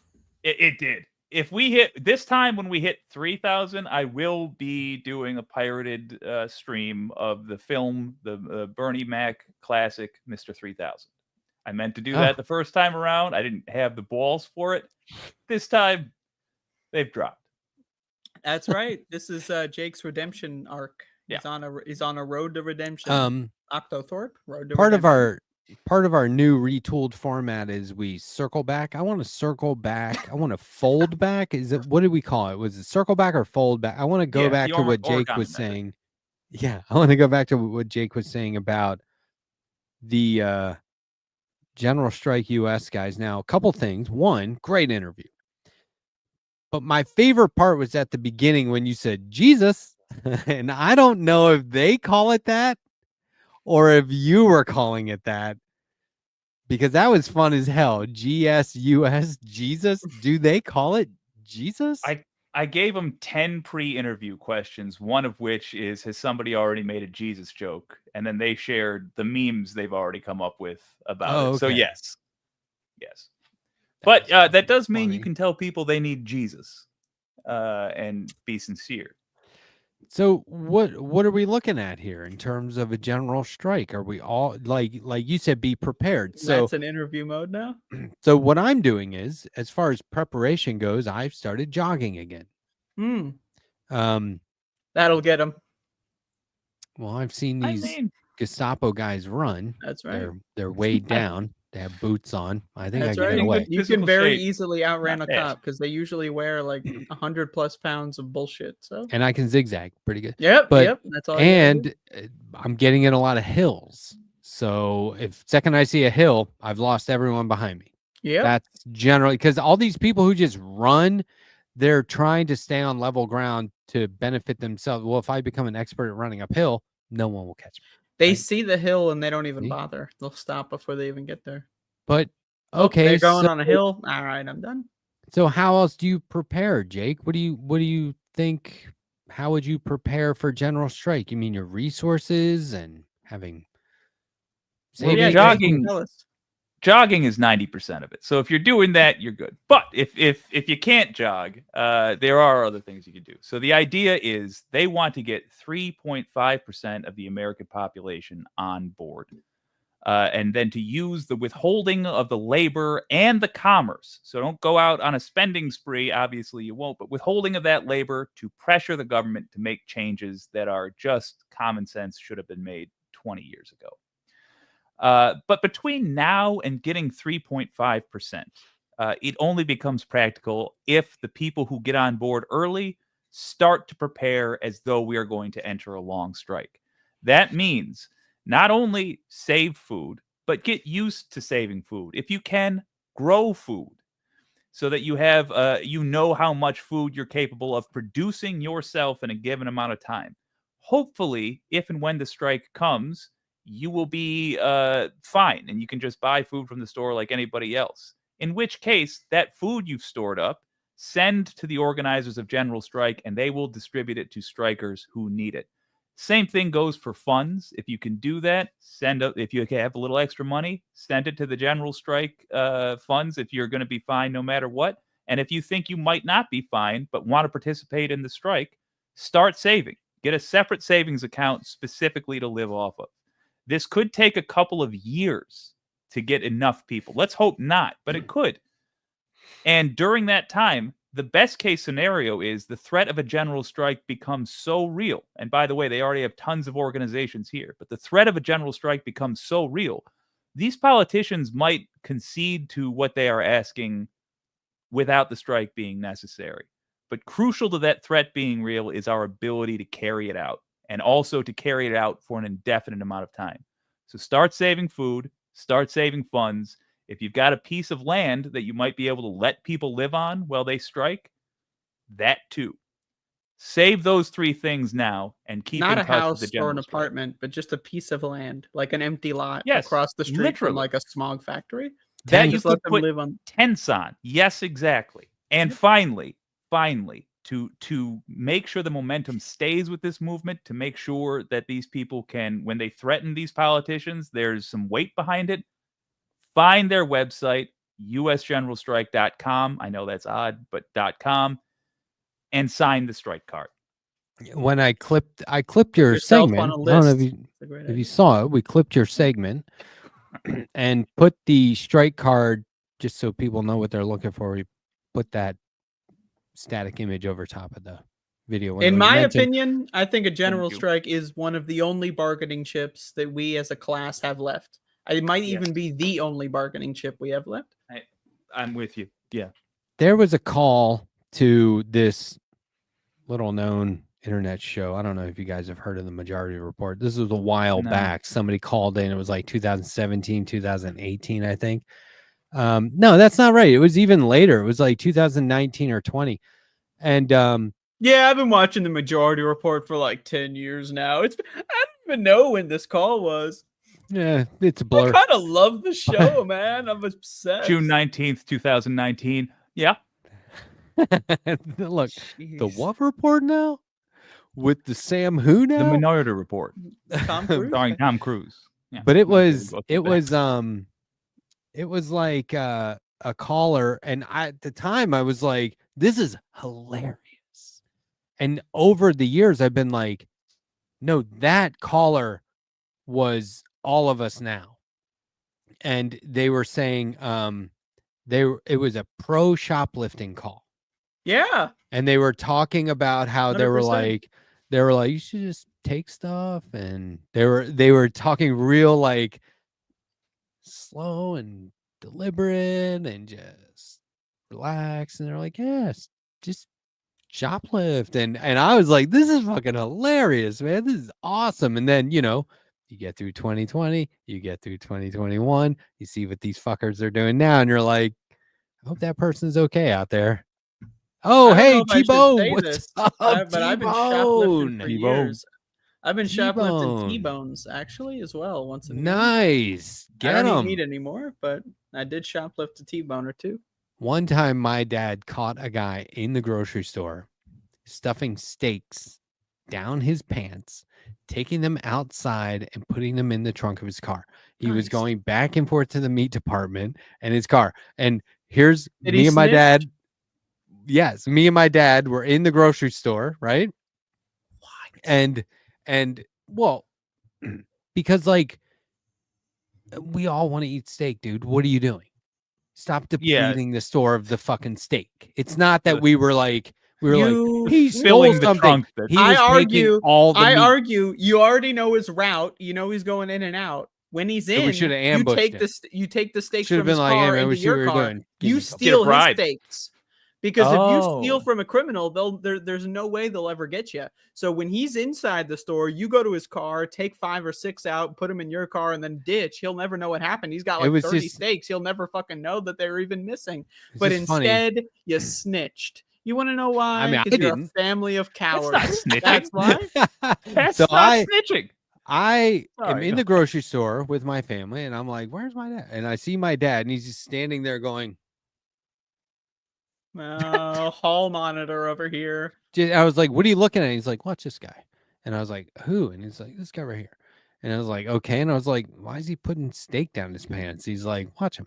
And he walks, and the guy just kind of like casually walks out, opens the trunk of his car, puts the steak, Came in, and I watched him He's do it got the like whole 3 or thing 4 figured times. out. He's got the whole thing figured out until you fuckers come along and ruin the whole goddamn operation. I don't know what happened to him. He My was dad probably just pulled trying like to a steal from stock clerk. steak to feed his fucking family. You know, he's probably Hey. his family's starving to fucking death. He's For got all I 6 know, kids. for all I He's know, got my dad was fucking in on it. 7 kids and 3 stepkids. What if You know, what if my fuck dad was them. in on it? What You if there's know, like it's, layers to the hate those crime goddamn here, stepkids, right? but you got to feed him anyway. Otherwise, Child Protective Services comes over. He needs Just 48 leave some steaks. steak for the rest of us. It would be like, what if he just took all the tuna fish? What are you doing? Well, tuna fish Like, sucks. obviously, that's a top seller, or you wouldn't be stealing it.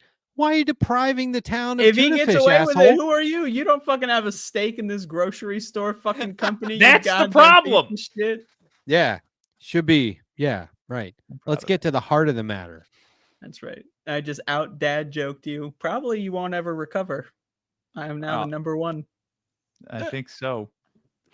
Oh, it hurts. Ah, God. Yeah. Spontaneous. You never I saw just it want to coming. say, if his dad wasn't on it, that's the only way it would be snitching. It's only snitching if you're benefiting from the enterprise and you tattle. Otherwise, it's just No. old-fashioned Snitching is a tattling. mindset. It's a mindset. It's a way you carry yourself as a snitch. Mr. That's Letterhack. I mean, that's what makes it the difference between snitching and just telling on someone. Like, if you A benefited from the crime, tattletale, like that, in a way, you're making an argument that I might agree with, because a tattletale is even worse than a snitch.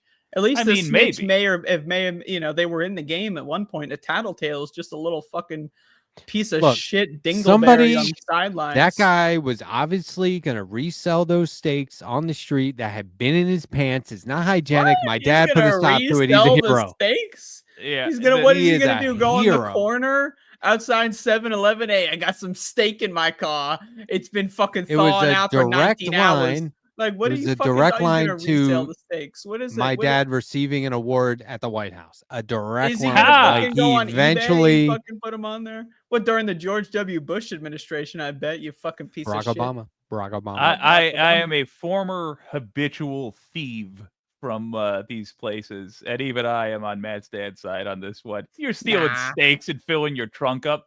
Out of here. Gross. Nah. probably a I mean, not even fetish. F out of here. I'm Actually, not kink that's shaming, just, but that's gross. I mean, I you don't just- buy you- it. you're- I don't buy it. He was trying to In feed fact, his family. I'll- This is I'll a go as far desperate as to person say- trying to stay alive. There's a 3-year-old that Mazel went tov. hungry that night because your dad's a piece of fucking dog shit. I think if you have the chutzpah to steal that much, You deserve to get away with it. No, I just think it's the same as being having enough money to buy for it. Like, good, more power to you. Go for it, but you have not my alliance or sympathy, just my interest. Nah. Let Now, him go. You know the lengths I went to as a teenager I to do love that score nuance. cigarettes. Yep. Right? I've told this story. Oh, But when your heist, yeah. dad's around, all of a sudden, I've told this story to my dad. Incidentally, you want to see somebody break into any car within seconds? Call my dad. Lock your keys in the car? No, you didn't. but when someone's if my trying to dad's feed around. their family, when someone's trying to feed their motherfucking family, they got My 3 dad. stepkids, for Christ's sake, you know? My Like, they got to dad. deal with the fucking other fucking parent that keeps fucking coming around trying to say, hey, I can do better. You know, they're trying to feed their fucking family over there, and you're calling them out saying, well, I could steal cigarettes from the military base. Ha! Like, what do you think someone else? You only stole those goddamn cigarettes because someone who was looking at you said, you know what? Good on them. Good for those kids. They're getting those cigarettes. That's the only reason you got away with it, you motherfucker. It's called solidarity. Look, Hollywood got me hooked on nicotine. Okay. That's a And whole whatever different happened after that is capitalism's fault. I'm just saying, we Ah. always leave capitalism out. They're the real culprit, and we Mm. always just say, oh, no, it's you, it's us, it's that But guy. when it's someone else capitalism." is dealing with capitalism, all of a sudden it's your Joe Biden. You know, you're signing the criminal fucking legislation. No. I'm just imagining Steve, like young Matt outside of Jaws, and Steven Spielberg's like, "Hey kid, y'all want some chew?" I don't know why. Hey kid, you want some steak? Well, do whatever you want. I'm a kid. Come on. I'm so susceptible. I got plenty of steaks. First, I got first time I 24 smoked. steaks. First time I smoked marijuana, I was 13. Go. Oh Lord. I don't recall. 21. First time I smoked Wow. cigarettes, 12. 18. Non-applicable. Stole my first car at 14. Go. Ooh, never. Never driven a car. I did try to get my car stolen, but literally, I left the keys in the door in what I was told is a bad area of town. And all that happened is I returned to my car after lunch and somebody had stolen my keychain. That's funny. That's pretty good. Gross. I like Grimer. That was a good profile picture. Grimer is underrated. I love Grimer and coughing. Ran my first 18-minute 5K, 27 years old. It's not bad. That's I'm actually positive I've run 5K. I can't tell you how fast it was, other than say faster than them. I don't know if how I've ever fast run it was, a 5K. but I got away. I don't typically track my runs. I just run because I'm scared for my life. You know, you guys are running for pleasure. Oh, let me check my smartwatch. Ooh, let me check my phone app. You know, We used I'm to running play- because someone's fucking got a knife or a gun and trying to fucking take me down. We didn't So I'm have just trying to fucking phone get the hell apps out of there. when I was 27. Okay, we didn't Oh, really have yeah, apps whatever. even, but we called them applications. You got a stopwatch. Check out the game we used to play when we were kids. We would play Send Him Into the Woods, where like there would be like 6 of us, and one of us would go into the woods. We'd wait 5 minutes and then come hunt you. Right? It was like Rambo in the woods. Yeah, It that's a was classic, wild. though. Like Hunt your but friends. Yeah. I just think back to that, like it should have been scarier than it was. I don't know. Like hiding in the woods, like, and then you'd want to like move around and be like real quiet. You ever get like about a tick bite? You know, you get a little no, but bullseye on your neck. thi- You wake this up is- in the morning, you can't move your neck. You got paralysis. You're gonna fucking get Lyme's disease. It's This no is why I joke. thought of it though. This is why I just thought of it, because I thought of it the other day because I was in the woods behind my house and I was like, I used to be able to walk through the woods without making human noises, without like sounding like you hear shit in the woods, right? But you could tell if somebody's like traipsing through the woods. I used to be able to walk through the woods pretty good.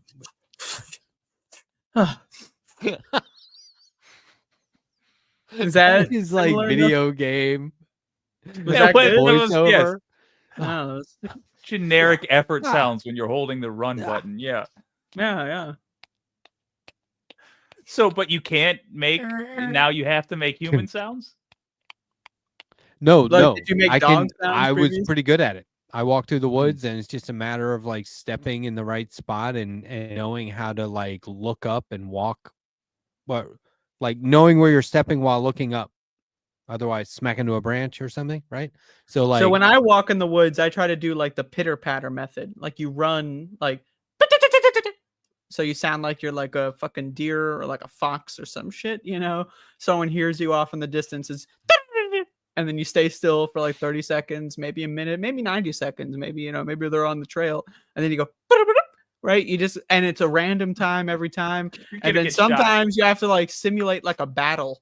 You know, you have to like pick up a Yeah. rock in stationary, you throw it in another direction, you know, take them off the case. And then that's when you bolt it. You do like, you know, 17 steps all at once. You go really fast because then it's like, oh, well, it's just wildlife running away from the rock. Makes total sense. And then they're going to go in the direction of the rock. They're never going to find you.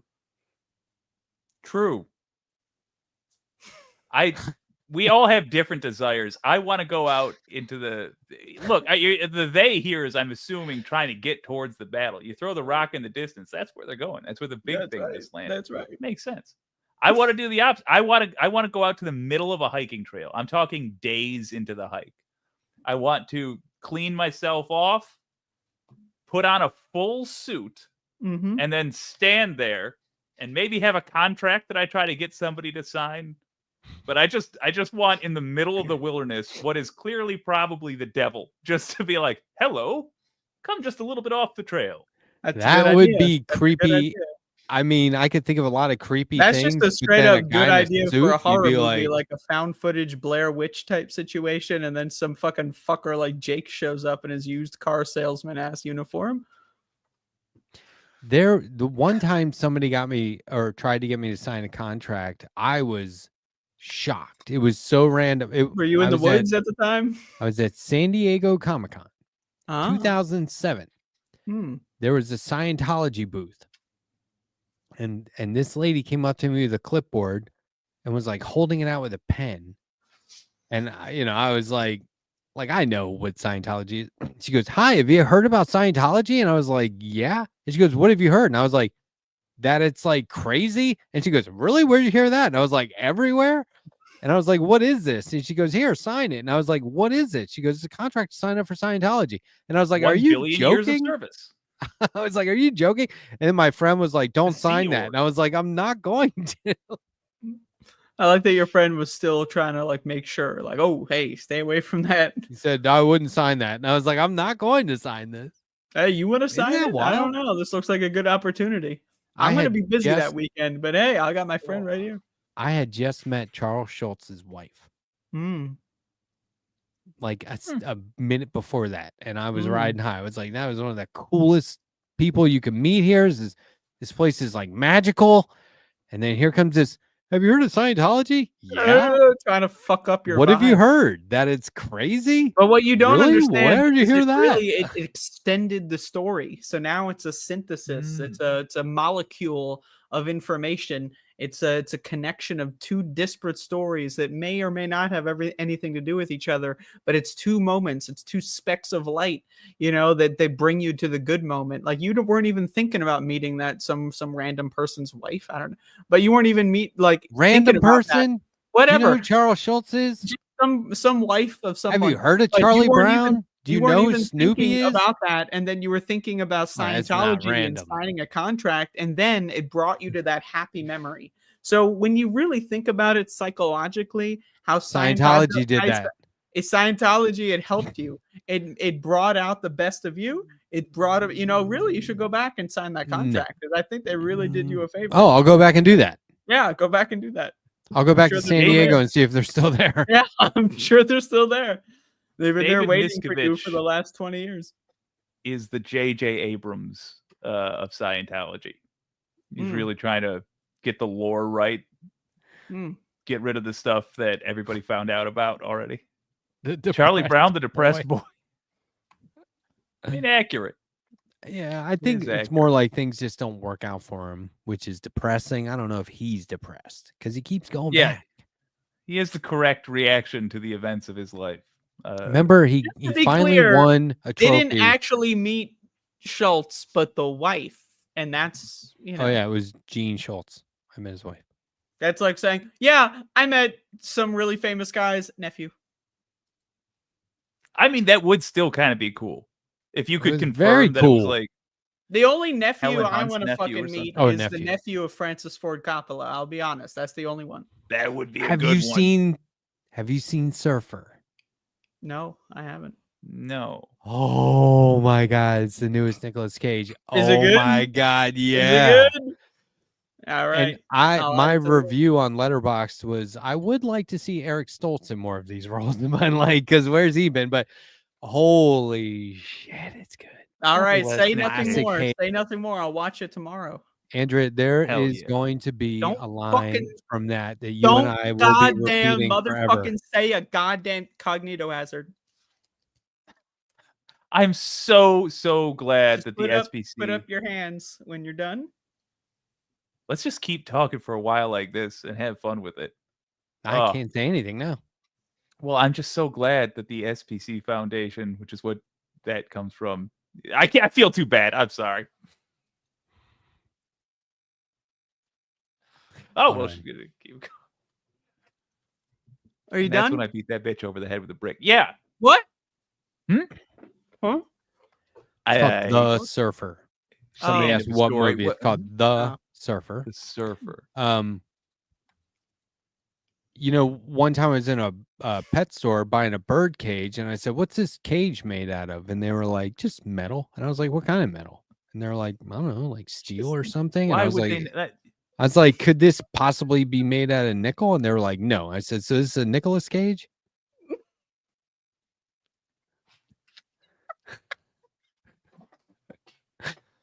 Because That's weird. That was good. Oh, you might have beat me. I think you're back on top. I'll be honest. I concede. You gotta watch out. I might pull an Andrew Cuomo. I might take back my concession, but for You now, got I no more concede. sponsors. You got no more backers. Boo. LOL. Oh, look at this one. That's the perfect reply. Oh man. That was Ellipses. good shit. That was Do you good. want I to? hope Do you the want to MRI see the movie talk about that on poster air. for? No, do not put it up. You I don't wanna want to see see the the movie movie poster for it? I really want to see the movie poster. You gotta Just- keep those, just those stay- peepers just closed, stay- Andrea. You know, just tell. I can hear you. So just tell me when it's over. Okay. What's cool here? I don't know why it's so zoomed in. What's cool about the movie poster? Don't look, Andrea. Hold on. Don't look. Here it is, Jake. Check it out. It's hand drawn. It's like God, painted. it looks incredible. Oh, Yeah. God damn it. Okay, it's gone. It's gone. Ah, Oh wait. Oh, sorry. Jake was gonna disrobe her or something. I got a quick change. No, it's for the best. I'll That's be a cool honest, those poster, though, people right? nowhere near are not. How cool is that poster? It's so cool. That looks incredibly cool, and Nick Cage is single-handedly responsible for all the films in the revival movement of popcorn action movies. I love it. I love it, love it, love it. I would have a Nick Cage-a-thon at any point if anybody wants to. Do it on Discord. Favorite Nick Cage movie? Go. Mandy. Oh my God. Yeah, that's genuinely hard to answer, and it changes constantly. Probably if we're being honest, Leaving Las Vegas, but like one I will watch most often. National Treasure. No. Well, it's I not. fucking love National Treasure. It It's so is good, goddamn actually. stupid. I love it. It's stupid perfect. and fun. It's Raising perfect. Arizona. Oh, yeah, probably Raising Arizona for most watchable. It's the best thing because when we ran out of fish, we ate crawfish. When we ran out of crawfish, we ate sand. What's that you say? Say we ate sand. You say you ate sand? I've eaten sand once. His name is H.I. McDonough. They call him High. Fucking. And then, like, at the end, he realizes they have the same, like, woodpecker tattoo. Him and the bounty hunter. And he pulls the pin on the grenade and he goes, sorry. Remember, it's such a perfect movie. He's like, I'll be taking whatever cash you got in the register and these Huggies. That fucking movie is so good. He is so perfect. I can't believe I don't Best know this. actor. What's the name of that movie he was in that was such a cult hit immediately, ironically, about fighting a cult? Very bloody, action-y, 80s feeling. Fights with a chainsaw. Mandy. Yeah, Mandy. Mandy's Yeah. Really, really, really good. That was almost, until you said Raising Arizona, I would have said Mandy for the most part. They wanted I said him. Mandy right away. They It's the wanted best one. Mandy. Missed it. I I'm gotta, so sorry. I gotta watch Mandy again. I mean, that's turn the lights Oh, off, I crank the haven't watched volume it all the so way far up. this year. It's so I gotta watch it. But that is they wanted him for the cult leader in that. And he said, Well, no, I he would wanna have done be-" great. He He said, I would've want to been be great, the yeah. main guy. And they were like, oh, well. And then a few months went by and they were like, are we crazy? Get him. Yeah, Just let him be what the- whoever he fucking wants. It's going to be great. Let him be the guy that sells or the hands over the crossbow. Who cares? It's I Nick love Cage. that guy. That's What a about great the guy. tiger? Out of the park. Ooh, the tiger in that one. Oh, wow. Man. Yeah, let him play the tiger. I don't give a shit. It's Nick Cage. God, fuck. I love How about that fucking Vampire's movie. Kiss? Oh, Yes. Yes. So good. So good. He's always been such a lovely psychopath. He's like Wesley Snipes. He's what I want out of a Hollywood actor. Gosh, bless him. He pushes the art. Yeah. He's a generational artist. So many actors, they're just trying to, I'm just trying to play this role, this mediocre role written by a mediocre writer in a mediocre movie, and I'm just going to play it. I'm not going to try to do anything fancy. I'm not trying to, You're just going to be a normal actor. Nicolas Cage, on the other hand, when you hire Nicolas Cage, you get Nicolas Cage. You get a performer. You get an artist. You get an innovator, you know? It's kind of like the opposite of having the Letterhack on your show. I totally agree. Oh, Totally agree. I was worried. We'd gone at least 7 minutes without a hurtful thing being said between friends. Nicolas Cage makes the worst movies the best movie, whereas the Letterhack just makes everything kind of like that was watchable. Baseline just. See, the thing is, Nicolas Cage makes art. You'll rewatch Mandy every day of your life. You're not going to rewatch a Letterhack show. Oh, let me rewatch the Letterhack show. You're right about April that. 15th, 2024. No one's going to watch that show. That show. Maybe I should stop paying my taxes for a while and then all of a sudden have to do every job that comes along. That's right. For that's free. right. Oh, wait, I already do everything for fucking free. I'll just, speaking of, toss channel business out here because why not? I honestly would like to see Letterhack reruns because those are some of the better interviews and they feature a lot of people on this space. I'd love to see them play on this space. That's what I'm saying. That's the thing. Like Letterhack Late will get night. his hourly. He'll get his reruns when we expand into Monday. You know, no one's gonna watch on Monday Late anyway. We can do a Monday program with here's 10 hours of Letterhack. You won't miss it. You don't need to watch it, but I it's can there do if you want it. 8 hours a night for like a week. You can do 8 hours a night Straight. for a week, just straight. I watched I was hanging out with like a friend of mine. He goes, "You got a YouTube show?" And I was like, "Yeah, check it out." And he's like, "Yeah, let's check it out." I was like, "Well, not now." And he goes, "No, let's watch it." And I was like, "Well, it's kind of awkward." I He's like, hate when motherfuckers do that, man. I will leave. I will immediately go. and I said, "I'll give you a taste. I have a compilation. Let's just watch this." And like a half an hour into it, I was fascinated by the guest.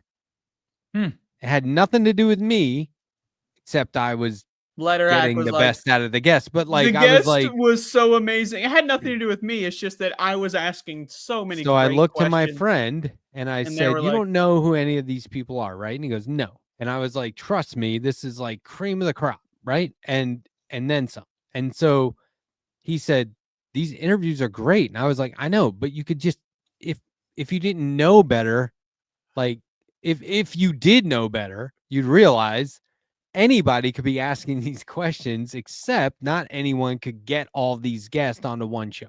That's the And I disagree with the premise, though. Not anybody thinks to ask those questions, even if it feels like Jay couldn't ask those anybody questions. could. He would never think of that. Yeah, I've had some of them on. I've only the first interviews that I've done that I'm satisfied with was the two that played on this space. Oh, that's great. Yeah. Not gonna lie, I'm still randomly thinking about how there was a time before chocolate chip cookies. It was a better time. frankly. Hey, what's up, AG? the matter with Well, you? yeah, and that, you know, I mean, what's Can we more call amazing, it? Can we start calling him Tag? You're it. Oh, that's good. nice. There's what's more amazing is that there sorry. was a member of Congress older than chocolate chip cookies, which is Good for him or them or her, whatever. Feinstein, yeah, Diane. she's Feinstein, moved on now, as you but said. Oh, right. She's moved on to a world She's with the chocolate devil chip now, cookies. but She was getting like when she was fucking in her dementia brain. Someone hands her a cookie and she's like, "What the hell is this?" because I know that guy. But no, there was a she sold a $9 million vacation home in Aspen, like right beforehand. I was like, "No, retire, live there. What are you doing? Why are you still at work? It's elder abuse. Get out yeah. of here." I Yeah, think it that really was genuinely elder abuse. It's all Yeah, elder like- abuse. Yeah.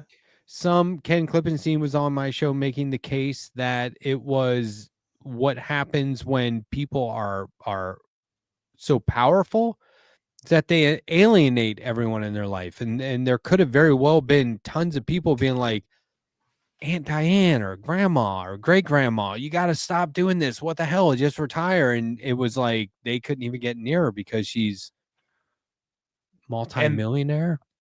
Yeah, and all the people that you trust for professional opinions are then reliant upon you staying powerful for them to have any power. So You saw how she talked to those kids, those activists, those climate activist kids that came to her office to plead with her, and she was like, old enough to "You vote, don't tell fucking me." dummies. I was like, You "Geez, dumb lady." fucks. So that's how you roll, okay?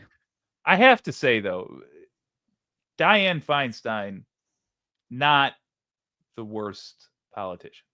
It's if you look at her as a person overall, this show needs still needs a reboot. This is the fucking reboot, dude. We already said at the beginning we've rebooted. As soon as I put Orb Rumors comment up, Jake is starting to fucking suck Dianne Feinstein's fucking dead cock.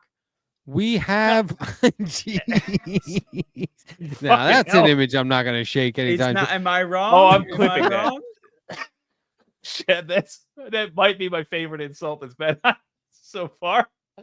What? No, I just mean if you study her life fuck? as a human being and we try to develop reasonable expectations for how people will behave and therefore put in reasonable stops to prevent Dianne Feinstein's second half of her life from playing out the way it did again with the next person. She came in as, a progressive go-getter and did some pretty important accomplishments. There was a early movie on. made about her. Yeah. Yeah. It's just that now we've like at the time we didn't have the knowledge of this, but now we know. Look what happens when you don't cycle out of power. You stay there, you rot. That's just we need to on we live need to be clear. television, live on stream, you're rotting away. Your fucking skin and bone are decaying. They're turning into ash and cinder live on stream. People are watching it every day of your life. Your fucking it just starts melting off of your body and decomposing. You just get these holes that start forming in your face, like in the zombie movies.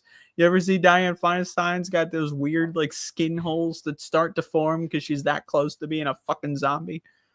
Jesus, You know what? goddamn Christ. Okay. He's got one or two.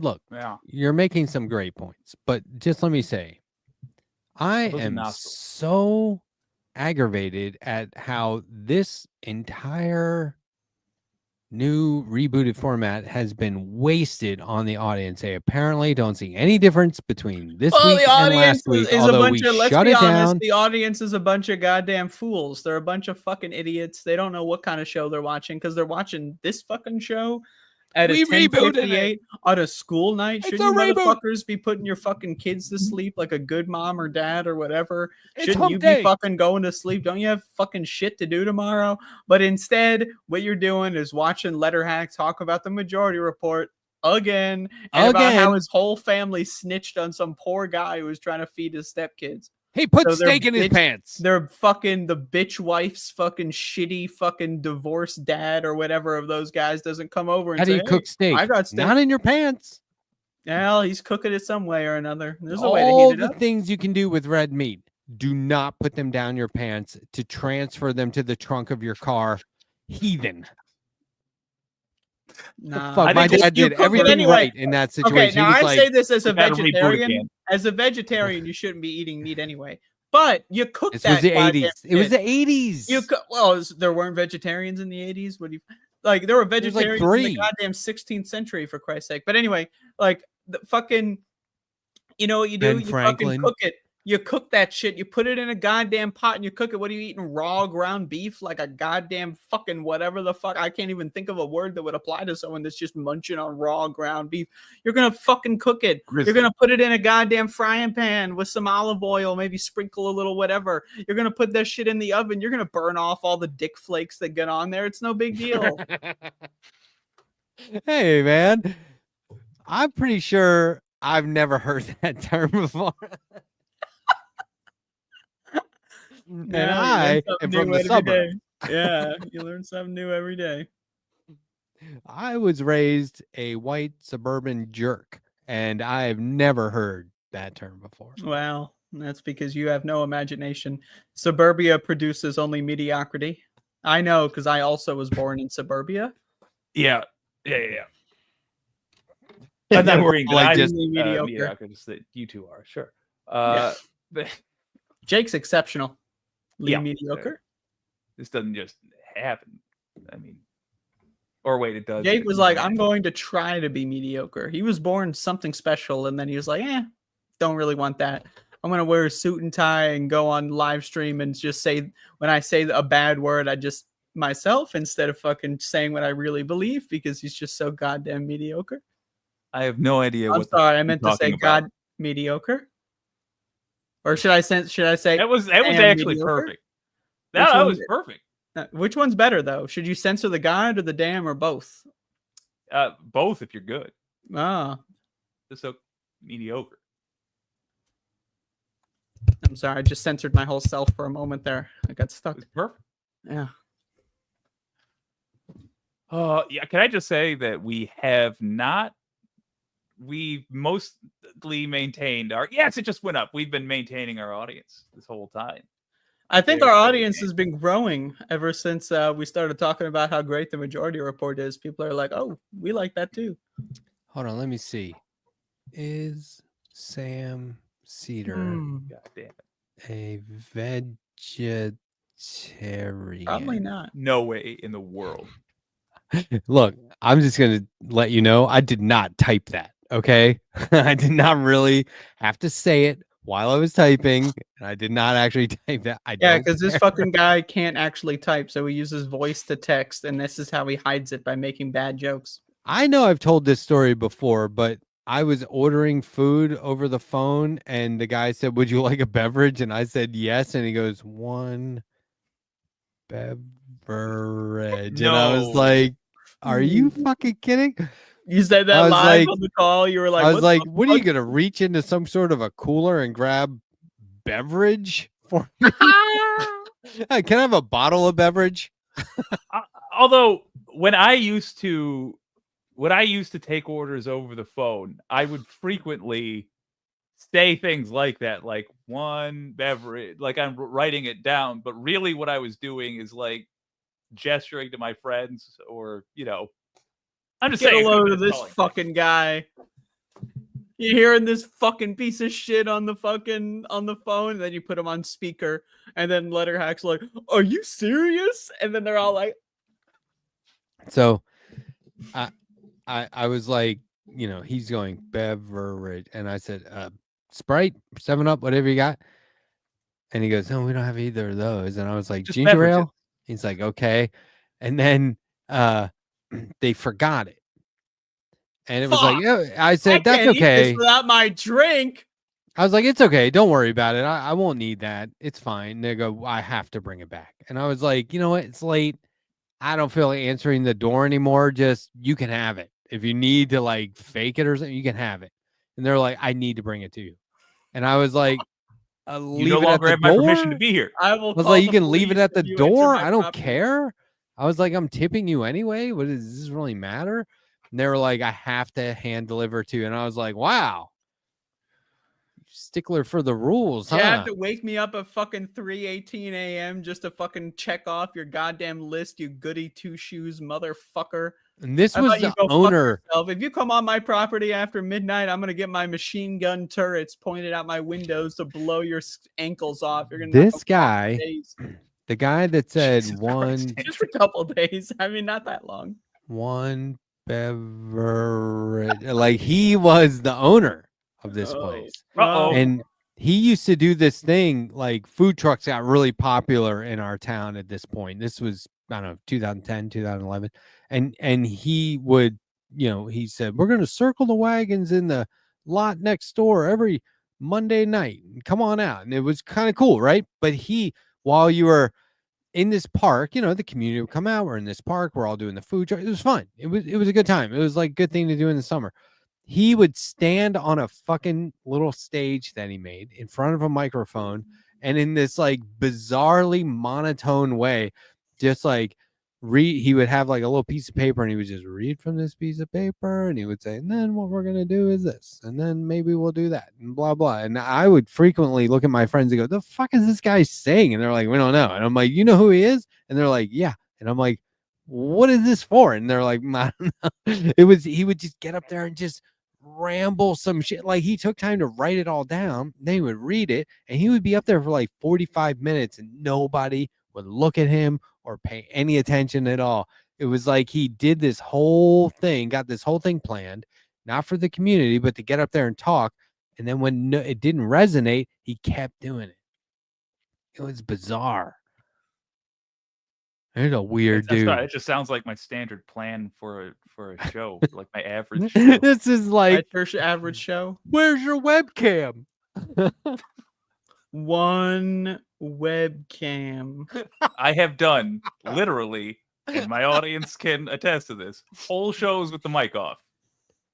Whole segments. At least. You know how that's possible? fully Because off. no one's watching and no one tells you. Or either that or everyone's watching and they're all making fun of you so they don't tell you on purpose.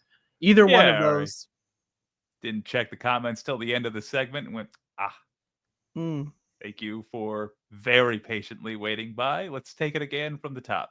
Oh, you'd like me not to because you saw the slides? That's fair. I got I've into done that the before. I'm not above it.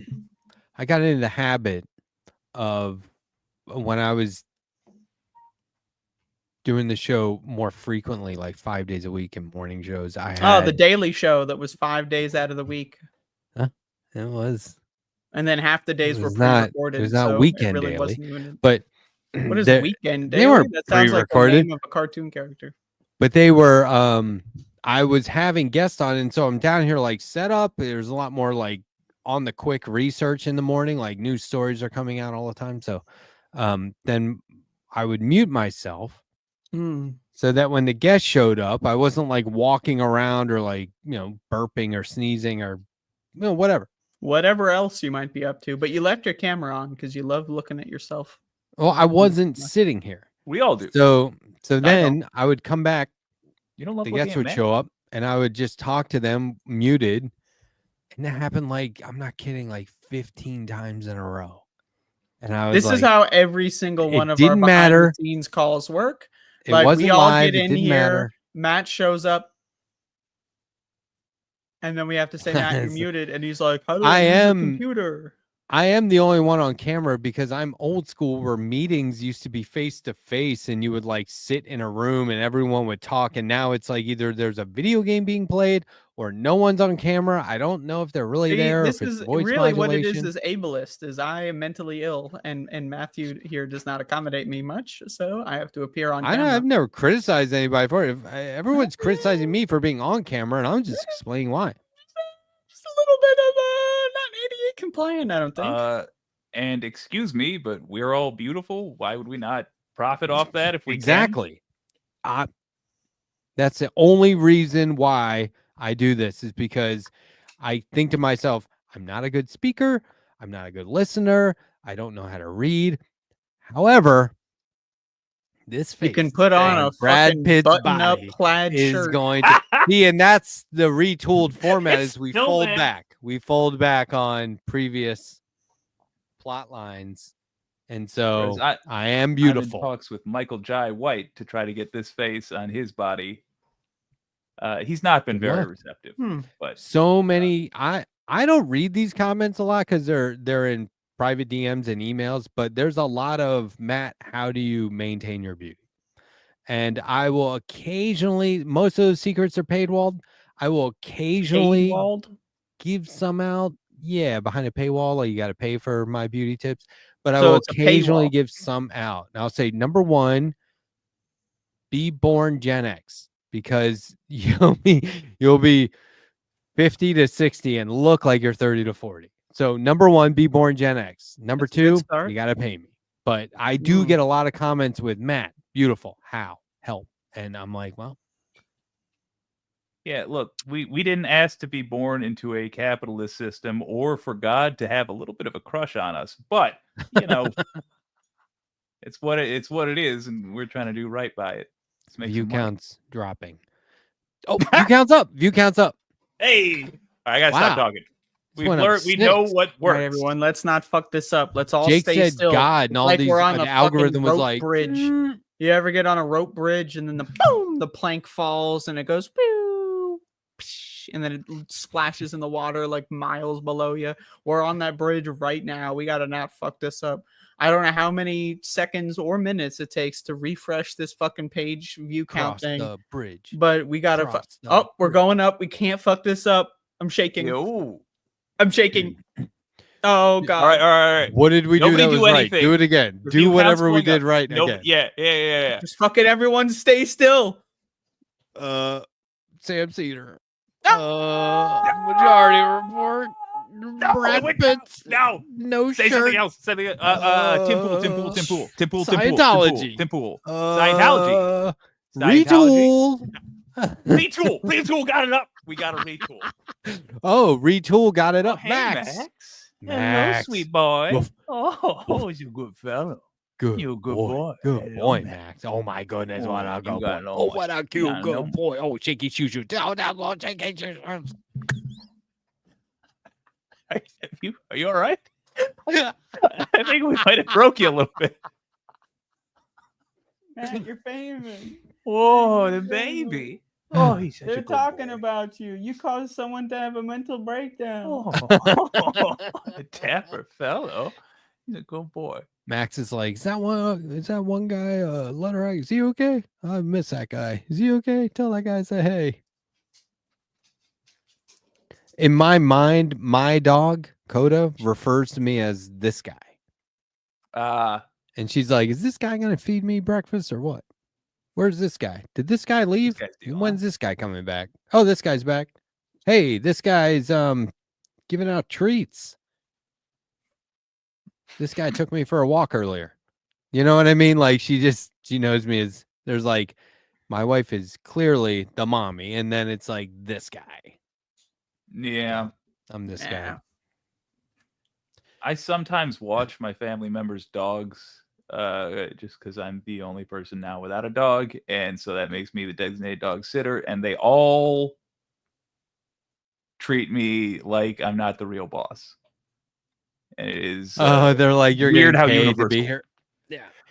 No, they're like they'll come stay with me, and I'll be like, I'll tell them to do something, and they give me this look like, you're not my real dad, and they get all sassy.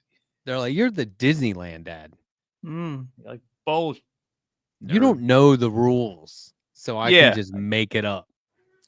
That's Well, actually, at the last minute, actually, they said I could have 2 treats. Well, that's the Actually, thing you is I wouldn't know spoil that. them. Yeah, you wouldn't know I give that. them Oh, treats you spoil 'em. constantly. You're They buying gain their, tons of their weight. affection. I don't know Yeah. why this You question send them is- back, they're 10 pounds fucking heavier. They're gonna die Yeah. of heart disease. Yeah, I And got then a they die question. like fucking, or they fall down the stairs because they're out of shape or whatever, and they got excited, so they fall down the stairs and fucking collapse on their lung. And then everyone's like, "What happened?" And then nope, Jake was over the other week. I mean, they know they're just eating like human food and being spoiled. So there's a finite amount of time. Sorry, what were you saying, man? It's like a count. It's like Dead Rising. You got 6 Well, hours to beat the game, a otherwise question. it's over. There's a You question got to from get the home chat ASAP. directed to me, so I'll answer it. But then I would like to hear what you guys think. Yeah, put it on screen. Like most holidays, there's national closures, days off, right, for all of us. And so you will end up doing something on that day that builds a tradition over the years, like barbecuing with your family, whatever it is. It's like, well, we've all got off and everything's fucking closed, so we're not doing that. There's no mail, there's no bank, there's no whatever it is.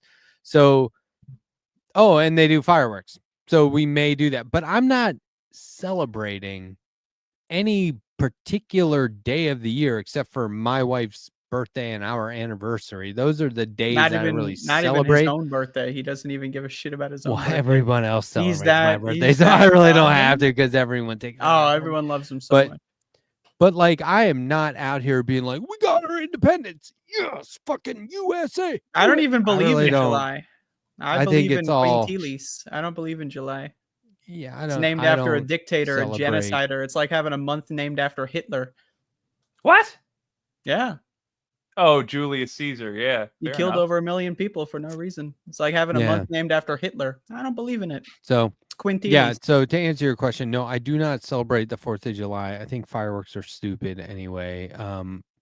you know, if somebody wants to do a fireworks display, okay. Anyone who but lights off fireworks, I just hope you lose your ability to do so next year by some sort These of accident of nature. people in like neighbors, and this was the same in Colorado as it is in South Carolina, they're just out there with noisy things like go pop, pop. And there's like no Yeah, shut the sparkling or fuck fire. up. It's a goddamn What are we school night, doing? you piece of fucking shit.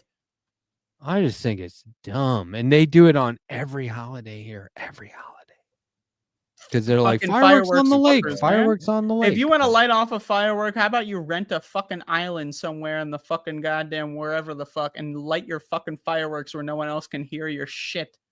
I gotta Jake? fucking get up in the morning, for Christ's sake. I don't fucking have time to listen to your fucking fireworks at 1 a.m. And they do it at 1 a.m. like in the morning before the day. And then they do it after the, so it's 2 nights in a row. You have to deal with this fucking horse fucking shit from these Neanderthalic fucking cocksucker motherfuckers. I got these fireworks fuckers that fucking, you know, they're always, and every time I move, every street you live on, you never really realize that, you know, when you move to a new place, it's not something that you really think about when you're moving, right? And then all of a sudden the month rolls around and then you're like, oh man, are these people gonna, and then yep, lo and behold, they do right next fucking door. So not only is it loud as hell, it's loud as fuck. Not only is it that, but So- like it's right next door. You see, you can't even sleep without your windows being illuminated. Oh, it's purple. Oh, it's Sleep in yellow. the bathtub. Oh, it's green. Sleep For in the fucking fallout shelter. sake. You know what else is green? My fucking vomit when I'm gonna fucking puke out the window on your fucking head. You know, that's what I'm going to do. That's how bad. So, Jake, will your patriotism be on display this Friday or squirrel it away? No, I'm going to be attending an event unrelated to the festivities. But I would love to do like a vigil for mourning American democracy, mourning freedom. Morning, as But in I'm not gonna- you're gonna do it in the morning with a new episode of Wake and Jake on Friday. Is that what God it is? damn it. Yep. Maybe. It's a good name with the vaguest of ideas, but fuck it, maybe. I agree with this comment on screen right now. What wholeheartedly? I love Andrea's gentle, soft-spoken nature. The warmth is endearing. Flames. Yeah, a lot of warmth. Yeah, a lot of Andrea's Napalm. quotes are on posters in break rooms all throughout corporate America.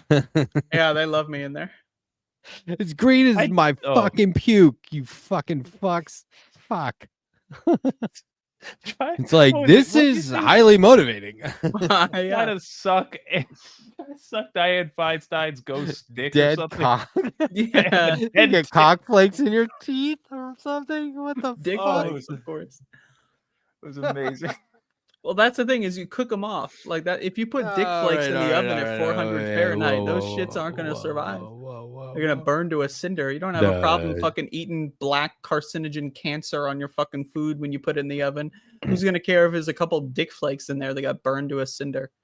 There are Wait, no what? chocolate chip cookies before 1938, Mm. but there Wild. was a Diane Feinstein.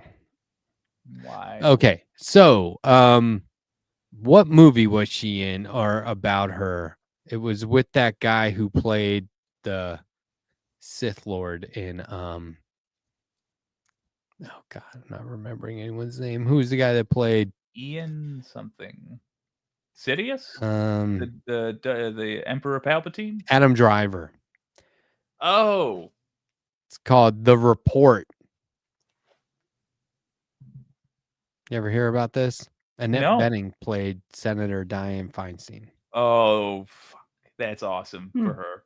I mean, could have happened to a lot of better folks, but it's cool if you're Diane Feinstein's age when that came out, whatever it was, assuming it came out during her life, and Annette Bening's playing you.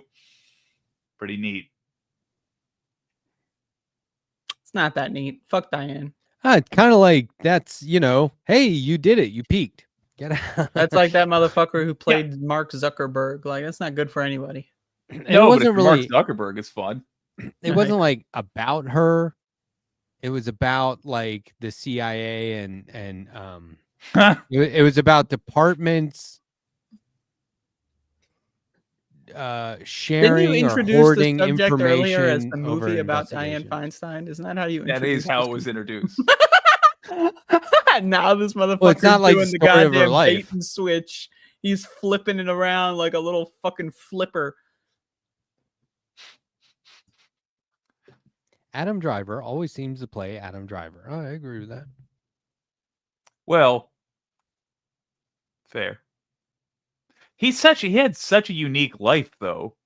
He is kind of everything. Like he I was a don't really know Marine. much about him. He was an artist, like an old school starving artist before he was a successful actor.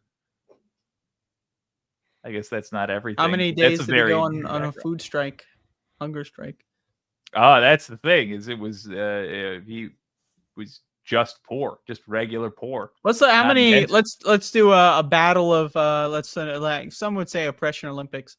How long have you gone without any food at all due to poverty? What's your record? Do you just have no money to buy food? Anybody? I mean, I probably have. Steal that shit. Yeah, I would say never.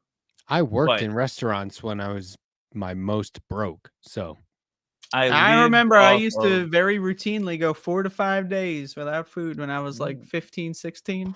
That shit was rough. Brutal. Damn. Never That was mind, rough. yeah. Now I will come say, to my It restaurant. taught me the appreciation of fasting.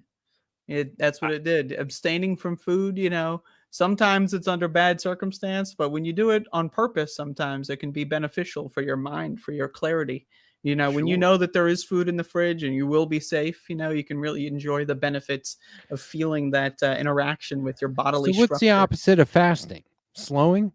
I want to That's be right, clear, slowing. though. As in I slowing did- your metabolism, you're gonna fucking die of cardiac arrest. I did sell blood plasma to survive for multiple years. I've done and that before, yeah. Often lived for months at a time off 33-cent ramen noodle packets because Hell I could yeah. afford nothing else. That and black coffee was it for a while. That's right. Yeah. I mean, And I and used to eat looked so like much Trevor ramen from Whitest noodles. Kids You Know. I used to make 2 packs of ramen noodles and pour vodka in that bitch. So I'd get Holy drunk shit. and I'd get fucking noodles at the same time. It was good. Oh, that's brutal. Oh, yeah. I My lived peak alcoholic years. My mom once said, "How do you live like you have money?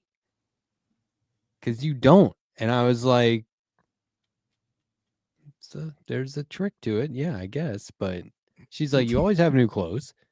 There's a You- trick to it. It's you called when eat you go to the well. grocery store and you see someone stealing, you tattletale on them like a little bitch. And then you fucking run out the back door with their 50 steaks and you start selling them on the corner, $20 a pop. And then you make a fucking couple $1,000. You're going over to the fucking clothes store. Then you buy yourself a nice pair of clothes. But then guess what? At the last minute, it's a string attached dollar bill. You yoink it out of the cash register and you go, hee hee hee, and you run out the door. She said you smoke cigarettes. You have a SUV. Did you really have an SUV when you were like, how old is this? 21. Oh, 20, I thought you were like a 21. kid at the time. I see. I was pretty young. Hmm. Just for all you 20-somethings out there, you're babies. I'm still but 20-something.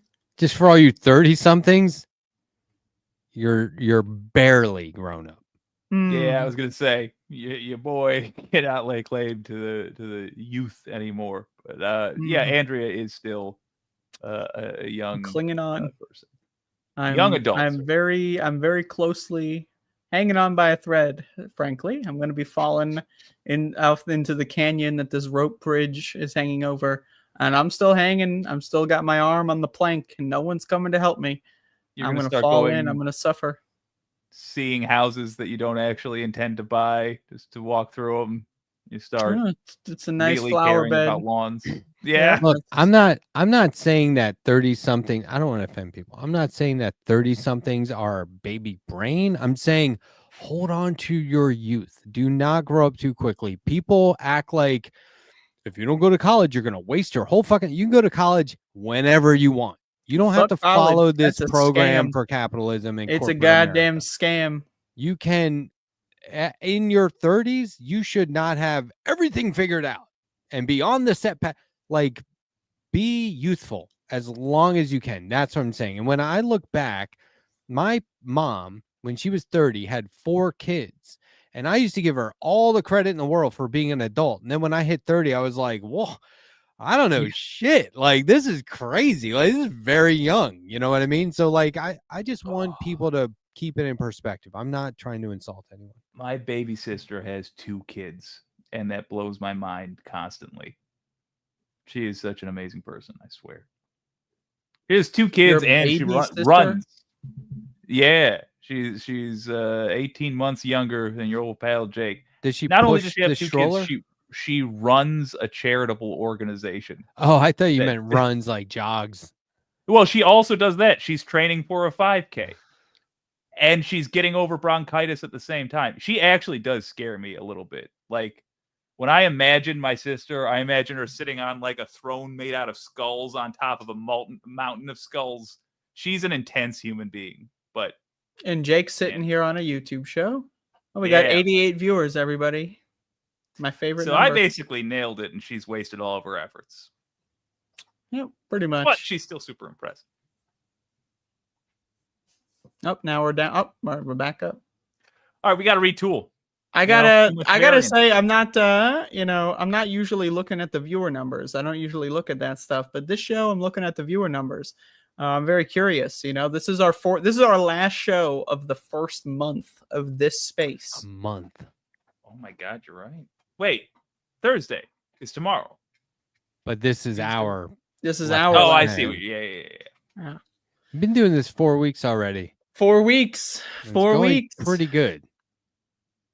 I have a picture in it's queued up in OBS right now. Would you like the name of the picture and you guys try to guess what the contents are? Or would you like me to explain the contents of the picture? How about you and just you show guys the try picture? to guess the name? I'm down. I trust you. Just The show name. picture. The name. Name, Just show it. Letterhack Beard. Show the picture. So this right. is 91 like viewers, by the way. an infant's baby bottom. Oh, nice. Oh, Oh, that's Wait, when is that? Not bad. That's not bad. yeah, apparently you were You got looking the roguish at Godzilla, one point. the Godzilla And- thing. and I was you got the thrilled. hoodie, and you were like, "Oh, did you guys see the new movie?" If Is you that guys wonder how I Hurricane? care, I have no idea. Post Hurricane Helene? Might be. Yeah, I think so. Actually, I haven't cut my hair since that picture. Oh my gosh. Well, you've crossed over into the luscious locks category. But if you guys are ever wondering if your old pal Jake keeps track of great looks you've had in a creepy That is folder, fucking fun. Oh, Apparently you I didn't do. just grab that somewhere? no, it's just in my folder of like, oh, that was smashing. Can you show us Wow. 3 other photos in this folder or adjacent? Maybe. Let I me need to say, bring that here's- beard here's- back. All right, hold up. It's a little too hot for facial hair. Just so everyone knows, 88's a lucky number in China. You fucking racist piece of shits. Okay, I'm just gonna drop a couple in. This is gonna be increasingly weird. It is definitely getting a lot weirder, but you've already signed up for it, so the only way out is through. All right. So, first of all, none of these are to the correct scale, but Conan Neutron. He was I looking just- pretty cool in that picture. I agree. I like the jacket. That's a great absolutely. This is gonna get awkward, but Letterhack again. Oh no, yeah, Pretty that's cool one of looking. my. That was, and he's got the tattoos and everything. He's showing off One of how you my can pick up better- like an oar. What is that? That's a sword. That's a handmade. Yeah, sword. with Sword of obsidian. Hyperborean from Hellboy and BPRD Comics. I was in the home of John Salinas, host and founder of the Hellboy Book Club podcast in Houston, Texas. And that's So where that photo was taken. That's an appropriate pose for Houston, Texas, I feel. I don't think know. so. Yeah, I think so. Oh, and there's Jake last week. Remember that? That was Yeah. so cool. Yeah. I was like, you own that costume? He's like, I made it. And then this is after I shaved. I put on the yes, the suit. yes. Was that election night or somewhere thereabouts? You're just drinking I yourself into a genuinely don't stupor that recall. night. I barely remember that night. I was on a lot of drugs. Still on them. Most of They haven't expired yet. Oh no. Still here. I remember when we had Conan on, I said, hey, the show's totally unscripted, thinking that would be like, oh, good. What a relief. We don't have to prepare. We can just hang out. He goes, definitely preferred scripted. And I was like, you'll see, it's fun. And I was like, now I don't want to give him anxiety about it. And then he ripped. It was awesome. We had like a great episode. But it wasn't to his great on that preferences. It wasn't his ideal show. Well, I think in hindsight, maybe he altered those preferences. Right? Well, we'll have to ask him when we bring him on for the next time he's coming on, which will be sometime in the future. Stay tuned. I had a meeting with he and Forrest Miller, and then he and they on air, Christina Cosmopolitics told me she heard that I got yelled at in that meeting. And I was like, what? No, I didn't get yelled at. And she goes, yeah, Conan yelled at you. And I was like, and David was on screen and said, David, wouldn't I have mentioned that to you? He goes, you would have mentioned that to me. So what did he say when he yelled at you? He didn't. That must have been another Matt or another Letterhack. If it was a meeting that he yelled at you, what do you think he would have said if he was yelling at you? Stop being such a handsome guy. You're going to have to make us nice shut down all the our time. show. We got to retool it. Retool your look. No, I did not get yelled at, but I keep wanting to be like, I keep thinking like in the middle of the day, oh, circle back and ask, what was that yelled at thing? But then I forget. But I thought about it long and hard. I was like, no. Yeah, and now here we are saying it live on stream, airing out all our dirty laundry, blowing the stench. This was brought up. This into was the brought up atmosphere. on screen. Oh, it was brought on screen. On air. I think It was somebody on- oh, was it was joking. on air. It was on I think somebody screen was and joking on with air. Christina, and then she thought it was real. But yeah, that because I was often like, think wow, that is real. how awesome would that be? Think about the dynamics there of getting yelled at. It's over your head. What is a person thinking who yelled at you? They're like, this fucker. I just yelled at him. He's just acting like we're talking. Like, that would be funny as shit, right? So I was thinking about it like, when was the moment where I could possibly think, oh, that was them realizing I didn't realize they were yelling at me? And then that's when I realized that you didn't realize that they didn't realize that you didn't realize that they were yelling at you because you didn't realize that you were being yelled at. Yeah. No, I think I just said that, but thank you for repeating it. I just had to make sure the audience understood. I had to simplify it a little bit. Had to just retool everything that I just said and try and improve the tools, the tooling of it all. So it's 11:34 p.m. on the East It's Coast. We have 11:34. 86 viewers. Are This we space airing has that, been on for 9 hours and 35 minutes. Are we airing I that want to bullshit make some tomorrow? Is proposals that to you official? guys. Hit it. Yes, Andrea, Jake, go ahead. I think if we hit a certain viewer count, What would there that should be? 96, my that'll- year of birth. Okay, there should be things that we do.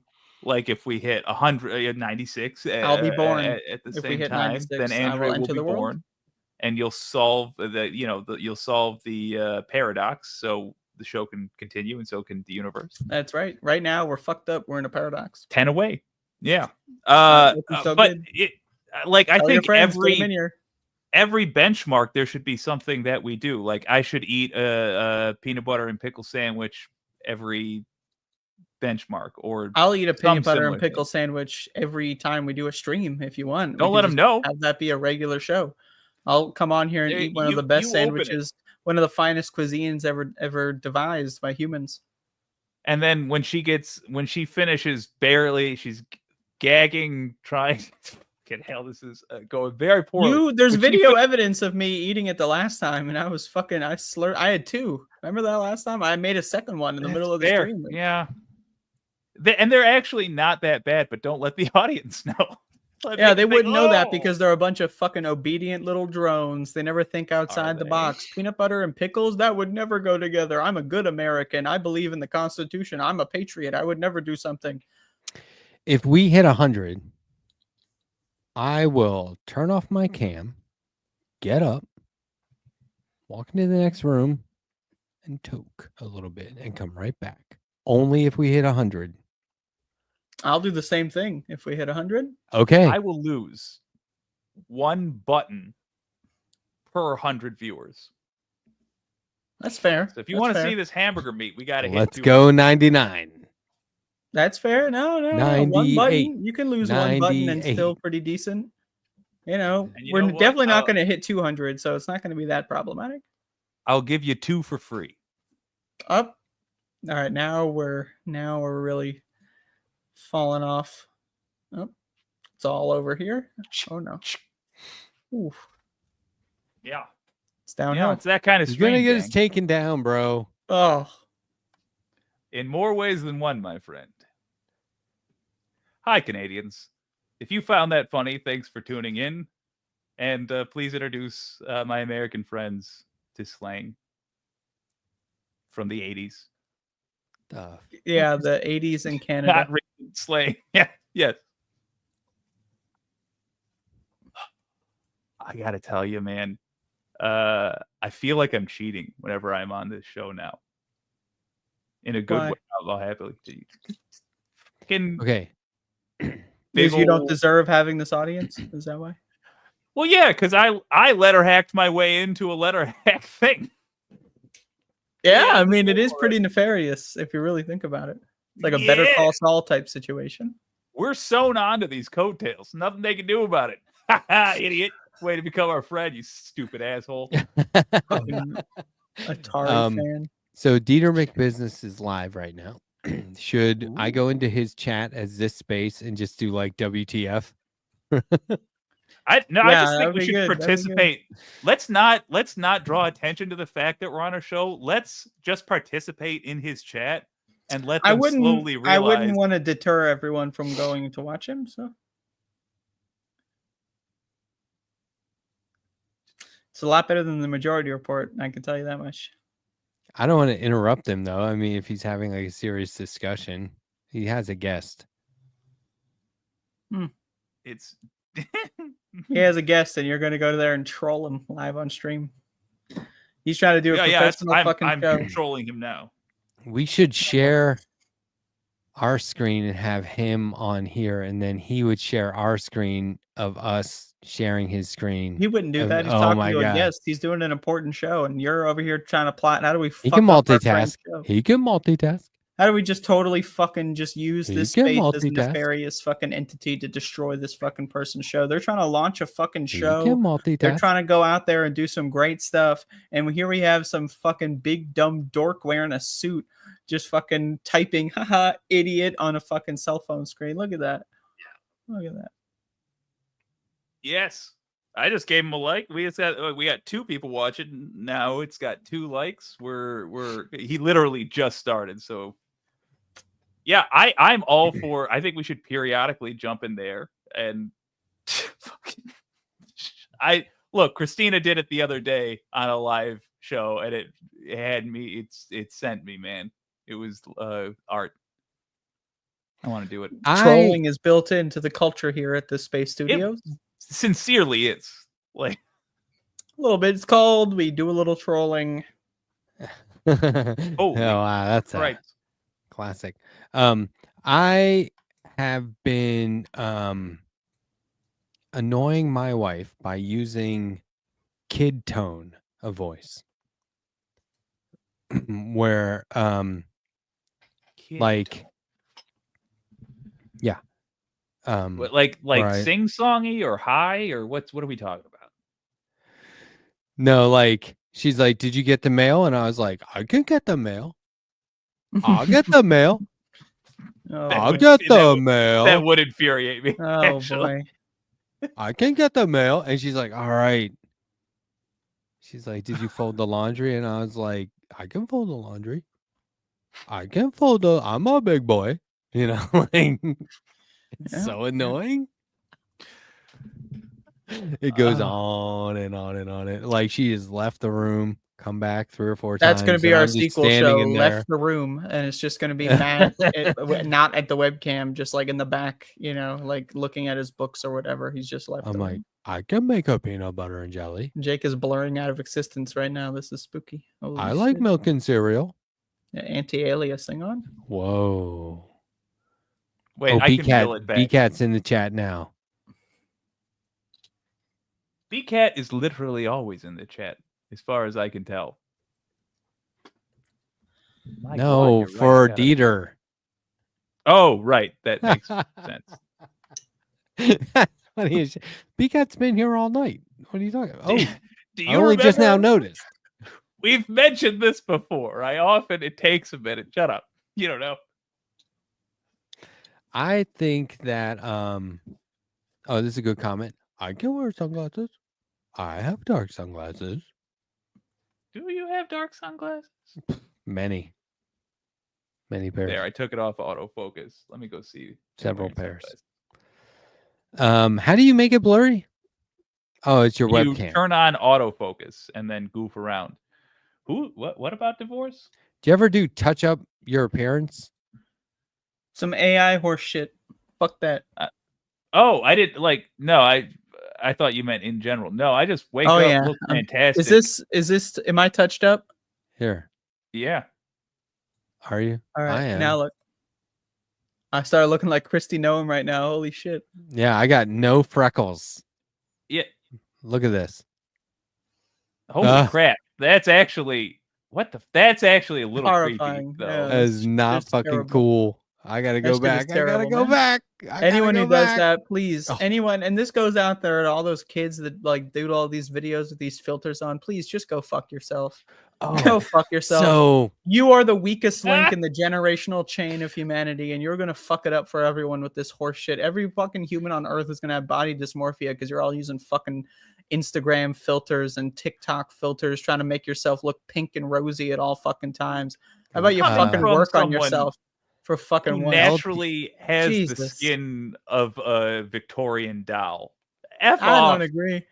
I just have a bad LT9K. webcam that's 10 years old. That's the thing. I rely on bad technology to hide my fucking blemishes in my fucking. we got Pinkerbell, LT9K, and Latina Mufuni are now in that chat. Yeah. Good This is on you. awesome. We support our fellow This Spacers, even if they're trying to step on our show. No big deal. even no if they're big deal. fucking us But, over. That's the thing. I know someone who, how do I put this? They are my age. And how old is that? And they have daughters-in-laws That's 50. who are Is that right? constantly putting altered pictures of themselves on Instagram. No.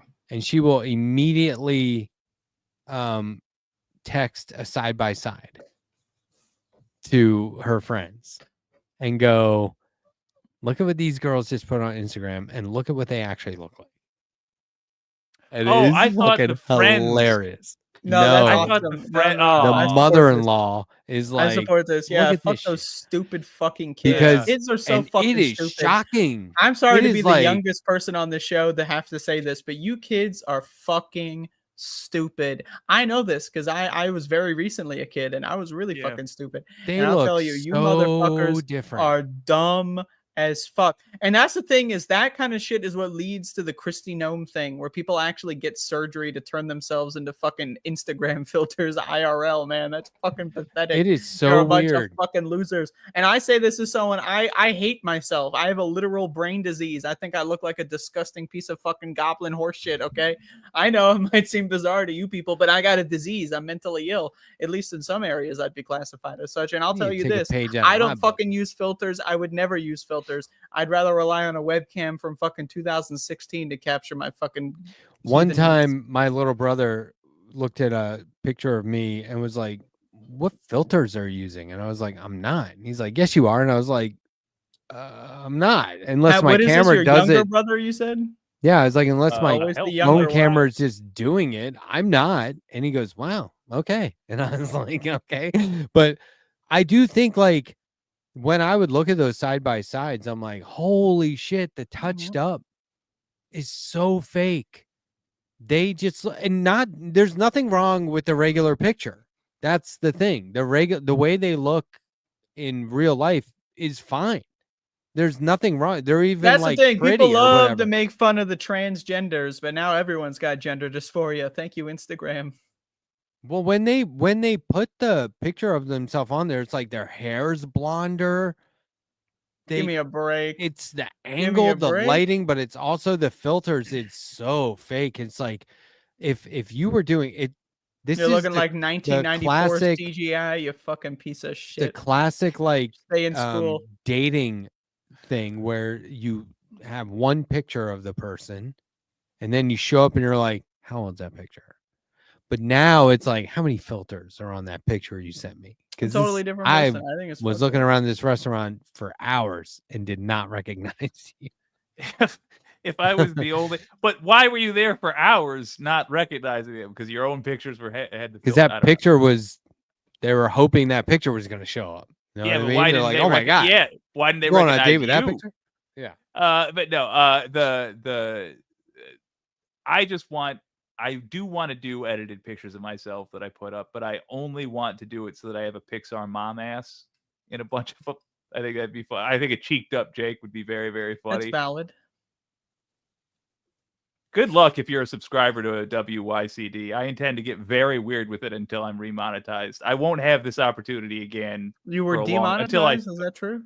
Yeah, but I did it. I did the thing. It's not like You demonetized yourself? What happened? No, I just violated YouTube's rules. What? Okay, and give me the whole story. I haven't heard it. This is the first time hearing of it. This is the first time hearing of it. I believe it was playing reused content, which I was warned specifically not to do, but I wasn't satisfied with my whatever. And then also, when I did try to play something that was uniquely mine, it had in the background copyrighted music. So I got they said that's enough bullshit. That's too many strikes in one day, and Rookie mistake. whatever. But honestly, immediately after that happened, I feel like my quality shot back up, and now I feel so good about the Yeah, stuff I'm making. the fucking corporate chains have been lifted. Yeah. You've been Yeah. liberated. You're now a free agent. You're now free from the shackles of tyranny and capital and corporations and fucking censorship. Yeah. You're free to do anything you want, like fucking wear a suit again for the 15th show. I'm going to burn your house down. And also, Looney Tunes, I love you so much, but please don't post my payment information anymore. I'm genuinely enjoying this as a non-capitalist enterprise. I just want to enjoy it. It's good on you. There's yeah, I was looking at some of the choices I made when I first monetized my channel, and I had like clicked a thing about not having certain kinds of ads, and I was like, I don't even remember that I could do that. It was like no ads about guns or gambling, and I was like, oh fuck that. I want guns and gambling. I like gambling. Uncheck. I'll tell you this. I am certifiably 1,000%, even 10,000% pro gambling. I know a lot of motherfuckers out there think it's bad for you. I personally think gambling is good for you with a limit. I think everything is healthy in moderation. If you gamble, but you don't go overboard, I genuinely believe it makes you a smarter person. And I also believe that if you can limit yourself and you don't go overboard, that teaches you a certain layer of I'm not talking about, by the way, buying scratch offs. That's not gambling. That's just being a fucking moron. I'm talking about betting on sports. I don't like sports, but if you want to bet on sports and you know the game, you know what? Godspeed to you, motherfucker. Betting on elections, go for it. You want to bet on fucking stocks, go for it. That's a casino right now. You want to bet on how many times I'm going to say shit fuck on Left Past 10 next week? I can say you shit can fuck. bet. You can bet. I'm going to probably say shit fuck 88 times, maybe even 89 times. I might even say it 78 times. I don't know. I might even say it 947 times. You can place bets right I now. say 948 times.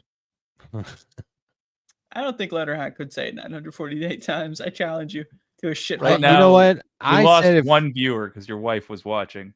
She just I said turned if off. we get to 100, yeah, right. I said if we get to 100, I would happily go in the other room and burn one and then come back. And we're losing subs, so I guess nobody wants that to happen. So fine.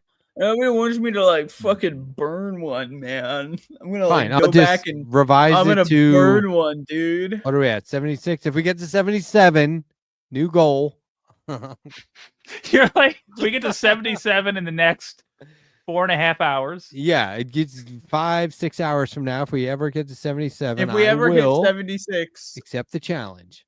I will accept the challenge. If we are on air for another 1 minute without spontaneously combusting, I guess I'll go and get high in the other room. You know, I guess I'll do that if we can manage to accomplish such a 77. goal. Oh, there we go. Goodbye, y'all. Letterhack. And now, as we know, Letterhack has left, but I know he hasn't put his headphones down because he always waits 5 to 10 seconds because he knows I'm about to say some fucked up shit about him, and he's right. And he's right. I am 5 seconds away from saying some fucked up shit about him. Oh shit, he's actually Andrea. gone this time. I see Shit, the fuck. crystal raindrops fall. I see the beauty of it all. Is when the sun comes shining through to make those rainbows in my mind. When I think of you sometime and I want to spend some time with you, it's just the two of us. What do we talk about? Let's talk about Too late. What the fuck? I burned it down that quick. You burned it down? What the fuck? Did you fucking eat that shit? You fucking little went. piece of fuck. I was gonna That talk was about goddamn Chex Quest with your old pal Jake over here, and then you come back like a fucking nope. So, what level are you on? 2, 1? I don't even recall the levels. I remember the whole game was quite short. I remember basically attacking with a remote as the equivalent of a pistol. Did you play And, my levels yet? Did you get to that part? I can't install the thing. There's nothing to install. It's drag and drop. There's no installation. I'm going to play it tonight. In fact, I believe I'm going to stream it tonight, and it might be Awaken Jake if Prove I it. get frustrated. Prove it. I will. Prove it. I'm going live tonight, and Prove it. you can Prove yell it. at me if I don't do Prove it. it. You won't. Okay. Okay. All right, Letterhack, come back. I got to tell you secretly, this whole time, Matt and I are the same person. Oh, that makes a lot of sense. No. That does make a lot No. of sense. Because if you think back very carefully, don't Fight go Club back and don't situation? scrub backward. Yeah. Hmm. But we're both the Edward Norton character, which has been problematic. Yeah, it is very strange. Especially because he keeps saying he wants to put his face on Brad Pitt's body. I'm like, stop embarrassing us. We have a fine He's body as Edward trying Norton. so hard to go back to the glory days, but that movie was 20 years ago. You know, you got to move on. Yeah. Yeah. So, it is 11:54 on the East Coast PM. Jake, you should play that telly wad that recently came out. The trailer we played. Hell yeah. Direct Atlantic. You should check I that still out. want to play the 2 Christmas Doom wads, and I assume that's also 3. drag and drop. There's 3 of them now. 3. The Yeah. 4th one's coming soon. That's right. War on Second Christmas trilogy. Day. There's a second trilogy.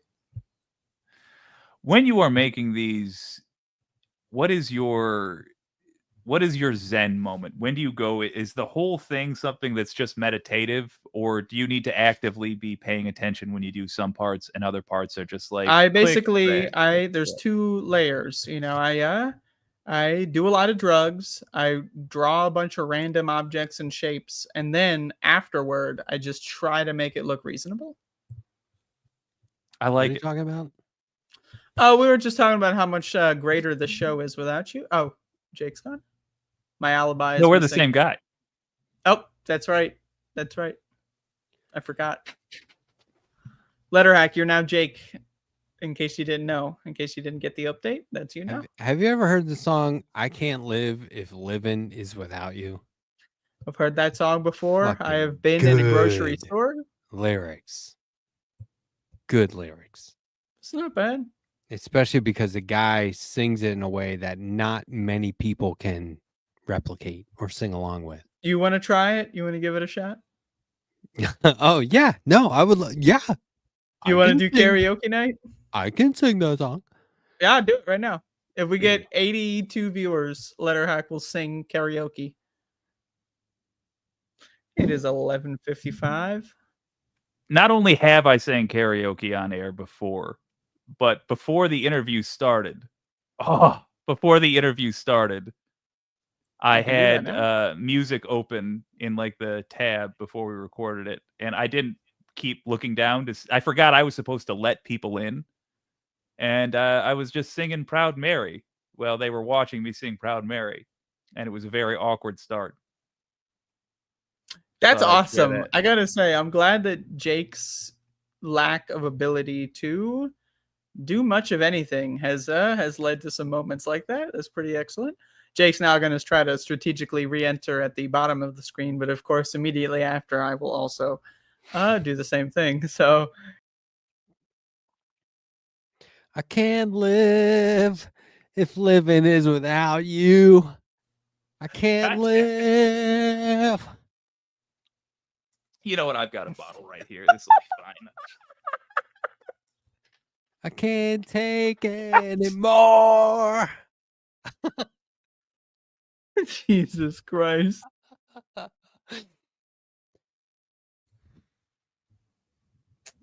I'm getting seasick. I'm getting dizzy. You're getting dizzy? Around this screen. I can move around the screen. Man, can you imagine if somebody tuned into this show like 20 minutes ago? Hmm. And they're like, huh, what's this show? And they've been watching for the last 20 minutes. They're probably like, so is they're this probably like space calling like a this loved all the one. time? They're calling a loved one going, I don't know what happened. Somebody put something in my drink. I'm feeling weird. You got MK Ultra, do you know? And then they're like, what are you doing? They're like, I'm watching a thing called Left Past 10. They're like, oh, you didn't get drugged. Yeah, Don't first worry. time. First time. Everyone has a first time. You didn't get drugged. That show will just make you feel that way. Am I allowed to talk about some cool stuff? On this show? Wow. Yeah. I Am I guess. allowed to talk about cool stuff? I define stuff. All right, so I got this really cool stuff. Check this out. Love this it. This is Goku laughing his ass off. Okay, now what's that from? This is from Dragon right. Ball Z, little what's known that? anime. This is it's a cartoon. They drew it. This is the That's a lead newer character, Goku, and this is him laughing. I believe it's in the Boo Saga. However, I haven't located the exact episode yet, but it I love looks that like the it's- Boo Saga. It could maybe be the late Cellular Saga. I'm not sure, but it looks like the Boo Saga. Just shading, no highlights. I dig it. This is fantastic. This is my prize collection. I'm very happy with it. So Great. I love it. I definitely dig it. You're certain it's from Z?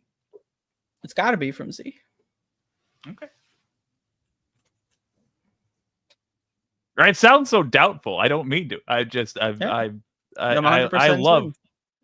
I freaking love that you collect cells specifically from this show. That's so awesome. Yeah. I love D-Ball. I mean, it's, Jake. Yeah, it's weird you don't recognize a Super Saiyan when you see one, but Not a Super Saiyan in this frame. This is his regular base form. sorry, I looked away for a minute. Yeah. I thought for sure I was getting Super Saiyan wrong, just in terms of like the words together. Like, Nope, you nailed it. You nailed it. amazed that I got Actually, that Super Saiyajin, actually. when they go. You were close. Yeah, Super Right? Saiyajin. Yeah, when they were rage close. and get electrical.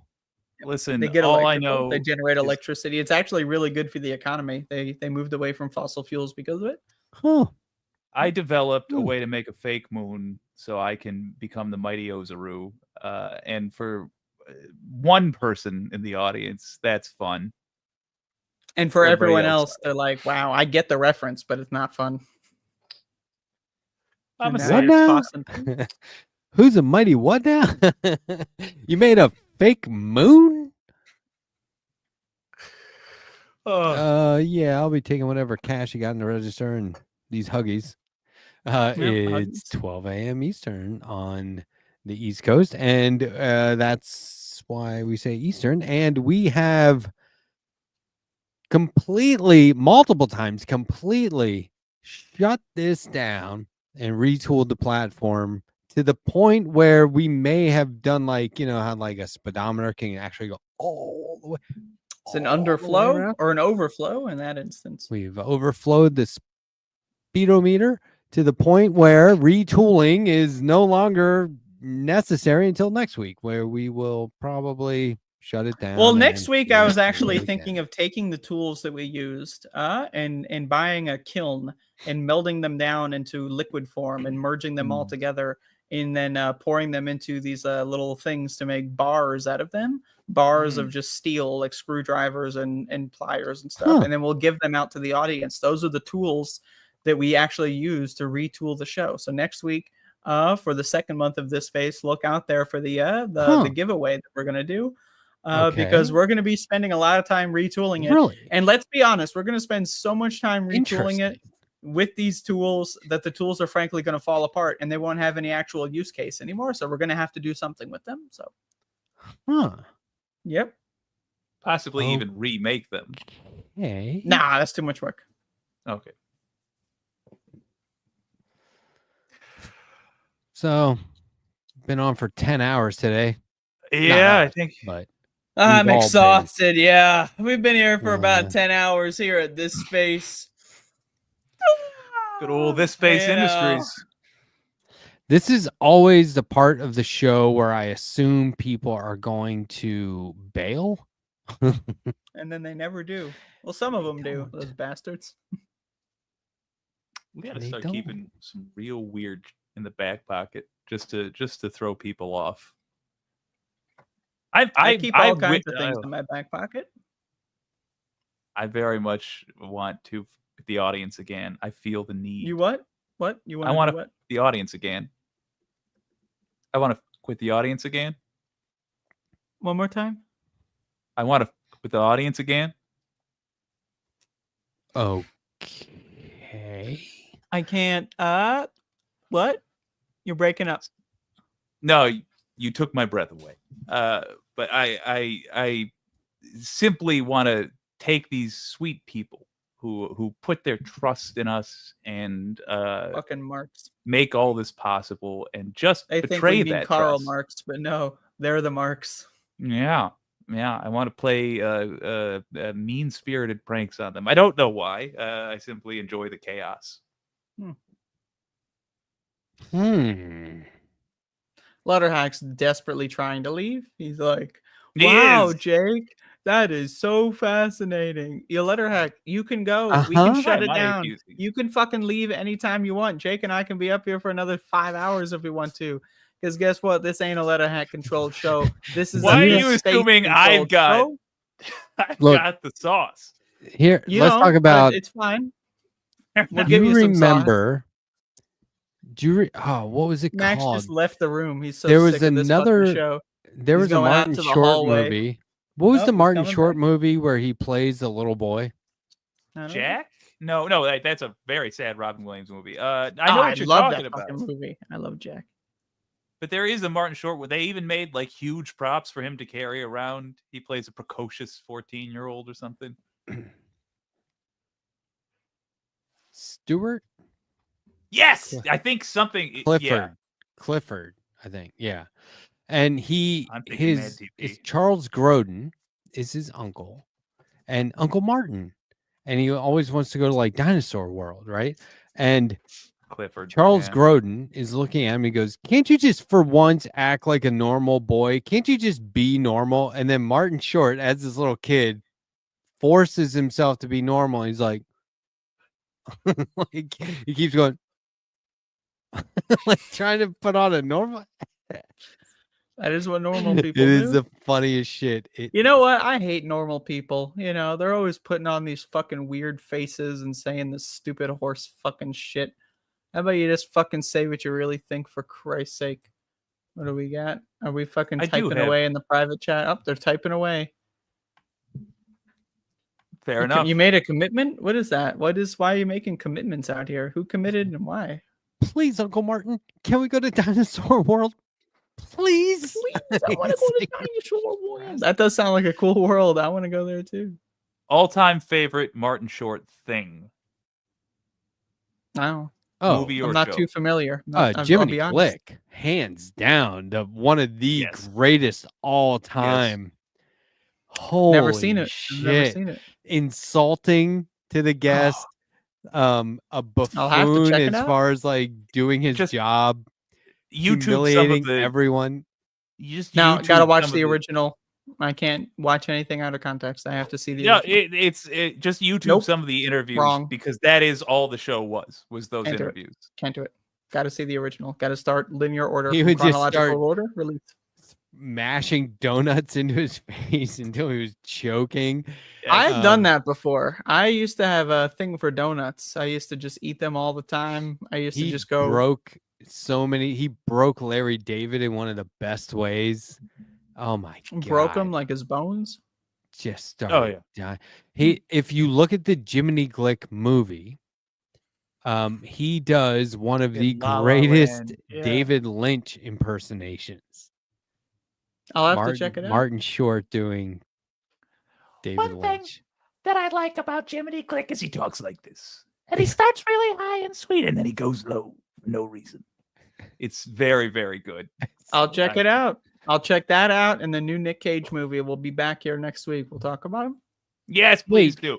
We really can't show Jiminy Glick clips. We're not showing I bet clips we of get a anything. really- If you show clips from anything, I'm leaving. I'm never coming back. Jake's like telling us how he's demonetized, and he's like, "I bet you can get Yeah, away." I know. Don't take my advice. It's very bad. Jake advice. is the Better Call Saul of fucking internet people. You know, he's always giving people bad advice, but it somehow manages to work. You know, for me.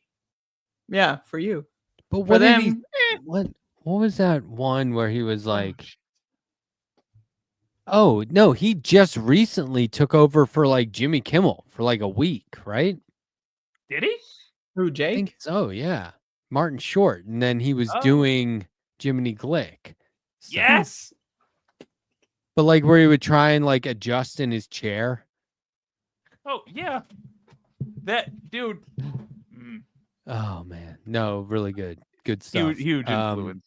You would go straight down a rabbit hole, Andrea. But like a lot of it is, people are like the tracking is fucked up. Like it's an old VHS tape. Like it was pre-digital for sure. Like the majority of it. That's So the it's best really stuff. poor quality, but worth it. Totally worth it. And then I'd say probably Ed Grimley, just because that was to me just so unique. I mean, as a kid, I was like, oh, it's a Pee Wee Herman ripoff. But then I was like, it's really not, because it's not as accessible as Pee Wee Herman. And what we here at Left Past 10 Industries, as well as this Space Studios, what we really love is accessibility. And that's why we are proud to announce that this show is going to be extremely accessible to pretty much everybody who's out there. So tell your friends. In Yeah. fact, hell, It's call like, up your grandma if she's still alive. Call her up. Say, hey, grandma, haven't talked to you in 10 years. You still out? You still alive? You got dementia yet? All right. Come on over and watch this space. Oh, you just woke up? Oh, I woke you up. I'm sorry, Grandma. Well, Yeah. you're already up, so go watch this space. This Saying space my TV. prayers. Tell your friends. Having tea and You're having say tea at hello fucking 1 a.m., 12 a.m. yeah, What the I'll fuck? just- Why are you having tea at 12 a.m.? What about I'm writing Christmas cards. What are I'm you, trying to get goddamn ahead British? of it. I just You want to British? get You're having tea at 1 a.m. You fucking piece of shit. Shut it down and retool it again. Let's Or retool we it, haven't see if finished maybe- writing the cards for Boxing Day. What? You Shut it down, right? Retool it. Crank it. Get it cranked. Just crank it hammer. up. Rocket hammer Film now. Crank with Jason Statham. No. That's a good movie. I like Crank 2 the best, though. Fair High voltage. Oi, shut it down. Retool it. Let's go. Crikey. Crikey indeed. Hey, mate. You know what I always say? Retool it. What? Jake's like, he's waiting for me to play the end credits to the point where he's like, he's not gonna do it. You both were trying to fucking bail, and it became like a binary star system. You're about to make a black hole. They're gonna collapse in on itself because it's just can't hold. I can collapse it on myself.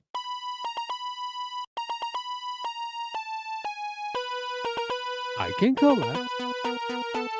I'm a black hole. I can be a black hole.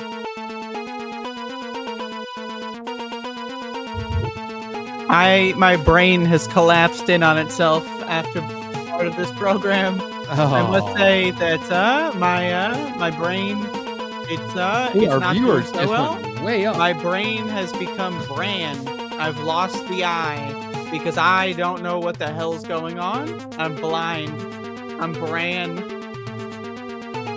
like a flake coming off of a certain something.